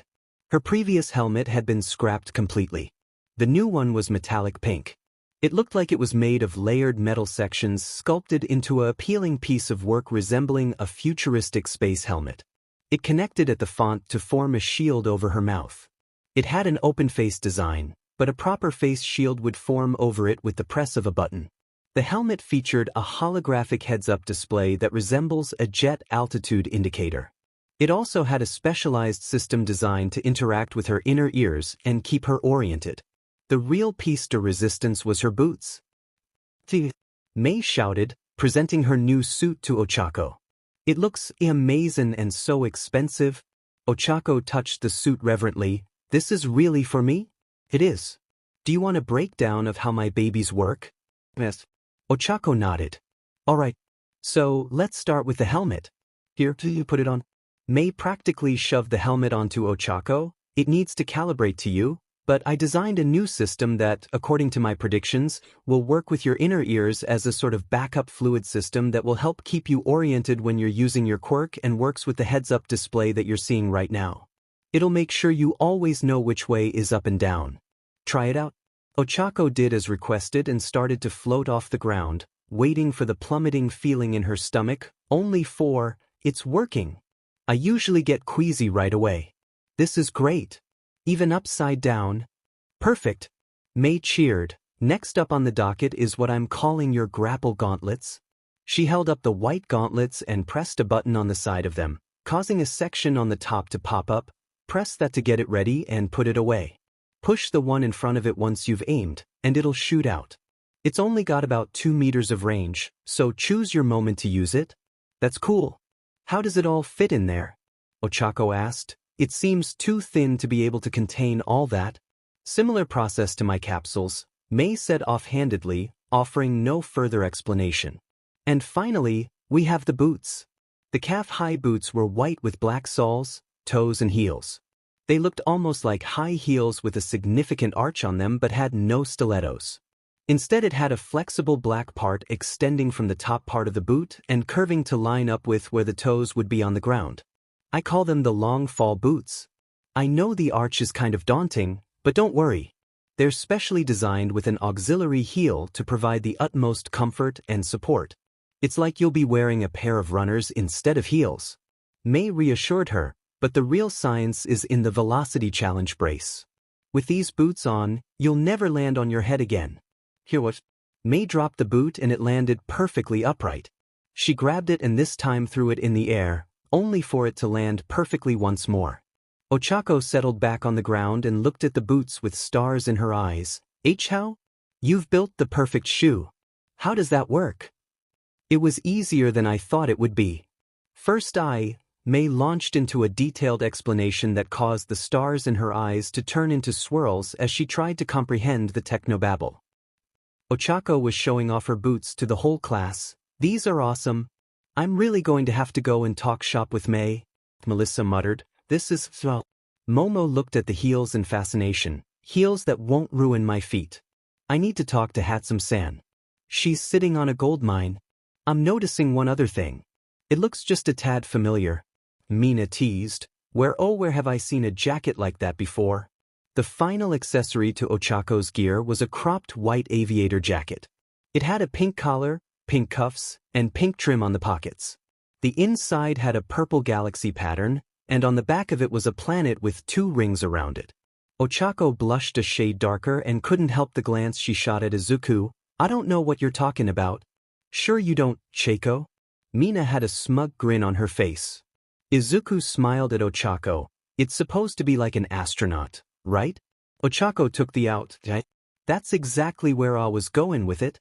Himiko patted Izuku on the shoulder and looked him in the eyes. You're dumb. She told him lovingly. What? That's the vibe I'm getting. Am I wrong? Izuku asked. You look like you just stepped off the cover of a futuristic space adventure novel. It's a really good look. No. That really is the look I wanted. I'm glad you like it, Deki-kun. Ochako told him. It wouldn't have been able to get it made without you. Alright. It's time for another round of your basic hero training. All Might walked onto the scene. It's been some time, students. Are you all ready for today's lesson? Not much of an entrance. Aoyama said, I expected more after a break. Maybe he ran out of shticks? Kyoka muttered. Run out? Never. My supply of shticks is inexhaustible. All Might thought, as a follow-up to your internships, today's activity is meant to be a playful one. A rescue training race. Ida's hand shot into the air. Sir? Shouldn't rescue training be conducted at the USJ? That place is for disaster rescues in particular. Today's training is in the form of a race. All Might explained, Field Gamma behind you is a dense spread of factories that wind together to create an intricate network of maze-like alleys. You'll be split into 3 groups of 7, with each group going one at a time. From somewhere inside, I will send up a distress signal, and it will be your job to come find me.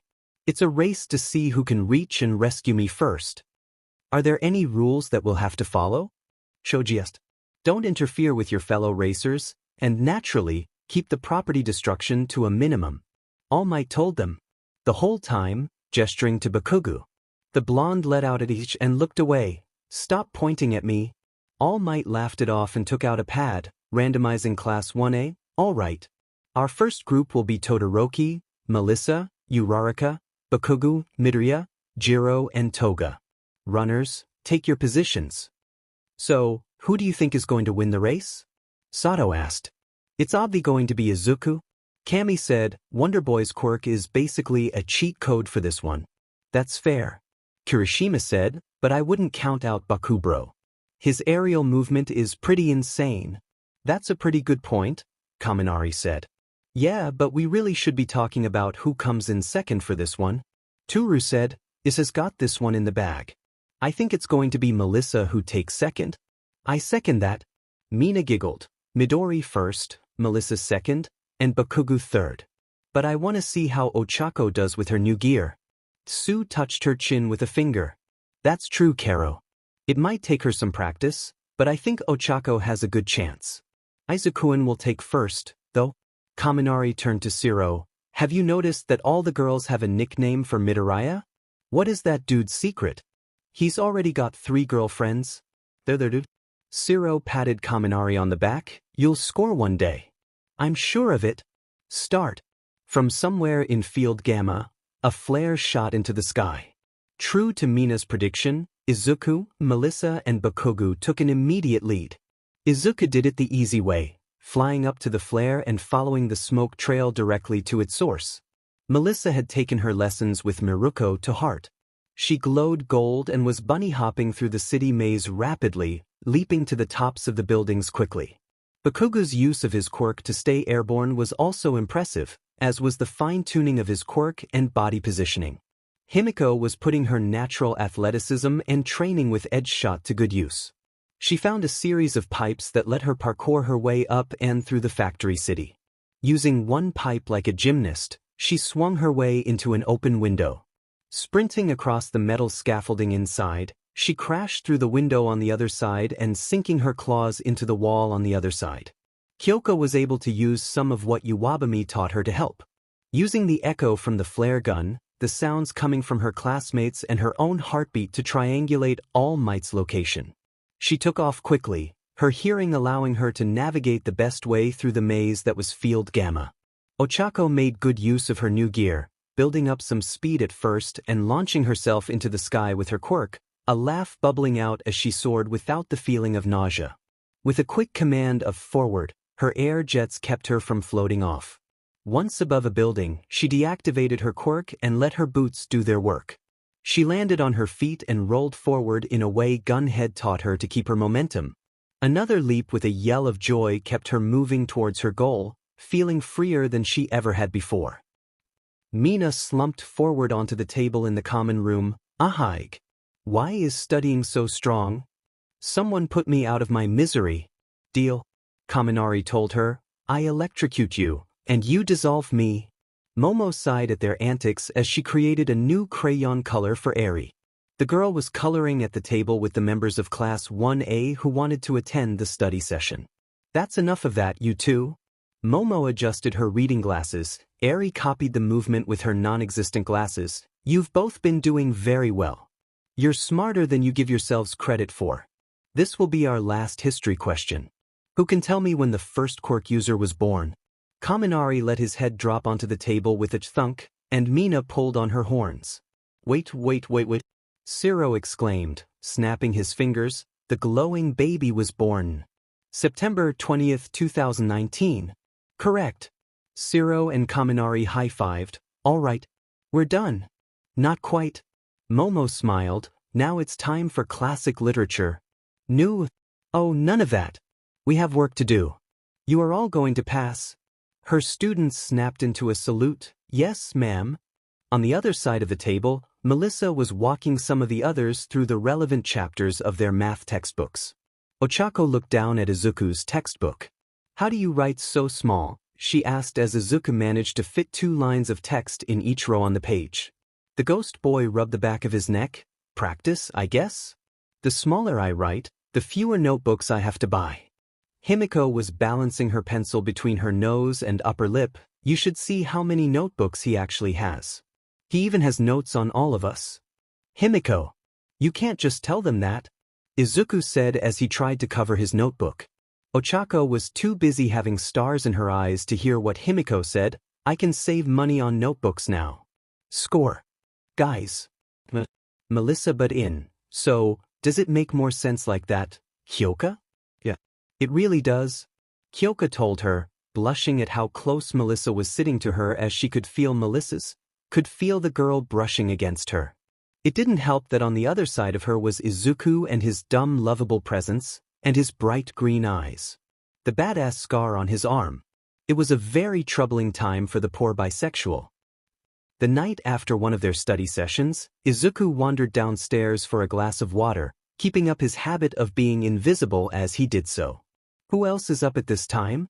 Izuku thought as he noticed the TV was on but not making any noise. He floated over and saw Cammy on the couch playing a game with headphones on. He tapped her on the shoulder. Why are you still up? Sheet. Cammy jumped, dropping her controller and looking around. Who's there? Izuku dropped his invisibility and rubbed the back of his head. Sorry, Cammy. Cammy let out a breath and put her hand over her heart in an effort to calm down. God damn it, Wonder Boy. I think you just shaved a year off my life. Again, I am sorry. I'm sure you are. Cammy gave him a flat look. Why are you down here? Just getting a drink. You? Cammy picked her controller back up, couldn't sleep and wanted to decompress after studying. I didn't feel like playing on my computer, so here we are. What are you playing? Izuku asked, floating over the couch to sit down. Cammy plopped back down onto the couch beside him. It's an old game called Journey. It's my go-to-relax game. I can beat it in a couple of hours. What's it about? Well, that's debatable. Cammy chuckled and started the game back up. You play as this robbed character, and the goal is to get to the mountain in the distance. There's different little puzzles and you collect pieces of that scarf to make it longer. The longer the scarf, the more you can fly. The real reason I like it is because of the art style. The whole game just evokes a sense of wonder in me. It also makes me feel small, but like in a good way. Plus, the soundtrack is fantastic. It actually responds to what you do in the game. That's so common now, but this was, like, one of the first to do it, and I think it does it so much better. Izuku smiled as he looked at Cammy, listening to her gush. That's really cool. Can I listen? Sure. Cammy took off her headphones, which had 2 fox-like ears on top, and handed them over. Put these on. Izuku donned the headphones, and the two sat in silence for a while, enjoying the other's presence as Cammy showed Izuku one of her favorite things. At some point, Cammy shifted in place, leaning against the armrest of the couch and putting her feet in Izuku's lap. This prompted Izuku to take off the headphones. This soundtrack is awesome. Is there a place I can download it? There is. The soundtrack isn't quite as dynamic, but I really like it when I'm studying or doing yoga. Cammy told him, I'll show you where you can find it later. Thanks, Cammy. Izuku told her, looking at his friend. You know, I'm just realizing. You look very cozy. Cammy was wearing a too large hoodie with the hood up, leggings, and fluffy socks. What? She asked. I like being cozy when I game. You think I look bad or something? No. Izuku scrambled. I like it, and like I told you the other day, you can make anything look great. Cammy shifted her feet in his lap. Era. Getting a little bold with the flirting, aren't we? What would your girlfriends think? Izuku blushed and swallowed thickly. They would tell me to be honest, and that's what I'm being. Honest? Cammy smiled at him. I like that. Hey Mei. How are you? Izuku called out, walking into the support department. Are you working on anything interesting? He blushed just a little and turned his head away when he saw his friend. Mei was leaning over her workbench and looked up from the disassembled engine she was working on. Izuku could see her eyes unzoom to focus on him. Hey Zuku. I'm great. I was stuck on a problem and needed a break, so I started taking apart this engine. I'm just going to clean it, then get back to work. Izuku slid up beside Mei and looked at her workbench. I'm not sure taking apart an engine counts as taking a break. Does too. Mei protested. It's super easy. I'm going to put it back together for my next break. We'll have to agree to disagree on that. Izuku chuckled. Says the person who does quirk analysis for fun. Mei stuck her tongue out at Izuku. Fair point. Izuku told her. So what were you working on? Mei waved over at her other workbench, piles of blueprints and pieces of tech that Izuku couldn't make heads or tails of. Power Loader had us working on some super heavy cuffs for something. Stopped paying attention after he told us what we were building. So, I got in my head about making a better set of cuffs for our midterms. I'm thinking about trying to do either an all-in-one cuff that can counter all but the strongest quirks or one that can neutralize the quirk altogether. Hasn't been done before, but I know it can be. There's that one pro who can do it with his eyes or something. If I can figure out how that works, I should be able to do it. My running theory is that the eyes produce a counter energy to the type that most quirks produce. When those two energies connect, it produces a null effect. If it worked like that, wouldn't it essentially turn off both quirks? Izuku pondered, unless it occurs solely in the affected body? That would also explain why Eraserhead can only erase one quirk at a time. We know that all quirks produce a similar type of energy at low levels, aside from mutation quirks. Mei nodded. Yeah, emitters use the energy to produce whatever their quirk does, like Firebeard's fire. Transformation types use that energy to spark their transformation. Then there's accumulation types, which tend to be a mixture of all types. Izuku continued his and Mei's line of thought. Eraser can stop their accumulation and use of the energy, but he can't turn off the other parts. It's also kind of a coin toss with some of them. Like my classmate Mina. Eraserhead can stop her from making new acid, but it doesn't turn off her natural acid resistance or prevent her from using the acid she's already built up. Interesting. It would probably be best to put those ideas together and create a pair of cuffs that truly cover all the bases. Mei said, I know exactly what I want to do now. Thanks, Zuku. I'll always help, Mei. Mei smiled at Izuku. I know you will. Now I just have to figure out where to start. Well, if working on engines helps you think, maybe you could teach me how to rebuild this one? Izuku suggested. You want to build something with me? Mei asked, like, actually want to? I asked, didn't I? You're not just asking to be polite or something? Mei asked to make sure. I really want to. Yes. Mei jumped at Izuku, throwing her arms around his neck in a massive hug. A million yes. Of course, I'll teach you. Izuku returned the hug, blushing at the feeling of Mei pressed tightly against him. So what's first? We need to make sure everything is properly lubricated, and then we need to reinstall the crankshaft. Let me show you what's what. Sir, can I ask you a question? Izuku waited behind after math class. I believe you just did, but you may ask another, Ectoplasm responded. Izuku laughed just a little. Thank you, sir.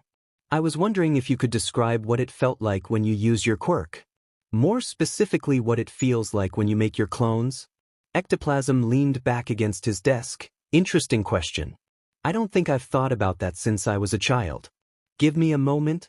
Using his quirk, the pro hero shot ectoplasm from his mouth.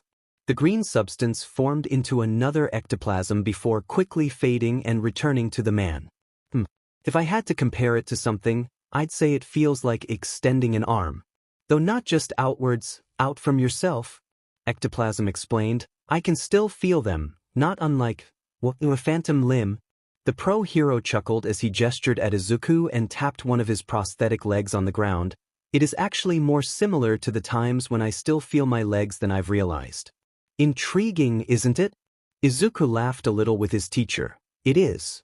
If you wouldn't mind answering another question, could you tell me how much control you have over the clones? Do you have control? It's both a yes and a no. I've always equated it to a beehive. Ectoplasm explained, I can give orders, and they know what I want them to do, but how exactly they go about it is up to them. Why are you so interested? Izuku was writing down what ectoplasm was telling him, plus a bunch of other thoughts. Well, I've been thinking about my powers, experimenting with them, and my ghost body is very malleable. I'm sure you've also noticed that my power is nearly the same shade of green as yours. That's honestly the reason I call it ectoplasm in the first place. So if you'd be willing, my friend could run a test comparing our ectoplasm, and if they are similar, I may be able to mimic your powers, probably not to the same extent, but something similar. Well, I'm flattered and intrigued. Let's see your friend. See if I need to give you any extra training. Tell me, though, what gave you this idea? Well, I started giving it some extra thought after something my friend Shoko said. Momo couldn't help but smile at Izuku across the table from her. He was currently talking about the movie they had just come from as they waited for their meal at one of the higher-end restaurants in Mizudafu. Not the highest-end one, as neither had wanted to get fully dolled up for dinner and a movie. Momo was only partially listening to her boyfriend as she was too busy getting lost looking at him. She was thankful that she had Himiko and Saiko to provide him with better fashion options for their dates. The three girls had made a pact that the other two would help dress Izuku whenever they were having a night out with their boyfriend. Unless they were all going together. The two girls were actually having their own sort of date night. Izuku was currently dressed in a forest green button-down that had a few buttons open tucked into a pair of dark jeans, the sleeves rolled up to his elbows. Seeing the grin on his face and the way his eyes lit up when he talked about the things he loved gave Momo a warm feeling in her. It was the same when watching Izuku with Eri. Knowing just how good of a father he would one day be was amazing, even if he hadn't realized it yet. The young girl was spending the night with Melissa, having a sleepover in Eri's room. Haim? You alright? Izuku had finally noticed the faraway look in her eyes. Momo? I'm alright. Just thinking. Izuku chuckled as Momo blushed at being caught. What about? I don't think it was the movie. No. I was just admiring you. Momo told him, smiling as it was his turn to blush. I'm nothing to. Izuku caught himself. Thanks, Haim. Momo reached across the table. You are worthy of admiration, Izuku. Izuku nodded. I know. But old habits die strong. I'm working on it. Though even if I didn't need to, I'd still think you're more worthy of being admired. Proving that statement, Izuku took the opportunity to admire Momo, and not for the first time that night. She was wearing a black pencil skirt with buttons on the front and a black buttoned halter top combo that together looked like a dress. Under her top, she was wearing a billowy, see-through white shirt that was tight at the wrists and then flared out again. She accented her look with a forest green lavalier, a pair of emerald earrings and coral pink lipstick. Her normal ponytail was swapped out in favor of leaving her hair down. It was naturally wavy and fell around her face beautifully. And despite not being able to see them at the moment, Izuku knew that her outfit was completed thanks to Mei. After Ochako had revealed her new boots, Momo had gone to the inventor and together had started to design a new brand of footwear. So she was wearing a pair of 8-inch heels, but it felt like she was wearing a pair of fluffy slippers and they weren't going to damage her feet. Mei could just be the best person ever. Already there were orders from some of the other students. Even midnight had popped by. Also that did in fact make Momo 6'10", and yes, that did make Izuku feel some kind of way and no, he wasn't going to think about it. Thank you very much. Momo squeezed his hand and smiled at him. I know you are, and it's lovely to see your growth. I know you are not fond of it, but if you ever want to talk about the issues you had, I will listen. We all will. I know you will. And if I'm having a bad day, I'll come to one of you. Or all of you. Good. The waiter arrived with their meals, and the two made small talk while enjoying their food. Can I ask you a serious question? Izuku set his chopsticks down when he finished his meal with a small clink. It's not bad or anything. Just something I've been wondering. Momo sighed in relief as the uncomfortable tightness in her sissy vanished as Izuku clarified himself. Of course. Ask away. Do you think we started dating a little quickly? I'm not complaining or anything. I love where we are in our relationship, and I feel like we're moving at a good pace now. But, well, I worry. I got that from my mom. Izuku tried to lighten the mood with a joke. There was another clink as Momo set her own utensils down. It's something I've thought of as well, and I believe you are right on all accounts. I love where we are as well. That night, our first date. Momo blushed at the memory, as did Izuku. I may have been a tad tipsy from the wine and rushed some things. But I don't regret it. I actually quite like our story. I think it starts off quite romantic before it gets lewd. Not unlike one of my books. Izuku couldn't help but smile as Momo's blush got deeper. I like the way that sounds. Romantic. I mean, we even had our first dance, and I met your favorite people. Though I don't think Ram likes me. Momo giggled behind her hand. She'll come around. Now, what do you say to returning home and reenacting a later scene from one of my books? She finished, biting her lip, looking at him with a longing gaze. Neither of them could wait till they could get back to the dorms. Inside Momo's limo, with tinted windows, Izuku found himself straddled by his girlfriend, the two of them engaged in a passionate lip lock. His hands were currently sinking into Momo's thighs, while hers were wrapped around his shoulders and running through the back of his hair. Momo let out a soft gasp as Izuku's lips moved from hers along her jaw to just behind her ear. The feeling caused her to roll her hips into Izuku's. Izuku let out a masculine groan that Momo enjoyed. Wanting to hear it again, Momo started to roll her hips harder into Izuku's and cupped his chin so she could start embracing his neck, leaving a mess of lipstick marks behind. Izuku's hands moved to her hips and squeezed as he let out another groan. That feels great. That's good. Momo said between embraces, that is what I was trying to do. Momo could feel the chuckle Izuku gave rise through his throat. Well, it's working.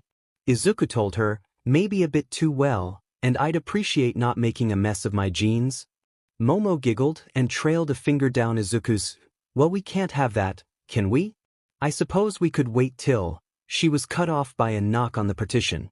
The window between the passenger section and the driver rolled down, and Momo quickly shifted around to sit on Izuku's lap properly, crossing one leg over the other.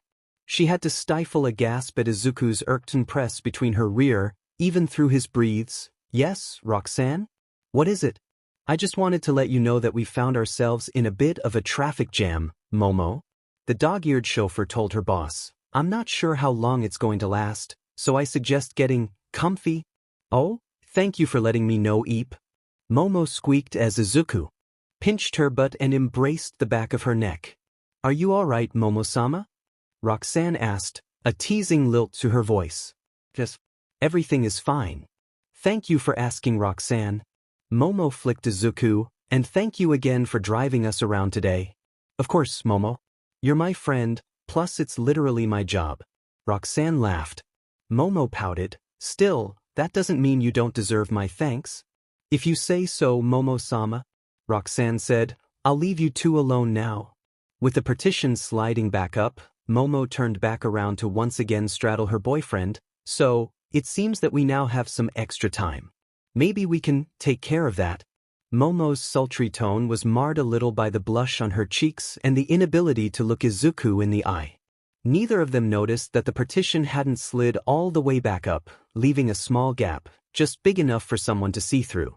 What did you have in mind? A blend of eagerness and anticipation filled Izuku's voice. Something you're a little experienced with? Momo embraced him, then started sliding down his body, dragging her bias against him until she was on her knees before him, resting her head on his knee. Izuku gulped. Really? Are you sure? Momo bit her lip and nodded. I enjoyed it too. Last time. I liked seeing the look on your face and how it felt between my... It was nice. Well, you won't hear me complain. Momo giggled and started to undo his belt, then pulled down his zipper. I thought you wouldn't. Now, let's see it. Momo trailed off as she freed Izuku's PP from his jeans, moving a little closer and letting it rest across her face before pulling away with a blush. I forgot how big it was. She shook her head and gripped it softly, her hand glowing as she stroked her boyfriend up and down, using her quick to apply more lube with each slide. Izuku ummed at his girlfriend's ministrations. Hime says that a lot too. I imagine she does. God, how on earth does she take this beast? Just how far does it reach inside her? She's so much smaller than me. Momo pondered, It must absolutely destroy her. Imagining it, moving in and out of her. Her poor Vgna reshaped for Izuku and Izuku alone. Momo ummed at the thoughts. I was thinking we could try something just a tad different from last time. Momo spoke, undoing the buttons on both her shirts below her bust. Different? How? Izuku's question trailed off as Momo inserted his PP between her beer, shuddering at the feeling of it being squeezed by the center of her strapless bra. Only to then be amplified as Momo wrapped her arms around her bosom, making the tightness even more enticing. Well, I did a little bit of research. This is called a warm paizuri, Momo told him, starting to move her BRCS up and down. Another use of Quirk applying more lube, the act of giving a TTTY food job while still wearing clothes. I certainly enjoy the extra warmth. Izuku couldn't stop his hips from moving up, pushing the head of his D up through the valley of Momo's B, visible through the see-through top. It does feel a bit different. And it's a different sort of view. Still great. Just enticing in a different way. I thought it would be, Momo said, staring at the head of Izuku's pages. The mix of lube and pre-cum was staining the transparent cloth. Unable to stop herself, looking at the growing dark patch, Momo craned her neck slightly forward, swiping her tongue across the spot. Timing it just right to also lick Izuku's moving PP. Their MMS coincided perfectly. Izuku's at the feeling and Momo's at the taste. With that gate open, Momo leaned down further to take the 1.5 inches that managed to escape even her eye-cupped beers into her mouth. Her tongue liked at the head and around the sides. Izuku's moving became shallower while still trying to be forceful, attempting to maximize the pleasure of having both Momo's breasts and mouth pleasing him. God, Heim. This feels amazing. We have to do this again at some point? With another swipe of her tongue across Izuku's urethra, Momo pulled back with a giggle. We will. I enjoy this as well. Perhaps, at some point, there will be someone to help me. Could you imagine mine and Psycho's BRSs pushed together, smothering your pages? Momo blushed at her own words but felt excited as Izuku's D twitched strong. But for now, I'd like you to move a little harder. Izuku complied but found it a little difficult. I can't really. Not with this angle. Then let's try this. Momo leaned back, Izuku's trapped PP forcing him to follow, until she was lying on the floor of the limo with Izuku straddling her through. Move away. Momo told him, not meeting his eyes with her cheeks on fire. As you wish. Izuku took Momo's BRThis in his hands, squeezing them tighter around his PP than she had, making the rich girl rather loudly, despite trying to stifle it. Izuku started to move harder and faster. What would be the clap of flesh meeting flesh replaced with the smack of cloth on cloth. Even clothed, the jiggle of Momo's BRThis was still visible. Izuku couldn't help but stare at his girlfriend as he used her bosom for his own pleasure. Biting her lip to keep quiet, he flushed face. You're so appealing, Heim. Momo stuttered, not right now. Surely. Always. Using his thumbs and forefingers, Izuku found where he knew Momo's nipples to be and pinched lightly. Izuku. That's not fair. Momo ummed. A little sensitive there, aren't we? Izuku pinched harder and picked up, moving. I'm close, Heim. Momo ummed at the sensation. Come at the bottom of my beers, please. I want to feel it shoot into them. Momo asked, too deep into it to second-guess asking. A sheet, here it comes. Izuku ummed, doing as Momo asked. Just as it had once before, the eruption of Izuku's orgasm overwhelmed Momo's BRThis. The warm semen forced its way through the valley and splattered against the barrier of her shirt, leaving a warm and gooey trail behind it. The warmth of the cum combined with the extra strong pinch to her nipples from Izuku's orgasm sent a shudder through Momo, a minor orgasm causing her core to twitch. It's so warm, Momo muttered, basking in the feeling of Izuku's cum coating her. Why do I like this so? The two maintained their positions for a few moments. Izuku was the first to move, pulling himself away from the warmth of Momo.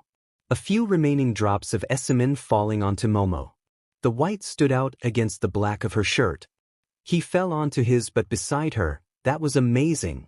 Do you have some stuff to clean up? Or are you going to create some stuff? Momo shook her head, still basking though. I enjoy the feeling. Her eyes then shot open at what she had just revealed. Then me don't.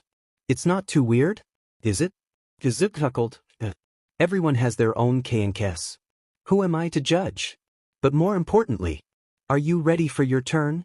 Momo sat up, producing a handkerchief to wipe away the lipstick on Izuku's neck. Not yet, Darren.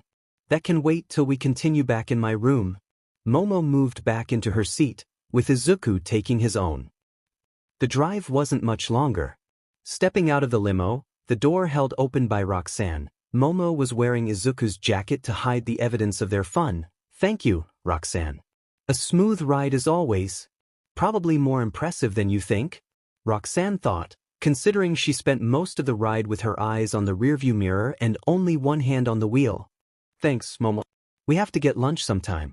I miss hanging out with you. We will do just that. Momo pulled her longtime friend into a hug, forgetting that with their current height difference, she pulled Roxanne directly into her cleavage. Roxanne couldn't help but laugh a little as she hugged Momo back. I'm already looking forward to it. Neither Momo or Izuku noticed the deep sniff the dog girl took, just that her tail started to wag back and forth very rapidly. Taking a step back, Roxanne bowed, giving the standard farewell required for her position, Yairose-sama, Midoriya-sama. It was a pleasure to be your chauffeur today. Till next time. Till next time. As Roxanne drove away, Izuku and Momo returned to the dorms. Given that it was late, there were only a few people downstairs. Tokoyami was reading a book, and Jiro was lounging around on the couch. After a few pleasantries, the couple boarded the elevator and were soon inside Momo's room. As soon as the door closed, Izuku pulled Momo towards him, gripping her waist tightly as he leaned up to embrace her.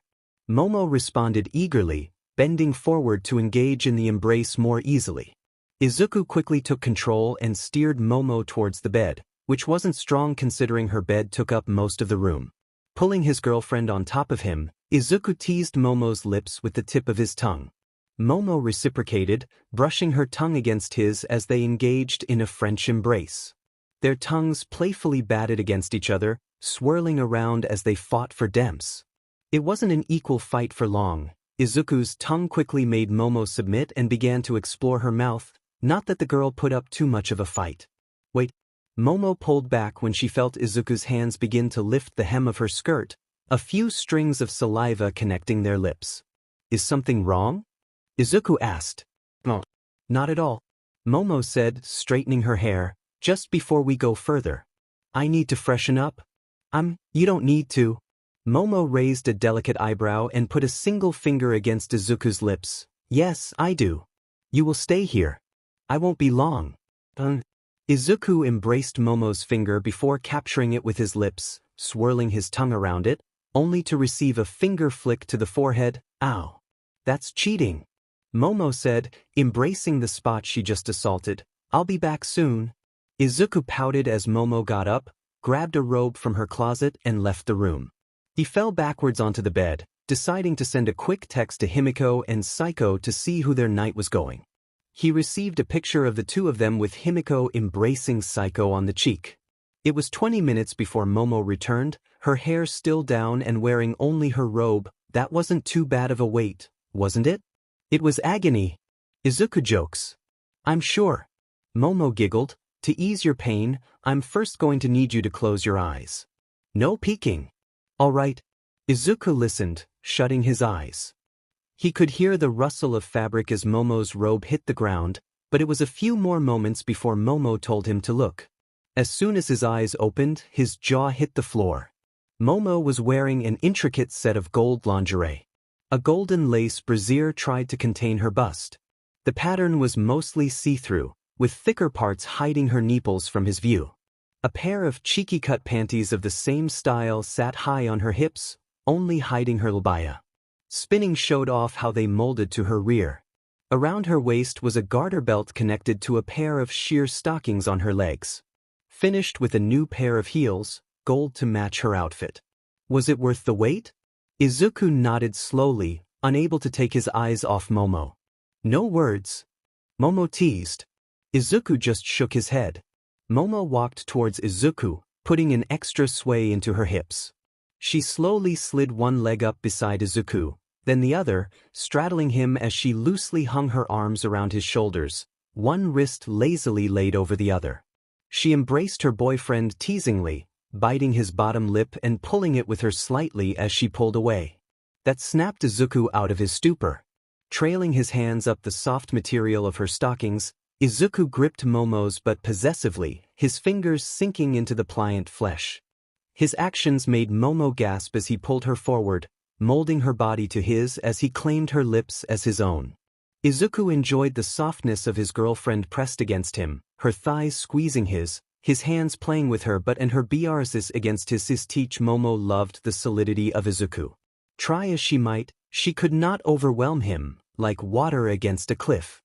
His embrace stole her breath away, and his rock-like as he pressed against hers left no room in her lungs to reclaim it. His hands were like iron as he pulled her towards him, leaving just enough room for her to move her core against his, which only served to make him harder. When she could take no more, Momo pulled away, resting her head beside Izuku's, her hot breath against his neck as she breathed. I believe I was promised a turn? Izuku trailed embraces up Momo's neck. You were. What would you like? Himiko has told me of your favorite method of performing ill. She has she? Izuku bit lightly at the skin on her neck, sking a little as he purposefully left a hickey. And what of it? I would like to try it. Momo's cheeks were on fire. Try what, exactly? Izuku. Momo whined, I want you to do it. All section. I know that. But you know what I want to hear. If Momo thought her cheeks were warm before, she was oh so wrong. The heiress took a deep breath before rushing through her request, I want to sit on your face. Izuku pulled back and looked Momo in the eyes, as you wish. Falling back against the bed, in the same motion, Izuku pulled Momo forward so she was sitting on his looking up at her flushed face. His eyes let her know that the next step was up to her. Momo was nearly trembling as she raised her hips and moved forward. Izuku smiled at her trepidation, knowing this was what she wanted. Izuku gripped her hips and pulled her down. Momo eeped as it happened, and it quickly turned to a as she felt her panty-clad PP meet Izuku's mouth for the first time. Izuku started by embracing the sections of her legs where they met the curve of her mound and liking the line where her underwear met her skin. That was quickly followed by another, this one right where her PP was hidden. He felt Momo shudder on top of him, using one hand to hold her, the other pulled her lingerie to the side, and he took his first taste. Peaches. Izuku thought to himself, flattening his tongue and liking up the length of her vagina before planting a small embrace on it. Hearing Momo his name, Izuku started gently. Using the tip of his tongue to part her folds, exploring the contours of her labia. It was similar to Himiko's. Both of them compact, the majora hiding the minora. That got a reaction from her. Momo's hips start to grind against his face, trying to enhance her own pleasure. Izuku, it's so good. Don't stop. When a woman says that, you should keep doing exactly what you are doing.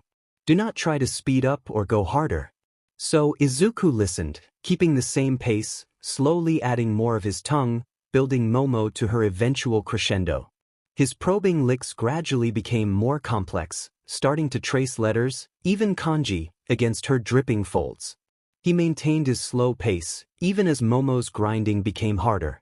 Momo whined as Izuku's hands clamped around her thighs, halting her movements. Izuku, why? Please. I want more. I'm close. Her own hands gripped his hair, trying in vain to pull him deeper into her senti. Izuku smirked. Even with her in the position of power, he was still in control. Looking up her body as he worked her over with tongue, Izuku could not see Momo's face. It was hidden from him by the size of her brs. It was strong not to feel on top of the world when you had a woman such as Yaoyorozu Momo on top of your face. He kept his slow pace, knowing from their previous tryst that building up Momo resulted in a greater orgasm. That was true for anyone, but it was different when the woman was a squirter. Izuku's ORL skills had received plenty of practice at this point, and it showed in his ability to keep Momo on the edge with just his tongue. Momo bent over so she could look Izuku in the eye, necessary to see him past her Please. Please, Izuku. Please let me come. Please. Izuku was a merciful man, and with the woman begging above him, he granted her request. Simultaneously, Izuku moved his tongue inside her for the first time and gently brushed her CLT with his thumb. The results were explosive, as Momo remembered Izuku's advice from their previous time. Her head was thrown back ramrod straight, and her thighs were clenched tight around his head as she forced out the pressure building in her. She came, squirting directly into Izuku's mouth, making a mess of his face and her sheets, staining them with girl cum. Momo's hips were still trembling as she slipped off of Izuku's face, falling to the side and resting on her back. Himiko was right. You are unfairly good at that. Izuku chuckled, it's just practice. He swiped his thumb against his chin, liking it clean. You taste good.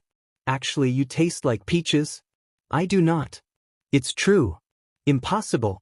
Momo did the same as Izuku, cleaning his chin and sticking her index finger in her mouth. She flushed, the taste was unmistakable. Peaches. Izuku laughed a little, leaning down to embrace her, the taste of peaches passing between them. I think it's cute. My Momo. Momo flushed but couldn't hold back her smile. If you say so. Her hand trailed down his ear, stopping at his belt buckle, which she tugged. I see you're back in the mood. How could I not be? Quite. Momo agreed. I am ready. It took him a moment, but Izuku's eyes widened. Really? Are you sure? Momo nodded. I am. I want you to be my first. I want you to take my virginity. Make love to me, Izuku. Izuku embraced her again, deeply and passionately, lingering even as he pulled away. As you wish. Taking a step back, Izuku began to disrobe, a sight that Momo enjoyed immensely, her breathing becoming shallower with each revealed muscle. Finally, he was ND. Momo shifted back on the bed, laying her head against the pillow, her raven hair looking just as soft as the silk sheets. Izuku settled between her legs, laying his manhood across her. Looking down, Momo was reminded of just how well endowed Izuku was. Oh my! From base to tip, starting at her core, it stretched up to meet her belly button. The weight of it, the warmth, was intoxicating. Just, be gentle, please. Izuku brushed some hair away from Momo's face, his bright green eyes meeting her onyx ones. As you wish. Using one hand to cup her face as he embraced her, the other lined himself up with her entrance. A nod signaled him to start, and with a gentle move, Izuku slid the head of his pee-pee inside. Momo gasped loudly. Aside from her own fingers, and now Izuku's tongue, she had never had anything inside of her before.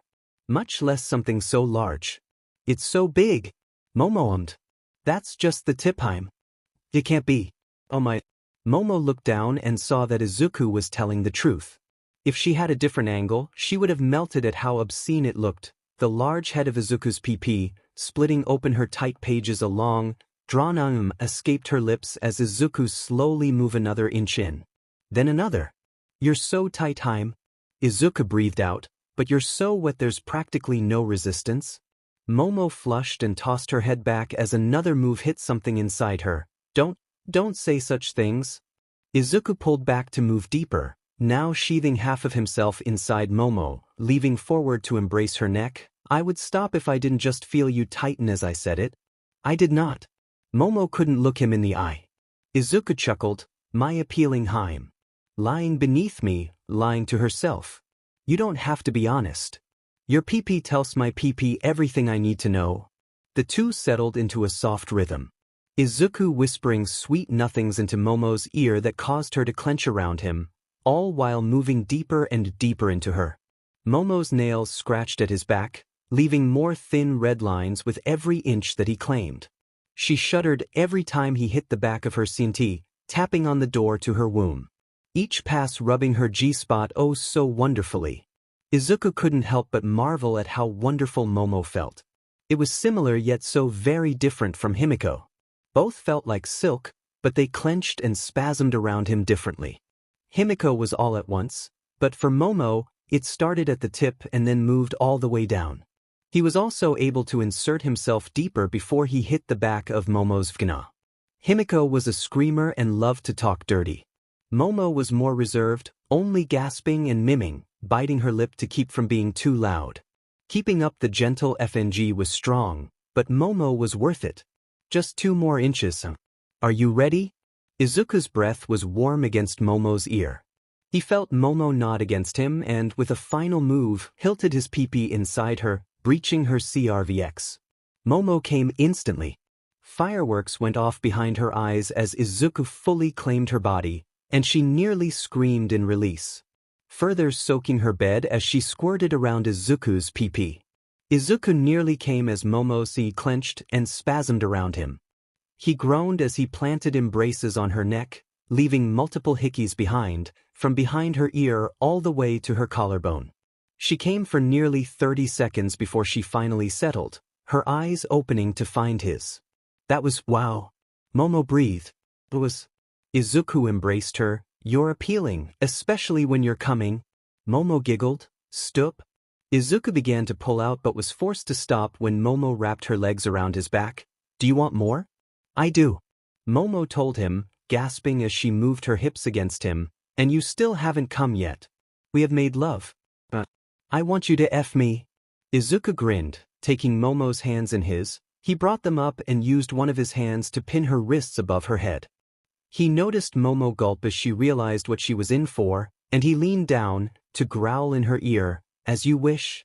With a harsh snap of his hips, he instantly set a faster pace than before, starting up Momo's endless stream of soft M's. Oh, Izuku.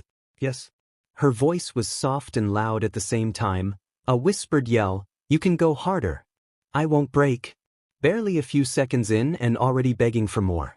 How dirty of you. Izuku teased. I'm not. Momo's denial was cut off as Izuku pierced her CRVX again. It's alright, Haim. Izuku said, moving harder, loving the way it made Momo's beards jiggle, even while still trapped behind her bra. With me, you can be as free as you want. As naughty as you want. Momo whimpered, then F me harder. Good girl. Momo clenched. Embarrassingly tight at those words but her enjoyment as Izuku picked up speed and force. Seeing the bliss on Momo's face only encourages Izuku to work harder. To angle his hips to better rub her G-spot. There was only one thing in the way. Izuku grabbed Momo's bra and, with a bit of supernatural strength, tore it from her bosom. Seeing that gave Momo a minor orgasm, and Izuku could now enjoy an unobstructed view of Momo's BRSs, bouncing and jiggling in time with his moves. Just, Izuku, to me, I'm yours. Yours forever. To me, don't stop.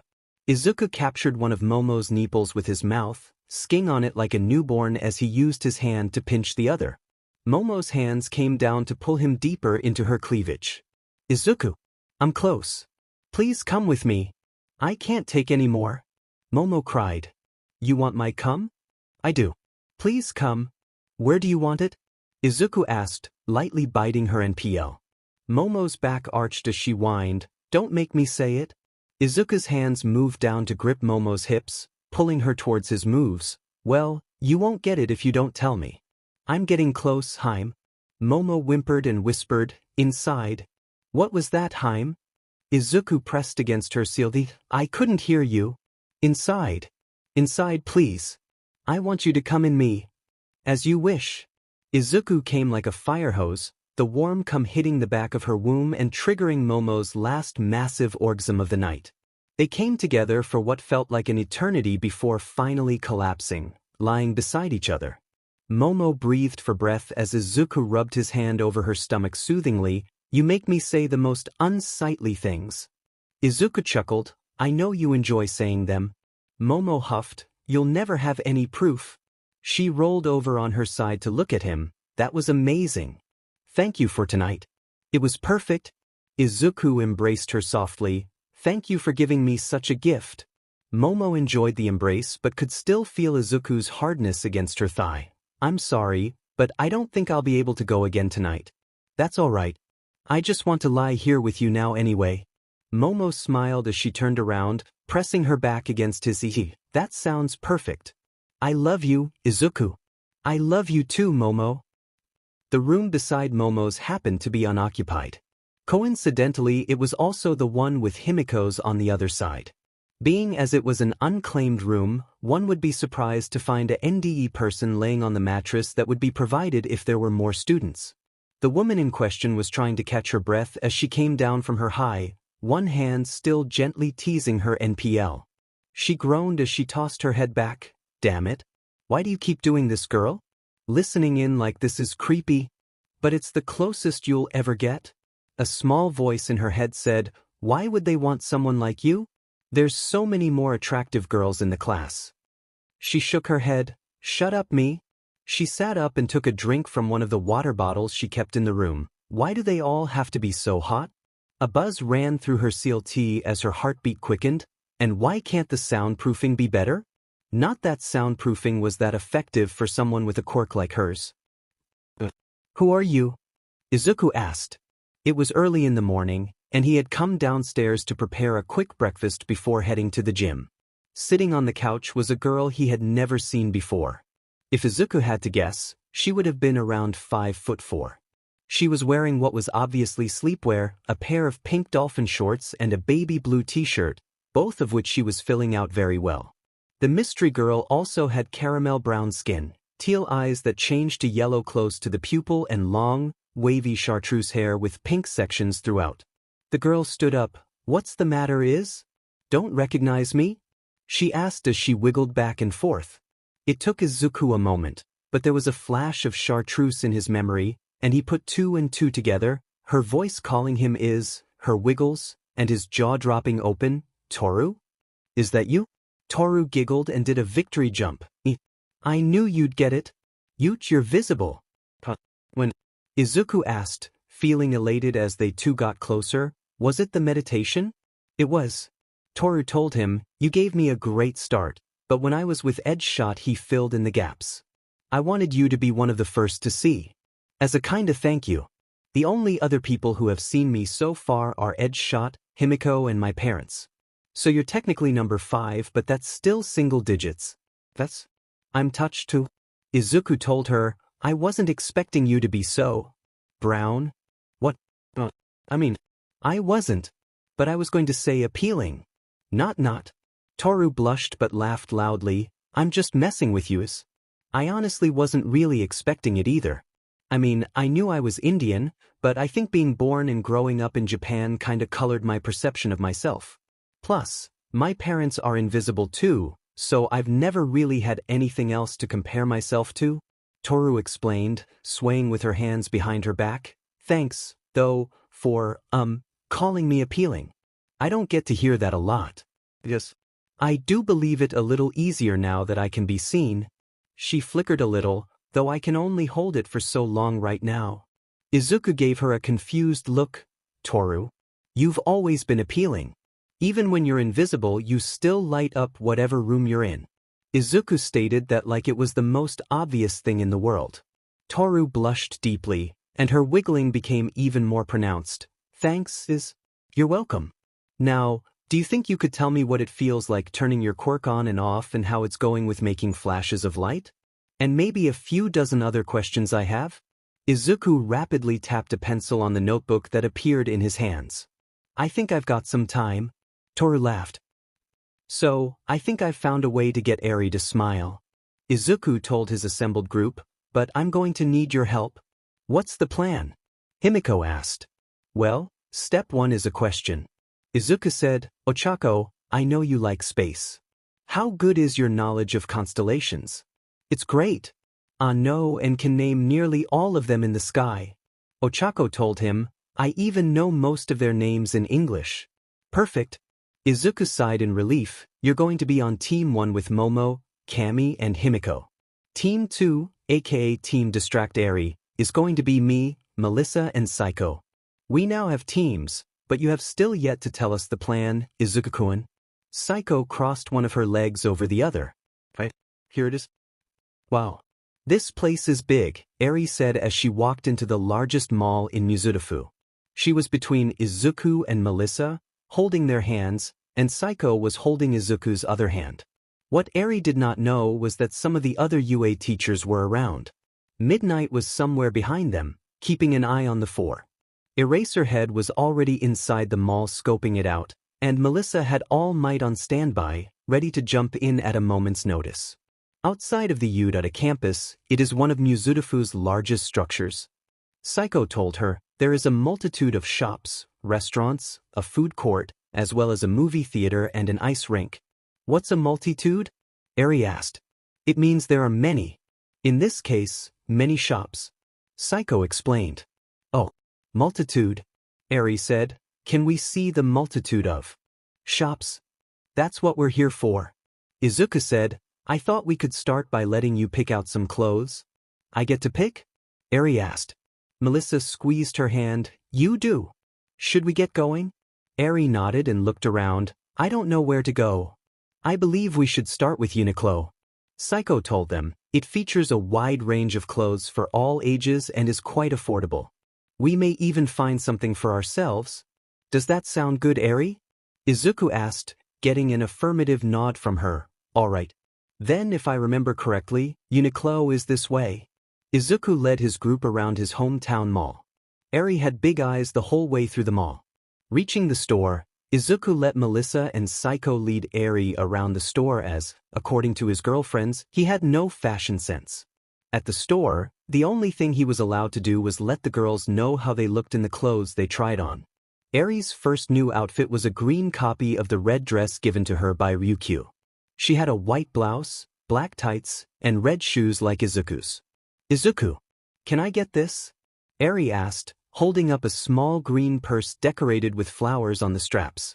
Sure, Eri, Izuku told her, noticing that it looked very similar to the purse Psycho had with her. Next up was Eri in a copy of Melissa's favorite outfit. A big plaid bow tie with a red waistcoat, white shirt, and beige briefs. She looked adorable. After a few more sets of clothes featuring some comfortable sweaters and briefs, Izuku noticed something. Eri, how come you haven't picked anything with short sleeves? Eri ran a hand over her arm. I don't like them. I don't want people to see them. Realization flashed in Izuku's eyes, and he nodded. Yeah, I get that. But you know, scars aren't always a bad thing. Izuku took off his jacket, tied it around his waist, and rolled up the sleeve of his t-shirt. Look at this.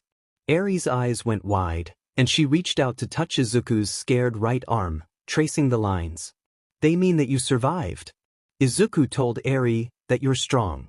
I think your scars are appealing, Eri. Izuku found himself wrapped in a hug as Eri's eyes filled with tears. Thanks, she mumbled into his ear. Rubbing her back softly, Izuku couldn't help the tears gathering in his eyes. You're welcome, Eri. Let's make a deal. We'll both show off our scars today, okay? Eri nodded and went off with Melissa to pick out her next outfit. You're very good with her. Psycho said from behind the dressing room curtain. It's a pleasing reminder that you will one day be good to our daughter. Izuku blushed. Our daughter? You already know that we're going to have children? Of course. I already have much of our future planned out. Ideally, I think you should marry Momo first for financial security. Still, I realize that is an incorrect way to approach things. Himiko will be first as she was first and started this polycule, then it will be Momo, then myself, and then whoever comes after. Psycho informed him, I longing a single child, but am unsure how many the others want. Regardless, you will be an excellent father.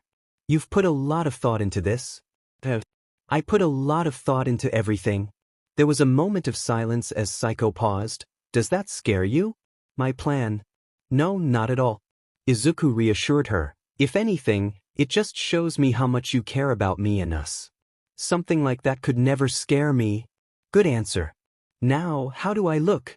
Psycho swept the curtain aside to show off her choices. She wore a black pleated skirt that reached just above her mid-thigh, leaving her long legs bare, and a cream-colored halter top wrapped around her neck and left a keyhole that showed some of her cleavage. Izuku stared for a moment before remembering that he had to respond, You look gorgeous. Psycho smiled at him and stepped back behind the curtain. Good answer. I will wear this on our next date. All right, Eri found a shirt she likes. Melissa returned to the dressing room with some clothes folded over her arm and Eri's hand in hers. That's great.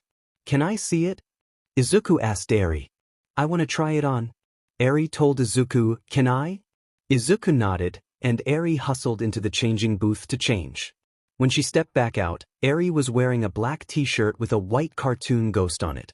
Printed under the ghost was, Spooky. You look darling, Eri, Saiko told her. I like it. Izuku said, you look very cute, Eri. I can get it? Eri asked. You can.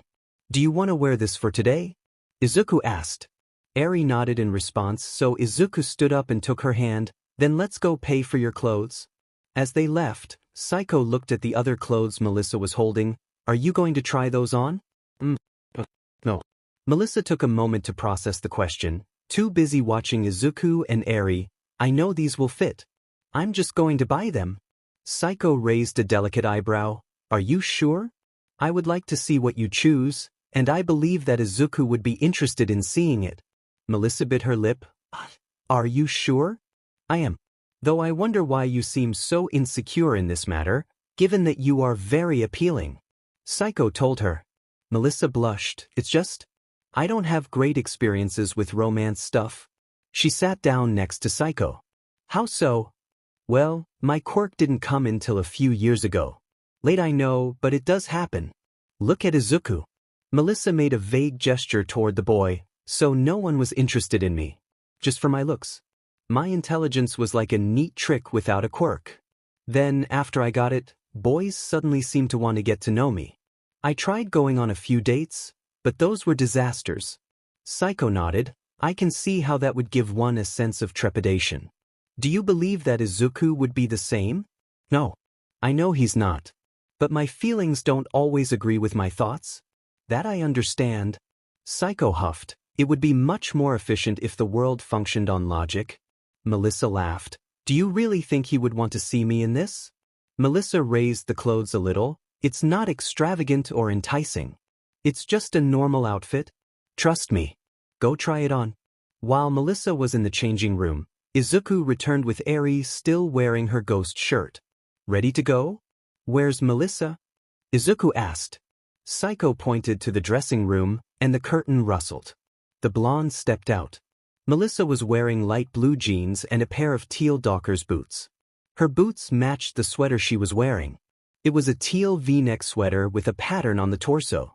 5 vertical sets of 3 diamonds, 2 in the middle, alternating between black and white.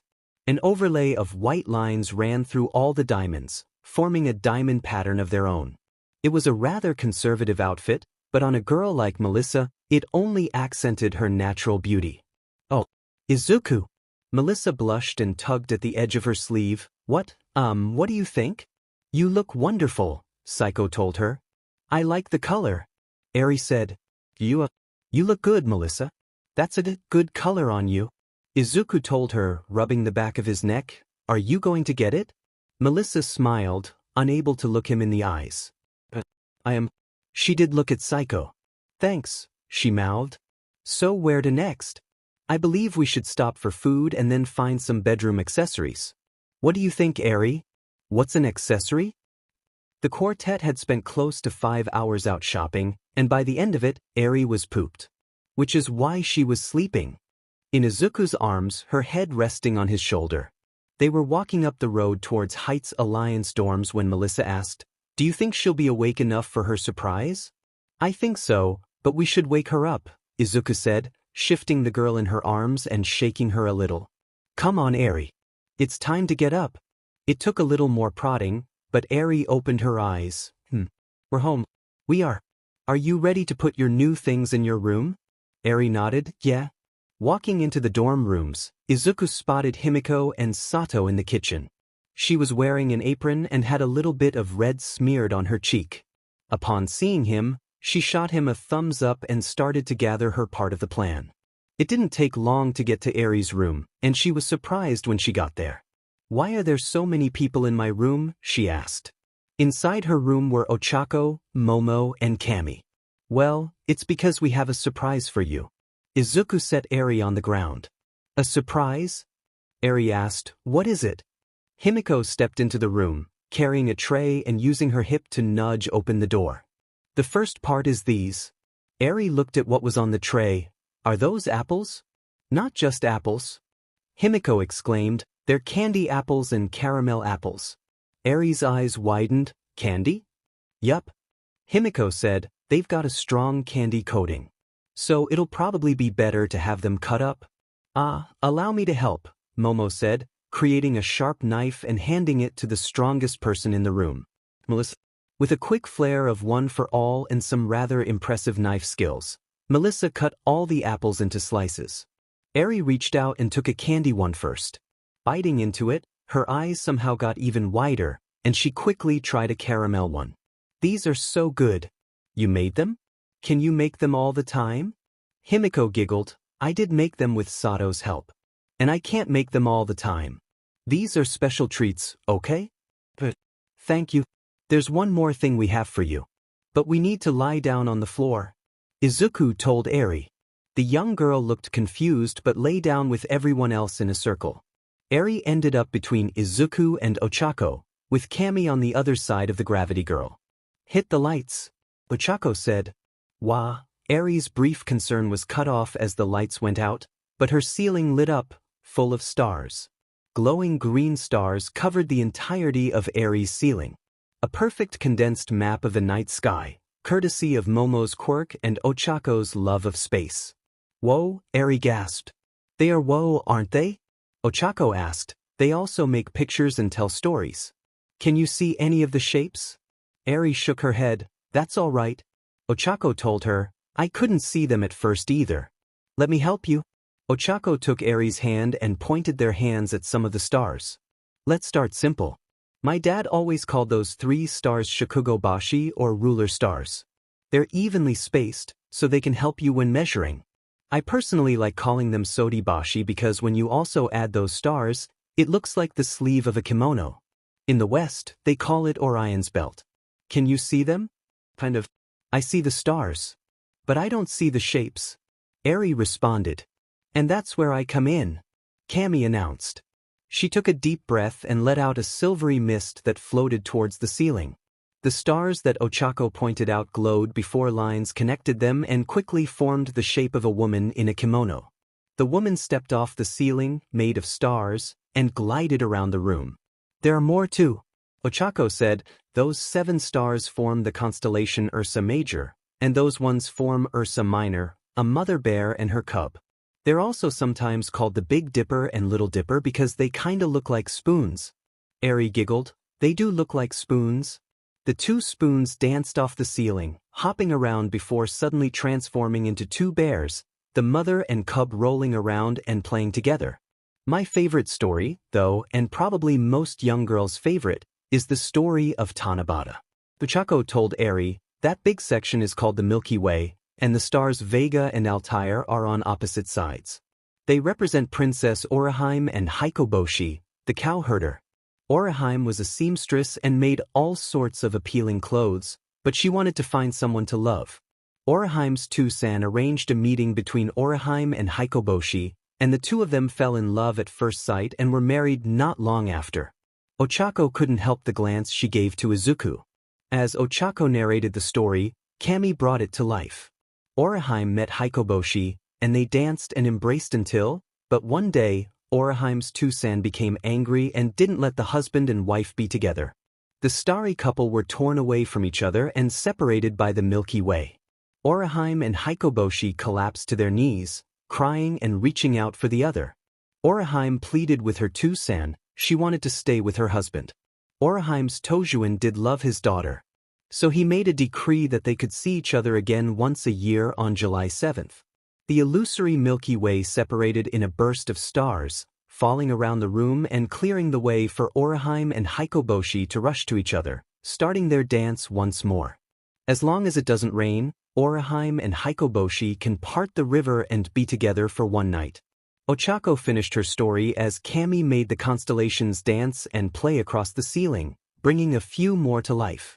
It's so pretty. Eri's eyes sparkled as she looked at the stars falling around her and at what the people in the room had done for her, the biggest grin on her face. Pictures of Jiro's headphones and Ochako's helmet because I don't think my descriptions did it justice. Ochako's looks like the bottom left. I know they are headphones, but let's pretend. 19 and 20. Izuku exclaimed as he helped Itsuka set the barbell back on the stand. Itsuka laid her head back against the bench, resting her hands on her forehead, fingers interlocked and palms facing up as she took deep breaths.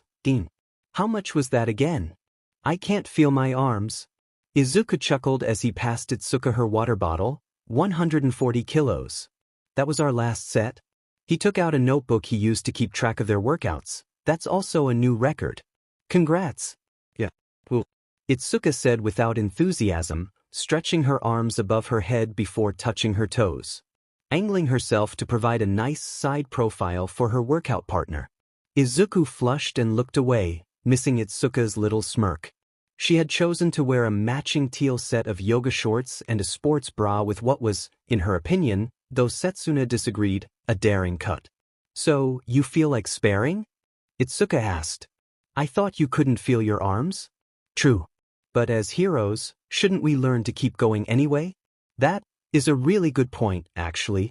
Izuku conceded, do you want to work on technique or fighting with our powers? The two of them began to make their way to the sparring mats. We can do powers in class. Let's stick to technique. I noticed some holes in your stance last time and want to help you shore those up. Slipping off his shoes, Izuku stepped onto the mat and took up his stance. Care to tell me what those mistakes are before we start? Nope. Itsuka taunted. Now ring the bell, Midoriya. Ding ding, Izuku said. They circled around each other for a few moments, probing each other's defenses. Eventually, Itsuka closed the distance first, striking out with a quick jab. Izuku slipped the punch skillfully, stepping into Itsuka's guard and aimed his knee at her kidney. Itsuka blocked with her own, extending her leg forcefully to push Izuku off balance. With her legs still raised, she chambered a kick and released it at his midsection. After a brief trauma flashback of his training with Miruko, Izuku stepped back, pushed Itsuka's leg, and attempted to capitalize on her stumble. He struck at her with a left hook, but Itsuka wasn't as off balance as he thought she was. Ducking his punch, Itsuka grabbed him by the wrist and put him into an arm bar. And there's one of your common mistakes? Itsuka said, applying just a bit of pressure before releasing Izuku. You're too eager when you're trying to exploit those little moments. Izuku rolled out his shoulder. I thought you were supposed to be quick to do it. Quick. Not eager. Itsuka clarified, you get tunnel vision and don't notice that someone is ready to counter. Izuku nodded. So basically, just be cautious. Not too cautious though. It's a risk and reward type of thing. Itsuka told him, you'll get better at it. It just takes practice. Izuku got back into position, then let's keep practicing. Itsuka smiled, that's what I like to hear. The other thing I think you should do is take the initiative more. Itsuka entered her guard position, you're quick. Honestly, you're probably the fastest person among the first years. Use that to your advantage. Alright. Initiative. I can do that, Izuku said. He rushed forward and attacked with a sidekick aimed at a downward angle. Itsuka grunted as she blocked with her forearms but wasn't given a chance to counterattack. She found an uppercut coming towards her chin. She jerked backwards and used a move kick to make some space. That's better, but Diamond, you hit strong. You should kick more. Itsuka shook out her arms. Like that kick from the video of you fighting Stain. Miruko was saying the same thing. Izuku told her, plus when I'm using my powers, it makes me physically stronger. Plus, flight gives me more angles of attack, and my invisibility gives me an advantage. I'm also working on my phasing. I want to get to the point where I can phase my attack through their guard to hit them any area. Izuku was cut off as Itsuka closed the distance, ramming her shoulder into his knee, grabbing him by the arm and performing a takedown. The ghost boy found himself on his back with Itsuka on top of him, one arm across his throat and her other hand clenching his wrists. You talk too much. That's going to let your opponent get the drop on you. Yeah. Izuku was lost as he looked up at Itsuka, her teal eyes shining with humor and a hint of something else. Her red hair, a little loose, was framing her face, and her long side ponytail was hanging down and brushing against his cheek. Where Itsuka didn't like her freckles, Izuku thought they only made her more attractive, a girl next door type of look. She was breathing a little heavy, her city rising and falling. Her hips pressed against his, her thighs thick with muscle yet still soft at the same time. Itsuka looked down into the emerald green eyes of the man she had a crush on. She could feel how well-defined he was. The angle of his arms showed off the sculpted muscle of his biceps and triceps. Not massive like some, but still powerful, more strength lied in them than one would think. It almost clashed with his face and demeanor. He was too gentle and kind, too much of a nerd to look like he could pin her to whatever he wanted with one hand, but that worked for Itsuka. Itsuka's thoughts raced. This is a moment, right? I should take the chance. She leaned a little closer. The two looked to the side and saw Uraraka Ochako standing there, looking awkward. Sorry if I am interrupting. Izuku and Itsuka hastily separated, and not at all, they said together. Yeah, right, Ochako grumbled a little as she looked to the side, not meeting their eyes. Sure looked like something, she muttered. What's up, Ochako-san? Izuku asked. You're not usually here this early. Ochako shook her head. Nah, and I am super tired, but this is the time that Yui told me Kendo-san would be here. I didn't know that you two would be trainin'. Me? Itsuka asked, why do you want to see me? 'Cause you're the best hand-to-hand person that I know. Ochako said, I know we don't really know each other, but I was hoping you could help me out. I know the basics thanks to my internship with Gunhead, but I want to keep learning. Itsuka smiled warmly at her. Sure. I'm always happy to help out. Maybe you'll even give me a challenge. Izuku-kun sure wasn't. Hey. Ochako laughed despite herself. Thanks, Kendo-san. Although you won. Itsuka waved her off. Bah, no worries. If we're going to be training with each other, you can repay me by calling me Itsuka. Deal? Deal. Izuku smiled at the two of them. They have such nice smiles, he thought to himself, clearing his throat. Well, if you two are going to be here longer, I should get going. I need to shower before I start making breakfast for Eri. Alright. See you later, Izuku-kun. Itsuka said. Bye, Deki-kun. As Izuku left, the two girls were left alone. So, why don't you show me some of what you learned with Gunhead? Itsuka took charge after a few moments of silence. Right. Ochako answered. He crammed a lot of lessons into a week. The two of them stepped onto the sparring mat, and Ochako began demonstrating her kata, so I learned how to punch properly. Then it focused on elbows and knees because those would give me more power because I'm short. That's good advice, and you've got really good form for having so little lessons. Itsuka adjusted the angle of her punch just a little. I'd say we should keep working on the basics. Those will never fail you. How does your quirk work with fighting? Ochako wiggled her fingers. Pretty well. Anything I touch with 5 of my fingers loses its gravity. ODMN. Itsuka's eyes widened. Then what we're going to work on is your punching speed and how to get in close to your opponent. Also, I'm going to teach you a proper palm strike. Ochako pet her head. My punching speed? The faster you can snap off a palm strike, the faster you can end a fight.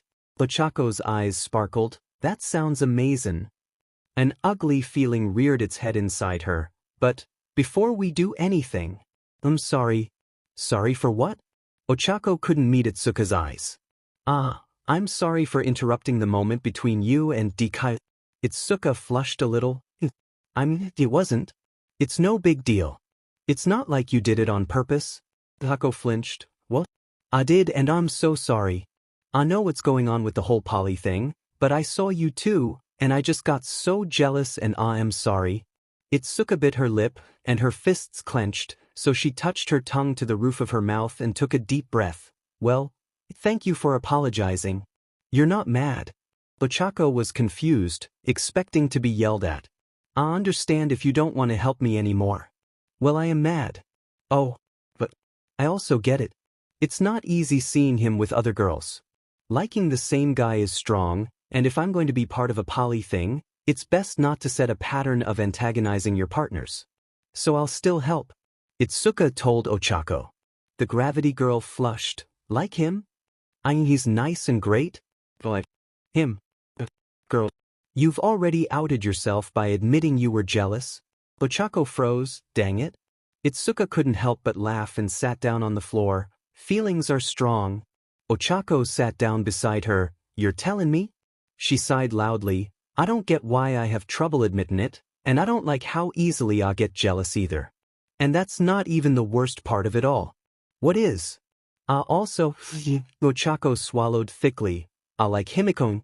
Itsuka furrowed her brow. Wouldn't liking both people in a poly relationship make the whole thing easier? Ochako snorted, if only it were that easy. But every time I see him with her, I'm jealous that Himiko is dating Izuku, then the next moment I'm jealous that Izuku is the one dating Himiko, and then I get jealous that they're dating each other. These are all different feelings of jealousy, by the way. I've thought about it enough to realize that. Doesn't help that I feel so boring when next to the others. I can't barge into their feelings with my own. We've all got so much on our plates already. That's rough, buddy. Ochako laughed again. Don't quote Avatar at me. I'm bearing my feelings here. Sorry. But I don't really know what else to say. Itsuka squeezed Ochako's shoulder. It does sound strong though. I get jealous when I see him with the others, too. Not all that of the confusing jealousy, but still. What I do get is feeling insecure about myself next to his other girlfriends. You feel insecure? Ochako's jaw was hanging open. But you're gorgeous and a badass. Itsuka blushed and laughed awkwardly. Well, thanks, Uraraka-san. And to sound a little narcissistic, I know I'm pretty, but my real problem is that I often feel too tomboyish, especially when standing next to girls like Saiko and Yaoyorozu. For what it's worth, you're very pretty too, Uraraka. Thanks, Kendo-san. Ochako laughed softly, and thanks for talking with me. This is the first time Avi actually talked about my feelings. You're a really nice person. I get why Yui-chan called you Nei-sen now. Tatuska groaned, ugh. Not you. Setsuna started that, and now it's spread to the whole class. Ochako giggled and Itsuka looked at her. Are you ready to start training, or is there anything else you'd like to get off your chest? Nah, I'm all good for now. Feels good, but I think it'd do me some good to work some of it out. Ochako told Itsuka. Then let's get to it. We did it. Kaminari and Mina bounced around the room, dancing in joy. Class 1A had finished the written portion of their midterms, and thanks to Dean Nisa's powerhouse of a mind, they had all been marked within an hour. Hi. Himiko groaned, laying over Ochako's desk, brain death. Ochako giggled and pat Himiko on the back. How'd you do? 83. Himiko turned around to sit up on her desk, SWing her feet. You? Okako tapped her test on the big red number, 79. I honestly thought I did awful. Nah. Himiko pouted and poked Ochako's nose. Don't say that. I knew there was a brain in there. Ochako returned the pout. Hey. I never said there wasn't one. I always feel this way after tests. The pouts continued for a moment longer before both girls broke down in giggles. Izuku smiled, watching the interaction between the two girls. Looking down at his own test, there was a 94 in the top corner, along with a smiley face sticker and the words "Good job" under it in what Izuku recognized as Aries handwriting. That's, like, so totally adorable. Kami leaned over Izuku's shoulder, leaning against his back as she did so. Smart, capable of kicking some serious but a good cook, and a total softie with kids. I know I've said this before, but you really are an epic catch, Wonder Boy. I guess that would explain how you've built a squad of 3 girlfriends. Izuku flushed at the praise and the contact from her. I'm still not completely sure how that happened, if I'm being honest. I just know that I'm lucky. Besides, you're a catch too, Kami. Any guy is going to be lucky to have you. Oh, I know. Kami told him, some guys just can't seem to take a hint. Izuku raised an eyebrow. Who is it? Do you want me to mention something to him?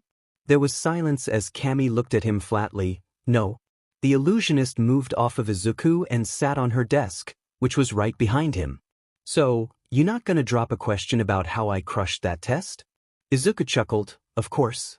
How did you crush the test, Kami? Kami showed off her test dramatically, a silvery mist making fireworks go off behind it. The number grew and flashed. Boom. 90%.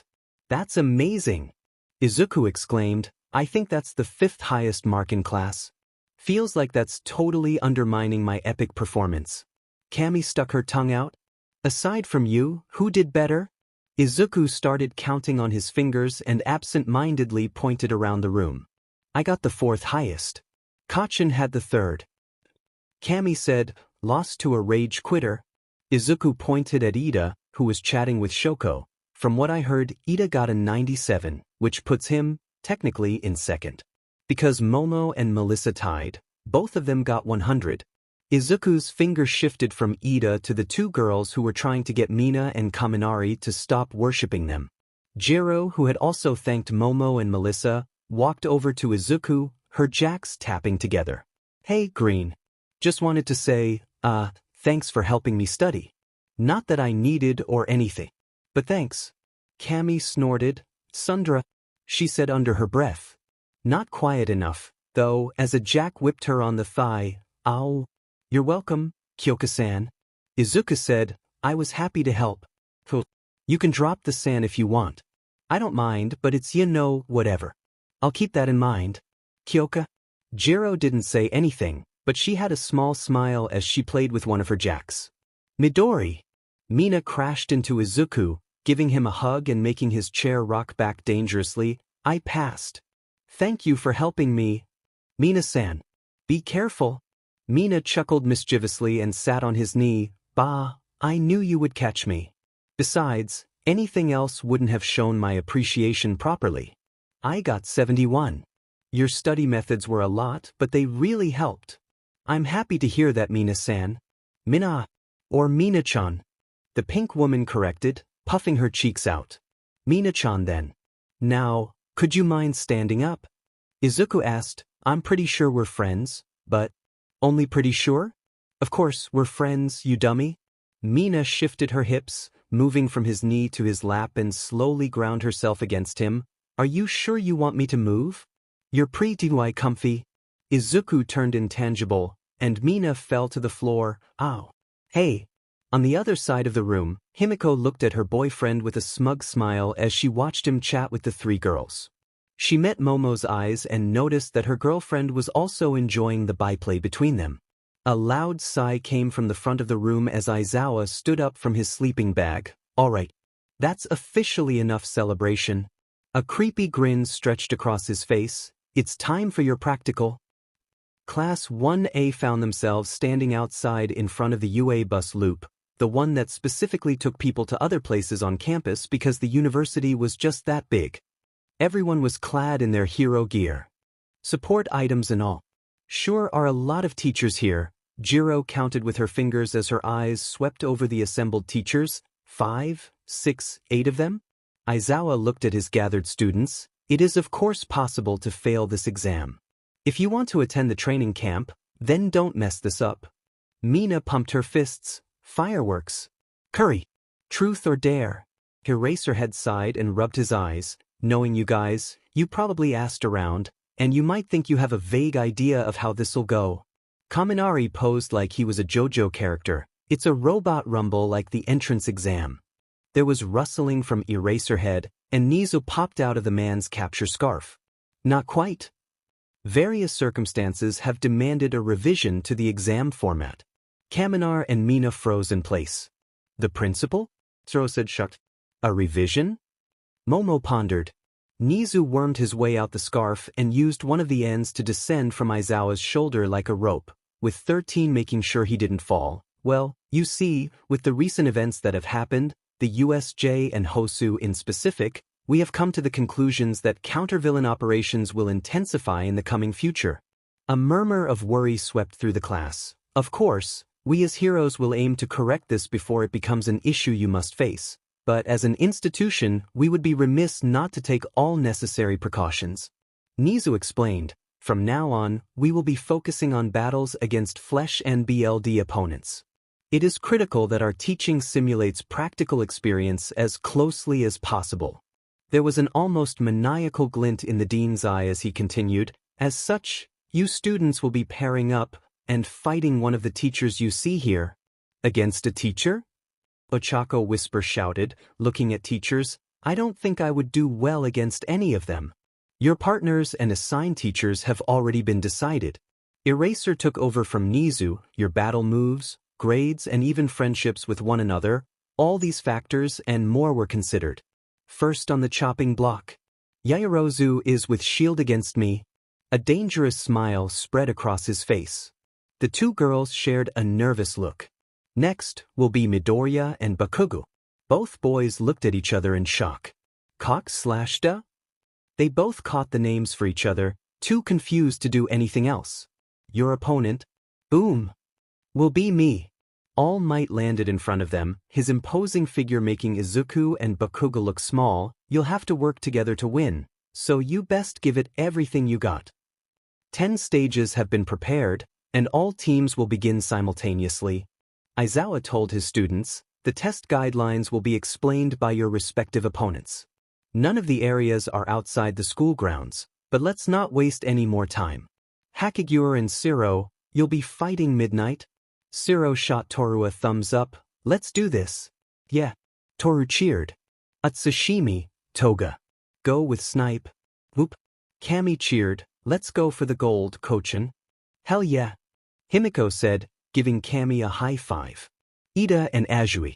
Your opponent will be Power Loader. Karo. Koda and Jiro. Present Mike? Koda looked nervous, but a bird landed on his shoulder, and Jiro's jacks shifted, betraying her nerves. Sato, Tokoyami. Ectoplasm. The two boys nodded at each other. Todoroki, Uraraka, and Yuga, you'll be leaving with 13. Ochako gained a determined look, pumping her fists as Shoko looked on impassively, and Yuga winks at you. Kirishima Shoji. Semitus. All right. Kiri's hardened fist met his palm with the sound of stone smashing stone. Lastly, Ashido, Kaminari. Your fate lies with the dean. Good luck. Aizawa had a look of pity on his face. What's that supposed to mean? Mina and Denki shouted together. With one final look at them all, get going. Aizawa instructed. All Might sat on the bus with Izuku and Bakugo. A small sweat drop on his forehead because as soon as he boarded, Bakugo stormed to the back of the bus to be as far away from the others as Izuku as he could, making the number 1 hero remember his conversation with the dean and Aizawa from the previous day. I'm not teaming them up based on abilities or grades. It's because they are on such bad terms. Aizawa had told him, with how versatile they both are in combat, I want them to face an overwhelming force. I am also considering it something of a test for the two of them. Nizu had added, I want to see how far Bakugo has progressed with his therapy when under pressure and away from prying eyes. It should be interesting to see if they can fully set aside their past differences to work together. Izuku has progressed far, but through my talks with him, I believe he still has some sort of admiration for Bakugo despite their troubled history, whatever it may be. All Might shook his head to clear the memories. After that, he received a brief rundown of the boys' personalities from Aizawa, Nizu, and Hounddog. He looked between the two. I do wonder what happened between these two to cause such animosity. Overall, Bakugo is simple. He's going to try pure force. Midoriya is more complicated. He will think about the best ways to get around me and has the power to back it up. If it weren't for the fact that Bakugo is most likely going to try and fight me directly, he could just evade me and pass the exam. All Might rubbed his chin as he thought about the ghost boy. I know Melissa trusts him, as does Nizu and even Nemosa. Some quirks are just that complicated. Even the Todoroki girl could be said to have more than one. I must admit that he seems to be a good person. Sociable, he clearly cares about those around him. Even took in a little girl. He's also sacrificed himself at different points. Maybe he does have the heart of a true hero as Melissa does. Maybe. All Might wasn't the only one distracted by their own thoughts on the bus. Izuku sat near the front of the bus and was anxiously moving his hand, unknowingly phantom writing in one of his notebooks. How the hell are we going to do this? Can I get Katsuki to actually work with me? We still don't know for sure what we're doing. Are we going to have to fight All Might? Is it some kind of challenge? A race? Maybe he is just overseeing it? What if I have to fight Bakugo? Will I be able to do that? Though All Might did say he would be our opponent? Izuku's thoughts continued to spiral until the bus arrived at the destination. All Might led them off the bus, and Izuku and Bakugo found themselves standing outside a gate in front of an entire cityscape built on the UA campus. All Might gestured to the city behind him. This is where we will fight. Izuku's eyebrows shot up. Fight? Are we actually supposed to beat you? That honestly doesn't sound at all realistic. Pessimistic and impatient, I see. All Might said, allow me to fully explain. Similar explanations were going on with each team. The time limit is 30 minutes. Nizu announced, holding up a pair of HNDCFFS sized for him. Your objective is to either get these HNDCFFS on me or have one of you escape from the stage. Sorta like our battle training, Kaminari said. We can really just run away? Mina asked. Yes. This is nothing like your past battle training.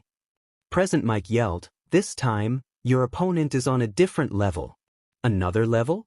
Kyoka deadpanned, that's not really the image I have of you. A blow was dealt straight to present Mix. So, oh come on. Watch your mouth. This test is meant to simulate true battle as closely as possible. 13 explained, so please, think of me as an actual villain. Ochako and Shoko nodded in understanding while Yuga dramatically swished his cape. If you find yourself overwhelmed by my power, feeling and calling for help might be your wisest option. Aizawa sighed. Shield, you, of all people, should understand that. The other three as well. Sensei. Melissa grimaced as she thought back to her fight with Izuku against Stain. Momo picked up what was being discussed and laid a comforting hand on Melissa's shoulder. So we either run to win, Himiko started. On the other side of campus, Izuku finished the sentence with a determined look, or we stand and fight. Why yes, it's your decision-making that is being tested. But given the rules and circumstances, you're probably thinking running is your only option. Goku looked disgusted at the mere thought of it, and Izuku made a look confirming what All Might was saying. All Might took out something from behind his back to show the students. That's why we had the support course department make us these ultra-compressed weights. This handicap weighs me down with a whole extra 50% of my body weight. It's a tried-and-true method of slowing movement and draining stamina. Though they are a bit heavier than I thought. Izuku spotted Mei's brand signature, a gear with a crosshair in the middle, on the bands as All Might strapped two of the super-heavy cuffs onto each wrist and one on each of his ankles. Trying to bring this fight down to our level of something? Bakuga bit out, that's insulting. Ha! We'll see. All Might's blue eyes glinted dangerously. In an area resembling Japan's residential parts, Melissa was glowing gold, sprinting through the streets with Momo clinging to her back. Can you go any faster? Momo asked. Could. But if Sensei suddenly turns off stockpiled while I'm zipping around, I will probably slam headfirst into a wall. Right? Please don't crash. Momo paled. This test has to be about our combat skills and ability to think on our feet. That's why we were put against Eraserhead. Makes sense. How do you want to fight him? I don't think we're just going to be able to run away. Melissa asked. Aizawa-sensei is too experienced to plan against properly. When facing him, our quirks will not be as effective. Momo explained, I think our best bet is to keep making our way to the exit. This will have to be a reactionary fight. Defensive until we get an opening. You got it, boss? Moments after that, the glow faded abruptly, and from out of nowhere, Eraserhead swung in, with his capture scarf wrapped around a section of telephone wires, and drop-kicked Melissa in the side, sending the two women sprawling. They recovered quickly, with Melissa taking a kneeling stance in front of Momo, her strong light shield spiraling to life, large enough to protect them both, her spear forming in her other hand, and her helmet forming over her head. The Greek-style helm underwent a few stylistic changes after she chose her hero name. There was an image of an owl on the forehead, and the plum on top was her hair poking through. When One for All was coursing through her, it looked like a mane of fire from her helmet. It's rather careless of you to talk about your plans in the open. Aizawa's capture scarf was loose around his neck, and he held the two ends of it in each hand. Not as careless as you think. Momo exclaimed, raising one of her prepared creations. Poking through a created space in Melissa's shield was a 9mm pistol loaded with a specialized polymer compound bullet made by Momo that was non-lethal but was definitely going to bruise whoever it hit. Momo opened fire as Eraserhead darted to the side. Melissa and Momo moved as one, following their teacher's movement in a way that allowed Momo to continue firing through the shield. It's back! Melissa exclaimed, the gold fire of her quirk surrounding her. Do it! Aegis smash! Melissa darted forward, her shield held in front of her, poised to deliver an OFA-powered shield bash. Eraserhead latched his capture scarf around a hydro pole to swing himself out of the way. The edge of the shield managed to catch his big toe, and Melissa continued forward, destroying the wall he had been in front of. In the air, Aizawa redirected his capture scarf to wrap around Melissa's upper arms, erased her quirk and pulled her around so he would land behind her, putting Melissa between him and Momo. "Now!" Melissa shouted. "They're up!" With Melissa blocking Aizawa's eyeline, a specialized set of eye protection was created directly on her face as she threw 2 flashbangs in an arc. A brilliant flash of light forced Aizawa to shut his eyes with a pained groan, and in that instant, Melissa, whose helmet lenses tinted automatically to protect her from the bright light, snapped the capture scarf like silly string, headbutt her teacher and locked one of the cuffs around one wrist, forced him to the ground with her knee in his back and captured Aizawa's other wrist. Eraserhead has been captured. Shield and Yaoyorozu have passed. Melissa let out a happy laugh and stood up. Eraserhead rolled over and got into a sitting position. Momo ran over to Melissa and hugged her. "We did it. Your plan worked." Melissa hugged her back. "It went perfectly." "Plan?" Eraserhead questioned. "You were talking about it having to be a reactionary fight?" Momo nodded. "Indeed we were. That was the first step of our plan. It was actually like the 3rd time we had the conversation," Melissa added. "You wanted me to hear that?" "Exactly. Our real plan was to always have one of us act as a barrier to block your eyeline until Melissa was close enough that the flashbang would ensure you wouldn't be able to get away. I already had the weapons prepared before you got here and a few backup ones," Momo explained, shifting her armored skirt out of the way to show off the grenade launcher she had hidden. Eraserhead paled a little as Momo showed off her weapon. "In case you were closer to me instead of Melissa, this is filled with capture foam rounds. It mostly likely would have caught us both, but it still would have been a win." The teacher let out a short laugh. "I underestimated you. You got me to think you were underprepared and exploited my weaknesses. I assumed your confidence was flagging after your loss at the sports festival and that you weren't going to be able to come up with a plan that you felt confident enough to carry out. Good job, Yaoyorozu. You've got the makings of a leader in you." Momo's eyes filled with tears. "Thank you, sensei. And you were right in a sense. If it wasn't for a kind of silly pep talk, if I'm being honest, from Izuku after my loss and my internship with Sir Night Eye, well, I don't think things would have gone as they did." Aizawa nodded, hiding a soft smile behind his scarf. "Shield. I'm glad that you aren't fully following All Might's fighting style, didn't come after me like a brawler, and instead trusted your teammates' plan. I underestimated you both. I'm glad you proved me wrong." Momo and Melissa beamed at each other. "It's good to know that you're ready for harder training."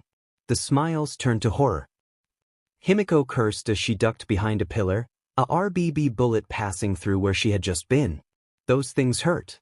She already had a bruise on her thigh from one. Maybe Izuku could embrace it better later. For Momo. Or Psycho. Maybe all 3 of them. Be horny later, Himiko. The vampire thought. "So I've got an idea where he is. It's like he's spawn camping." Cammy complained. "Where is he?" Himiko pointed up. 3rd floor. "He's sticking there but keeps moving around the room enough to make it strong to pin him down."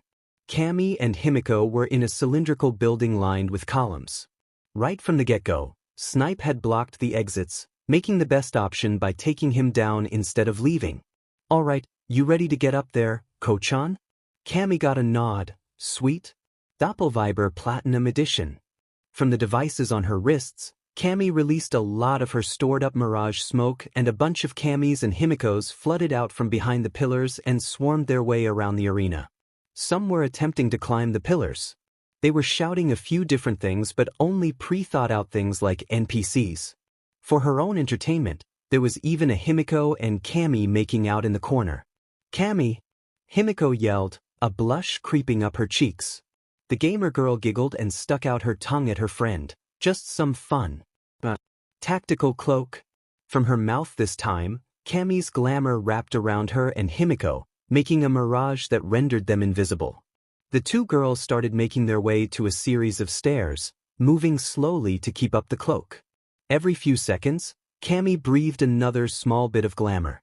She had explained it earlier, so here's the deal. I can throw up a glamour that makes us look invisible, but since we're on the move, I have to keep modding it based on where we are. Gotta constantly breathe out my glamour so I can't take a breath, or it'll all go poof. Can't get too close to him either, or else he'll walk into the illusion, and it'll be game over. Gunshots rang out constantly, shattering the illusions and rapidly clearing the room.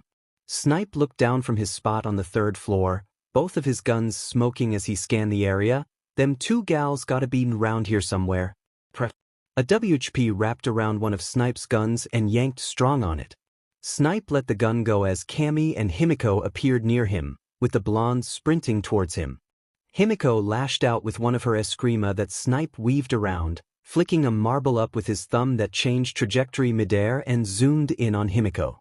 She twisted around it, but the moment it missed her, it turned back around and smacked her wrist. There was much less force behind it than the gun, but it was enough to make her overextend her next strike. Another RBB bullet bounced off the ground and slammed into her gut, forcing the breath from her lungs. Snipe went in for a takedown, but another crack rang out, and Snipe was forced to back off as Cammy protected her friend and teammate. Kinda sus for an adult to be getting all up in a teen's personal space, isn't it? Cammy mocked. Another version of Himiko attacked Snipe from the left. A bullet went right through the illusion, and Snipe dropped a smoke grenade on the ground. Nice try, young'un. But it's gonna take more than some mockingbird to ruffle my feathers. Pulling an extra gun from a holster on his back and taking aim at the shapes he could see through the smoke, Snipe peppered the 2 girls with the RBB bullets. Little cries of pain could be heard from inside, and a few Himikos and Cammys emerged from the smoke that were quickly dispelled. One Himiko went down with a cry of pain, holding her knee as he sucked to a group of Cammys. Snipe shot one of them in the shoulder, and seeing the bullet hit, he sucked his focus to another Himiko, trying to sneak up on him. Which is why he was surprised when Cammy smacked him in the knee with an eskrima stick from behind strong enough to drop him to 1 and then held a knife to his throat. This is the part where you let us handcuff you. Toga? Snipe raised an eyebrow from behind his mask, hiding among the group of Utsashimis, were ya? The guys of Cammy began to slip off of Himiko as she grinned widely, pressing the knife just a little bit closer, the tip drawing a drop of blood. Got it in 1, teach. Drop the gun. Alright. Snipe dropped his gun. I know when I'm beat. Cammy walked over, SWNG the HNDCFFS around her finger. Now we have to take the villain into custody. As soon as the cuffs locked into place, an announcement played. Snipe has been captured. Toga and Utsashimi have passed. Cammy hooped, and Himiko squealed. The 2 girls started to do a little happy dance together, as Himiko locked hands with Cammy and jumped up and down. That last move was totes clutch, Kochan. Not as cool as the fact that you figured out auditory illusions. Himiko praised. Making that copy of me fall down and make a sound is what really clinched the win. How about we agree that we're both the MVP of this match? I can work with that. We have to celebrate after this. Inside the USJ, Ochako, Shoko, and Ioma were holding onto a guardrail for dear life, looking like they were in a hurricane. We were so close, Ochako yelled. Behind them, with one of the finger caps open on their suit, 13 was huffing a little. It was a close one there, you almost distracted me enough to get away. The space hero was standing in an open area surrounded by ice, which Shoko had attempted to capture them with. The ice blocked their view long enough for the 3 heroes to get close to the exit, which was quite literally only a few feet away. They're getting closer. We have to do something. Ochako shouted. Personally, I dislike fighting, but I do have my own method of trapping prey. 13 said. I can't get out another ice wave without touching the ground.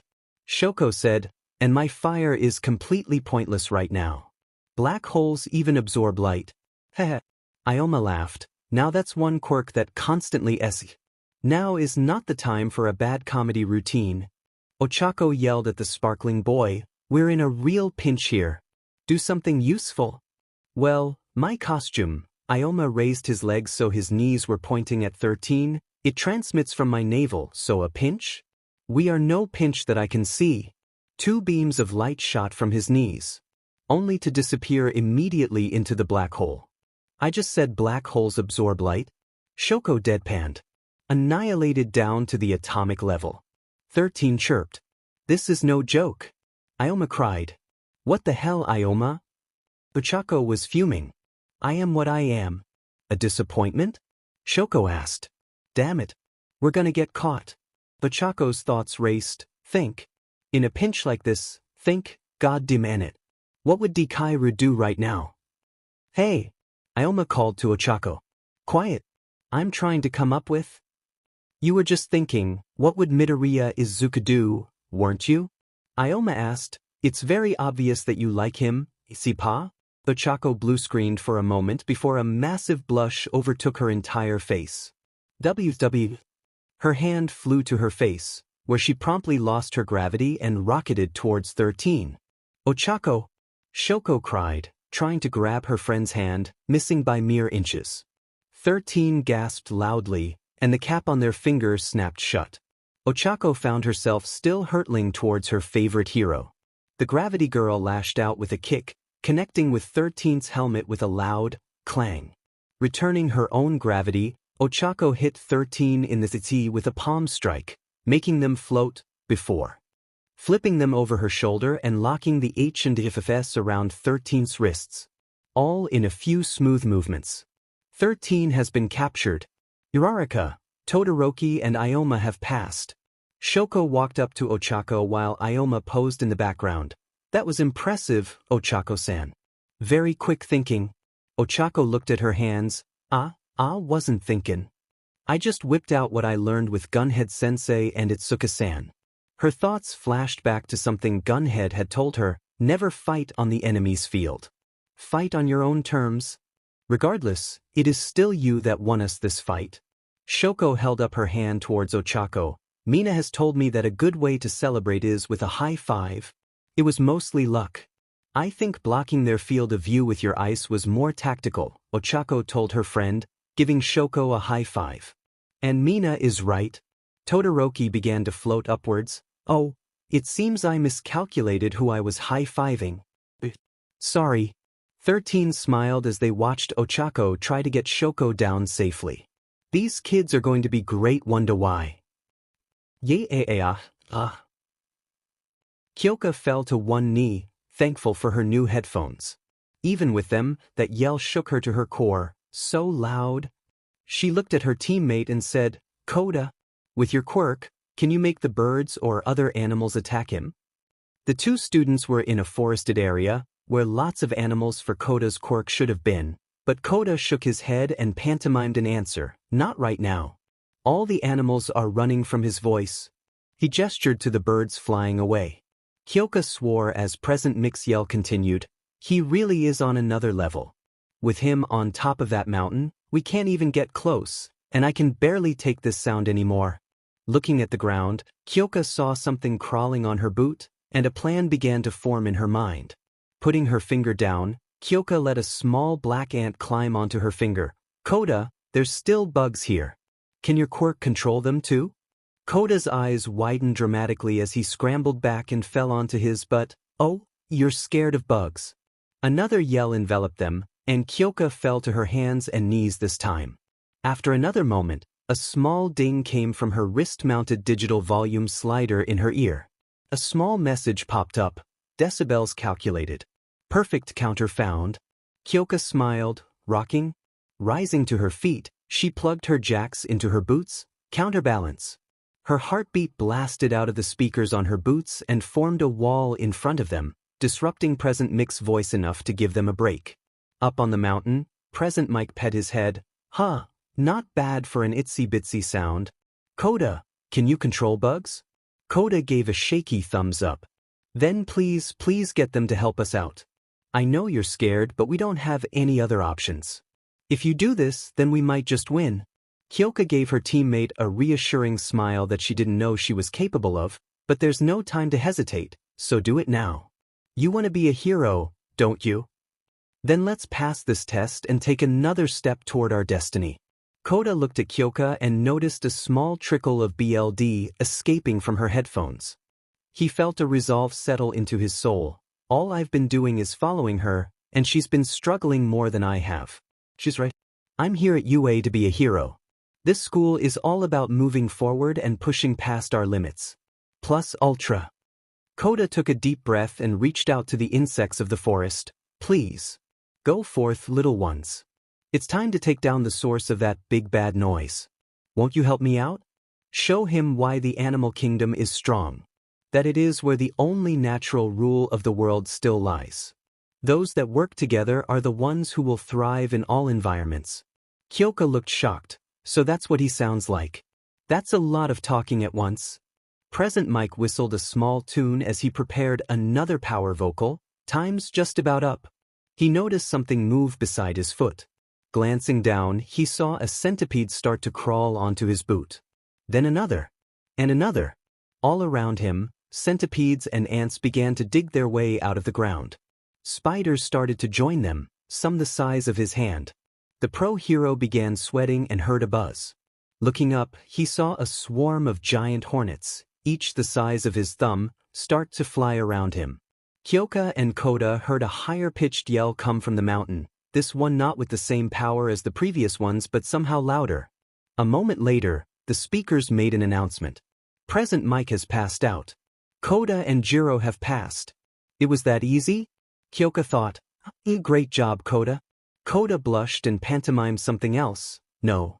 You inspired me. This is all because of you. Kyoka wasn't fully sure what Koda was trying to say but was still touched by the look of sincerity on his face. Mina and Kaminari were in Field Gamma doing their best to dodge falling debris as Nizu destroyed the arena with a wrecking ball. We can't keep running away. Mina shouted, if we don't get closer, we are for sure going to fail. We're running out of time. Can't you shoot some lighting at it or something? Not from here. Kaminari shouted back. Not unless you want a useless lump as a partner. Whoa! Mina and Kaminari dived out of the way of a collapsing pipe. Do you have any bright ideas? Kaminari yelled. Maybe. Mina told him. As she gathered more of her purplish acid, it started forming above her head. Stick close. Acid shield. With Kaminari hot on her heels, the two of them ran forward. With the acid in front of them, they were able to plow through the littered debris around them and were protected from the falling chunks. Thanks for the idea, Midori. Mina thought back to the time when Izuku had shielded her. Protecting others is the real mark of a hero. This is awesome, Mina. Kaminari cheered her on. Do you want to get dinner after this? What? You're asking now? Mina nearly stumbled. No. Definitely not. Oh. How interesting. Nizu commented as he saw the two students getting closer to his stationary location. I love these types of surprises. With the ability to set off the chain reactions exactly how I want, I was not expecting them to get this close. Nizu took a sip from his freshly brewed cup of tea, though I am not sure they've noticed that I've blocked off most of the exits. There it is. Mina shouted, staring at the crane. Do you think you can short-circuit that? Kaminari's eyes twinkled. Hell yeah. Just gotta find the engine. Thankfully, the engine on such a machine was clearly marked for ease of maintenance. Wasting no time, Mina used some of her strongest acid on the panel covering the engine and yanked it off. Hit it. Stand back. Indiscriminate shock. 1,000,000 volts. Electricity surged into the engine and started a chain reaction, causing the whole crane to grind to a stop. In his seat, a booster, Nizu watched as system failures popped over all his screens. Marvelous. Mina and Kaminari climbed the ladder on the crane as fast as they could. Kaminari pulled on the door only for it to stay put. Locked? Not for long. Mina coated her hand in acid and buried her mouth and nose in her other elbow. Cover your mouth, dude. Mina coughed as she suddenly found herself covered in a white powder. What is this? Baking soda? What does that have to do with anything? Kaminari was baffled. Mina's eyes widened. It's a base. It makes my acid a lot weaker. I won't be able to get through the door. Can you do something? Kaminari shook his head. I don't have enough juice left to melt, and even if I did, I don't have the control. Mina could feel her heart sink. What are we gonna? A neuron fired in her brain, and she gasped loudly, pulling something off of her belt. I have these. Acid grenades. I'm gonna embrace Yamamo and Melissa for making me carry these. Step back. Mina stuck the grenade to the door, and with a gloopy explosion, the lock and handle dissolved from the door. Nizu cackled as Kaminari handcuffed him. Fantastic. Simply wonderful. You two exceeded all my expectations. Nizu has been captured. Ashido and Kaminari have passed. Midnight strutted across a wide-open rocky area. Oh, what's the matter? Afraid to get too close? Midnight snapped her W as a pink mist floated in the air around her. While watching the two of you run away is doing something for me, some screaming would really bring out the SD in me. It's stuff like that makes me want to stay away. Zero shot tape backwards to reel himself away. Afraid to let the woman take control? Midnight taunts. Not at all. But I prefer things a bit more mellow than you. How disappointing. Midnight pouted, cracking her WP around her, getting a yelp of pain from nowhere.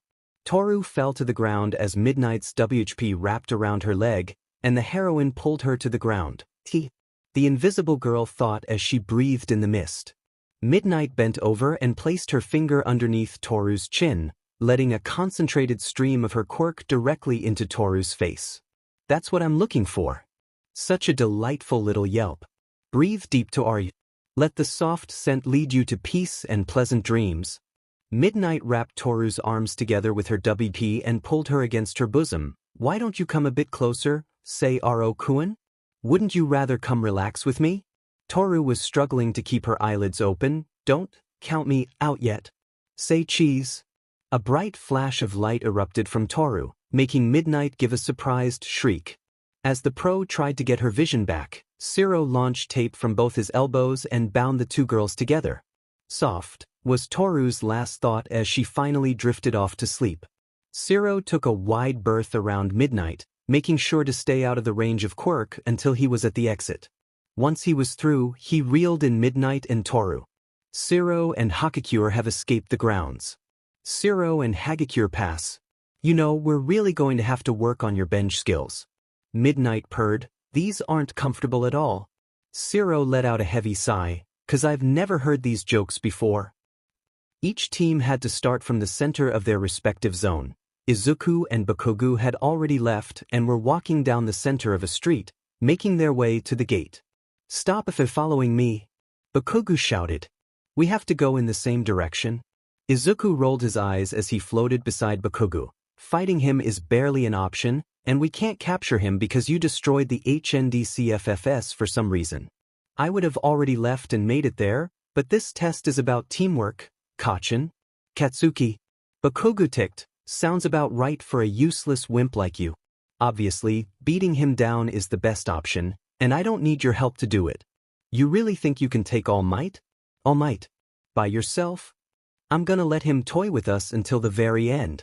Then, when he's exhausted, I'll end him. Does he know about All Might's skinny form? Izuku thought, remembering the weakened version of the hero he saw 2 years ago. Even with that handicap, there's no way you can beat him. Katsu, hey. Izuku zipped back a few feet as Bakugo swung a gauntlet fist at Izuku's head, enough force that it could have cracked his jaw. What the hell? Are you insane? Izuku shouted, attacking a teammate in the field? Stop talking. Bakugo's voice dripped with vitriol. You think you're all that? Well, it's pissing me off. What are you talking about? Izuku was baffled. I want to pass this test. If you want to pass, I can get us to the exit very fast. That said Bakugo even more. You think I need your stinking power to pass? Forget it. Would you can it with the yelling? Izuku had had enough. This is why we've never been able to actually talk. Thumb. A massive pressure wave hit Izuku and Bakugo, sending them tumbling, ripping up chunks of the street and blowing holes in the buildings around them. Down the street stood All Might. Now, get ready to have a really bad time. The mountain of a man began to walk towards them, emerging from the smoke left in his wake. Who cares about keeping this town intact? Think of this as just a test, and you're gonna have a bad time. I'm a villain, heroes. So give me your best shot. In a blitz of speed, All Might dashed towards them. We are not going to be able to take him head on. Izuku told Bakugo.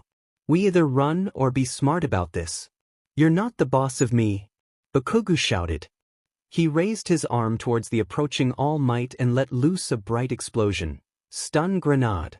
The bright light successfully blinded All Might for a moment, and Bakugu blasted towards him. All Might.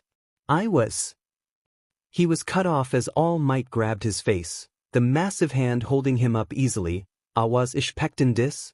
Bakugu's voice was muffled, but it didn't stop him from pointing his hand directly in All Might's face. Boom boom boom boom. A barrage of explosions struck All Might, and the large man winced as some of them struck his eyes. Most people, when having their faces grabbed, would instinctively try to tear away. All Might thought as he shoved one of Bakugu's hands to the side, but this kid is dead set on beating me and nothing else. Having enough of the blasts, All Might slammed Bakugu into the ground head first, stunning the blonde. A weak barrage like that hurts, but only a little. Now then, there's also you, Midoriya. In that brief moment between words, All Might moved. Izuku had grown used to being able to barely see a physically superior opponent and dodged out of the way. You gonna leave your teammate and make a break for it? All Might growled. Izuku shuddered. It's the same feeling as the hero killer. The ghost flew up and backwards, firing 2 ectobeams at All Might, which the hero tanked. All Might raised an eyebrow at it. Whoops. Well, that's just unfortunate. Hey, move it. Bakugu had blasted himself into the air, directly into the path of Izuku. What? Izuku shouted.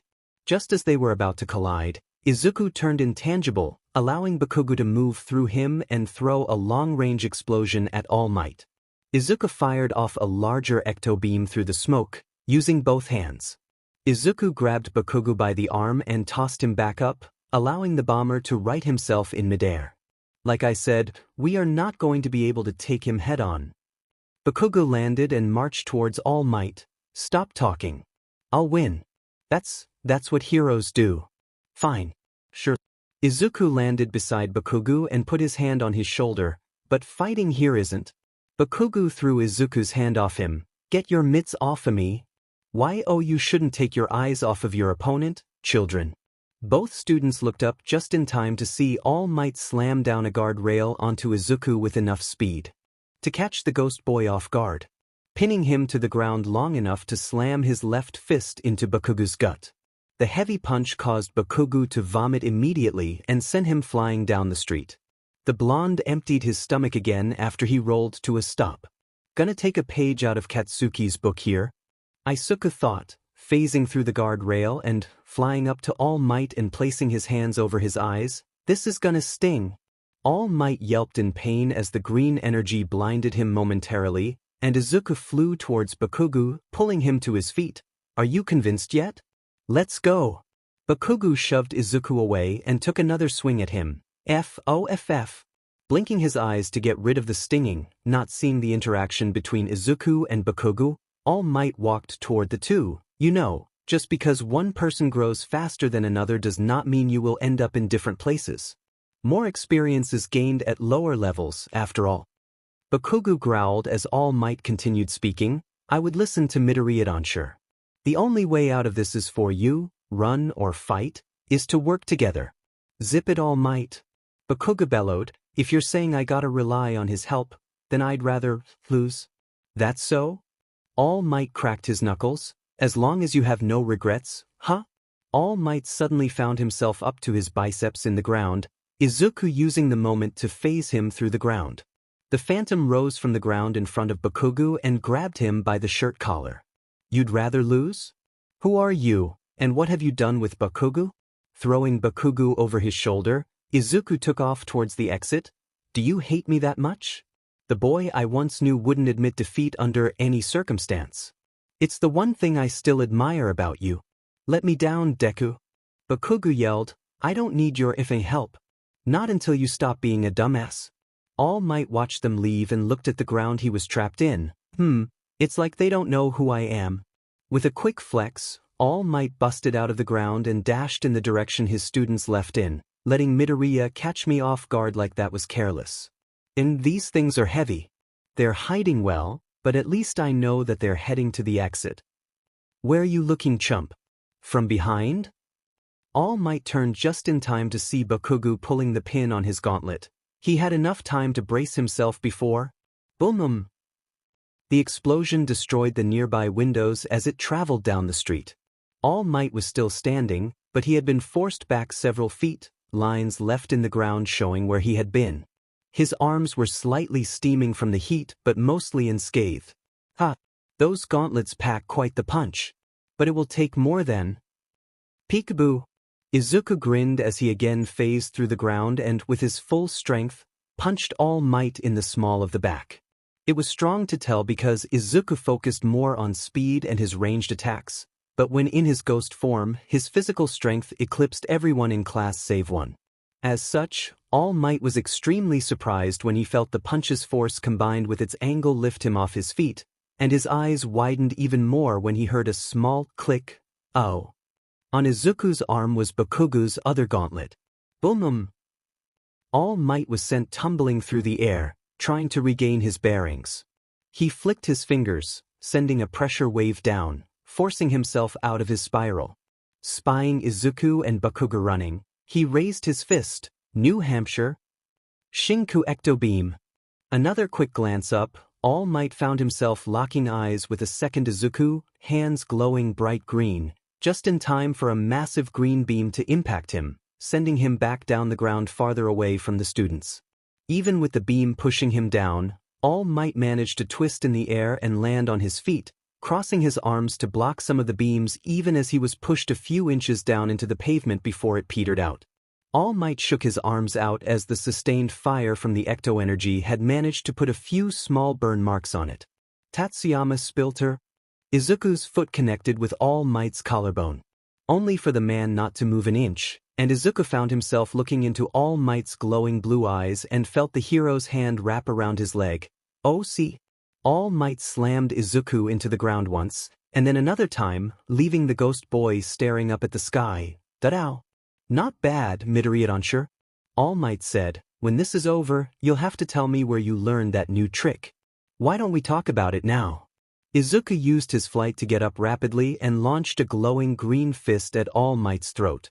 It got about halfway there before All Might backhanded Izuku away, and the boy disappeared with a small green flash and a pop. With the exit in sight, Izuku's eyes widened as he felt his duplicate disappear. Lasted longer than I thought. Izuku grabbed Bakugo around the waist and started flying them towards the exit. Sorry about this. Must go faster. Put me the F down. An explosion hit Izuku in the back, but it was nothing he wasn't used to, so he powered through it. The gate was right in front of them. A&D, where do you think you two are going? With the brief moment he had, Izuku pushed Bakugo with a low-powered ecto-beam to launch him through the gates seconds before All Might slammed into him. An announcement blared over a set of speakers. Bakugo has escaped the grounds. Bakugo was screaming profanities at anyone who would listen. All Might hummed in thought, sacrificing yourself to allow your partner to escape. That is quite heroic of you. Something I would. Something I have done myself. Izuku struggled a little, All Might's foot planted on his back, just clearing the area. To let me do my thing. Your thing, eh?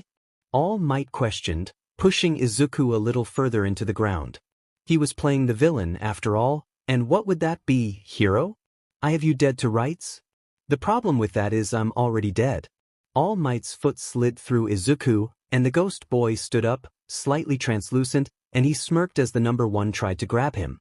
I'm going to walk out that gate now. Izuku gave a wide smile to All Might. I can't say if you were right or wrong with what you told me that day. Not with my quirk coming in. But what you told me that day hurt. But now, even if I am just in training, I'm a hero. Izuku turned on his heel and soared through the gate. Midoriya has escaped the grounds. Midoriya and Bakugo have completed the exam. All Might watched the boy leave, looking at the kanji on his back. There was still a smidge of doubt in All Might's mind, along with the guilt of what he could have driven the boy to and a worry he couldn't help but feel for his niece. But that smile. Even hidden behind the mask of a demon, the smile on the boy's face as he watched Izuku fly before the infinite sky in front of him caused All Might's mind to drift to where he learned his own smile. Maybe you are a hero, Midoriya. A symbol of inspiration. Some of us managed to grow, while others couldn't push past our limits. Ectoplasm and Cementos proved to be challenging opponents. That was the bittersweet ending to the practical portion of our final exams. But at the time, there was a certain group that was gearing up to make their third move. In a dingy bar, a man was looking at two photos. One of Izuku and one of Melissa. A knock came from the door. "Shigaraki. We've been spreading the word about you for the past few days." Opening the door was a man with small round glasses, a soul patch, and a scarf, about how it seems like something big is about to go down. Shigaraki crumpled the photos in his hand, turning them to dust. "Well? Who are they?" "DMN. In person you're super gross, dude." A man with black hair and heavy purple burn scars under his eyes, stretching from his lips all the way down to just below his collarbone and his arms from what could be seen under his jacket with his hands shoved into his pockets. He also had metal stitches holding the burned skin to normal skin under his eyes and on his mouth. It was holding his chin together. He was wearing a frayed, dirty black shirt over a frayed white t-shirt and loose black breeds held up by a studded belt. And each time they were defeated. "So you're the guy that has the underworld buzz? Even got that great and powerful hero killer on your side?" A young woman with black and teal hair split down the middle spoke. She wore deep purple lipstick and a neon lime green cropped altitude jacket with spikes on the shoulders and wrists and studs on the edges of the lapels. Under the jacket was a black bodysuit that went halfway up her neck and had a large circular tap for the zipper. There was a red downwards-facing arrow on her thigh, and she had on light purple thigh-high boots and two darker purple holsters strapped to each thigh. The girl folded an origami star. "Got any room for a thief in your little club?" They came back stronger. "The one of the right is what Melissa's helmet looks like. The plum is just her hair. Her hair looks more like the second one when braided and right one when not. She does not have an undercut. When she is using OFA her hair looks like gold fire.